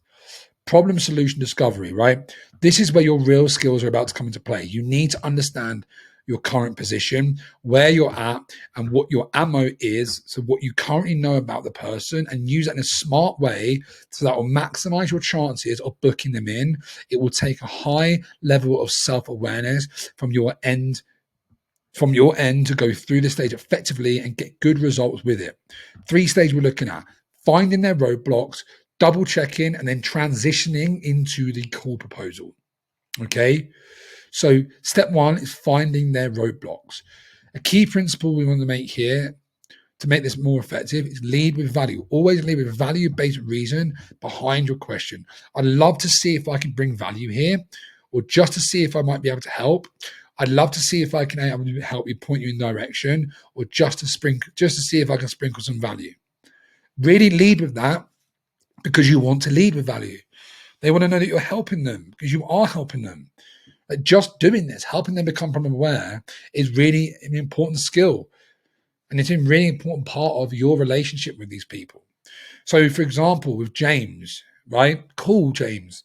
Look, mate, we know that you're currently in a job. You're currently working a job in recruitment. You're making $1 to 2 grand a month in your coaching business. You've got 2 to 3 clients. You're only actually collecting probably 30% cash of that. So like you're not even making $1 to 2 grand a month. And James, I'd love to offer some value here and see if I can point you in the right direction. What do you think is the biggest challenge that's stopping you from making this full time? Right? That is a very, very smart question, because you've built connection with them, you've qualified them, you know their goals, you know where they're currently at, and now you're asking what they perceive as their current roadblocks. Another way you can do is, cool, man, like what's stopping you from achieving that? Or like, look, mate, I'd love to have some value here. What is stopping you from achieving that right now in your eyes? Okay, so that, guys, is when we really start looking and collecting data in the gap, because this is where we're going to really propose a call. This is the core leveraged information where they're self-admitting what they're struggling with, and then you can propose a call to solve the problem. So step 2 is double checking. And again, AAA, right? Oh, right. I don't know how to find high ticket clients. Got it, mate. Thank you for sharing that. And there is an art and science behind high ticket clients. Again, I didn't know it for a long time. When I did, things really changed for me. Then you go in.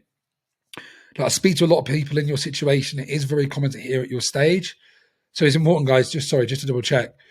This stage, we want to double check and make sure that we know all their roadblocks. Make sure you're not skipping it. People have screens, like some people's ego get in the way. They don't want to share the actual truth, but it's important that we actually try and get that. So you can say, look, got to speak to a lot of people in your situation. It's very common at that stage and not know how to find high ticket clients. Is there anything else that you think you might be missing right now? Oh yeah, Ryan, actually, like lead generations, like I don't get any inbound leads. Cool. Got it. Then the important part here, guys, is if the reply is an admittance, then continue. If not, loop here, right? We don't want to proceed to propose a call, because when we propose a call, we want to make it a beautiful art, right? The science is finding the information and the art is booking the call. Okay. So we want to loop here, find out anything else missing, anything else. Cool. Got it. Very common. Then, guys, we transition into the call by providing feedback that illuminates the problem. So here's the deal. Look, I've worked with 100 plus clients right now who have struggled to get inbound leads and sign high ticket clients. So I can probably share some light on this if this is something you're open to. If you haven't helped loads of clients, you don't have to, you can say 10s, 20s, 30s, 50s, tons. I've helped many clients, right? This is about positioning you as an authority and letting them allowing them to invite information and invite you to share. Okay. So then we transition into illuminate the problem, educate them on the problem and talk about the what, not the how. Really, really, really, really important, guys, not to coach. We're not coaching here. We're teaching them we're showing them authority. We're showing them what they need to do, right? And get them to self-admit a deeper gap between where they are and where they'd like to be. We're stretching the gap, guys. Typically, this can go something like, look, totally get lead flow isn't good right now and that you're trying to work on Facebook ads or you're trying to work on building a high-ticket offer. Send. Don't do a big, long-ass message. Too long, didn't read, or just ignore it.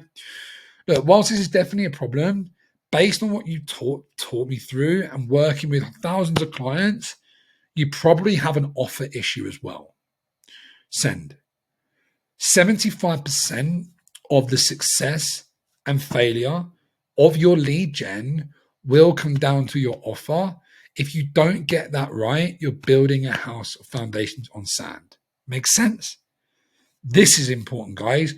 You need to figure out what the core problem is for some people. And this person that has fitness and say, look, I know that you're trying to cut down on your calories, but really the most important thing that holds most people back is their lack of knowledge on understanding how to eat for their particular body, right? You're positioning your solution to a problem that they've either said or admitted, or you're highlighting for them from a place of authority, and then making them understand and admit, makes sense, part here, that they have an issue that you solve, right?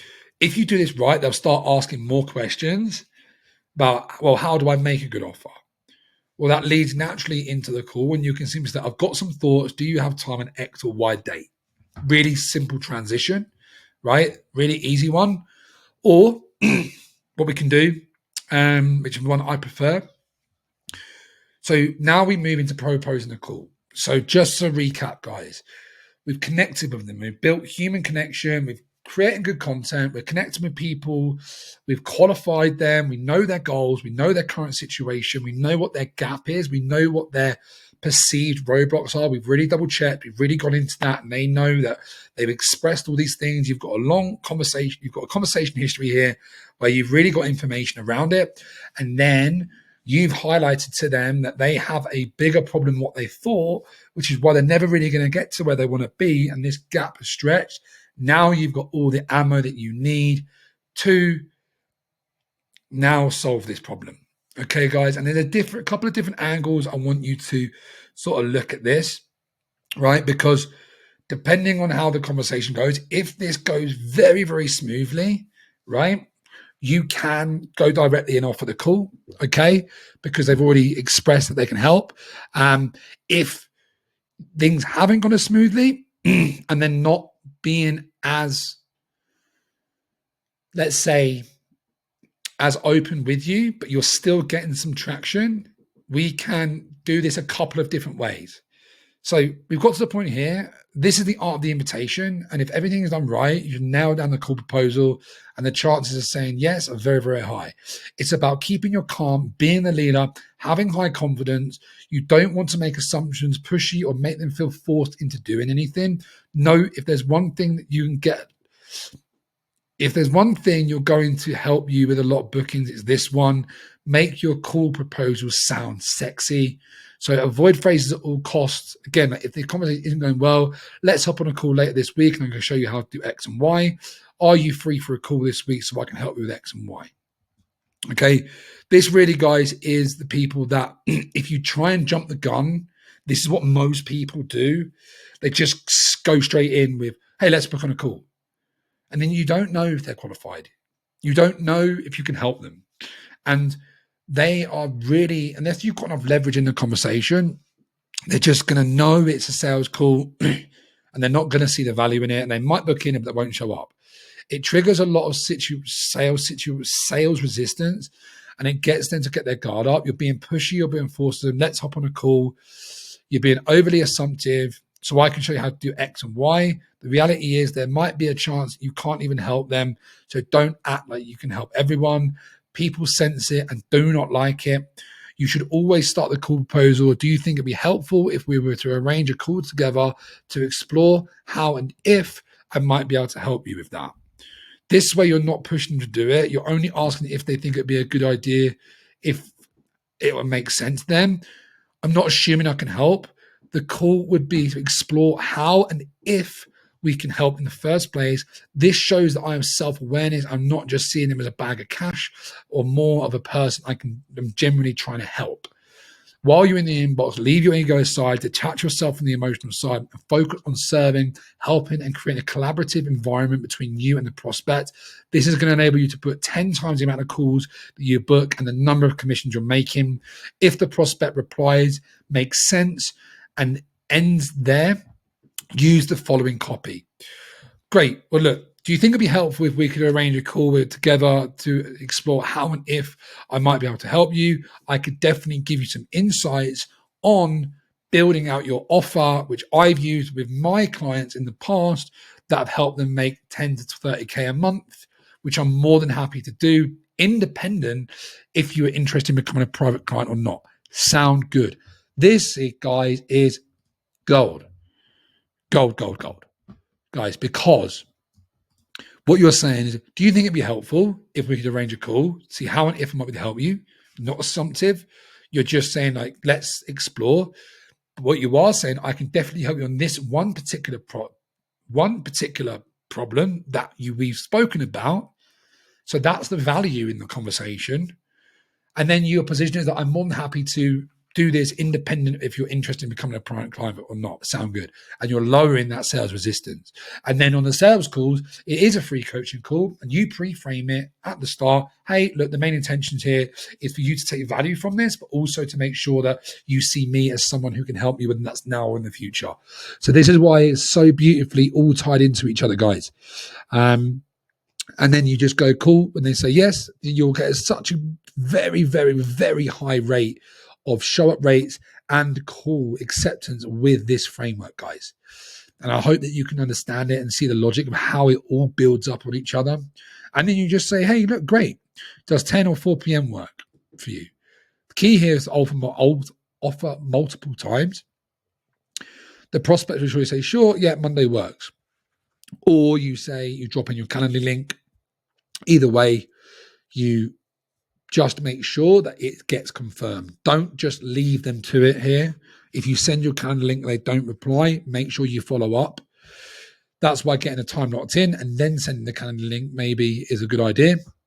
So you say, cool, amazing. What's your email? They give you your email. What's your mobile number? Give you a number. Got you in the calendar. Let's talk then. If you want to do it manually, you can do it manually. If you want to send your Calendly, send your Calendly. Whatever you have to do to make it work, do it. If you are getting people who are not booking in, definitely use this option, right? Depending on the offer. One of my old fitness clients was struggling to get people booked in through Calendly link, who was helping fit pros start their fit pro business.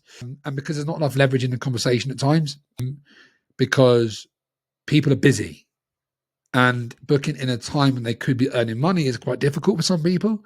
So if you actually take the proactive approach and book people in, yes, get it confirmed, done, let's go, they're more bought into it. So that now at this point, if you have any content or assets available, tag them in it and ask them to review it before the call. Even better, have them review the assets that we're going to go through first place before actually booking the call. The point is get them doing something. So in the Freedom Business Funnel, there's a homework page that's going to be built. This is like pre-call booking confirmation. You can send that to them manually, or if they book a call, it will take them there. And it just has a little short videos on pre-framing the program, pre-framing their mindset to go into it, pre-framing them to value the time, and what will happen if they don't show up. But we want to indoctrinate them. We want to start indoctrinating them. Okay. So guys, that is the framework, right?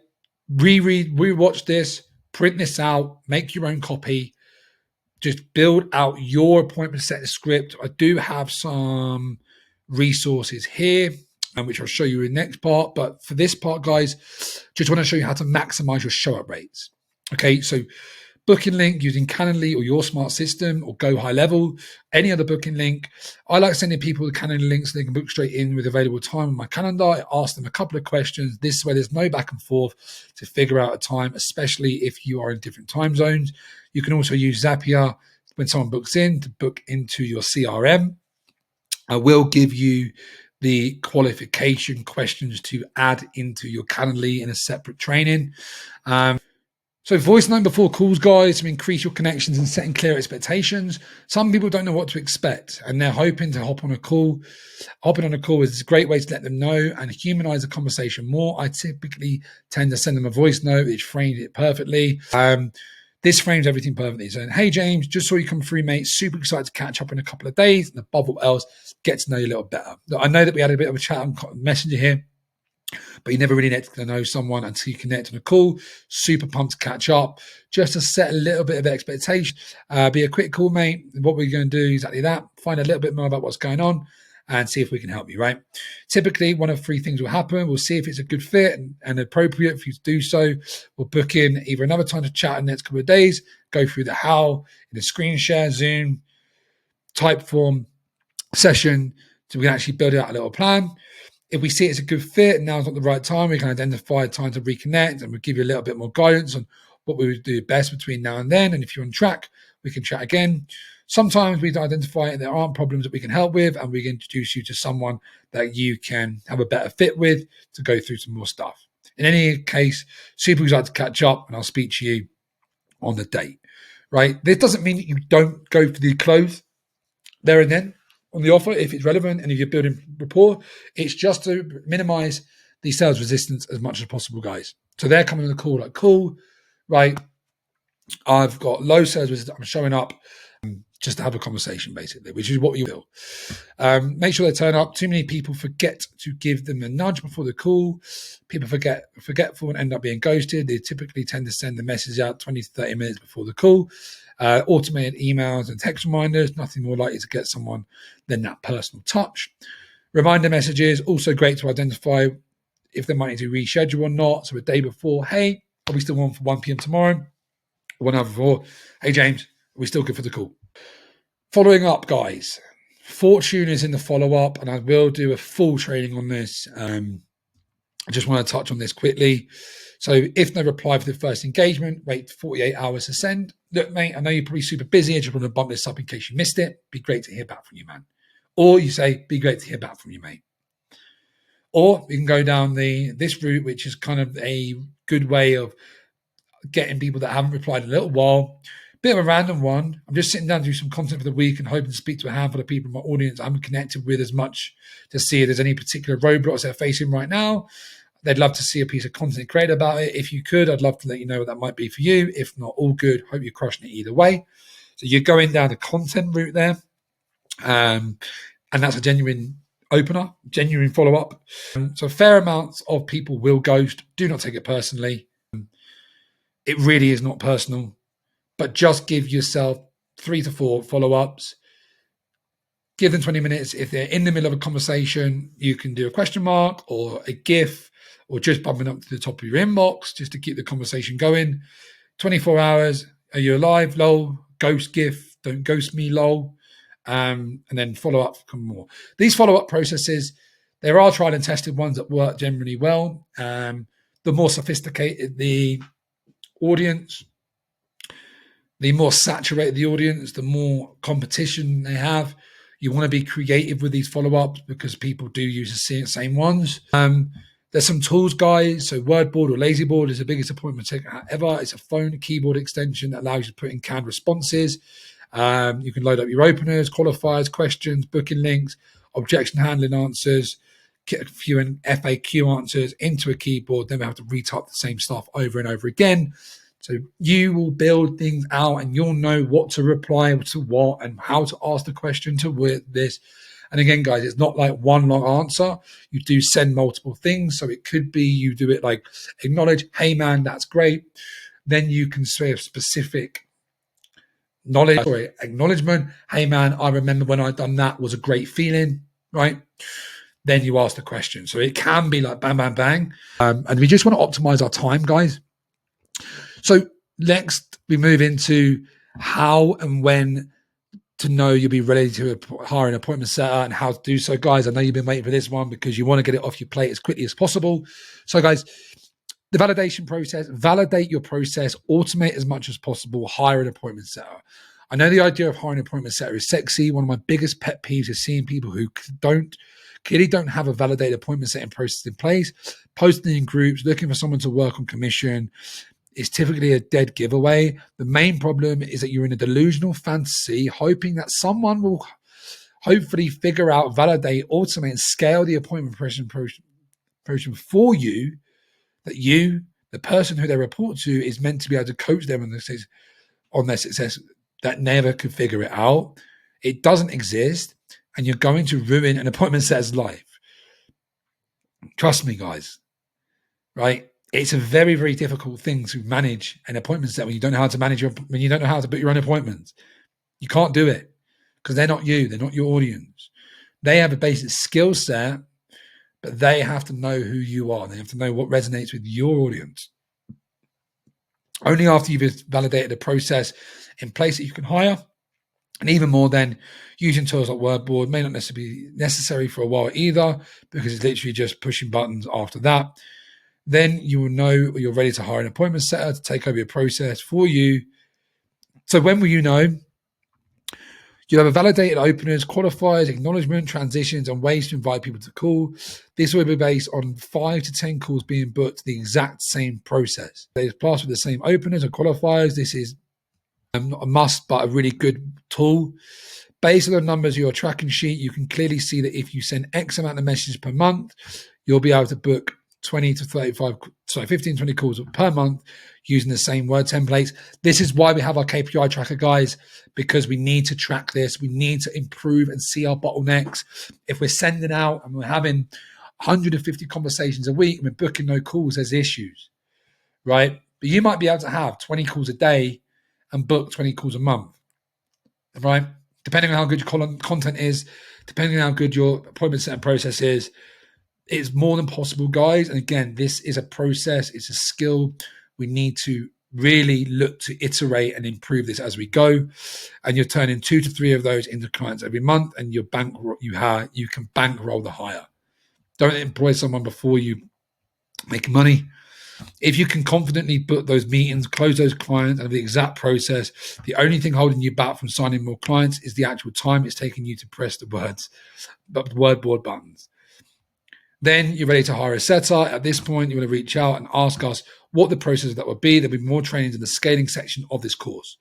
There will be lots more in hiring appointment setters, managing appointment setters, KPI trackers, integrating them with Slack. So much, guys, that we will go into this. But this is a core training, and then more in the scaling section when you start leading the team. So next, guys, do want to customize your appointment setting workflow.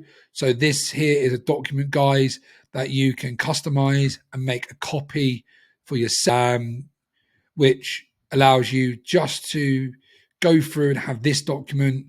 So you don't have to go back through all this. This is a training, but then this is a spare document that you will have access to just script things out. So it's much more streamlined. You know exactly what you need to say. You can edit the trainings here, guys. You know which things you need to move on. And it's just a much more streamlined process that you can tailor to your own and use into Wordboard. We've got follow-up sequences, guys. Lots of different follow-up sequences that you can use.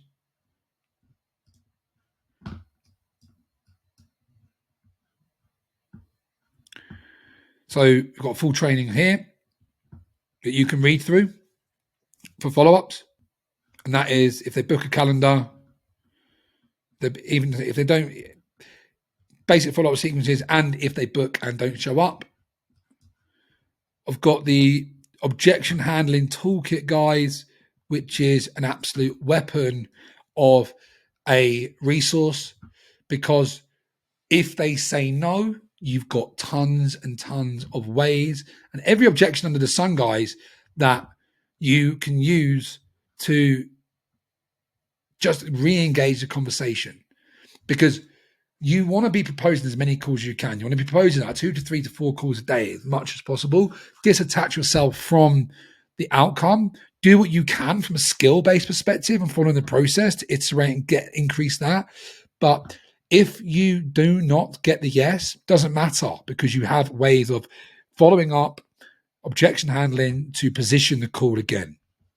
And then lastly, guys, we do have a nice little bonus training here, which is about how to book calls with your Facebook group. So if you do have a Facebook group, guys, this is exactly how you can then go and create a Facebook group to figure out, attract people in, figure out how to ask the right questions, and then the exact scripts on how you can book in calls with your Facebook group, guys, which is a lovely, lovely training there.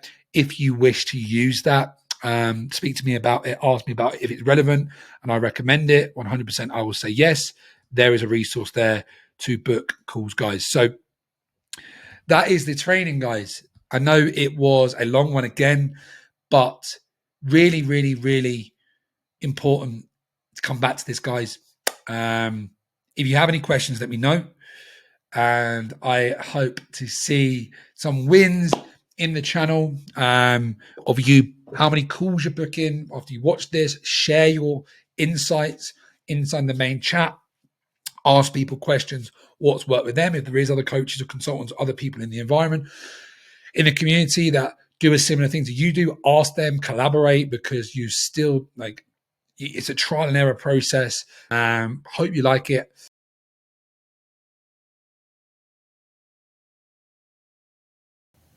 Hello guys, and welcome to the sales training. This is going to be a core module for you, and I'm very, very, very excited to bring this to you. This exact sales framework is responsible for hundreds of thousands of dollars worth of sales, even in the 7 figures mark. And this is the exact framework that will take my business and your business to the 6 and 7 figure mark, because it's tried and tested and an amalgamation of multiple different mentors that I've been personally mentored by, and really an amalgamation of the best and most powerful strategies that feel good, that feel aligned, and that really can allow you to show up as yourself and lead with value and lead with being your authentic self, and guiding your prospects through a really powerful sales process that feels good, that feels aligned, that you are just showing up as yourself, providing value and trusting the process, and knowing that your dream clients are going to come out the other side.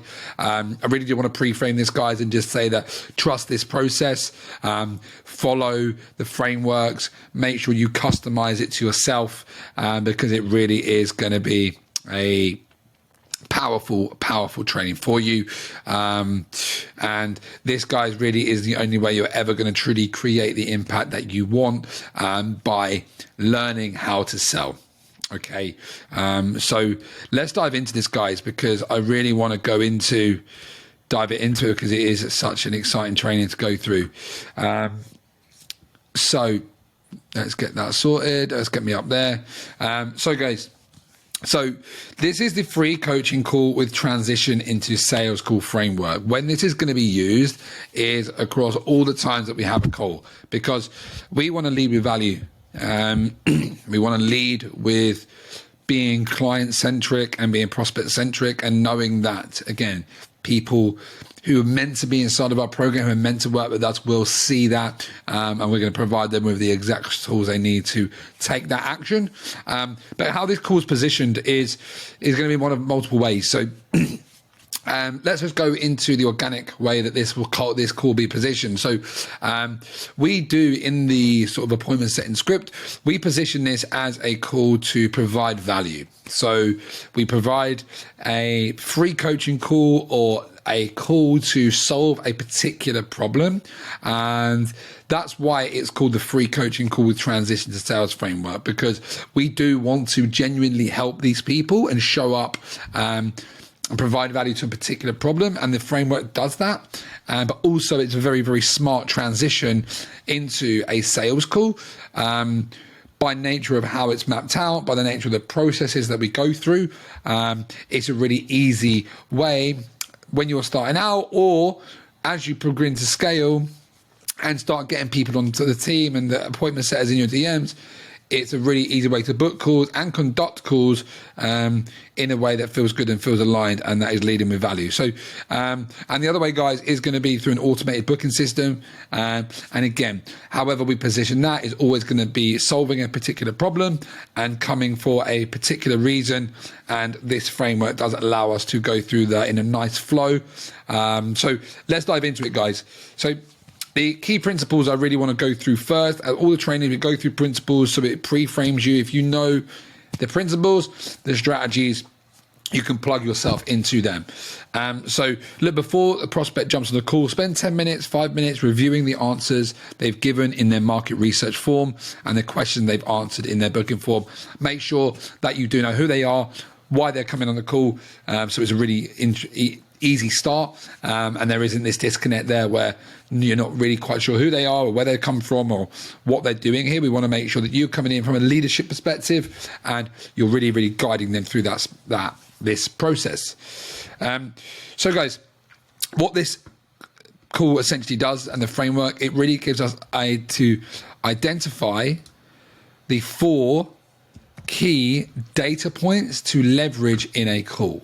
Okay, we want to create leverage, and the way that we do that is by understanding and getting them to give us all the information that we need in order to make that happen. So the very first thing that we need to look at, guys, is their current state.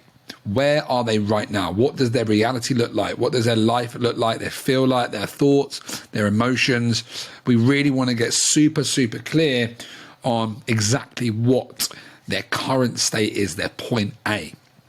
And we really want to try and define this with numbers, guys. This will make more sense as we go through the training.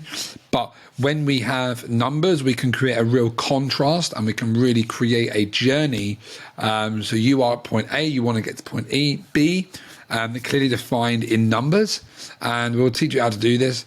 And then it allows us to really plug the holes with what we're trying to do. And then in the current state, we want to label them with 3 main problems. We're going to do this very strategically, guys. The 3 main problems are going to be the 3 core pains and problems that you talk about in your marketing message. It's going to be the things that you really provide value on, the solutions that you solve, the contrast difference between when they come to you to when they leave you. These are going to be the 3 main problems that we want to label them with, if they do have those problems. And we're going to provide a smart questions to elicit that answer, and then we'll give them it to help them become problem aware. If you help people become problem aware, guys, where they didn't know they had a problem, and then you are the person that brings that into their reality and makes them realize the gaps that they have, they automatically see you as an authority, as an expert, and they will never forget that. And this is why we lead with value first, because this might not be a one call close process, but they're going to walk off the call seeing you as an authority and seeing you as someone that's going to help them even now or in the future. The next thing that we look at, guys, is the desired state. So we look at point A is where they're currently at, and then point B is where they want to get to. What is the dream result? What they visualize, what they think about, what they're working towards, this place in their mind that they wish they could be, where all their problems are going to be solved. And again, guys, we want to make sure that we do define those with numbers as well. So we do have the clear contrast. And then, guys, we want to move into their driver, their why they want the desired state, and why not having it is painful. Because once you can tap into their emotional brain, that's when things really start moving forward in their sales process. People buy off emotion and they justify it logically. So understanding someone's why is connecting to their emotions. It's going deep. And if you don't go deep into sales calls, you're never going to create enough leverage in the call to get someone to take action. Okay. And then lastly, guys, we want a clear gap. So the things that they or you see as being in their way and why they can't do it alone.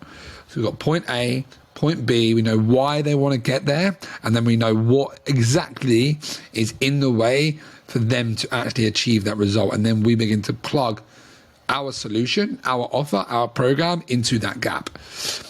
So we'll go through this in more detail, guys, and as the call goes on. And then, guys, we want to go through how does a sales call look, a great sales call look. You need to spend 10 to 15% of the call asking quality questions to find out the 4 data points, 10% making a strong offer, and 70% is a prospect talking and sharing. Think about the person who is talking is losing the sale, because you need to make sure that they are talking, they are bringing the answers, they are giving you the leverage that you can use throughout the call. And there's a couple of quotes here, guys, that I just want to pre-frame the rest of the training on. So there's prescription before diagnosis is malpractice. So if you went into a doctor's and you sat down and before you could even begin to tell them what was wrong, they just handed you a bunch of pills and there you go, off you go. Right? That's malpractice. That is not, you would not trust that doctor because they haven't diagnosed what the actual issue is. They haven't had any dialogue, any conversation around what the actual problem is.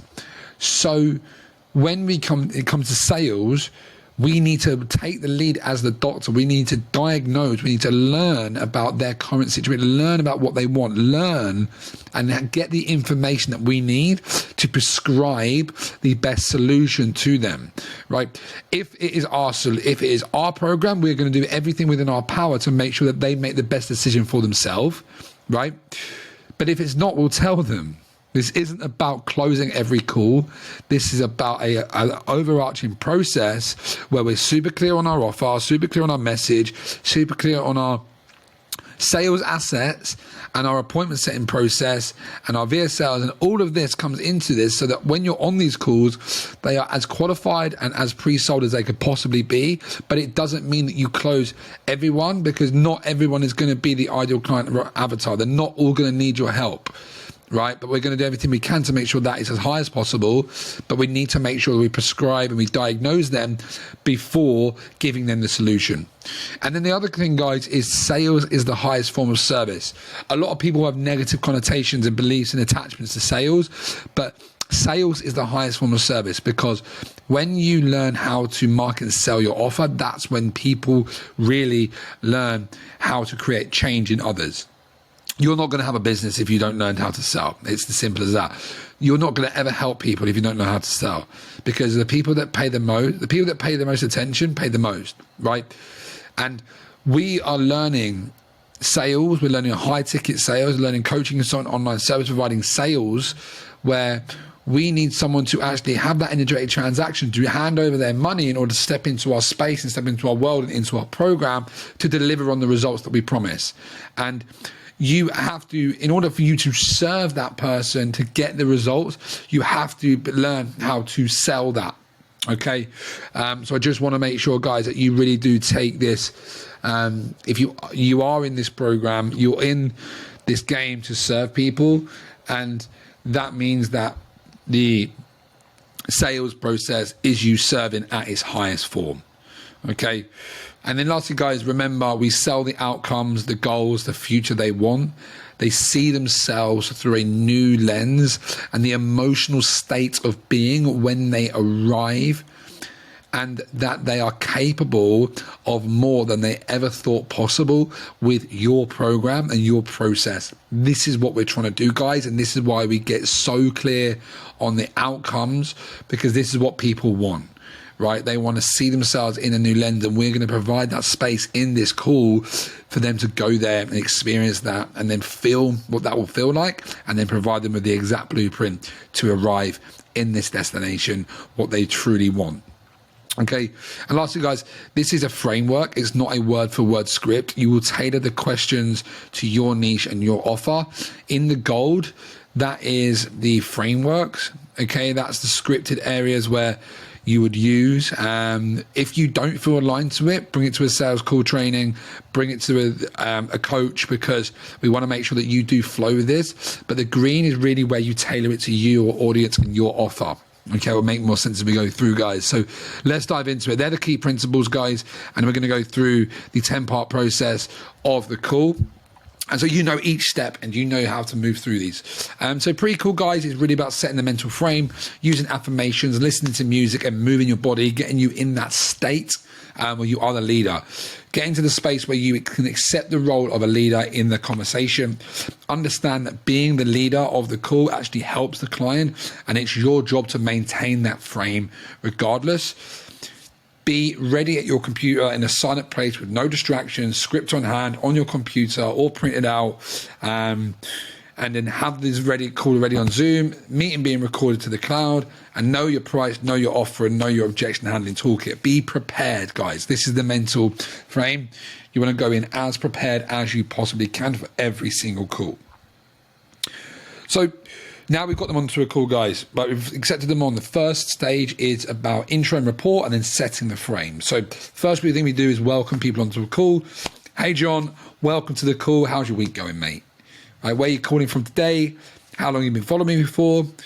Really, guys, we're just warming things up. We're not going straight into things. We're building a little bit of rapport. You don't need to spend too long on this, guys, 2 to 5 minutes. Humor is great here. Get comfortable. Lean into that role of a leader mentally and establish yourself as the lead early on. And then, guys, we're going to go into setting the frame. So this is really important because every time when you set the frame, it really allows the energy of the call to move as smoothly as possible, because as the call is positioned, we're going to make sure that these people are coming onto the call for a particular reason. In the appointment setting and the art and science of the appointment setting, we learn that people need leverage. You need to have leverage in the call, that people need to know why they're coming to the call to prioritize this call over anything else. So we want to be crystal clear on why that is. So how you would do this, guys, you'd say, hey, look, thanks for jumping on the call today. I really have 2 main intentions for today's call. 1, I want to make sure that you walk away from this call with more clarity and some tangible action steps for you to take so you can start moving forward with your business, right? It might be with your health, with your confidence, whatever your area is, whatever your niche is, and whatever the problems you solve, you would just make it very clear this is why we're here, to solve something in that area. And then secondly, I want you to walk away from this call viewing me as someone who can help you move forward within the area, whether that's now or sometime in the future. Sound good? Right. And this really just allows us, guys, to actually lead with value, lead with questions, but then also make sure that we do everything in our power to make sure that they know that we're going to do everything we can to serve them. And if that means that we do believe they are an amazing client, we are going to go through the process of pitching the offer, going for the close, and also doing the objection handling from an authentic way and an ethical standpoint, where we do what we can for them to make them make the best decision without being pushy, without being hard sales. And this really just allows us to do that, guys, with comfort and not feel like we're being conniving or manipulating. We're just very, very clear from the start. The frame has been set. So, guys, number 2, once we've got the intro done, we've set the frame, we want to find their motivation. Get them to start opening up straight away, but don't rush it. We want to understand why they're here. Why have they taken time out of their busy day to speak to us on a sales call? Everyone knows it's a sales call, right? Even though it's positioned as a free call or however it's positioned, people aren't stupid. They know why they're coming onto a call, and they do think they're going to be pitched. Okay, so, hey, John, so tell me, the best place for us to start, mate, is really asking by what motivated you to spend time with me today? And then we'll start going into different things, and they'll start saying, look, Ryan, look, I really want to get out of this job. I really want to start building this business and get out of this job. And I'm just fed up, mate. I just can't seem to work things out. And we're going to really start learning about them in this process. Do not rush it. Ask and listen probing questions. If they do say, I'm just curious, ask the question again. Be firm, lead, right? Got it. So what brings you to the call today then? And really go into this, guys, and really get super clear on why they're here. Because the same motivation that got them to schedule a call is the same one that they'll use to buy. Remember that. Okay? And you're always, everything that we're creating leverage, we're learning about them. We're knowing what they say, what the things that they are struggling with, because everyone's struggling with the same things, but they're slightly different. They're articulated in different ways. Once we've really understood part 2 about their motivation, we move into clearly discovering their current situation, helping them become problem aware by asking specific questions about key performance indicators for your niche, and then you label them. Okay, so this, guys, is about learning to get the best picture you can possibly get about their current situation. Think of this as the discovery process, okay? But you really want to just understand where they're at in their life around the particular thing that they're struggling with. So, and we do want it around key performance indicator areas, guys, and get some numbers. If you don't know how to do this, guys, bring this on one of the calls, because we can tailor this. This is a really important part to tailor to your offer. So for me, let's say for wealth and business. So what's the price tag of your offer? What form of marketing do you currently use? How long have you been in this stage for? What's the size of your current team? How many clients you serve in? And then what's the primary objective you receive? That's going to allow me to create a whole picture of what they do, how much they charge, how they're currently getting clients, how long they've been stuck in their current situation for, what their team is, how many clients they have, and then what is the main thing that they struggle with, right? This, guys, is just going to give us as much information as we need to really, again, understand. So if you're a health coach, and you'll be like, okay, so what does your current health routine look like? How much do you currently weigh? How many times a week are you working out? What's your calorie intake on a day? How many steps do you do? How do you feel? What's your energy like throughout the day? And again, really tailor these to about 4 to 6 questions around your niche. Tailor them to get the answers to the top 3 to 5 pains and challenges, goals and desires you speak to around your marketing message, and label them with the problems. So for me, it's high ticket coaching, marketing and sales, and then scalable business offers. So like, cool, talk me through your offer suite. Talk about your offer.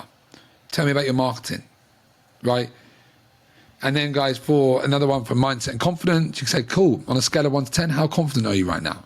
Talk me through your thoughts on a day-to-day basis. How often do you feel low in confidence in a day or a week?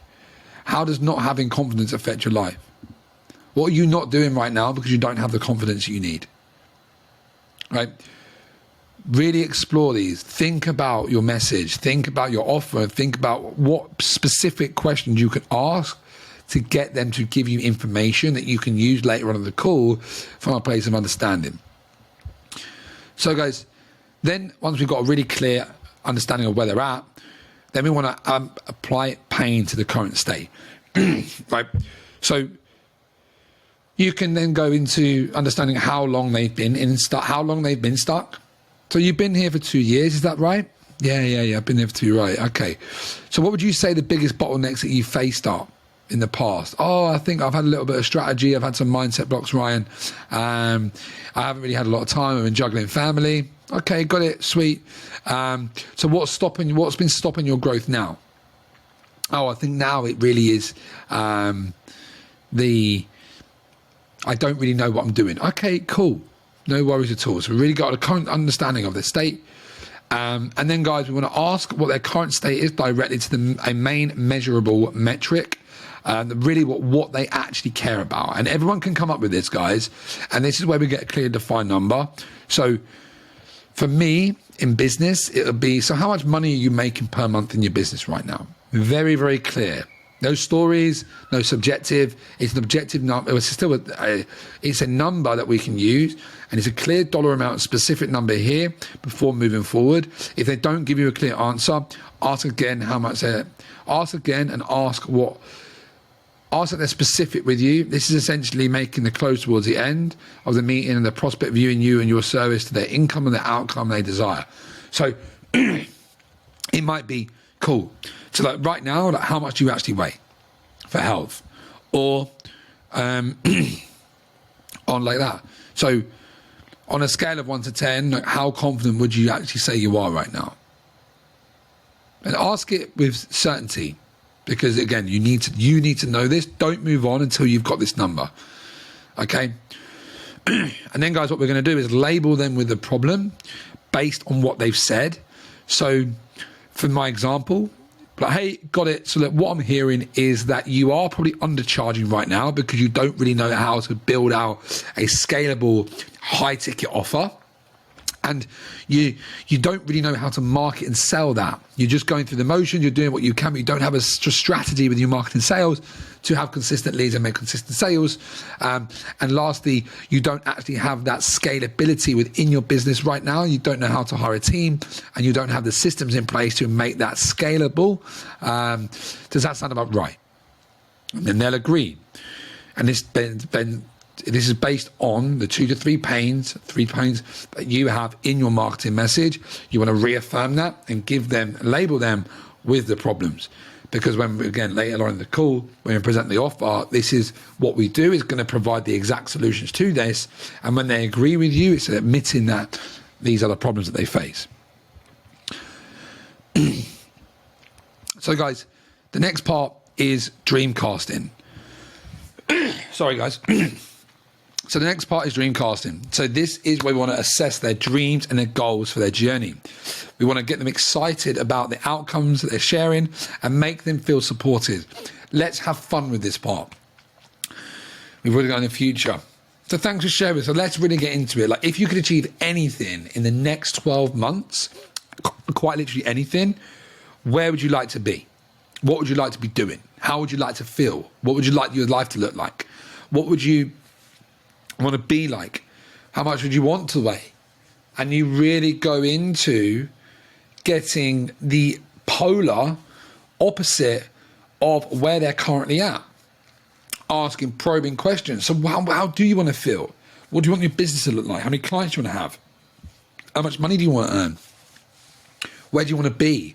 How much flexibility do you want? If you had the flexibility, where would you be? Would you be in Bali? Okay, that's cool, amazing. Like, that's so cool. I love that. I really, really love this vision that you have, the dream that you have for your life, your business, your health, your confidence. Amazing. Got it. So what is the motivation behind achieving this goal? And they'll go in. Oh, I just feel trapped right now. I really don't want to live the rest of my life being unfulfilled in a job, and I know that I'm capable of so much more. Okay, cool. We're going emotional. So how would things change for your business or your life if you'd achieve the sort of 10K a month? Oh, I'd just have so much more freedom. I'd be able to spend it on my partner. I wouldn't be stressed out. Amazing, amazing, amazing. And then what would achieving sort of 10 grand a month have an impact on other areas of your life? Like, tell me more about what the real motivation is here. And guys, what we're doing, we're getting specific answers to the questions in dollar amounts tailored to offer before moving forward. And we're really supporting them on their vision and goals. We're spending time defining it and exploring it with them and painting a picture together. And if they're aiming too low, help them aim higher and widen what's possible for them and what they might see in themselves. Leverage case studies of your clients you have worked with similar to them. Deep dive and want to convey emotional attachment to their goals. Don't rush this part, guys. Again, we really want to allow people's minds to go into a place that they probably don't usually allow themselves to go because they have limiting beliefs and they have things that they need to work on. And we really want to help them go through that process and just really step into that and emotionally get there and tap into the drivers, right? In this section, we're going to point B and their drivers, why it's important to them. People do care about like family, finances, fitness, and faith a lot of the time. Like, these are the sort of areas that people will go to of why they want to do it and the impacts that it'll have in their life. So really explore this and have fun with it. And then we're just going to go into, so if we went into the future 12 months from today and you'd achieve the 10 grand a month and you had the total freedom to work when you want and you are spending more time with your family and you just were feeling empowered and stress-free about your finances and about your business, because certainty and clarity in your ability to make that money. How would that feel? It would make you feel good, right? And your tone is really important in this, guys. It is really important for your tone, because tone's important. So once we've done that, guys, and we go through the dream and we really anchor that in, now it's time to stretch the gap. Now it's time to ask the golden question with the definable numbers that we've found through the process so far. So you're saying, look, okay, you're currently at £1,000 a month, but what you want to get to is a 10 grand a month. Does that sound about right? And then you say yes, because you've gone through, they've opened up, they've told you. It might be like, cool. So currently what we spoke about now, within your confidence, you're about a 2, and it's really, really affecting you and not letting you do the things you want to do. And what you'd love to get to that 8 or 9 mark where you know you're never going to feel 10 out of 10, but you know that you've got 8, 9 where you're fearless, you're confident to put yourself out there, go on to dates and apply for that new job and really step into that most confident version of yourself. Does that sound right? Cool. So again, we need 2 numerical figures related to your offer, and the prospect has openly admitted their current painful situation, point A, and their dream destination. And then, guys, we're going to tailor this specifically to our offer. And then we go, okay, cool. So tell me what's stopping you from making that jump or achieving that goal on your own without us or without someone like us. And what this does, guys, is this stretches the gap. In their mind, this dream island goes so far into the future because they know they don't have what it takes to get there, because they would already be there if they did. And it's going to go along one of these sort of 3 directions. One of them is going to be along the lines of they can't do it themselves. They don't have what it takes. They've tried for so long and they just don't know how to do it. They can't do it alone. Another one is that they believe they can do it, but it's going to take them a long time. Okay, so they want faster results with our help. And then lastly, guys, is that they don't have a proven system or guidelines to ensure success. Okay, they don't have the skill set. They're missing certain skills or systems or guidelines to make a success. It's going to usually be one of these 3 things, guys. And it's just a visual.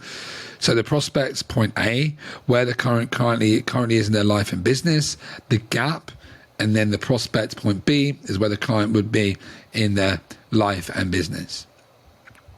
So now we've got some information with them, guys, and they've admitted, they've started to vocalize why they can't do it without us. Then we ask the question and we really anchor this in again. So what would happen if we went into the future right now, 12 months from today, and we're having another conversation and nothing had changed? You're still in the exact situation. You still don't know how to achieve your results. What were the consequences of not making any progress? You would feel pretty shit, right? And we'd ask them how it would feel, and we want them to go into the feeling of staying stuck, staying in this pain.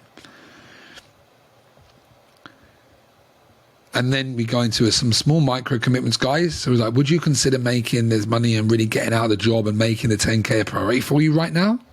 Yeah. And then you go, okay, cool. You've done all the diagnosis. You've done all the discovery process. Now it's time to diagnose and prescribe the solution and offer the solution and over-deliver on value. And this is how we transition. Okay. So look, thank you for sharing everything for me today. I believe I've got a really good idea of what's going on with you. Would you like me to share my thoughts and explain the work we do and how we're able to help our clients overcome the exact problem we're speaking about here? And they'll say yes, because up until now, all you've done is ask questions, provide value. You haven't asked them for anything. And now you're going to provide the solution to their exact struggles. Okay. So this, guys, we want to pre-frame this. So we are going to over-deliver. We are going to give them exactly what they need, but give them the what and the why, not the how. And we want to say we, because we want them to start thinking about we are going on this journey together. So what you'll say is, look, after everything you presented to me, it's clear what needs to happen in order for you to start hitting your first 10K month. Here's what you need to do. Number one, we need to refine your marketing and plug in a proven, repeatable lead generation system so we can start booking 6 to 8 calls per week in, week out, and get rid of that worry and when the next client is going to come in. And then number two, we need to increase the value of your offer, create a scalable offer suite so we can break away from any of the trading time for money and open up the floodgates, these high 5-figure cash months. Sales and systems is definitely something we need to work on, but so converting becomes effortless for you and allows you to onboard multiple clients a week without any overwhelm and a seamless client experience, and then consistently work on your mindset and upgrade your programming so you become a magnetic to your dream client and scale your 6 to multi-6-figure business. We just provide the what and the why, the what and what we'll do for the problems that we spoke about that we labeled them with. Okay. You should know this, guys. We want to make sure that we actually share real, tangible advice and show them where their weaknesses are, demonstrate massive authority. And now, guys, because we've led with value, we're building that reciprocity bank. We're really allowing them to think, oh my God, this person's amazing. Now we transition into the pitch. Okay. So look, while we're here, I will be completely honest with you. What we've spoken about today is exactly what I help my clients with. Like I helped Gary scale from 2K a month all the way to 20K a month. I helped Brad go from 5 grand a month to 20 grand a month in just 30 days. I've formulated a system that helps people just like you scale from the 1-2 grand a month mark to 10 to 20 to 30 grand a month. It's called the Freedom Business Formula. And while we're here, I'd love to show you what that is. Would you like to see it and how it can help you? So you're asking for an invitation, right? And if they invite you in, which they will do every time, they'll say yes. They've invited you. They've opened themselves up energetically for you to show them exactly what you do, to show them, right? Then we go into the pitch deck. So what you do, guys, is you would have a Google Doc or a Canva presentation with your offer, which you would then pull up or have already up, and you would share the screen with them and walk them through exactly how the offer works based on the 7-figure offer framework that we've shown you before, okay? And you'll just walk through it step by step, because it said, who is it for? And you're going to them, okay, cool. So this is for coaches, consultants who want to scale to 10 grand a month. It's for people who don't have a scalable offer suite, who don't have a proven marketing system, and don't have a sales system in place so they can scale. So everything that we've spoken about in the sales call is mentioned in the offer. It's talking exactly to their current situation. The outcome, the deliverable outcomes are exactly what they want. We go through the exact process, the logical process to take them from point A to point B, delivering all the aspects that they have spoken about and delivering it in such a smart way that it cannot be the perfect solution to them. We're going to give them what's included. We're going to go through the guarantees. We're going to go through the bonuses. We're going to go through the urgency, scarcity. We're going to really go through this exact offer suite, which we're building out, guys. And again, you can have this as a Google Doc. You can have this as a Canva presentation. I do personally, when you are first starting out or really want to get in the flow, there's create a Canva presentation because it feels a little bit more real. I know I've received some of these in the past and it felt like just a piece of words on a piece of paper. So if you want to create a nice Canva graphic, there's lots of templates in Canva. Do that because it really does allow you to talk about the nuanced details. But there'll be a separate training on creating your pitch deck, guys. So once you've done that, so remember, guys, positioning is everything. Over deliver like mad. Make it seem pointless to say no. Then ask if they have any questions and answer them, and continue and stop talking and let them continue. Before getting to the investment, guys, you go through the whole process before talking about the investment, whether it's the investment slide or you get to the investment part on the document. We want to ask the following questions. And this is when we begin to close them. So do you think you'll get a lot of value out of what I presented to you today? They're going to say yes because it's so strategic. Great. And do you see how this can help you go from sort of the 1-2 grand a month mark all the way to the 10, 20, 30 grand a month mark? Yes. Great. Because I've taught you through the Freedom Business Formula, the exact step-by-step process, the phases, the steps, what it does, why it's important, how it works. And do you have any other questions about what's included? When you ask these questions, guys, we'll begin to start revealing any objections.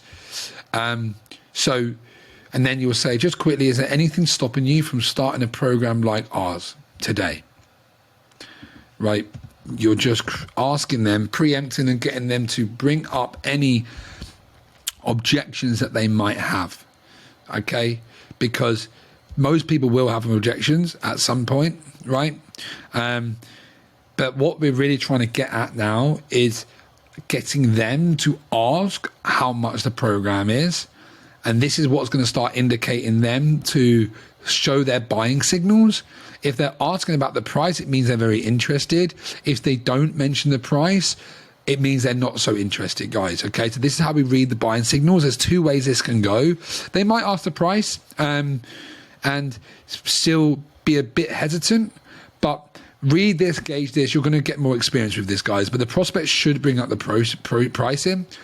And then if they do show buying signals, if they're fully committed, there's nothing stopping them from joining. Proceed and present the investment options on your pitch deck. Answer any questions and close the client. Have your payment plan options first as the higher figure, and then the paid in full, ideally 2K cheaper. So this is going to incentivize people to pay in full, guys. So once you do that, you're like, cool. So the program is 6K. But if you hop on the call today, we do have a decision makers discount that we can do for just 4K. The reason I've had the decision makers price at $4,000 is because over the past few months, I've really been studying our most successful clients, and they all have one thing in common. And the one thing is they're willing and eager to invest and grow immediately. So to encourage that same mentality for people to get the same kind of results with these clients, I've put the $2,000 discount on it. So it's only $4,000 instead of the 6K if you hop in today. Silence. Be completely quiet. Don't say anything. This is where the strength comes in the silence. Don't say anything. They will begin to fill the gap. Hold the silence. Do not be the first person to speak. Let them speak. It doesn't matter if it's a minute, 2 minutes, 5 minutes. Let them speak, because this is what's building tension in their mind, because they want it at this stage. They really, really want it. And we need to hold the frame of allowing them to make that decision for themselves. Right? We don't want to talk because it will give them a way out. And it's going to go in one of these directions, guys. So they're either going to be ready to go right now, in which case take the payment, move forward, and get them closed on the call. If you need to, I need to think about, I need to process it. It's not the right time, or I wasn't expecting that price tag. Or it might be something along the price. So if they say, yes, let's do it, amazing. Which option would be best for you? Will it be the decision maker discount or one of the payment plans? Shut up and say nothing again. Cool. How are you going to pay? Debit card or credit card? Get Stripe up, make the payment there and then, and just get it done, right? Because if you can get the money in the close, get them onboarded, get everything started as quickly as possible. Success loves speed. Don't let them sit. Just make sure they take action. It's the best thing that they can do. If you're pitching them, if you're making this offer, it should be the very best thing that they could possibly do for themselves in their current situation right now, and you should feel good about it. If they're not showing buying signals, we just have this angle, right? So this is where we don't have to hard pitch them, right? This isn't about hard pitching. This is about gauging the situation and seeing how you feel, and then allowing us to follow up with a second call or an email to get them closed at a later date, but still incentivize them. So you'd say, look, cool, I'm not here to sell you today or expect you to make a decision. So what I will do send you an email with everything that we've discussed and what we can work on, regardless of whether you choose to work with us or not. It'll also include a full breakdown of our offers, so you can look through them in more detail.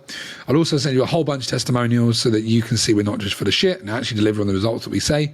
And after that, if you have some questions and you feel something that you might want to look forward with, after that, if you have some questions or you feel this is something you'd like to move forward with, we can have that conversation. Sound fair? Yep. Okay, cool. And lastly, I just want to remind you, if you did decide you want to join the program, we can hold the price at $4,000 or 2 split payments of just $2,500 for the next 7 days. After that, the price will revert back to its full price of $6,000. So it's been great chatting with you and getting to know you better. I look forward to speaking to you in the future. Right? So guys, what this does, it really allows us to move where the conversation's going. It allows us to offer as many people onto calls because you're not hard selling, you're providing value, you're giving really tangible stuff that they can go away and work on, and you're incentivizing them to become a client, and you know that you're delivering value, you know that you're being a good person and you're really providing them solution what you need, and you're doing it in such a strategic way. They cannot get off this call seeing you as someone that could help them even now or in the future.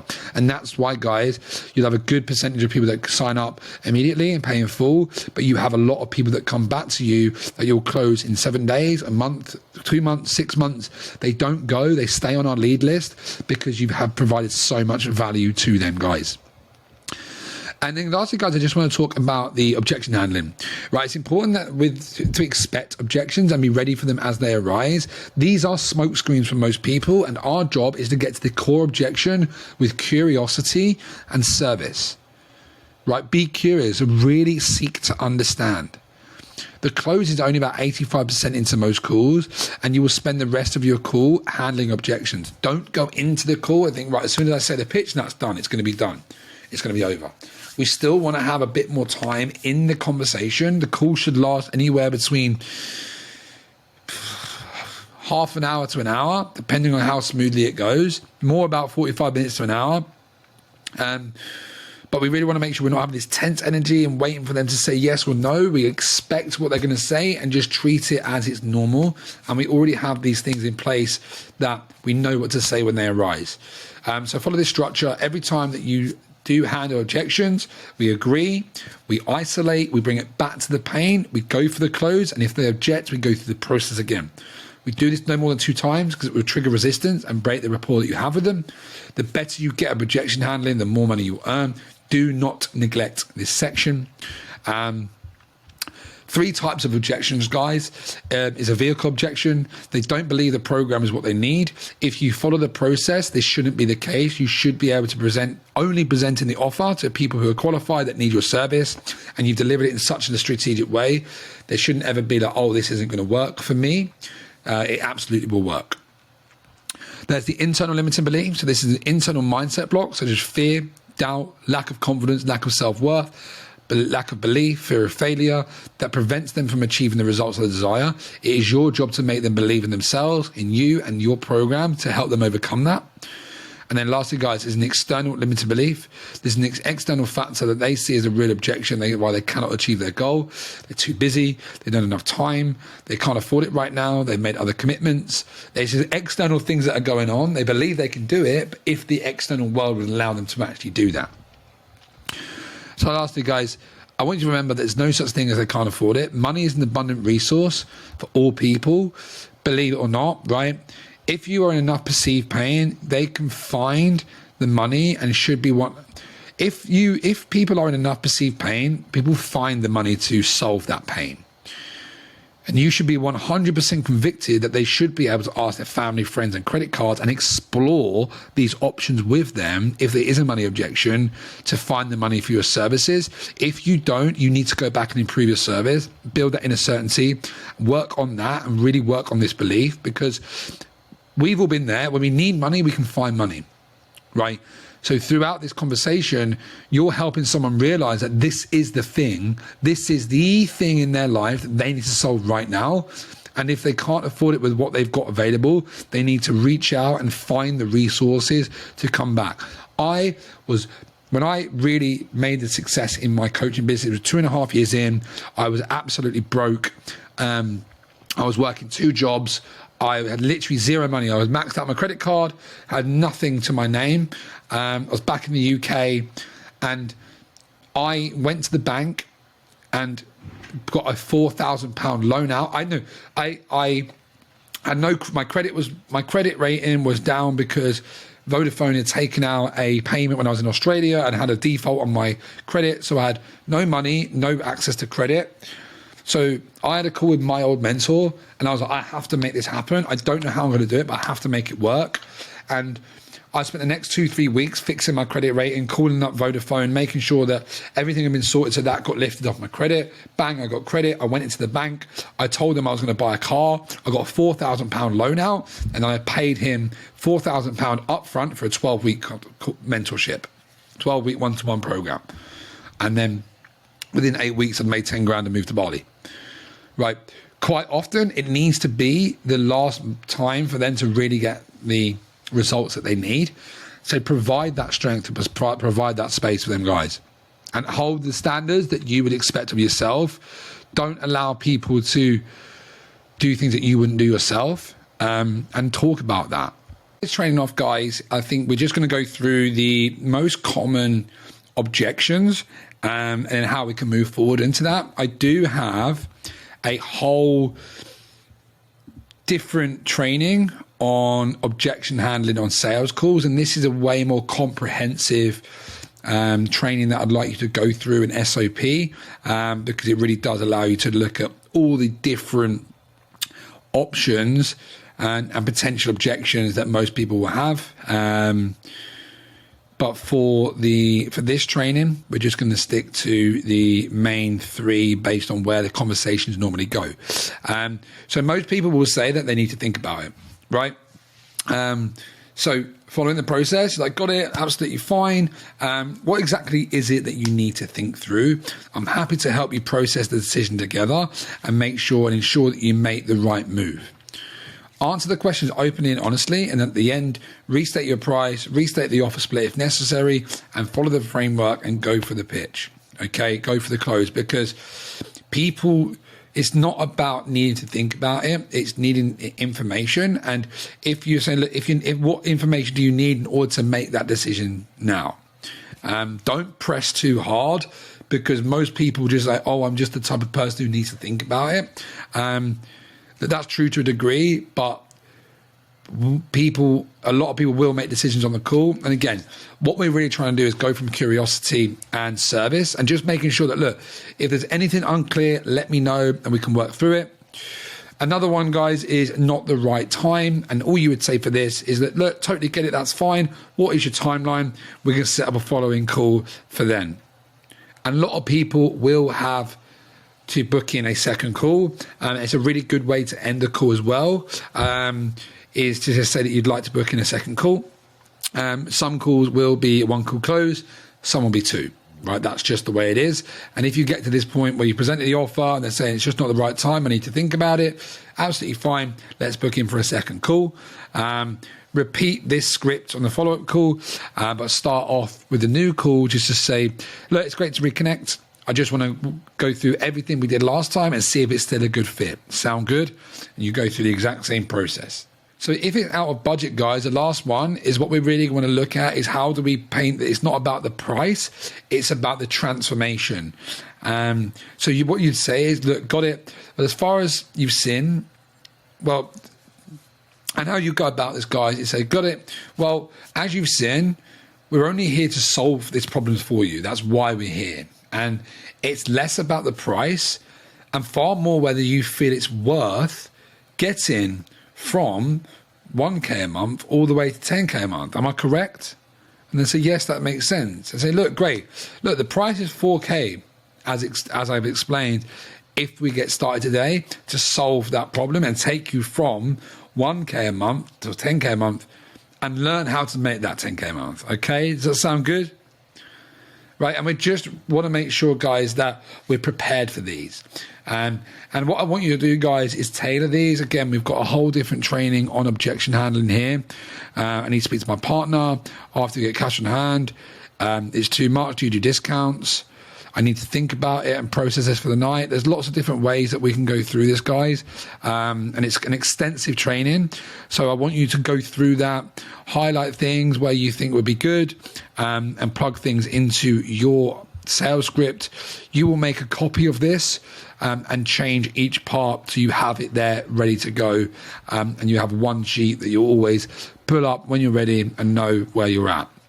So guys, if you have any trouble with this, please make sure you bring questions to the coaching calls, because this is so important. It's so important about converting all the hard work you're putting into your marketing, your content, the conversations. If you're booking enough calls, but you're not making sales, it's going to be your sales call and your ability of sales or your offer, right? Because there's bottlenecks in each part. So guys, look, I hope you found that super valuable. It is a core training again. So make sure you come back through it, make notes, make a copy, ask questions. If you need help tailoring it to you, bring it to a coaching call. We can do it live on one of the calls then, guys. Okay. But that's all for all today. I'll see you on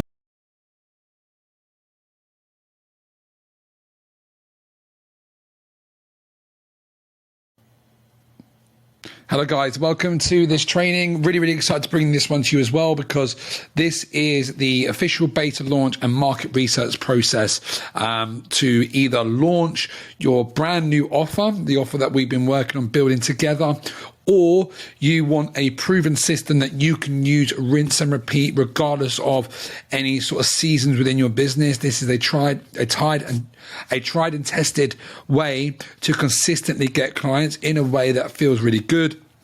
It can really overcome any sales resistance for your audience, and something you can always fall back on to use to incentivize people to take fast action, to get real-time market feedback, and to really use to stand a test of time in any scenario when you need a softer approach to get some clients, basically. So this is the exact process that I used when I launched Freedom Life Mastery, and the exact way that I made $10,000 in the first 4 weeks of launching the business, as well as building up 9 people inside the community in this time frame as well. So guys, I will go through this. Any questions you have, please ask, bring to the coaching calls, let me know, because it should be a very simple process to use.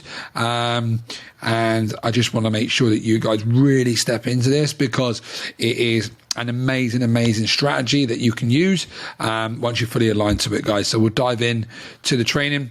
So it's called the official beta launch and market research process. So when should I use this strategy? This strategy is perfect. This strategy is a perfect launch strategy for a brand new offer, as it allows you to go to the market, get real-time feedback in the current market, and then do a behind the scenes launch for proof of concept, which you can then do a public launch once it's up and running. It can also be used time and time again, as it creates little to no sales resistance and is an easy way to get people onto sales calls and present them with an offer that has urgency and scarcity. Okay, so the overarching process, guys, is that we are going to be doing a beta launch. So a beta launch is where a full launch is when the offer is finally finished. A beta launch is positioned as it's not quite ready yet, and there is things that need to be finished before we can fully launch and for the full price. There's going to be a massive discount because of how it's currently structured, and we're going to lead with getting people onto market research calls first, or market research surveys first, and then positioning this very smartly on the back, and then going through the sales process to provide a lot of value up front, provide them with a solution, and then show them exactly what we're doing, guys. So it all ties in very nicely to the overarching strategy. So it's the strategy prep, guys. So before starting this strategy, we want to identify our Dream 50. So this is a document for your Dream 50 list. I want you to make a copy of this. And essentially, guys, what we're going to be doing is writing out 50 people, 50 names, their links, where their initial contact is, and then where they're at in the buyer's journey. And what we're going to do, guys, is your Dream 50 are the 50 people in your current network right now who are the closest fit to your dream client so we can go and approach them and ask them questions. So rather than looking at starting, okay, who do I speak to? Before you do anything, guys, I want you to go through this. I want 50 names on this. You do know 50 people, right? This can be past clients. This can be leads in your inbox. This can be people who are regularly engaged in your content. It can be friends. It can be family. It can be acquaintances. It can be friends of friends. Depending on where you are on your journey, this will be easy for you, or you might need to sit down and think about it a little more detail. But you can find 50 people who use this strategy. If you can't find 50 people who fit your dream client, complete the rest of the document with people who will know your dream client, and we have a script to approach these people. So, guys, I know if you are brand new watching this and you're thinking, oh, I don't know 50 people, you have 50 people in your network that will fit your demographic. You just need to think, right? So spend 20 minutes, half an hour, undisturbed time filling out this list. Be creative. Think about everyone in your network, all your past clients, anyone who might fit the bill of your dream client. We do have a direct approach and an indirect approach, looking for either they're directly your dream client or they are someone who might know your dream client. And we've got ways that you can approach this in a very easy way to do it. Don't feel that you're going to be intrusive. You're going to come from a very innocent and curious standpoint. So, guys, I just want to make sure you know that before we do this. Do your dream 50, because these are going to be people that you're going to make sales from. Out of the 3 to 5 to 8 sales that you're going to make from doing this strategy, they are all going to come from this list. So do not skip that part. So step 1, guys, we want to perform market research with 30 to 50 people of your dream client in the form of a form or a video call. Everything is built on this step. There's a lot of business coaches telling their clients to go out and spend a month creating social media profile, your offer, coming up with dream clients from nothing, and there's no affinity at all. So affinity, by definition, is a natural liking for and understanding of someone or something.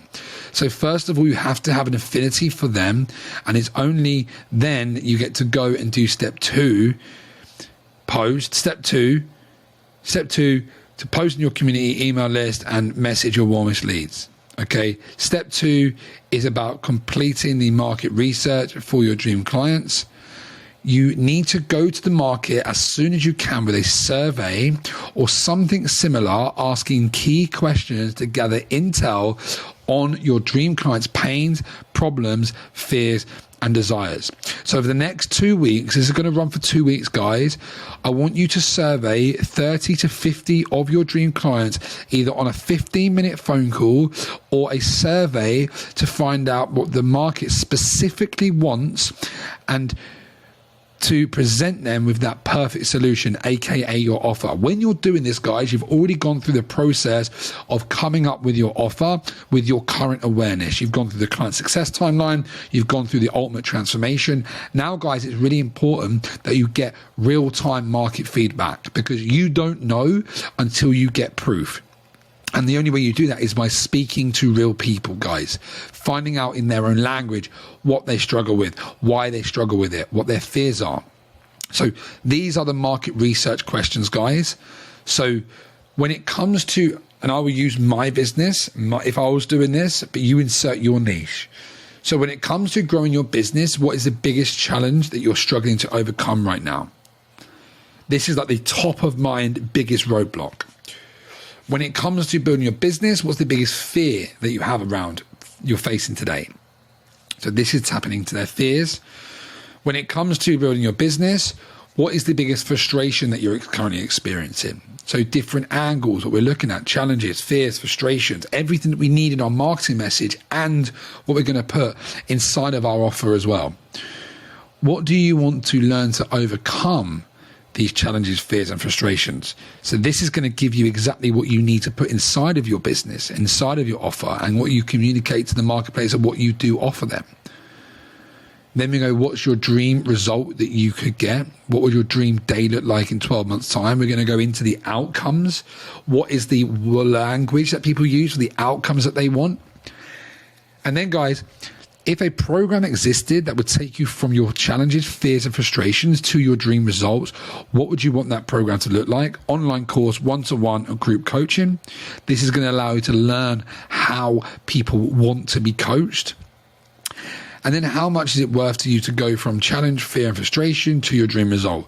We're looking for two things. We're looking at emotional reaction and an amount willing to invest. A lot of people will put priceless here because there is so much pain. And this is really going to allow you to integrate and build that certainty in yourself to know that what you are doing right now has meaning and it has purpose, and that you have to go and help these people because they are in pain, right? These questions do not help you to get all the information you need. So if they do not help you get all the information you need, please add specific questions for your specific product, for your specific offer and prospect, to make joining the beta program as enticing as possible, guys. You can tailor these, add some more, add some less, but you really don't understand. You're just getting all the information you need, because once they give you that, you can then go back to them with solutions to their problems. So here's how you get them on the phone, or you get them onto booking a call, right? So it doesn't need to be complicated. It can be as simple as saying there's two different ways. We have a direct approach and an indirect approach.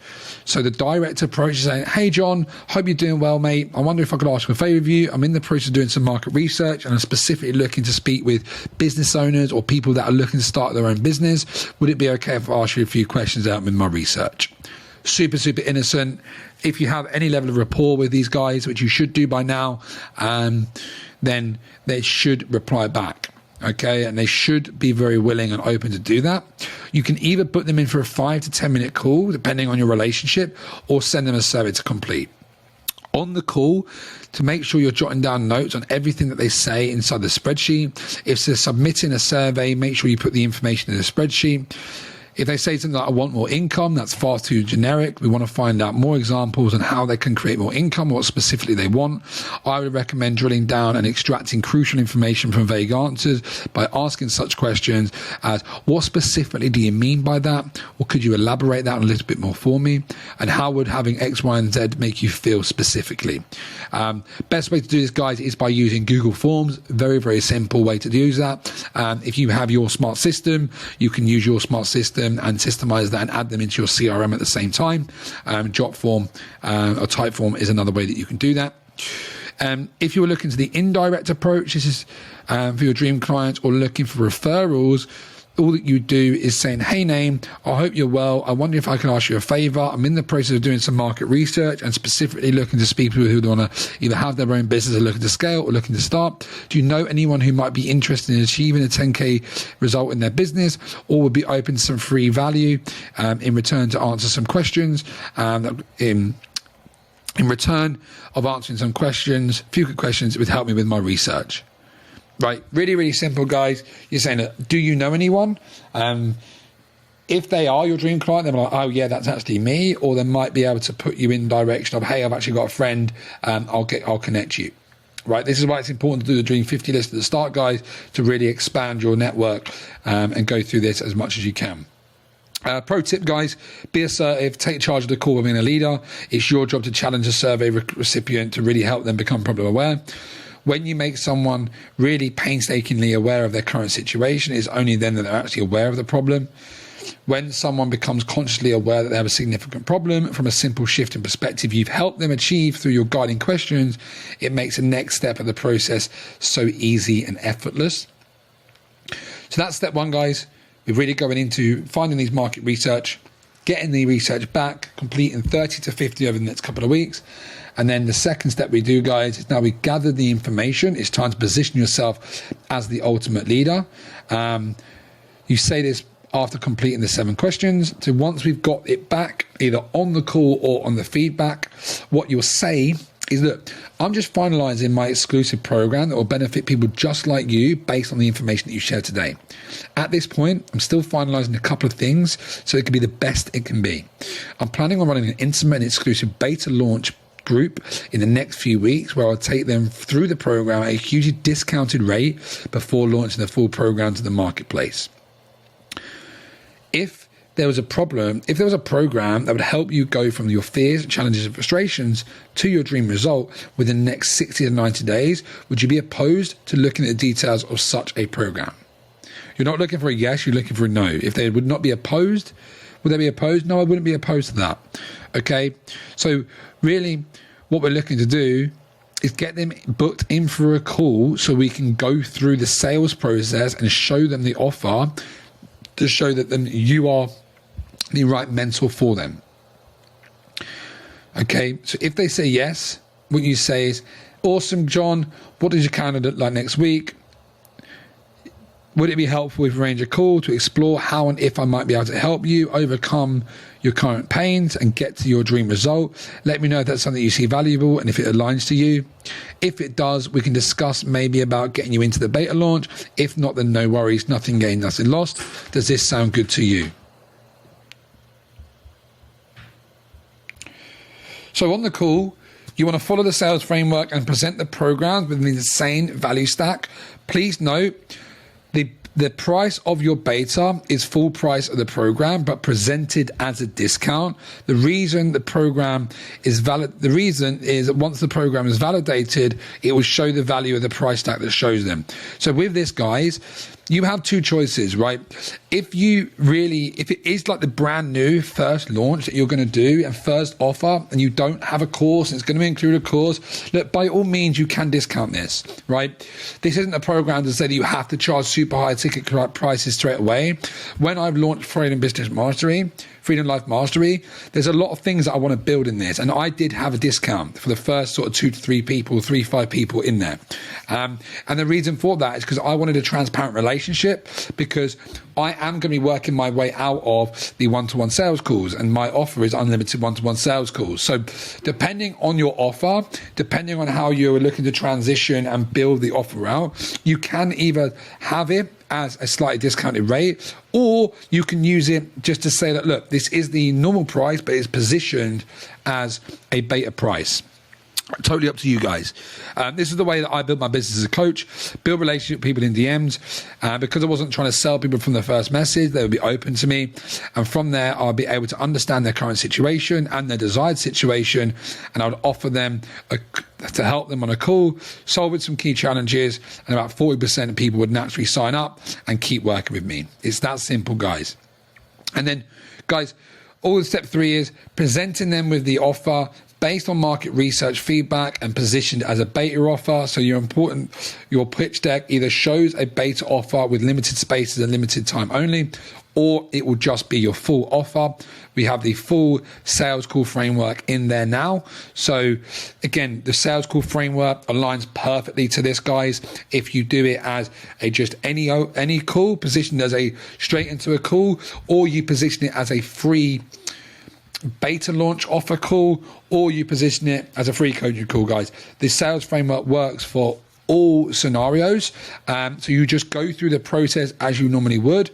The only step at the end is that we can move into the effortless sale and closing them. You've just walked them through what's included in the program. You move on to the close. It's that simple. Work through the sales framework. It works seamlessly. You can add a higher anchored price when closing. Just say that, right, guys, that the normal price of the program will be $8K. Right now, it's just $5K with the beta price and an action takers discount of $4K. There are 7 questions here that are crucial for you to ask. It's an effortless and easy close when you typically close around 40% of these calls. They're only people who are showing genuine interest in your beta group and are here to have a discussion about being part of the beta. This can be rinse and repeat, as well as using for any other launch offer, guys. So that is the full training on the official beta launch and market research strategy, guys. Again, really super powerful training, really streamlined strategy, perfect if you're just coming into the program and you are either building out a super high ticket 3 to 5 to 10K offer. It's perfect.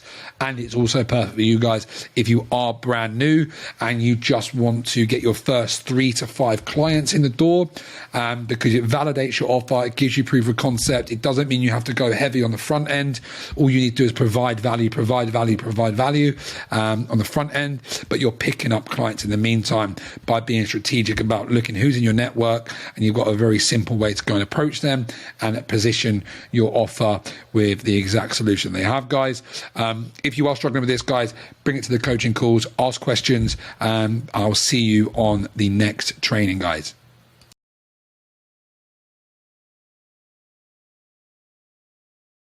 How you doing? Yeah, not too bad, thank you. Good. How's your bike ride?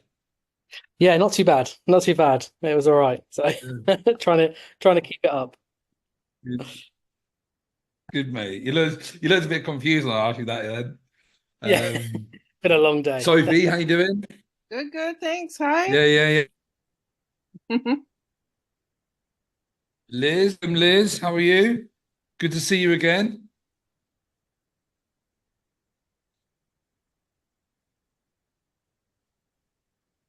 On these, it's good. Just connected to your audio, Liz. Hiya, sorry. Let me just check to see. All good. How you doing? Yeah, good, thank you. How are you? I'm very well. It's good to see you again. Liz is one of my previous clients. She's coming from the guest first client, so welcome. We've got Anne coming in. It's going to be a big one today, guys. I've really tried to condense as much as I can into this. What we'll do, we'll go through the training, and then at the end we will open it up for Q&As. This is going to become a pathway for any new clients. I know some guys don't have their first client. I know Tom, we're still in the process for you. So this is going to be for anyone that comes in now, like part of the program, just a full stack. Just do this, and this will get a client.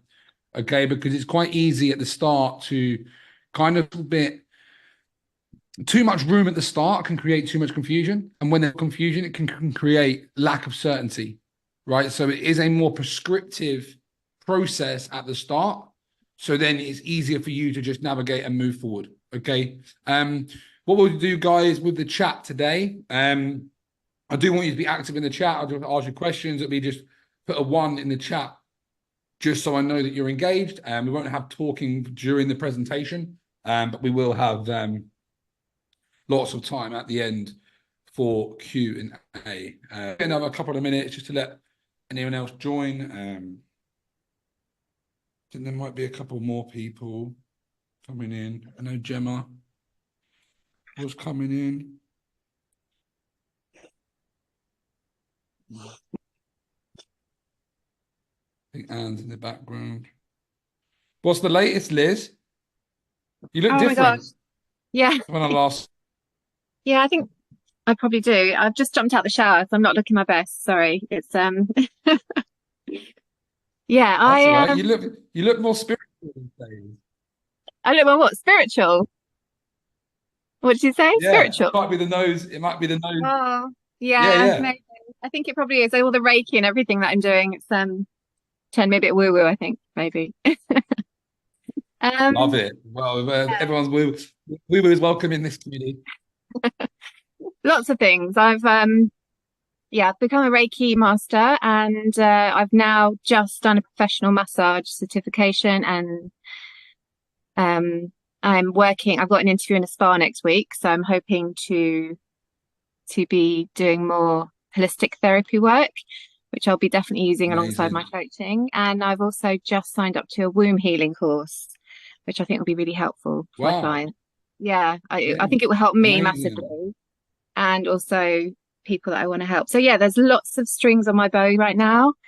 It's just a case of I just need to take action, and I get kind of, like you say, you just need to follow some steps, and that's all I need really, and then I'll get moving. Yeah. But that's exactly what we're here for, right? And again, I know that you've got sort of the foundational kind of understanding of what needs to be done. It's just kind of aligning it and right, just apply what you already know to this. Yeah. And again, there's always going to be two sides to this for everyone. There's going to be the strategy, and then there's going to be the application, the mindset application. The strategy is always very simple. The strategies do work for everyone in a lot of ways. It's more about your energy and mindset going into these things. Okay, obviously there is some tactical stuff around your audience size, etc. But the principles that I'm going to show you today apply to all of business, essentially, services. Okay, doesn't necessarily mean it will work in 48 hours.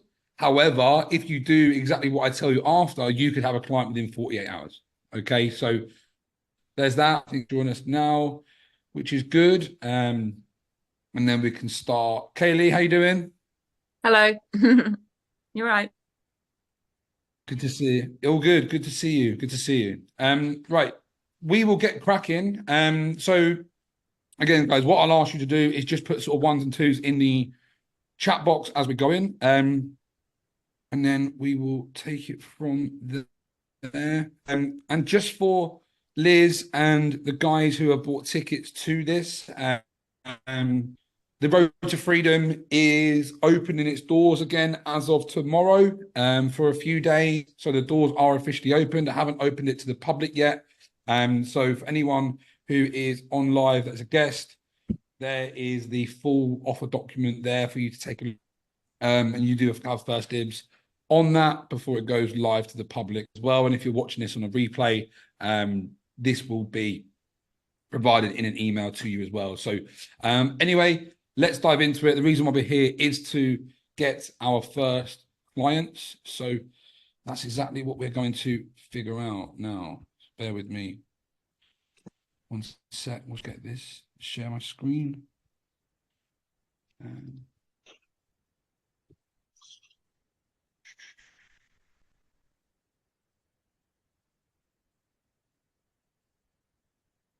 That's not the right share, is it? One sec. Gemma just in.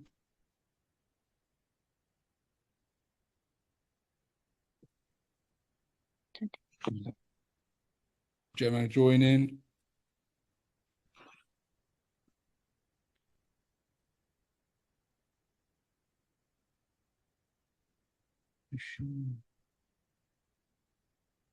Gemma, how you doing? Good to see you.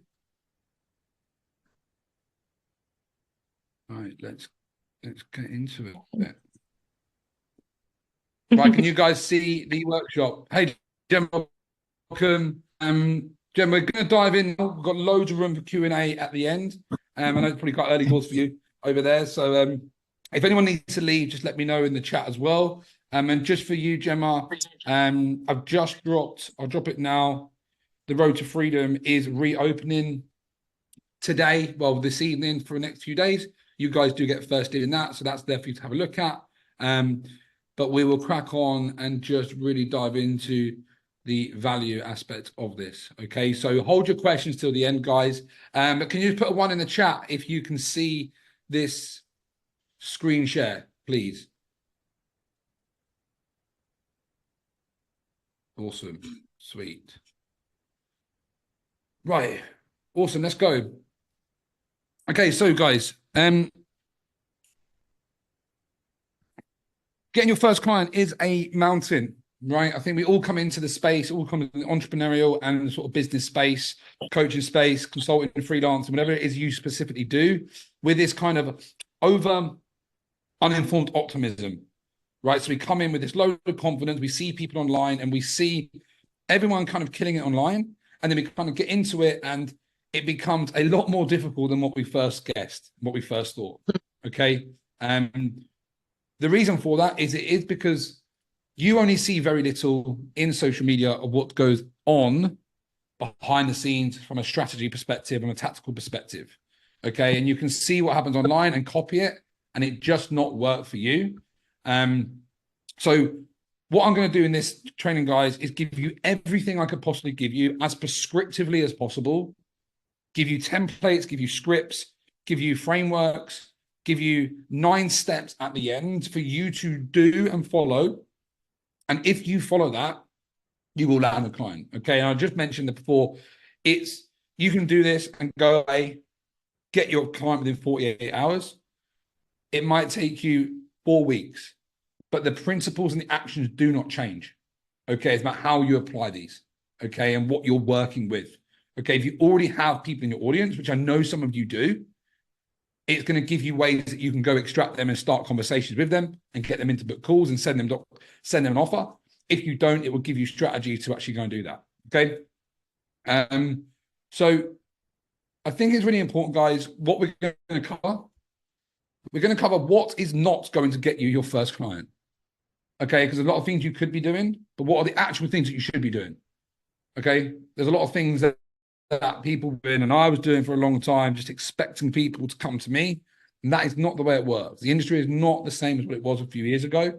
And it is more competitive, but it just means more and more people are getting into the space and more people are open to working with people. Okay. The next thing that we're going to work on is how to build a no-brainer offer your clients feel stupid saying no to. Okay. You have access to the 2K code. In the 2K code, that's a training on how you build an offer that you can go to the market and sell for a minimum of £2,000, whatever it is. Okay, a four-figure offer with the key fundamentals of what people buy into. Okay. Next thing is the key principles of getting your first client over the line. Okay, or the frames that we need to go, the frames we need to take, and why and who we can go and speak to. And then the last, your first client fail-proof, that's going to say funnel, and give you the exact strategy from the overview and then a tactical aspect of that, give you the exact funnel and give you scripts and templates for every single stage of the funnel. Okay, so if there's any gaps at the end, guys, and anything we haven't covered, we do have time for Q&A at the end to really extract as much value as we can. We've got up to about 2 hours, depending on where we're going to go. It's 10 p.m. here for me in Dubai. I am booked out until 12 o'clock if needs be, guys. So let's really make the most of this and go from there. Okay. So guys, I just wanted to take you back to my story for a little bit because I've been reflecting a lot recently on kind of when my journey became more difficult. Okay. So I started with nutrition and weight loss. There's a picture of me being fat, being very insecure, very lacking confidence, and my lifestyle was just so unhealthy and so toxic. And then the other picture of that after I'd actually transformed and actually gone through this initial transformation, guys. This was what I used to get started. Okay. My own personal transformation is what I used to actually get off the ground. Because that's all I could work with at the time. I knew that I wanted to work online. I knew that I wanted to help people. And you have to look at the current sort of assets, skills, passions that you have. And that transformation was enough for me to go and actually get the ball rolling. Okay. And allow me to sort of sink my teeth into online business. I've done some work with James Smith and Deeren. And I don't know if you guys know who they are. You can put in a 1 in a chat if you know who those guys are in the sort of fitness space in the UK. That was just a picture of me getting my certificates. Okay. But the reason why I share this, guys, is because everyone has a story. Your story is your power. Your story is what makes you unique, and your story is what's going to connect with people. Okay, when I first started, it was talking about this transformation. Now, 4 years down the line, I speak about a very different transformation. Okay, the transformation for me was from being a struggling business online coach, trying to find my space, trying to find where I belonged in this industry that really lit me up, that allowed me to sort of get into flow and actually for it to actually work properly. Because, guys, right, I knew that I wanted to work more in the mindset space. My initial decision to do weight loss was because I didn't think people could see my mental transformation, and I could sell the fitness transformation easier. And that, looking back, actually was true. Okay, because it's easy to sell fitness. Okay, do you want to lose 5 pounds or 5 kgs in 90 days? Very, very tangible outcome, right? And then as I started moving into the high performance, men's mindset and lifestyle mindset coaching, this was when it became more increasingly difficult for me. because it wasn't tangible. I was speaking to these lofty goals, these lofty things that people sort of said that it was great and it looked great from the outside. And I had clients, but I never had enough clients to go full time because I was relying on people to come to me. I was speaking to intangible results. I was speaking to lofty, unbelievable kind of things that don't get people to buy. Okay. And then what we're going to go through is actually what gets people to buy into you. Okay. When things were taken off for me was when I actually gave myself permission to go all in. When I was mindset coaching, I was working with 3 or 4 clients at the time. And every single one of them, I was helping build a business. And it was the way that I would coach and the way that I would speak and what my passions were was helping people figure out what that perfect business was for them. Right? What's that thing that's going to light you up, that's going to give you freedom? And then when I actually upskilled and learned how to build a business and kind of own my journey again, right, from this period, because I'd always had clients, I could always sell, but there was some things that were missing. But then when I actually really gave myself permission to actually serve people in the way that I wanted to serve, that's when things really started to take off for me. Okay. And the reason why I show you this, guys, is just because I have been exactly where you're at in every single way, right? This has been a 4-year journey, right? I signed 11 clients. I had 6 months when I first started posting content for 6 months. And then I had 3 or 4 free clients when I qualified, and I signed 11 clients in the first 6 weeks of my nutrition and weight loss. And then half of them left after sort of 3-4 weeks because I didn't know how to coach them very well, right? But I knew how to market and sell because I'd done a business course, and I was like, right, great, I've sold them. Now I can't coach. And then that kind of took a load of other confidence issues and led me to invest in £6,000 into becoming a fitness behavior change coach.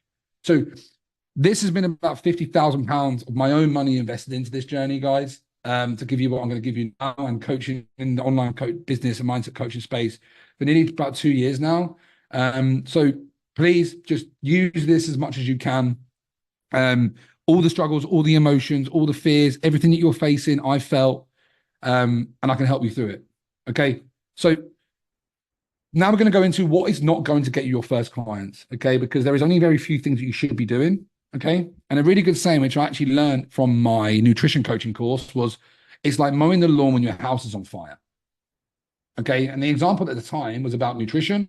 And it was around how most people will fail to they'll try and look at diet hacks and the small, the fad diets, instead of looking at the fundamental issues of what's the quality of their food they're eating? How many steps are they doing? Are they training? Are they moving? Right. And that's I like that analogy because it applies to life and business, right? You'll see so many hacks and tricks online that really take you away from what's fundamentally the most important thing within your business. Okay, and this is what we're going to cover today. Okay, there's only a few things that you need to fix, and it will take care of itself. So, number 1 is your I help statement, right? And we're going to cover a few things here, but I see so many people getting so caught up on rewriting their I help statement, and I've been there. I help men increase their confidence and clarity. No, I help men build unbreakable confidence and absolute clarity. No. And it was this open loop in my mind. And I remember it so clearly because I was working as a cleaner in a hostel in Australia for free accommodation while I was working as a bartender, trying to build my business on my own with this open loop. And it was like I was going insane because I couldn't figure out my I help statement. And it occupied so much of my time and energy, and it doesn't fucking mean anything. Okay. This is like kind of the iceberg, the tip of the iceberg of what you see people's online. Okay. Fundamentally, there's so many that's deeper. And I just wanted to use this as an example because you can sit there and think about your I help statement or a version of this. And this is kind of what the lawn is. Okay. In that analogy, there's more things that we need to consider and more things we need to focus on.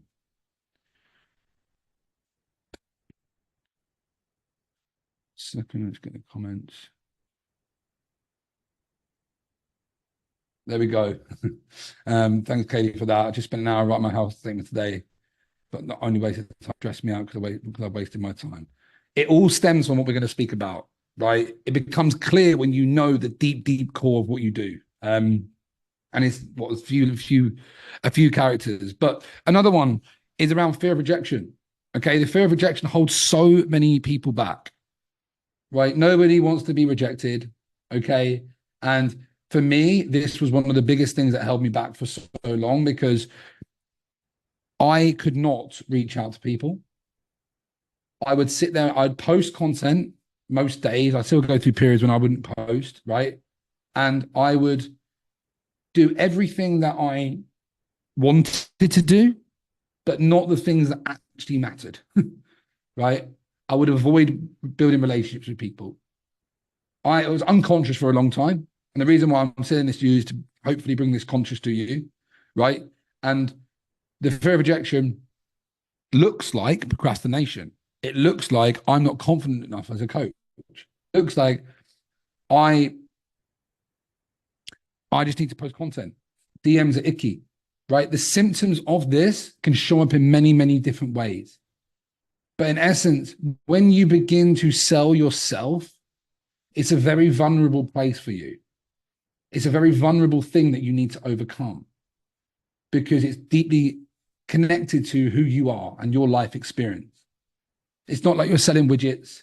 It's not like you're selling handbags or a physical product where people can see the value and they can feel that tangibility of it, right?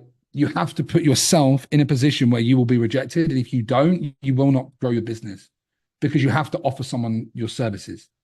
And if you're not offering someone services, then there is a deeper question as to why. If you have something to sell, why are you not getting it out there? This was something that I learned, that I overcome. I was £25,000 deep, no, £30,000 deep at this point, and I would do course after course because I didn't think I was confident enough. My business wasn't growing. I need to learn more. I need to do this. I need to do a course. I record 44 episodes of a course and never ever release them. Right? I spent so much time doing stuff that was just keeping me stuck.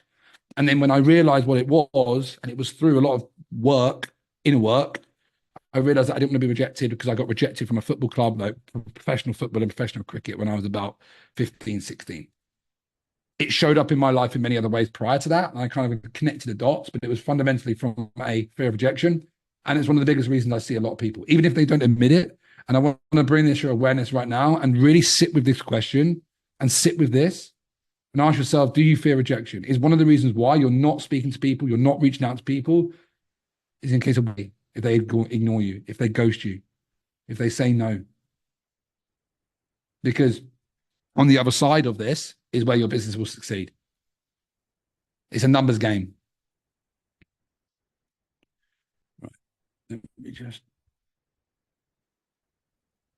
Another one is projecting limiting beliefs into the marketplace. Okay, this kind of stems off the back of the idea of fear of rejection and a kind of a symptom of that, right? We can sit there and say, there's no leads in my market. I haven't got any leads. No one's watching my stuff. Hannah on the call today, she said the exact same thing a month ago, and now she's got 22 qualified booked calls into her calendar, because we actually learn how to shape that belief and give the marketplace what it wants and give people what they want, and they will step forward. But it's about learning what they want and having strategies to go out there, speak to people unattached, and not projecting things into the marketplace. My marketplace doesn't have any money. For me, I invested £6,000 into a high ticket fitness program, and they told me to work with CEOs and professionals. And at the time, my business was called That Geezer, and I was helping sort of young men overcome the challenges of what a toxic lifestyle could bring. And my idea was that they will not pay high ticket. And so the people who I'm passionate about serving, my avatar, won't pay high ticket. So all the work that I just paid for went down the drain because of the limiting belief that I had, but it's fundamentally not true. I just didn't know how to speak to them in the way that would get them to see the value in what I'd done enough to then invest into my programs. Okay. So ask yourself right now, what are you projecting? What are these beliefs that you think about your audience? I don't have anyone here. I would challenge that time and time again. And I'm going to tell you what we do about this in the next part. Okay. That was you, Hannah. Thank you. Next thing is keeping things intangible. Okay, when it comes to someone making a purchasing decision, it has to be transactional and as tangible as possible. This is something we work with with the guys inside of the Road to Freedom, and we really look at the offer. Like on our first call, we really try and make it as tangible as possible. Okay, and people say, "Oh, it's easy for you, Ryan, because you sell money." I do sell that, but at the same time, everybody else sells the same thing. So it's difficult for business coaches to stand out because it's the currency that you're working with is a universal currency of money, right? But a good frame for this is how does the thing that you're helping someone with show up in their life or manifest in their life? If you're telling someone, and a confidence, say, right? Confidence, purpose, freedom. I've tried it all, right? I've had all the buzzwords, all of the buzzwords in my I help statements, right? And they're big, they're lofty, they're you can't realize them in a time frame that would make it a simple purchasing decision, a logical purchasing decision. Emotionally, people might want that, but when it comes down to actually purchasing, they need tangibility because they need to be like, right, I am going to invest X for Y. Okay. And I'll just take Hannah, for example. What we worked on as a mindset coach, right? Confidence, clarity. I'll help you overcome unlimiting beliefs, right? Great. Buzzwords. What does that mean? Right? And what we spoke about and what we're working on, and how does that look? What does that look like in someone's world? What can they look at and be like, that is a sign for me to say I'm not confident, okay? And what we figured out is that they can see themselves in the mirror. Does the person that they look at in the mirror, is that someone that's confident or not? And if you're using your content and your offer and you say, I will get you looking back in the mirror, the most confident version of yourself, and they look in the mirror and they think, oh my God, like I am not confident at all, that's tangible for them because it's articulated in a way that they can look at in their life and it becomes real. And we'll go on to this. This is a good question at the end. If anyone is struggling with making it tangible at the end, okay? And then making huge, unbelievable claims and guarantees, right? You will see, especially in the business coaching space, right? These absolutely crazy, unbelievable claims and guarantees. The reason why, Alex Hormozy brought out a book very last couple of years called $100 million offers, and it talks about guarantees, and the bigger the claims, the bolder the claims, the easier the sale.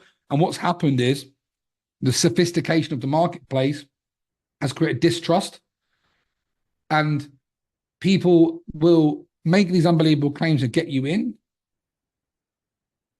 but then there'll be 1,000,001 hoops to jump through in order to qualify for the guarantee.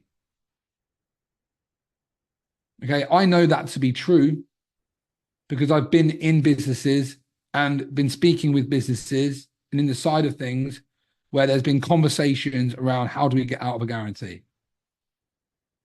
For me, that's completely immoral. I don't believe that's the right way to act.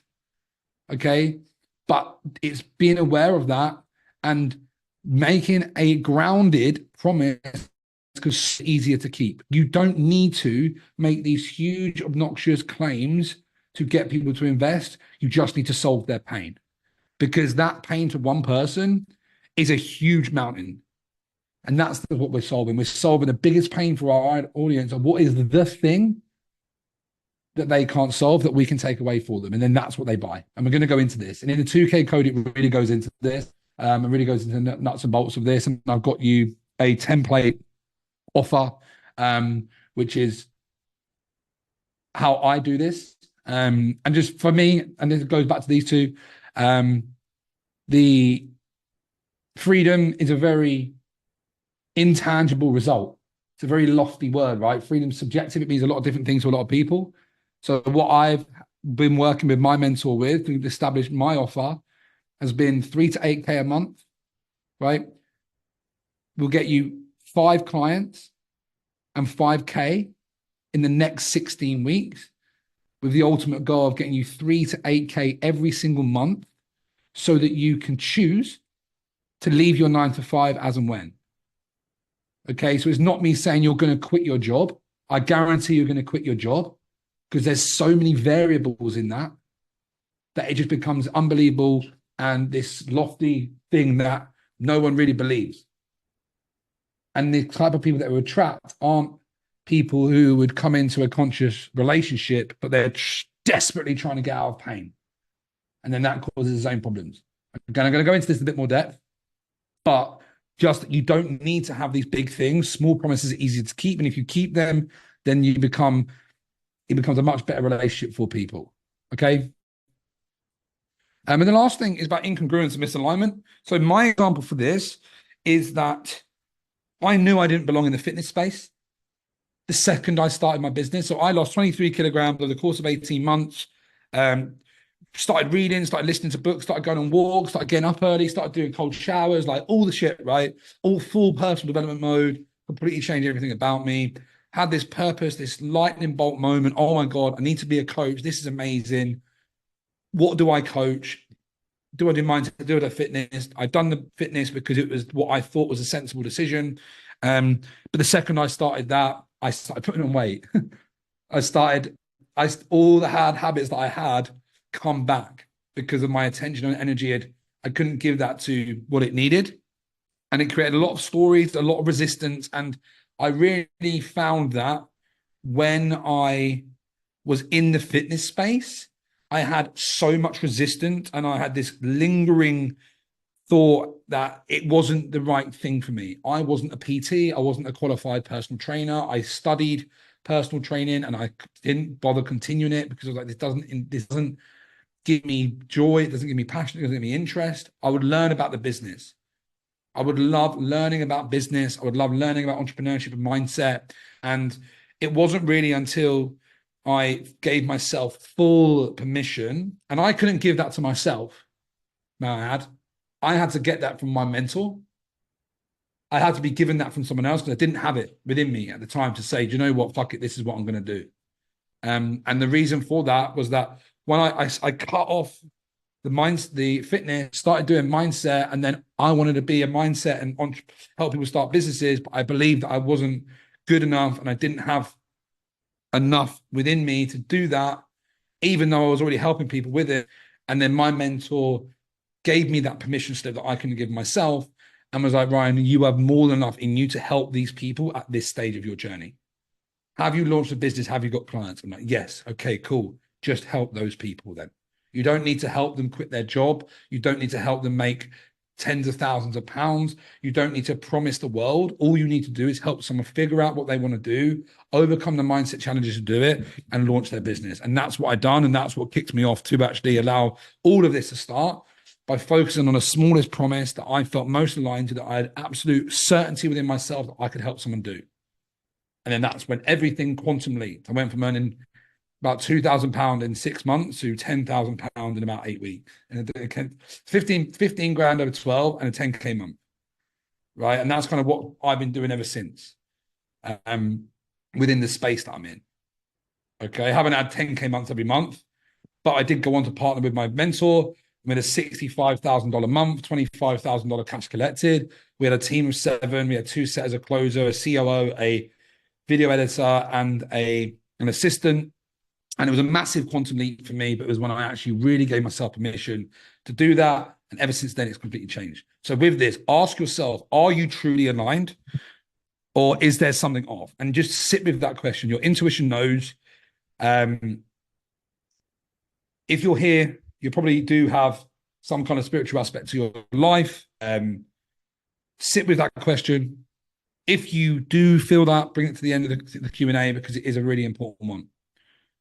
Let's just put a 1 in the chat, guys, and make sure everyone's still engaged and still learning. This is all making sense, please. Because we're kind of moving into the next stage of this now. We'll crack on that. Okay, so right, one. So most people sell vitamins, not painkillers. Okay. This might seem like a bit of a weird concept, But essentially, vitamins are a proactive approach to avoiding pain in the future. Okay? Painkillers are to rip out and remove the pain that we're feeling immediately, as quick as possible. Okay? Painkillers are what we need to sell. Okay?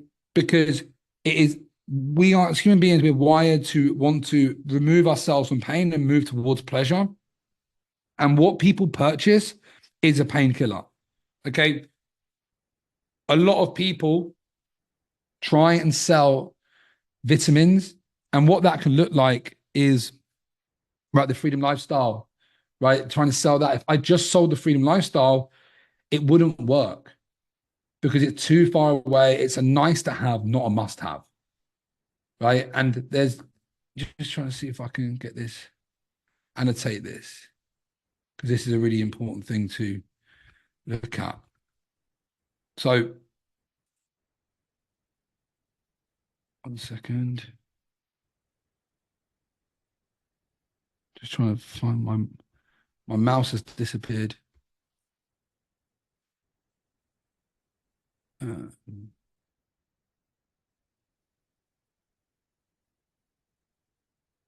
But we've got, 1 second, guys. Let me just fix this.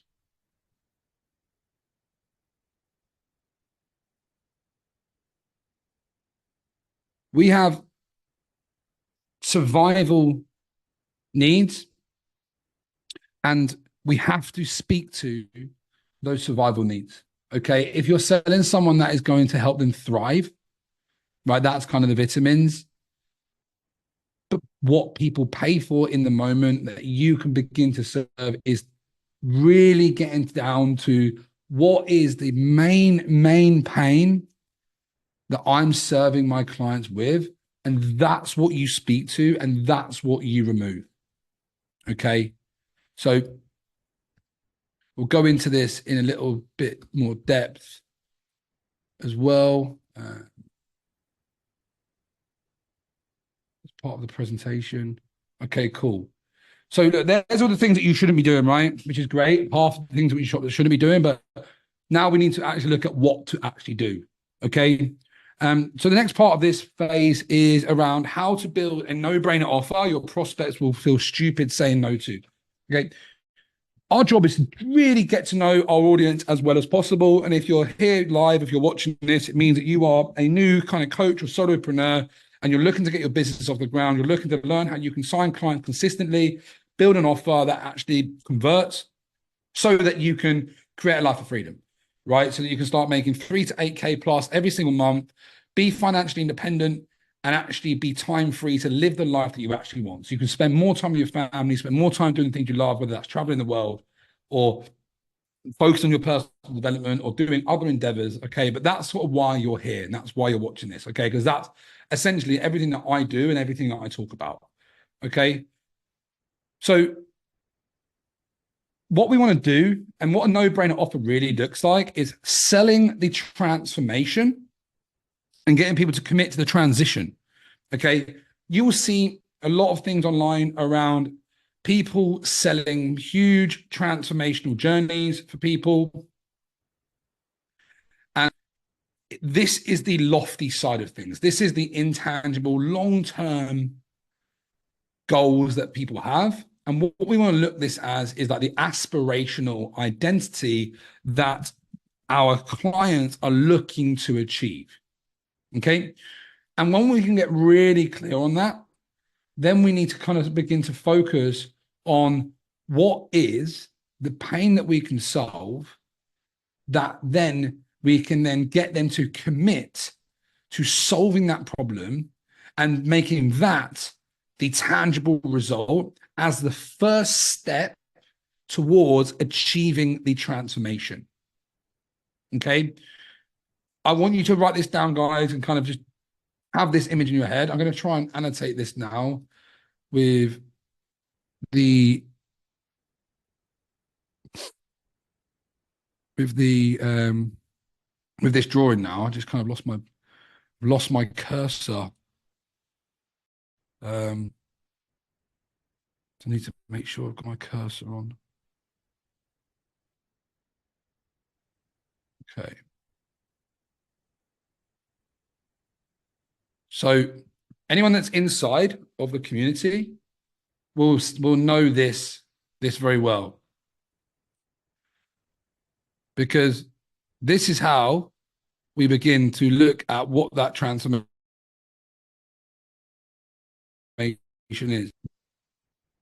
is the point A. This is our point A. This is where our clients start. This is where they are in the most amount of pain. Okay.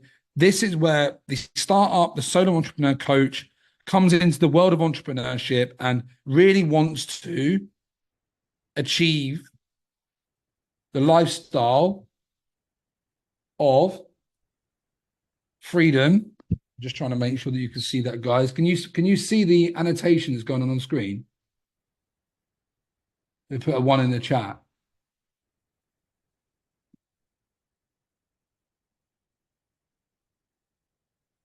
Should see A and B. I just don't have. I've lost my cursor, so I don't actually know where it is. There we go. So we've got B here.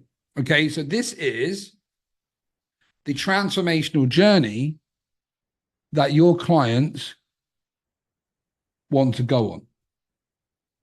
Okay, that is essentially, you are a new online solo entrepreneur and you're looking to grow your business and you want to be able to quit your job, work full-time in your business, work with dream clients, have consistent leads, have consistent sales, making 3 to 8K a month, and just enjoy the life that you started this business for in the first place. Make an impact on people's lives and actually being recognized for that work. And through that work, you get to enjoy life. You get to enjoy the freedom that brings with it. You get to enjoy the world that we live in now. And you're someone that's made that commitment. Okay. That can feel like an extremely far away goal for a lot of people. Okay. Put a 1 in the chat if you understand that. If that right now, this idea of living this life of freedom, working from your laptop can feel like almost a unbelievable achievement at some point because it's so far away from you. There's so many things in the way of doing that. Your mind has so many challenges. Okay, everyone's agreed to this right now. And this is really good because this is essentially what the people inside the community sign up for, right? We go on this journey. This is where we're going to get you to.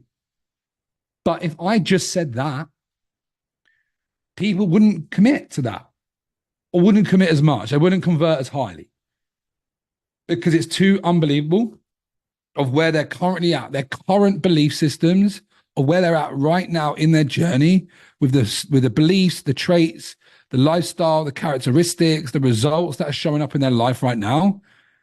It's too far away. And what most people do in the online space is sell these almost, they sell this lofty journey that even though your ideal client wants to say yes to, they just can't do it because it doesn't feel real to them. It doesn't feel like it's in touching distance to them where they're currently at. And this is where we have to have a saying of meeting the market where it's at. Okay. And meeting the market where it's at looks like for me. And again, I've worked with my mentor to figure this out, right? So, and this is what we'll do, the Q&A, and obviously inside the Road to Freedom, what we work on quite a lot is really getting clear on what this offer looks like, because what we go then into is what is this commitment. So this is the transition. So this is a transition of what they commit to. This is the solution to the pain that they've got, to the mountain that this is. For the guys that have come in today, this is getting your first client. Right now, I speak to these freedom lifestyle, but you don't even have your first client yet, or can't do it consistently. So how on earth am I going to get to this thing if I don't even have one client? And then that's the pain that this mini offer and this workshop is solving for you who've come in, but for my clients, it is just part of the journey. And the journey is a lot of these mini mountains to climb But my job is to truly, truly, truly understand my audience and figure out what they believe is the most painful thing for them. And the way that I've done this and the way that it works inside the Road to Freedom is that we'll get you 5 clients and 5K. The reason why I say 5 clients, 5K is because within 16 weeks, we can easily do that. If you follow the process, you take action, you do the work, you show up, you ask questions, you follow the KPIs, you do the work, you will get 5K and you'll bank 5K cash. That's all I wanted when I was sort of stuck. Give me 5K, give me 5 clients and 5K, I'll be happy. 5K, 5 clients. It's an achievable goal. It's an attainable distance away. And I can invest my money because that's the direct response I'm going to get. It becomes transactional. It becomes, right, I'm going to give you this and I'm going to get that. Okay? What we've done with Hannah, I'll take Hannah for an example, just because we're on the roll of it, is that these, from a mindset perspective, right? These girls, women that she's working with are point A, where they know they have these goals, they have these ambitions, but they just can't seem to get their mindset right. Right? They know that they have these goals of kind of starting their own business or becoming a fit pro or really just being that confident woman that they see online that sort of got the followers and just really embodies that what an empowered, confident woman is. But right now, they can't even look in the mirror and see the confident version of themselves. So how the hell is the world going to see me as that? How the hell is everyone going to buy into my programs? How is anyone going to actually do that for me if I can't even look myself in the mirror and see that? I can't kid myself. And then that's what we make the commitment to. We sell this aspirational identity, this point B, this dream of you rocking up every single day as the most empowered, confident version of yourself that's resilient, that's strong, that takes everything as she goes. But first, we have to actually get you to actually look at yourself in the mirror and love that version of yourself, right? So that's what we're going to work on over the next sort of 12 weeks. And then your journey, your client journey becomes this long-term aspirational identity, but solving the pain that they're in right now. Let's remove that pain, plug in this system that works over time or straight away, and then we can move close to your goal. Just put a 1 in the chat, guys, if you're following this and finding this value, because this is a real important part of everything we do, because the thing that this is what you actually do, right? This is the thing that you actually sell. This is the thing where all of your marketing, your content, your I help statement, everything comes, the people you speak out to, the offer document that you're going to create is born around this specific transformation. And I'm going to get into this in the next thing, guys, just about the principles to make this work, because there is some principles. You can't figure this out. Yes, it will be, Kaylee. You can't just figure this out, right? You can't think this into being true. You have to find out. You have to actually go out there in the marketplace and figure it out. Okay, and this is what we're going to go through next. So let me just tell you what, trying to navigate this with no cursor is a nightmare on my side.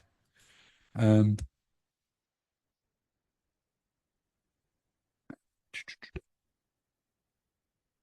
here we go. So putting it together, guys. So, right, that's great. How do I do that, Ryan? Okay, so the offer diamond is essentially how this comes into play. So, guys, you have access to this in the 2K code. I'm just going to run through with you because the importance of this. If you learn how to put an offer together, you will never have to worry about money ever again, because this is what people buy. And this is what people don't teach. Okay, this is what actually people buy. Okay, and what they do, they buy a promise. We are going to achieve X result in X amount of time. Okay, this also kind of falls under plan as well. So for my example, is that we are going to, over the next 16 weeks, we're going to get you a minimum of 5K and 5 grand, right? And then when we do that, we're going to build systems and processes so that you can make 3 to 8K every single month, so that you become fully booked inside of your program. And you can be in a position to build this alongside your 9 to 5 and have the option to go full time as and when you want. Okay. And how that's worded is not this big lofty thing that doesn't feel attainable. It's not this thing that's going to make you sacrifice your whole life in the process. It's a grounded promise that speaks to my specific audience. That is who I want to work with. Okay, but it has to be specific. The next thing is the price. Pricing it correctly is very important. Pricing is an interesting world, okay? The more I sort of be in the industry, the more I understand it, how complicated it actually is. But for what you need to know, guys, I'm going to tell you next. If you're looking for velocity, the smallest denominator you can charge is going to get you off the mark quicker. Okay, I'm going to talk to you about next. But the price is important. Next is scarcity. Ethical scarcity is like there are limited number, there is limited time that it is an offer, because this is what gets people to take action. This is what plays into supply and demand, and this is what naturally gets people to activate FOMO. They don't want to miss out. Okay. The next is bonuses. All right, what is included as a bonus of making this decision? Everybody loves free stuff. So how do you add bonuses into what you do? And then we've got the risk reversal or guarantee, however you want to look at it. Okay. Risk reversal is a really good frame. I've framed it as risk reversal instead of a guarantee because you don't need these lofty guarantees. Okay. But it's around how can I reverse the risk as much as possible and asking that question. So what I've got, guys, is your first plug and play template, and it's the hybrid offer. So you will receive inside of the training portal, and inside of the training is called the hybrid offer. And essentially what the hybrid offer is, guys, is a breakdown template of all of this. That's all good, Liz. So a breakdown template which covers all of the 5 points that I've just spoken about and walks you through how you can use this in your own business. Okay, because what this is a living, breathing document that you are going to refine based on the feedback that you get from the marketplace, because you can only hypothesize, I'm going to talk about this next, what you believe is the case, but you have to speak to people to figure out what the language they use is to then put into your offer. And the hybrid offer is basically how you can actually get clients that in different 2 levels and have one offer. Okay, for me, the Road to Freedom is broken up into 2 levels. So we have the community offer, okay, which is the group coaching program. And then I have the inner circle, which is the one-to-ones. The one-to-ones get everything the guys in the community get, but then they also have access to my one-to-one calendar as well. Okay, and what this allows people to do is self-select where they're at on their journey, so they can actually choose where they feel they would belong inside of your program. Okay, it's the same program, but just access to you. So you get that given to you guys. That's all you need to close people in DMs and show people on sales calls, which we're going to show you. Once that's fixed up, it answers all the questions, the plan, the promise, the pricing, the bonuses, the scarcity. So your job is to reword that and use it for yourself, which you can then go and speak to people about. I'm going to give you the walkthrough of this next. Okay. So just some key principles, guys. Let's put a 1 in the chat, please, just to make sure that you guys all follow that and you kind of understand the offer diamond and sort of why people buy that. If you could just put 1 in the chat, that'd be good. Awesome. Amazing, guys. Perfect. Okay, cool. So what we'll do now is the key principles of getting your first client over the line. Okay, because we know what doesn't work. We know what you need to do now. So these are kind of the frames that I want you to sort of really deeply understand. This is what's going to allow you to take action. Okay. Velocity plus speed equals momentum. Okay. The number in which you start onboarding clients and the speed in which you do so is what's going to create the momentum that you need to really progress. We've probably been in this situation right now where we haven't taken action, or we've tried to wait and go super high ticket and we're just faced with rejection and it hasn't quite worked for us. I used to be in this frame and this mindset, but recently things have radically changed for me.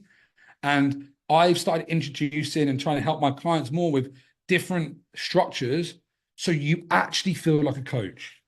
Momentum is the most important thing at any stage, because if you don't feel like a business owner, you don't feel like a coach, you don't feel like a consultant, you don't feel like you're making progress, you don't feel like you're moving. And that's what this feeling of feeling stuck is. Okay. What we for that is, number 1, the levers that we pull for this is your pricing. How can you price this to get the most people to say yes? The way that we do that is by offering weekly pricing and then offering paid in full discounts where they can prepay and pay the full amount. Okay, so you're not penalizing people that can't pay big lumps of money up front, but you're pricing it so it's easy to get started. They can move forward quickly. You can start coaching. You can start working with people and getting results that can feed your content and feed this machine and feed this momentum of this snowball rolling and rolling and rolling. That's one of the levers we can pull. Okay. Next thing is about removing sales resistance. Okay. Removing sales resistance, for you, is going to be massive, because if you have sales resistance right now and you don't want to sell, that's a real barrier. So how can we approach this in a way that's going to allow you to feel good, go out there and speak with people and actually make the offers, overcome that fear of rejection because you have overcome the sales resistance in yourself, but then also on the flip side of that, the sales resistance in your clients as well and your prospects. This isn't about going out there and cold pitching people. It's about learning how to have conversations with people and let the opportunity for you to then show what you do to them and then get them onboarded through that process. And then the last thing we do is the quickest route to cash. Okay. What is the quickest route that we can take to get cash and clients? Right. There's very long ways you can do it, but what we want to look at is like, cool, what's the straightest line that we can do? Who are the people in our life that we have access to now, right now, this second, that we can go and speak to generate clients?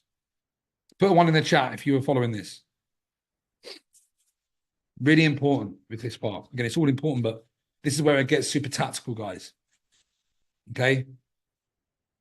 Awesome. Okay. So look, we have to treat this as a science project. We need to be the scientists. Okay. We can only hypothesize what we believe is going to be the result, what we believe is going to be the all good, Jem. What we believe is going to be the best offer that we can put together. We don't know. We can't think this into validation.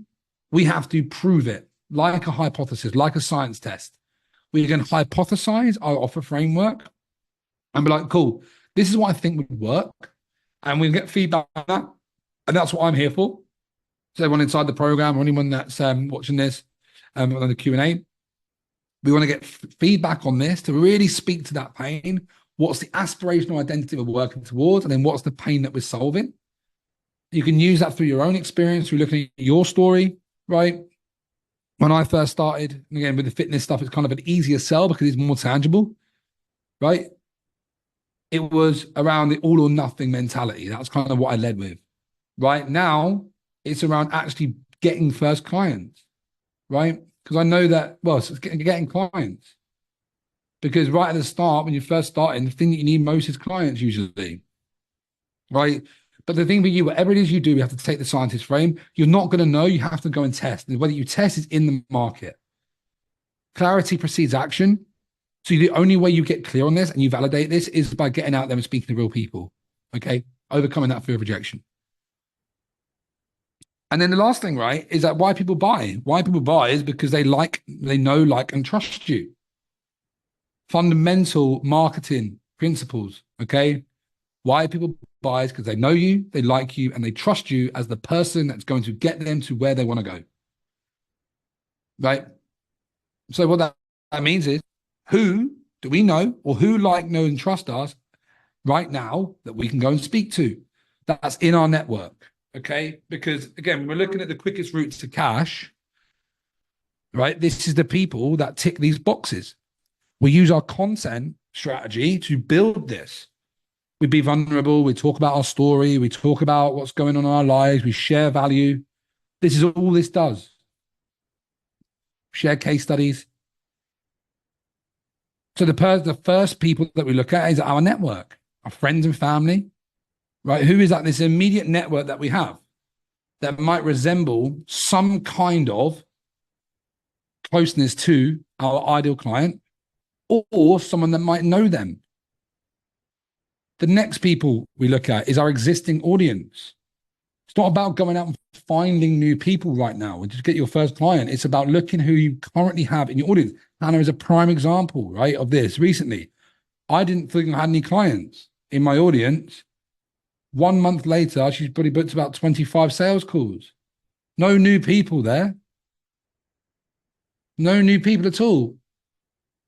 It's just understanding who is already resonating with you. Who do you already naturally magnetize? And what is the reason they have been pulled into you? Is it they see confidence in you? Is it they see health in you? Are you living the aspirational higher self that they want? Are you showcasing what you unconsciously don't even know you are showcasing right now? A lot of this, when people resonate with people and attracting, it isn't because of their I help statement. I'll say that again. A lot of it is unconscious. A lot of it is showcasing and reading things through their content. And it's about being you. Because these people already know you. They already like you enough to trust, like you enough to follow you and in your audience, and they probably trust you to a certain degree. Yeah, that's another story of another time. Okay? So we can go into that at the end, Kaylee. And then friends of friends, right? This is about being proactive. Hey, I've got this thing. I want to help people looking to grow their business so they can escape the 9 to 5.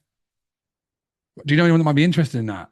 To my friends, right? This is about just really being like, because word of mouth marketing is the most potent form of marketing.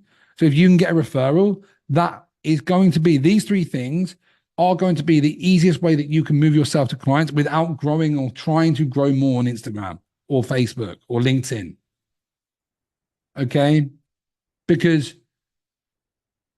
like, know, and trust, quickest route to cash, we just have to overcome that fear of rejection, right? That's the thing that holds most of this back. I don't want to reach out. Why? Because I want to be rejected. Okay, cool. Let's build something you really fucking love. Let's build something you're really fucking passionate about, that you fucking know is going to serve someone's problem, that know that it's going to solve someone's pain, that you feel really passionate about helping, that's super aligned, super tangible, and you've nailed that offer, and you're looking at it like, that is absolutely spot on. Now let me go speak to people. Now you've got the document, you can just send it out to people. Don't have to get people onto calls. Calls are going to increase, but you don't have to. This is what that document's about. You can send 10, 20 people that document. That's feedback. If they say no, that's good, because then you get feedback. Hey, what do you not like about it? Okay. Another thing, guys, is balancing supply and demand with ethical scarcity and urgency. Because you can, balancing supply and demand is really, really important. If you just have open doors all the time and nothing, no one ever knows about, you can always take on clients. There's no urgency or scarcity in that decision. So there's no reason why they would think, shit, okay, I need to take action now. Okay. And demand, so balancing demand is really important as well, because we have to find demand in the marketplace. Okay. This whole thing that you're watching, okay, this whole Your First Client workshop, okay, is a customer offer, okay, which was sold to my audience for people outside of the Road to Freedom to test to see if there is demand for this thing. 3 people bought it, right? Which is a validation of the fact there's people in the audience that need clients, okay? And that is exactly what's going on with this. And it's a way that we can manage demand. And again, we will learn more about this as we go on, but I just want to tell you this now, because if I learned this when I was at the start, it would have changed my business so much. Okay, so we need to find the demand and limit the supply to create tension so that we can build tension in the marketplace. We do that through ethical urgency and scarcity, which is limited spots this time only. Okay. So now, guys, now we've got the offer. Now I'm going to look at your funnel, okay, and just show you exactly what this looks like so you can have a visual representation of the journey that someone has to go on with the assets that you've got available to you right now, guys, okay? So the strategy, this strategy gave me $16,000 cash collected in 6 weeks when I launched Freedom Life Mastery, okay? This works if you follow it. And the reason why it works is because it reduces sales resistance and allows you to have transparent relationships with your clients and get people over the line to validate your offer and get people through the door so you can start moving forward. Okay. That strategy is, guys, the case study and beta launch. Okay. You are going to get a plug and play template for you to use this. Okay. Right now, you don't have, if you haven't got any clients, you haven't got a validated offer.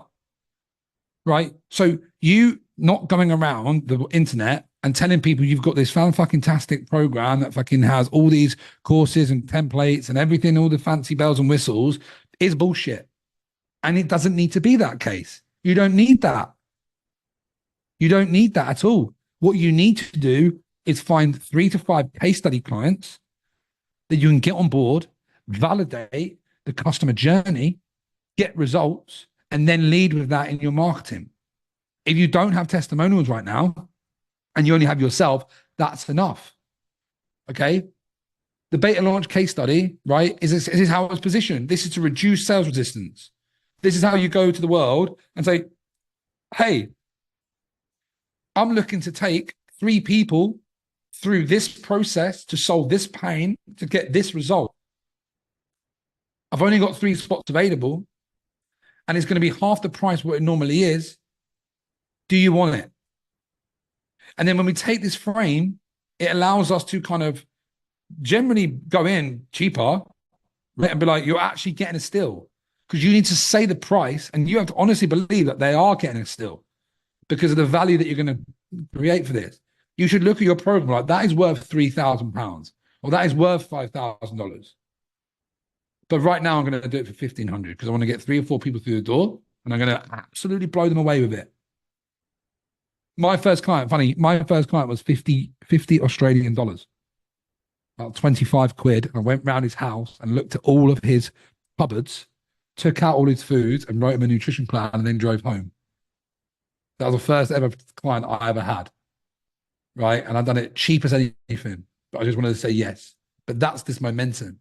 You don't need to sell thousands, hundreds of thousands of dollars a program.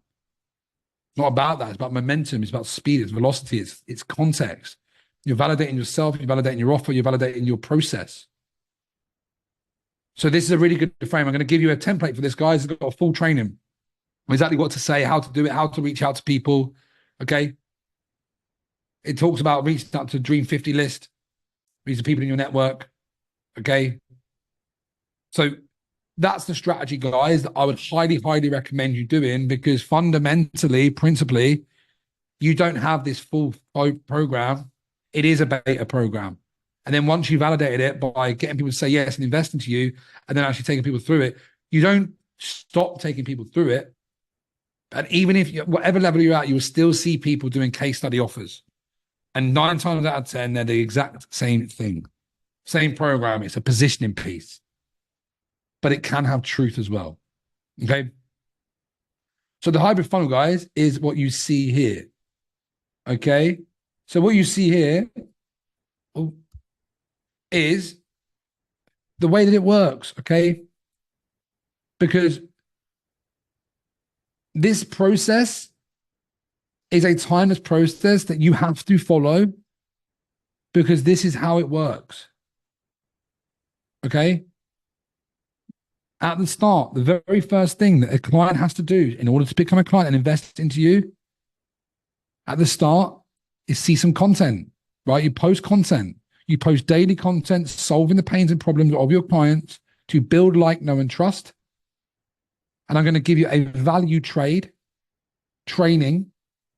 template post that you can post today or tomorrow that will get engagement and that will speak to your ideal clients and get engaged in you. Okay, because the next 2 things is either going to be the people that engage in your content. These people are signaling to you through intent and behavior that they like what you are talking about. Through that signal, you then open up a conversation with them, because they are signaling to you that they like in some way what you talk about. It doesn't mean they're going to be a perfect client. It doesn't mean they're going to be a client, but it means that they are a potential lead. On the other side of that, you then take the proactive approach and look at your Dream 50. And your Dream 50 is 50 people in your life, in your world, in your audience, your friends of friends, that you can go and have a conversation with. Hannah done this. She looks at her audience, and even though she didn't really speak to these people, she looked in her audience and like, what are the people that might have engaged in my content, or just looked at any reason, like no projection, because I've told her that. Like, don't project anything right now. Just look at it objectively. Who's signaled to you in the past they might have some kind of relevance to this kind of person, right? I didn't answer your question, Kaylee. The Dream 50 reach out, okay? And then it goes into conversation, okay? The conversation is where the conversions happen. This piece is what I didn't do for a long, long time. I just posted content and just waited for people to just book a call. They just kind of jump this whole thing, right? That was my problem, because again, like I told you before, guys, I had this fear of rejection, ego. I'm too good to do that, right?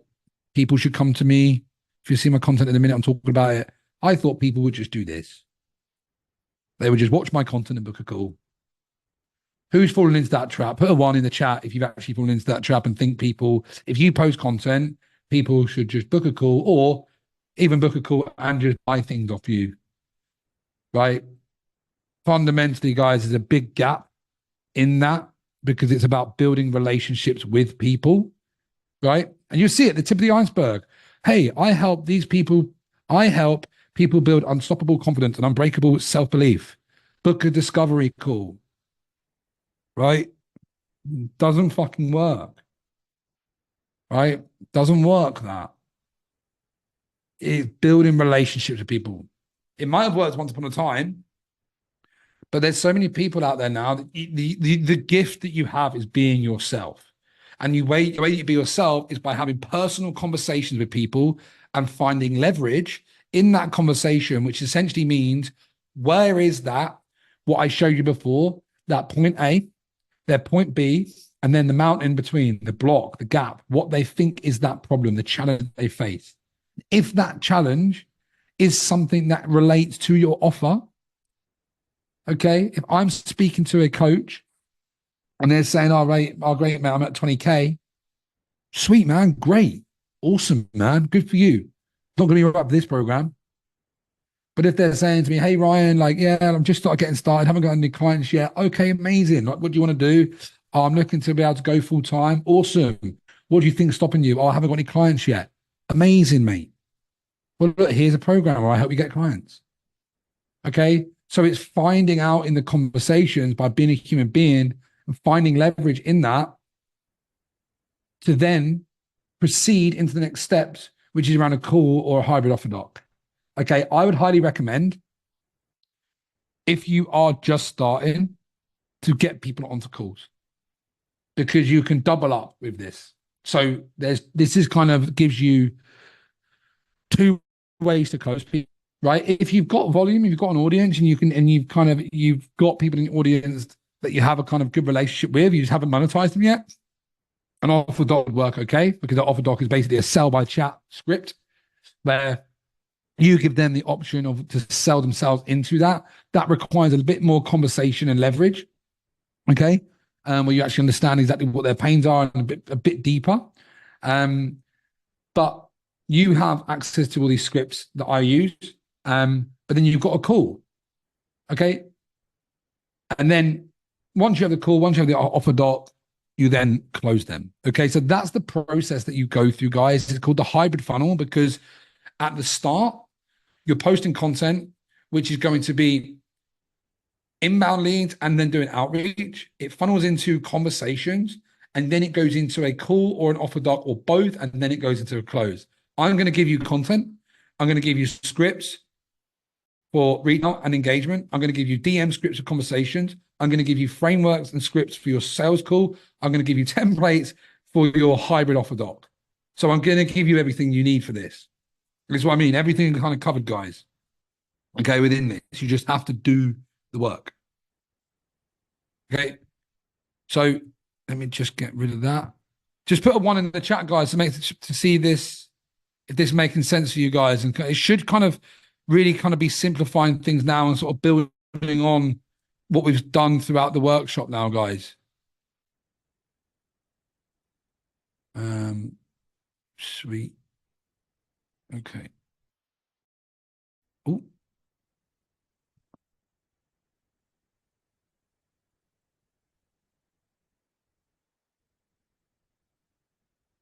Awesome, Kaylee. Okay, cool. So plug and play playbook, toolbox. So I'm going to give you your first client value trade template. This is a post that basically offers someone a value exchange. So you will speak to your ideal client and say, hey, I've got this thing. I would love to get your opinion on it. I will provide you value and I'll get value in return. This is a post that you can post today, tomorrow, that can generate inbound leads. Okay, because you're speaking directly to the people that you want to serve in your audience. Okay. You've got the DM mastery template. This is DM and call booking scripts. This is how you can book calls, generate calls, and also closing DMs. We've got the sales call framework. So this is when you're on sales calls, you have a framework to follow. We've got the hybrid offer doc template for you to use and copy. And we've got the beta launch case study strategy. So all of that funnel, that process is covered for you step by step. And then these are the 9 steps, guys. Okay. Now we've just got a linear fashion, so action steps. Number 1, watch the 2K code and create a hybrid hypothesis with the hybrid offer doc. So you look through your offer, understand what your offer can be, create a document, and create a hypothesis. If you're in the program, guys, bring this to the call, send it in the chat, put it in the community, and we'll get feedback on this. But that's the basis of everything. And then we run the case study and beta launch strategy. The next thing will be post daily around the pain points in our offer and post the value trade post. We then create a Dream 50 list and reach out to gather market research and speak to anyone to start a conversation with anyone who engages in our conversations and our content. We use a DM mastery script to find leverage in the conversation. We use the leverage to book a call and use a sales call framework. And then if they're a good fit, we show them and send them the hybrid offer doc, which talks about the offer. And then we close the client and collect the cash. Just put a 1, guys, in the chat, please. So that is clear for you. So there's no sort of confusion. Awesome. Amazing, guys. Right. Now we are open for Q and A. So let's stop sharing the screen and we can chat, guys. We've got 45 minutes if we need it. All right, come off mute, guys. Who wants to jam on what we've spoken about? Because I know that you've probably got a lot of questions. I know I've got a lot there. You can watch the replay. It'll make more sense with all the documents. But yeah, who's got a question, guys? Come off mute if you want. Can be around the tangibility of your offer. Can be around, jump on, Kaylee. Oh yeah, cool. Thanks. You said unmute as I send that. So a realization that I had was when you said, you spoke about, basically I wrote that I feel stuck because I don't feel like a coach and a business owner. So I haven't gained the momentum, and that's where the self-doubt comes in. So that was very reflective for me. I'm wondering whether with my offer, because I basically created the burnout breakthrough method, and in that I still did the same cost as £1,500, which I was going to charge just for a coaching program anyway. I'm wondering whether I should reduce that to like £900, 3 payments of whatever. So it's basically like more sustainable for somebody. And I think I doubt myself a lot because I haven't really had any clients. So maybe that would make me not doubt myself so much and like a bit more confident in charging.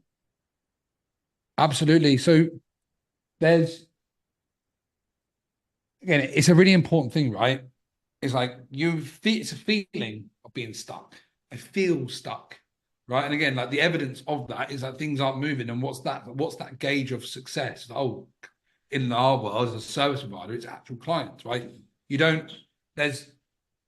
Things aren't really getting off the ground. You can say that, oh, I'm posting content, which is great. And there's some people that will, and it's part of that momentum that you have to learn to get into that as well. And that's not taking away that if you don't have clients, you don't have momentum, right?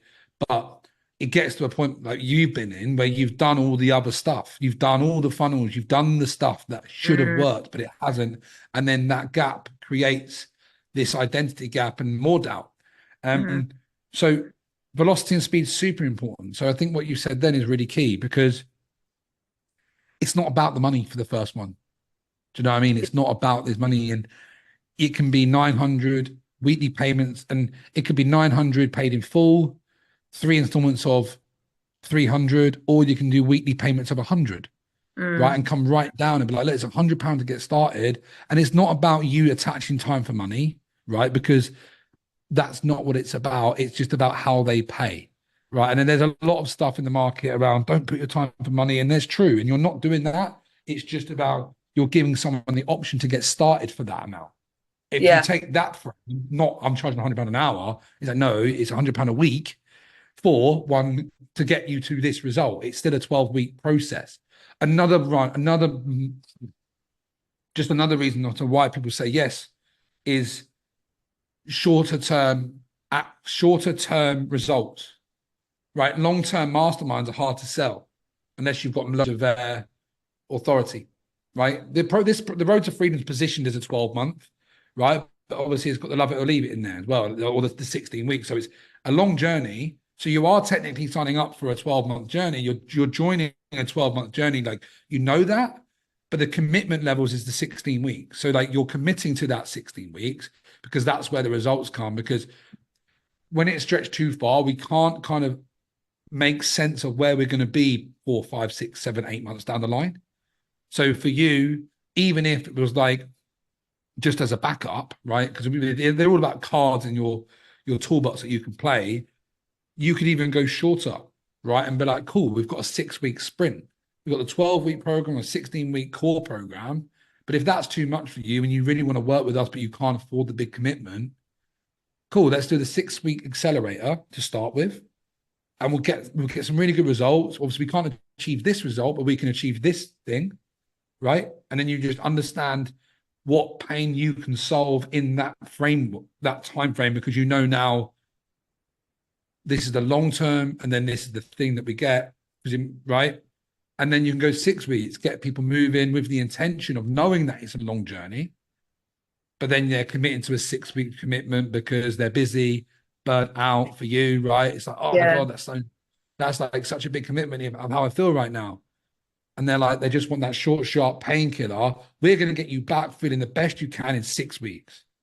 Then phase 1 we do, and then phase 2, 3, and 4 is when we actually build those sustainable habits, and actually so that it doesn't happen again. But let's get you out of that first, get you actually feeling good so you actually can see past the end of your nose and not in this kind of cycle of self-destruct mode and you can't get out of bed.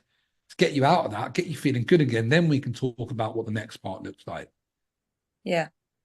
But then because you understand now about what you build and what people buy, it's like you can stretch that out as far as you want.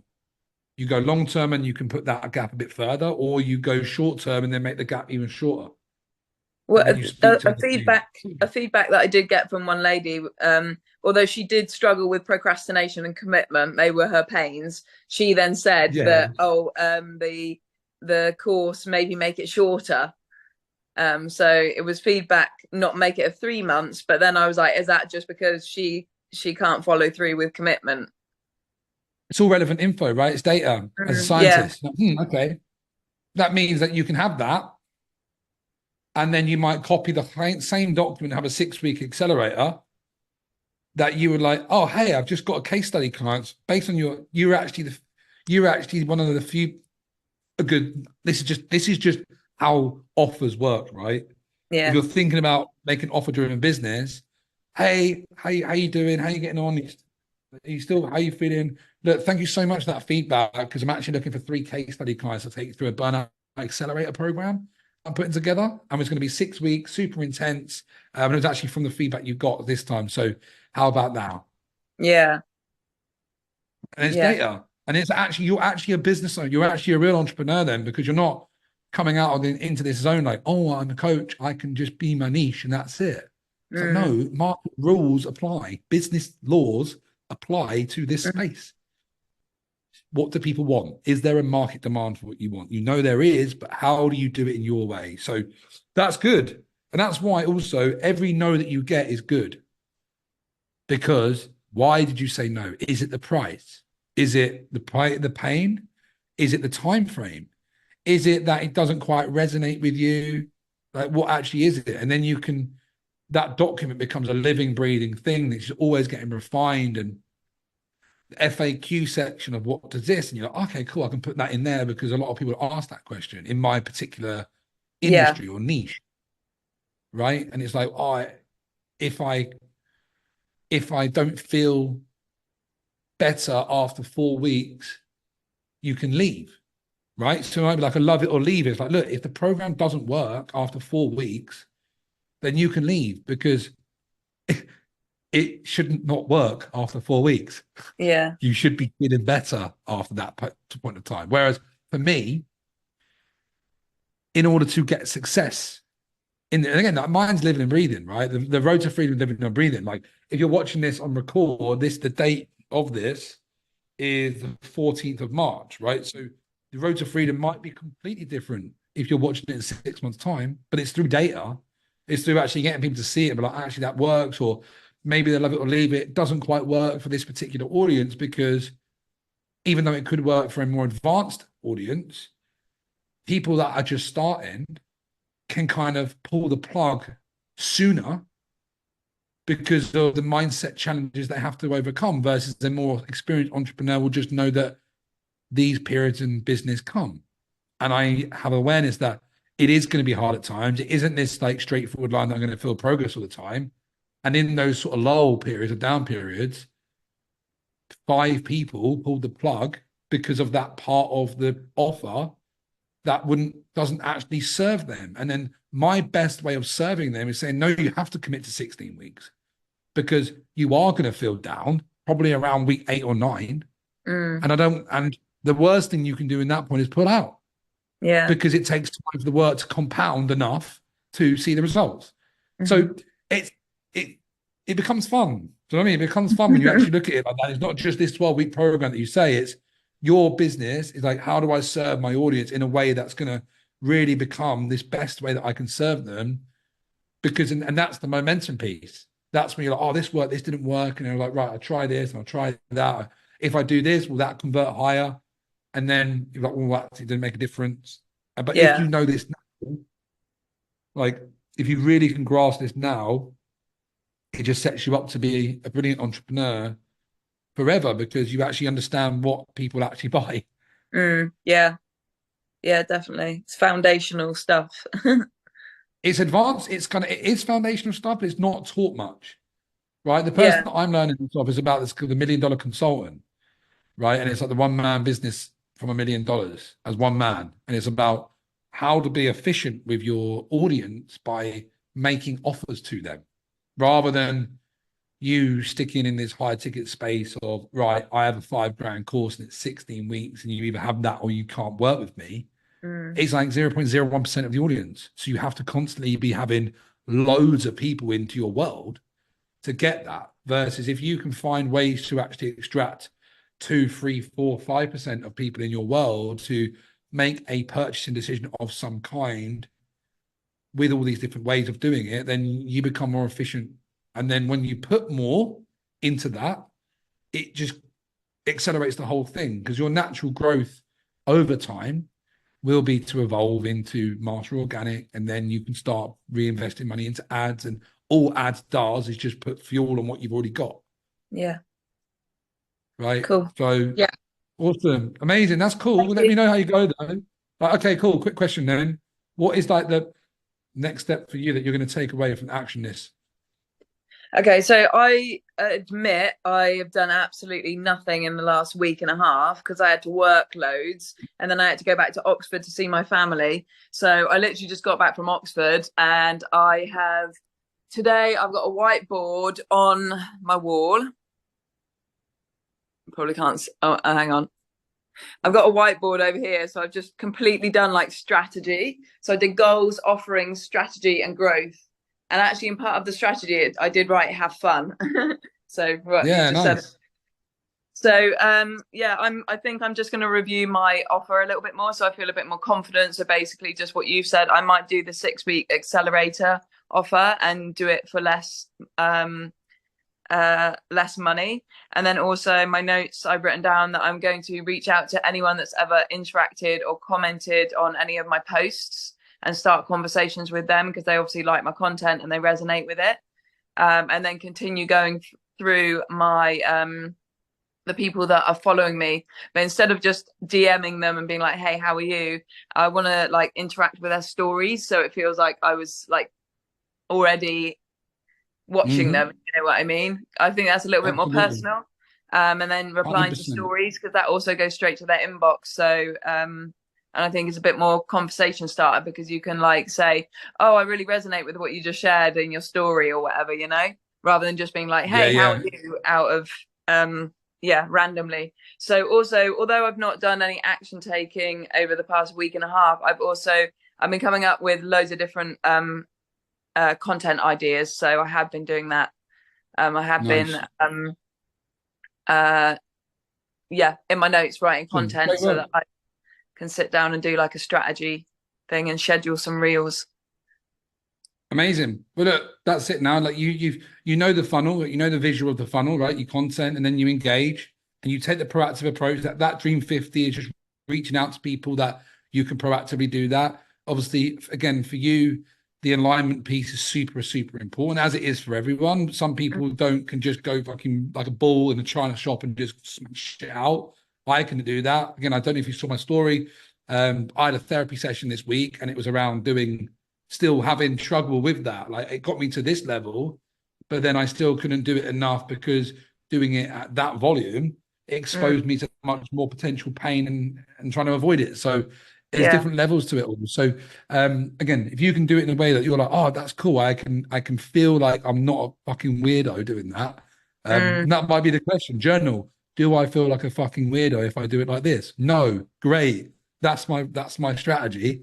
Right? Just do it like that. So that's great. Amazing work. I think, have both for you. I would recommend, even if you've done like a 500 paid in full or 600, you can split it into 2. And then if they can't do that, you can go weekly and just bring it down as you need to, knowing that you can go down to weekly.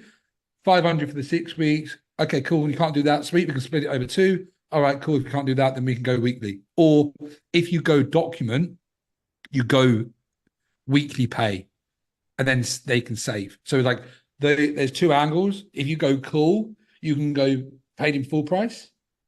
And if you go document, you go in low price because it's like easier for them to say yes there. And obviously on a call, you've got them to go into sort of where they're at, etc. So sense. Gives you both ways to play with it. But again, now you've got those, it's just doing it. It's just doing the work right and just testing to see what offer converts. And when it converts, great. Then you're out the gates and you've got your first client. Right? Yeah, definitely. Sweet. Cool. Awesome. Thank Amazing. you. Oh, all good. Who's next?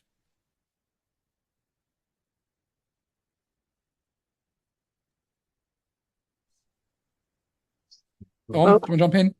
I think I'm just ticking along at the minute. Just ticking along. That was useful though. Okay, awesome. Sweet.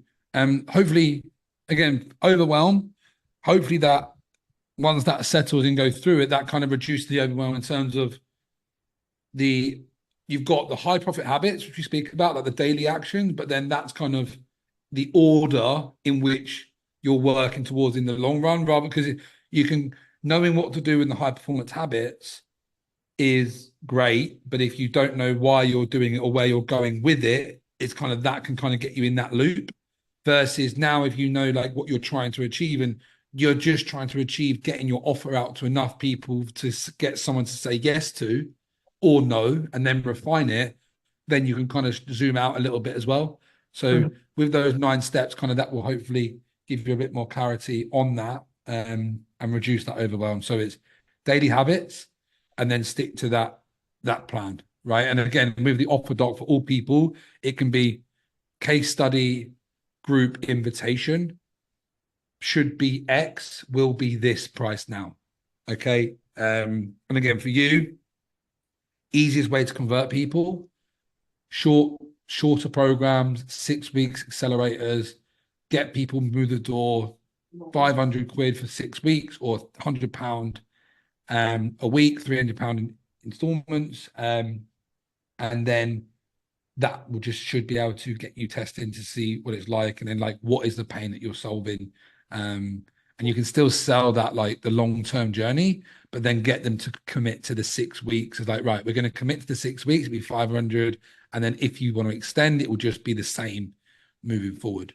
Right. Or you can, if you're ready, you can go all in, or you go, so £1,000 for 12 weeks or 100 a week for 12 weeks, lead with that. Or you can then say, look, let's reduce it. We're going to get you here in the first 6 weeks.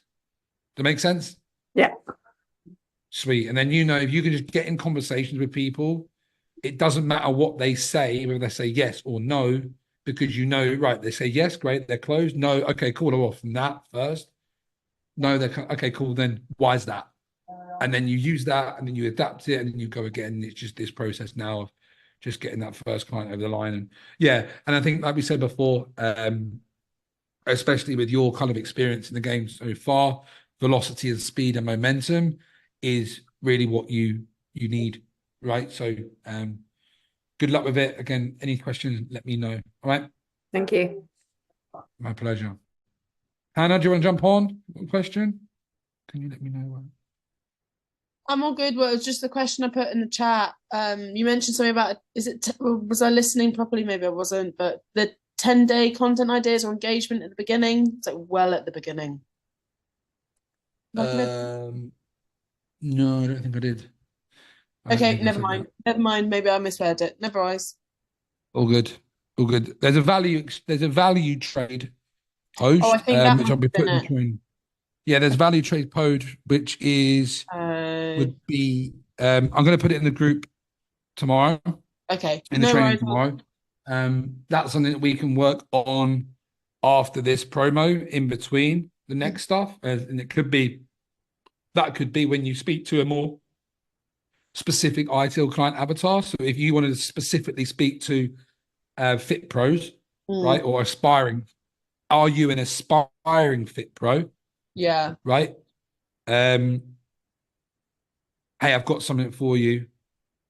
I'll give you I'll help you unlock the biggest limiting belief that's stopping you from holding you back. In return, I just want to show you something that I'm working on. Right? Yeah. Okay. Sounds good. So, yeah. And apologize for using you as a case study most of today, Hannah. Okay. But it was just credit to actually just doing. And again, I think something that you picked up on our first call is like, don't project. Like making sure that you don't project into the marketplace. You just do, not creating stories as to why it won't work before doing it and validating it. It's just been like, cool, let me just trust it. Let me surrender to just doing this without any kind of limitation in my mind right now, and just do it. Because if you just do, it works. Yeah. If you do with doubt and worry and looking for ways that it won't work. And it's as simple as that, right? So if you are implementing this, guys, and there's any part of you, Tom, Kaylee, right, and any part of you which you're feeling worried, doubtful, incongruence, misalignment, before you do it, let me know. Okay? That's what I'm here for, because that's what's going to allow you to actually make success of this. And this is why we're going to the mindset stuff. And I've got tons of tools that I can give you to solve specific things, cultivating that self-awareness around, right, cool, I'm feeling this, or this is coming up for me, or this is a story that I've got as to why it won't work. share that, and then we can tackle it, because we have to break that for you to actually take action on it. Okay. So Tom, anything you want to add, mate? I know there was a lot of stuff there for you. I think it just gives you that clarity on what the next steps are for you, mate. I know that we're kind of still just working on what that offer is going to look like for you, aren't we, at the moment? Yeah, I think I'm kind of starting to get to a point now where I know probably who I want to work with and what that offer's going to be. So that's quite cool to kind of get that sort of clarity now, which is helpful. Yeah. I mean, the only bit that's probably holding me back a little bit is like that fear that if I do get someone, what am I going to do? It does sound silly, you sort of know what, but yeah, I think that's kind of bit. I just need to kind of work out what that's going to look like, that sort of 6-8 week journey, get that kind of in my head, what that's going to look like. Trainings on that inside the community, mate, are crafting the ultimate transformation and the client success timeline. Okay. In those 2 trainings, you kind of map that whole journey out.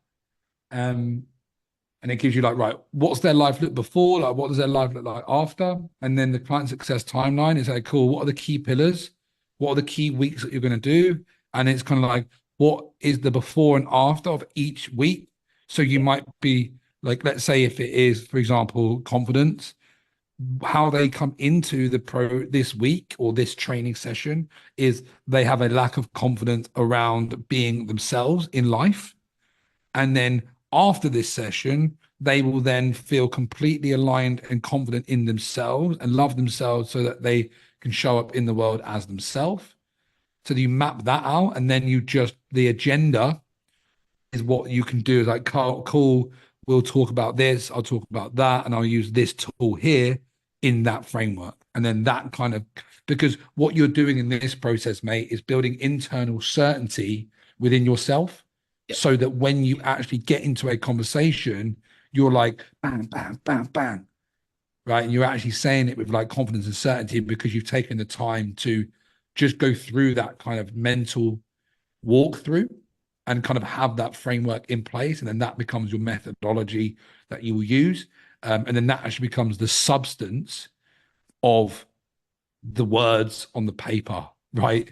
So it's like, get the substance first. Now you know who you want to help. Map that out, get that real substance within yourself, right? And that kind of program. Then you build the copy and the words on top of that to then match that journey. And then the refinement process is the language in which you use to define that journey, because a journey will probably stay the same, but then how it's packaged up and positioned will just need the refinement after that. Make sense? Yeah, perfect. Legend, man. Nice one.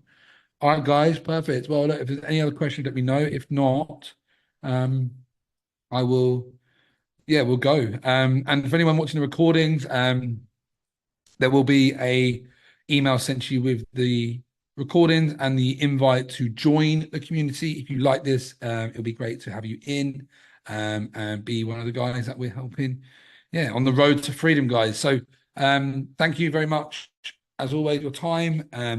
If any of you need me, please let me know. I'd like to see some conversation in the community and serving each other and providing support and asking questions, guys. Please do ask questions, because the more you ask, the more you lean on me, the more I can provide.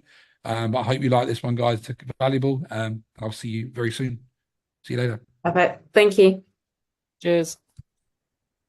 So you've made it to the end of the course. Wow, I can't believe that you've actually done that. I really want to honor that and say you are someone who's committed to the journey. There's a lot of information in there, and I really want to give you a gift for spending the time and getting to this point in the video. So if you're here, I have a very special gift for you. I'm going to offer you a free one-on-one business coaching consultation. On that call, it's going to be private with me. It's going to be about 45 minutes. We're going to break down exactly where you're at in your business. We're going to give you the exact frameworks and tools that you need to fill those gaps and achieve your goals. And we're going to roadmap your journey to 6 figures and give you the coaching, give you the shifts, give you the implementation, and give you the nuances to optimize your offer, create better content, convert more people, and essentially make more money and get more clients. Okay, that's what we're here to do. Clients and cash flow. That's what I help my clients with. That's my bread and butter, and that's what I want to gift you for getting this far.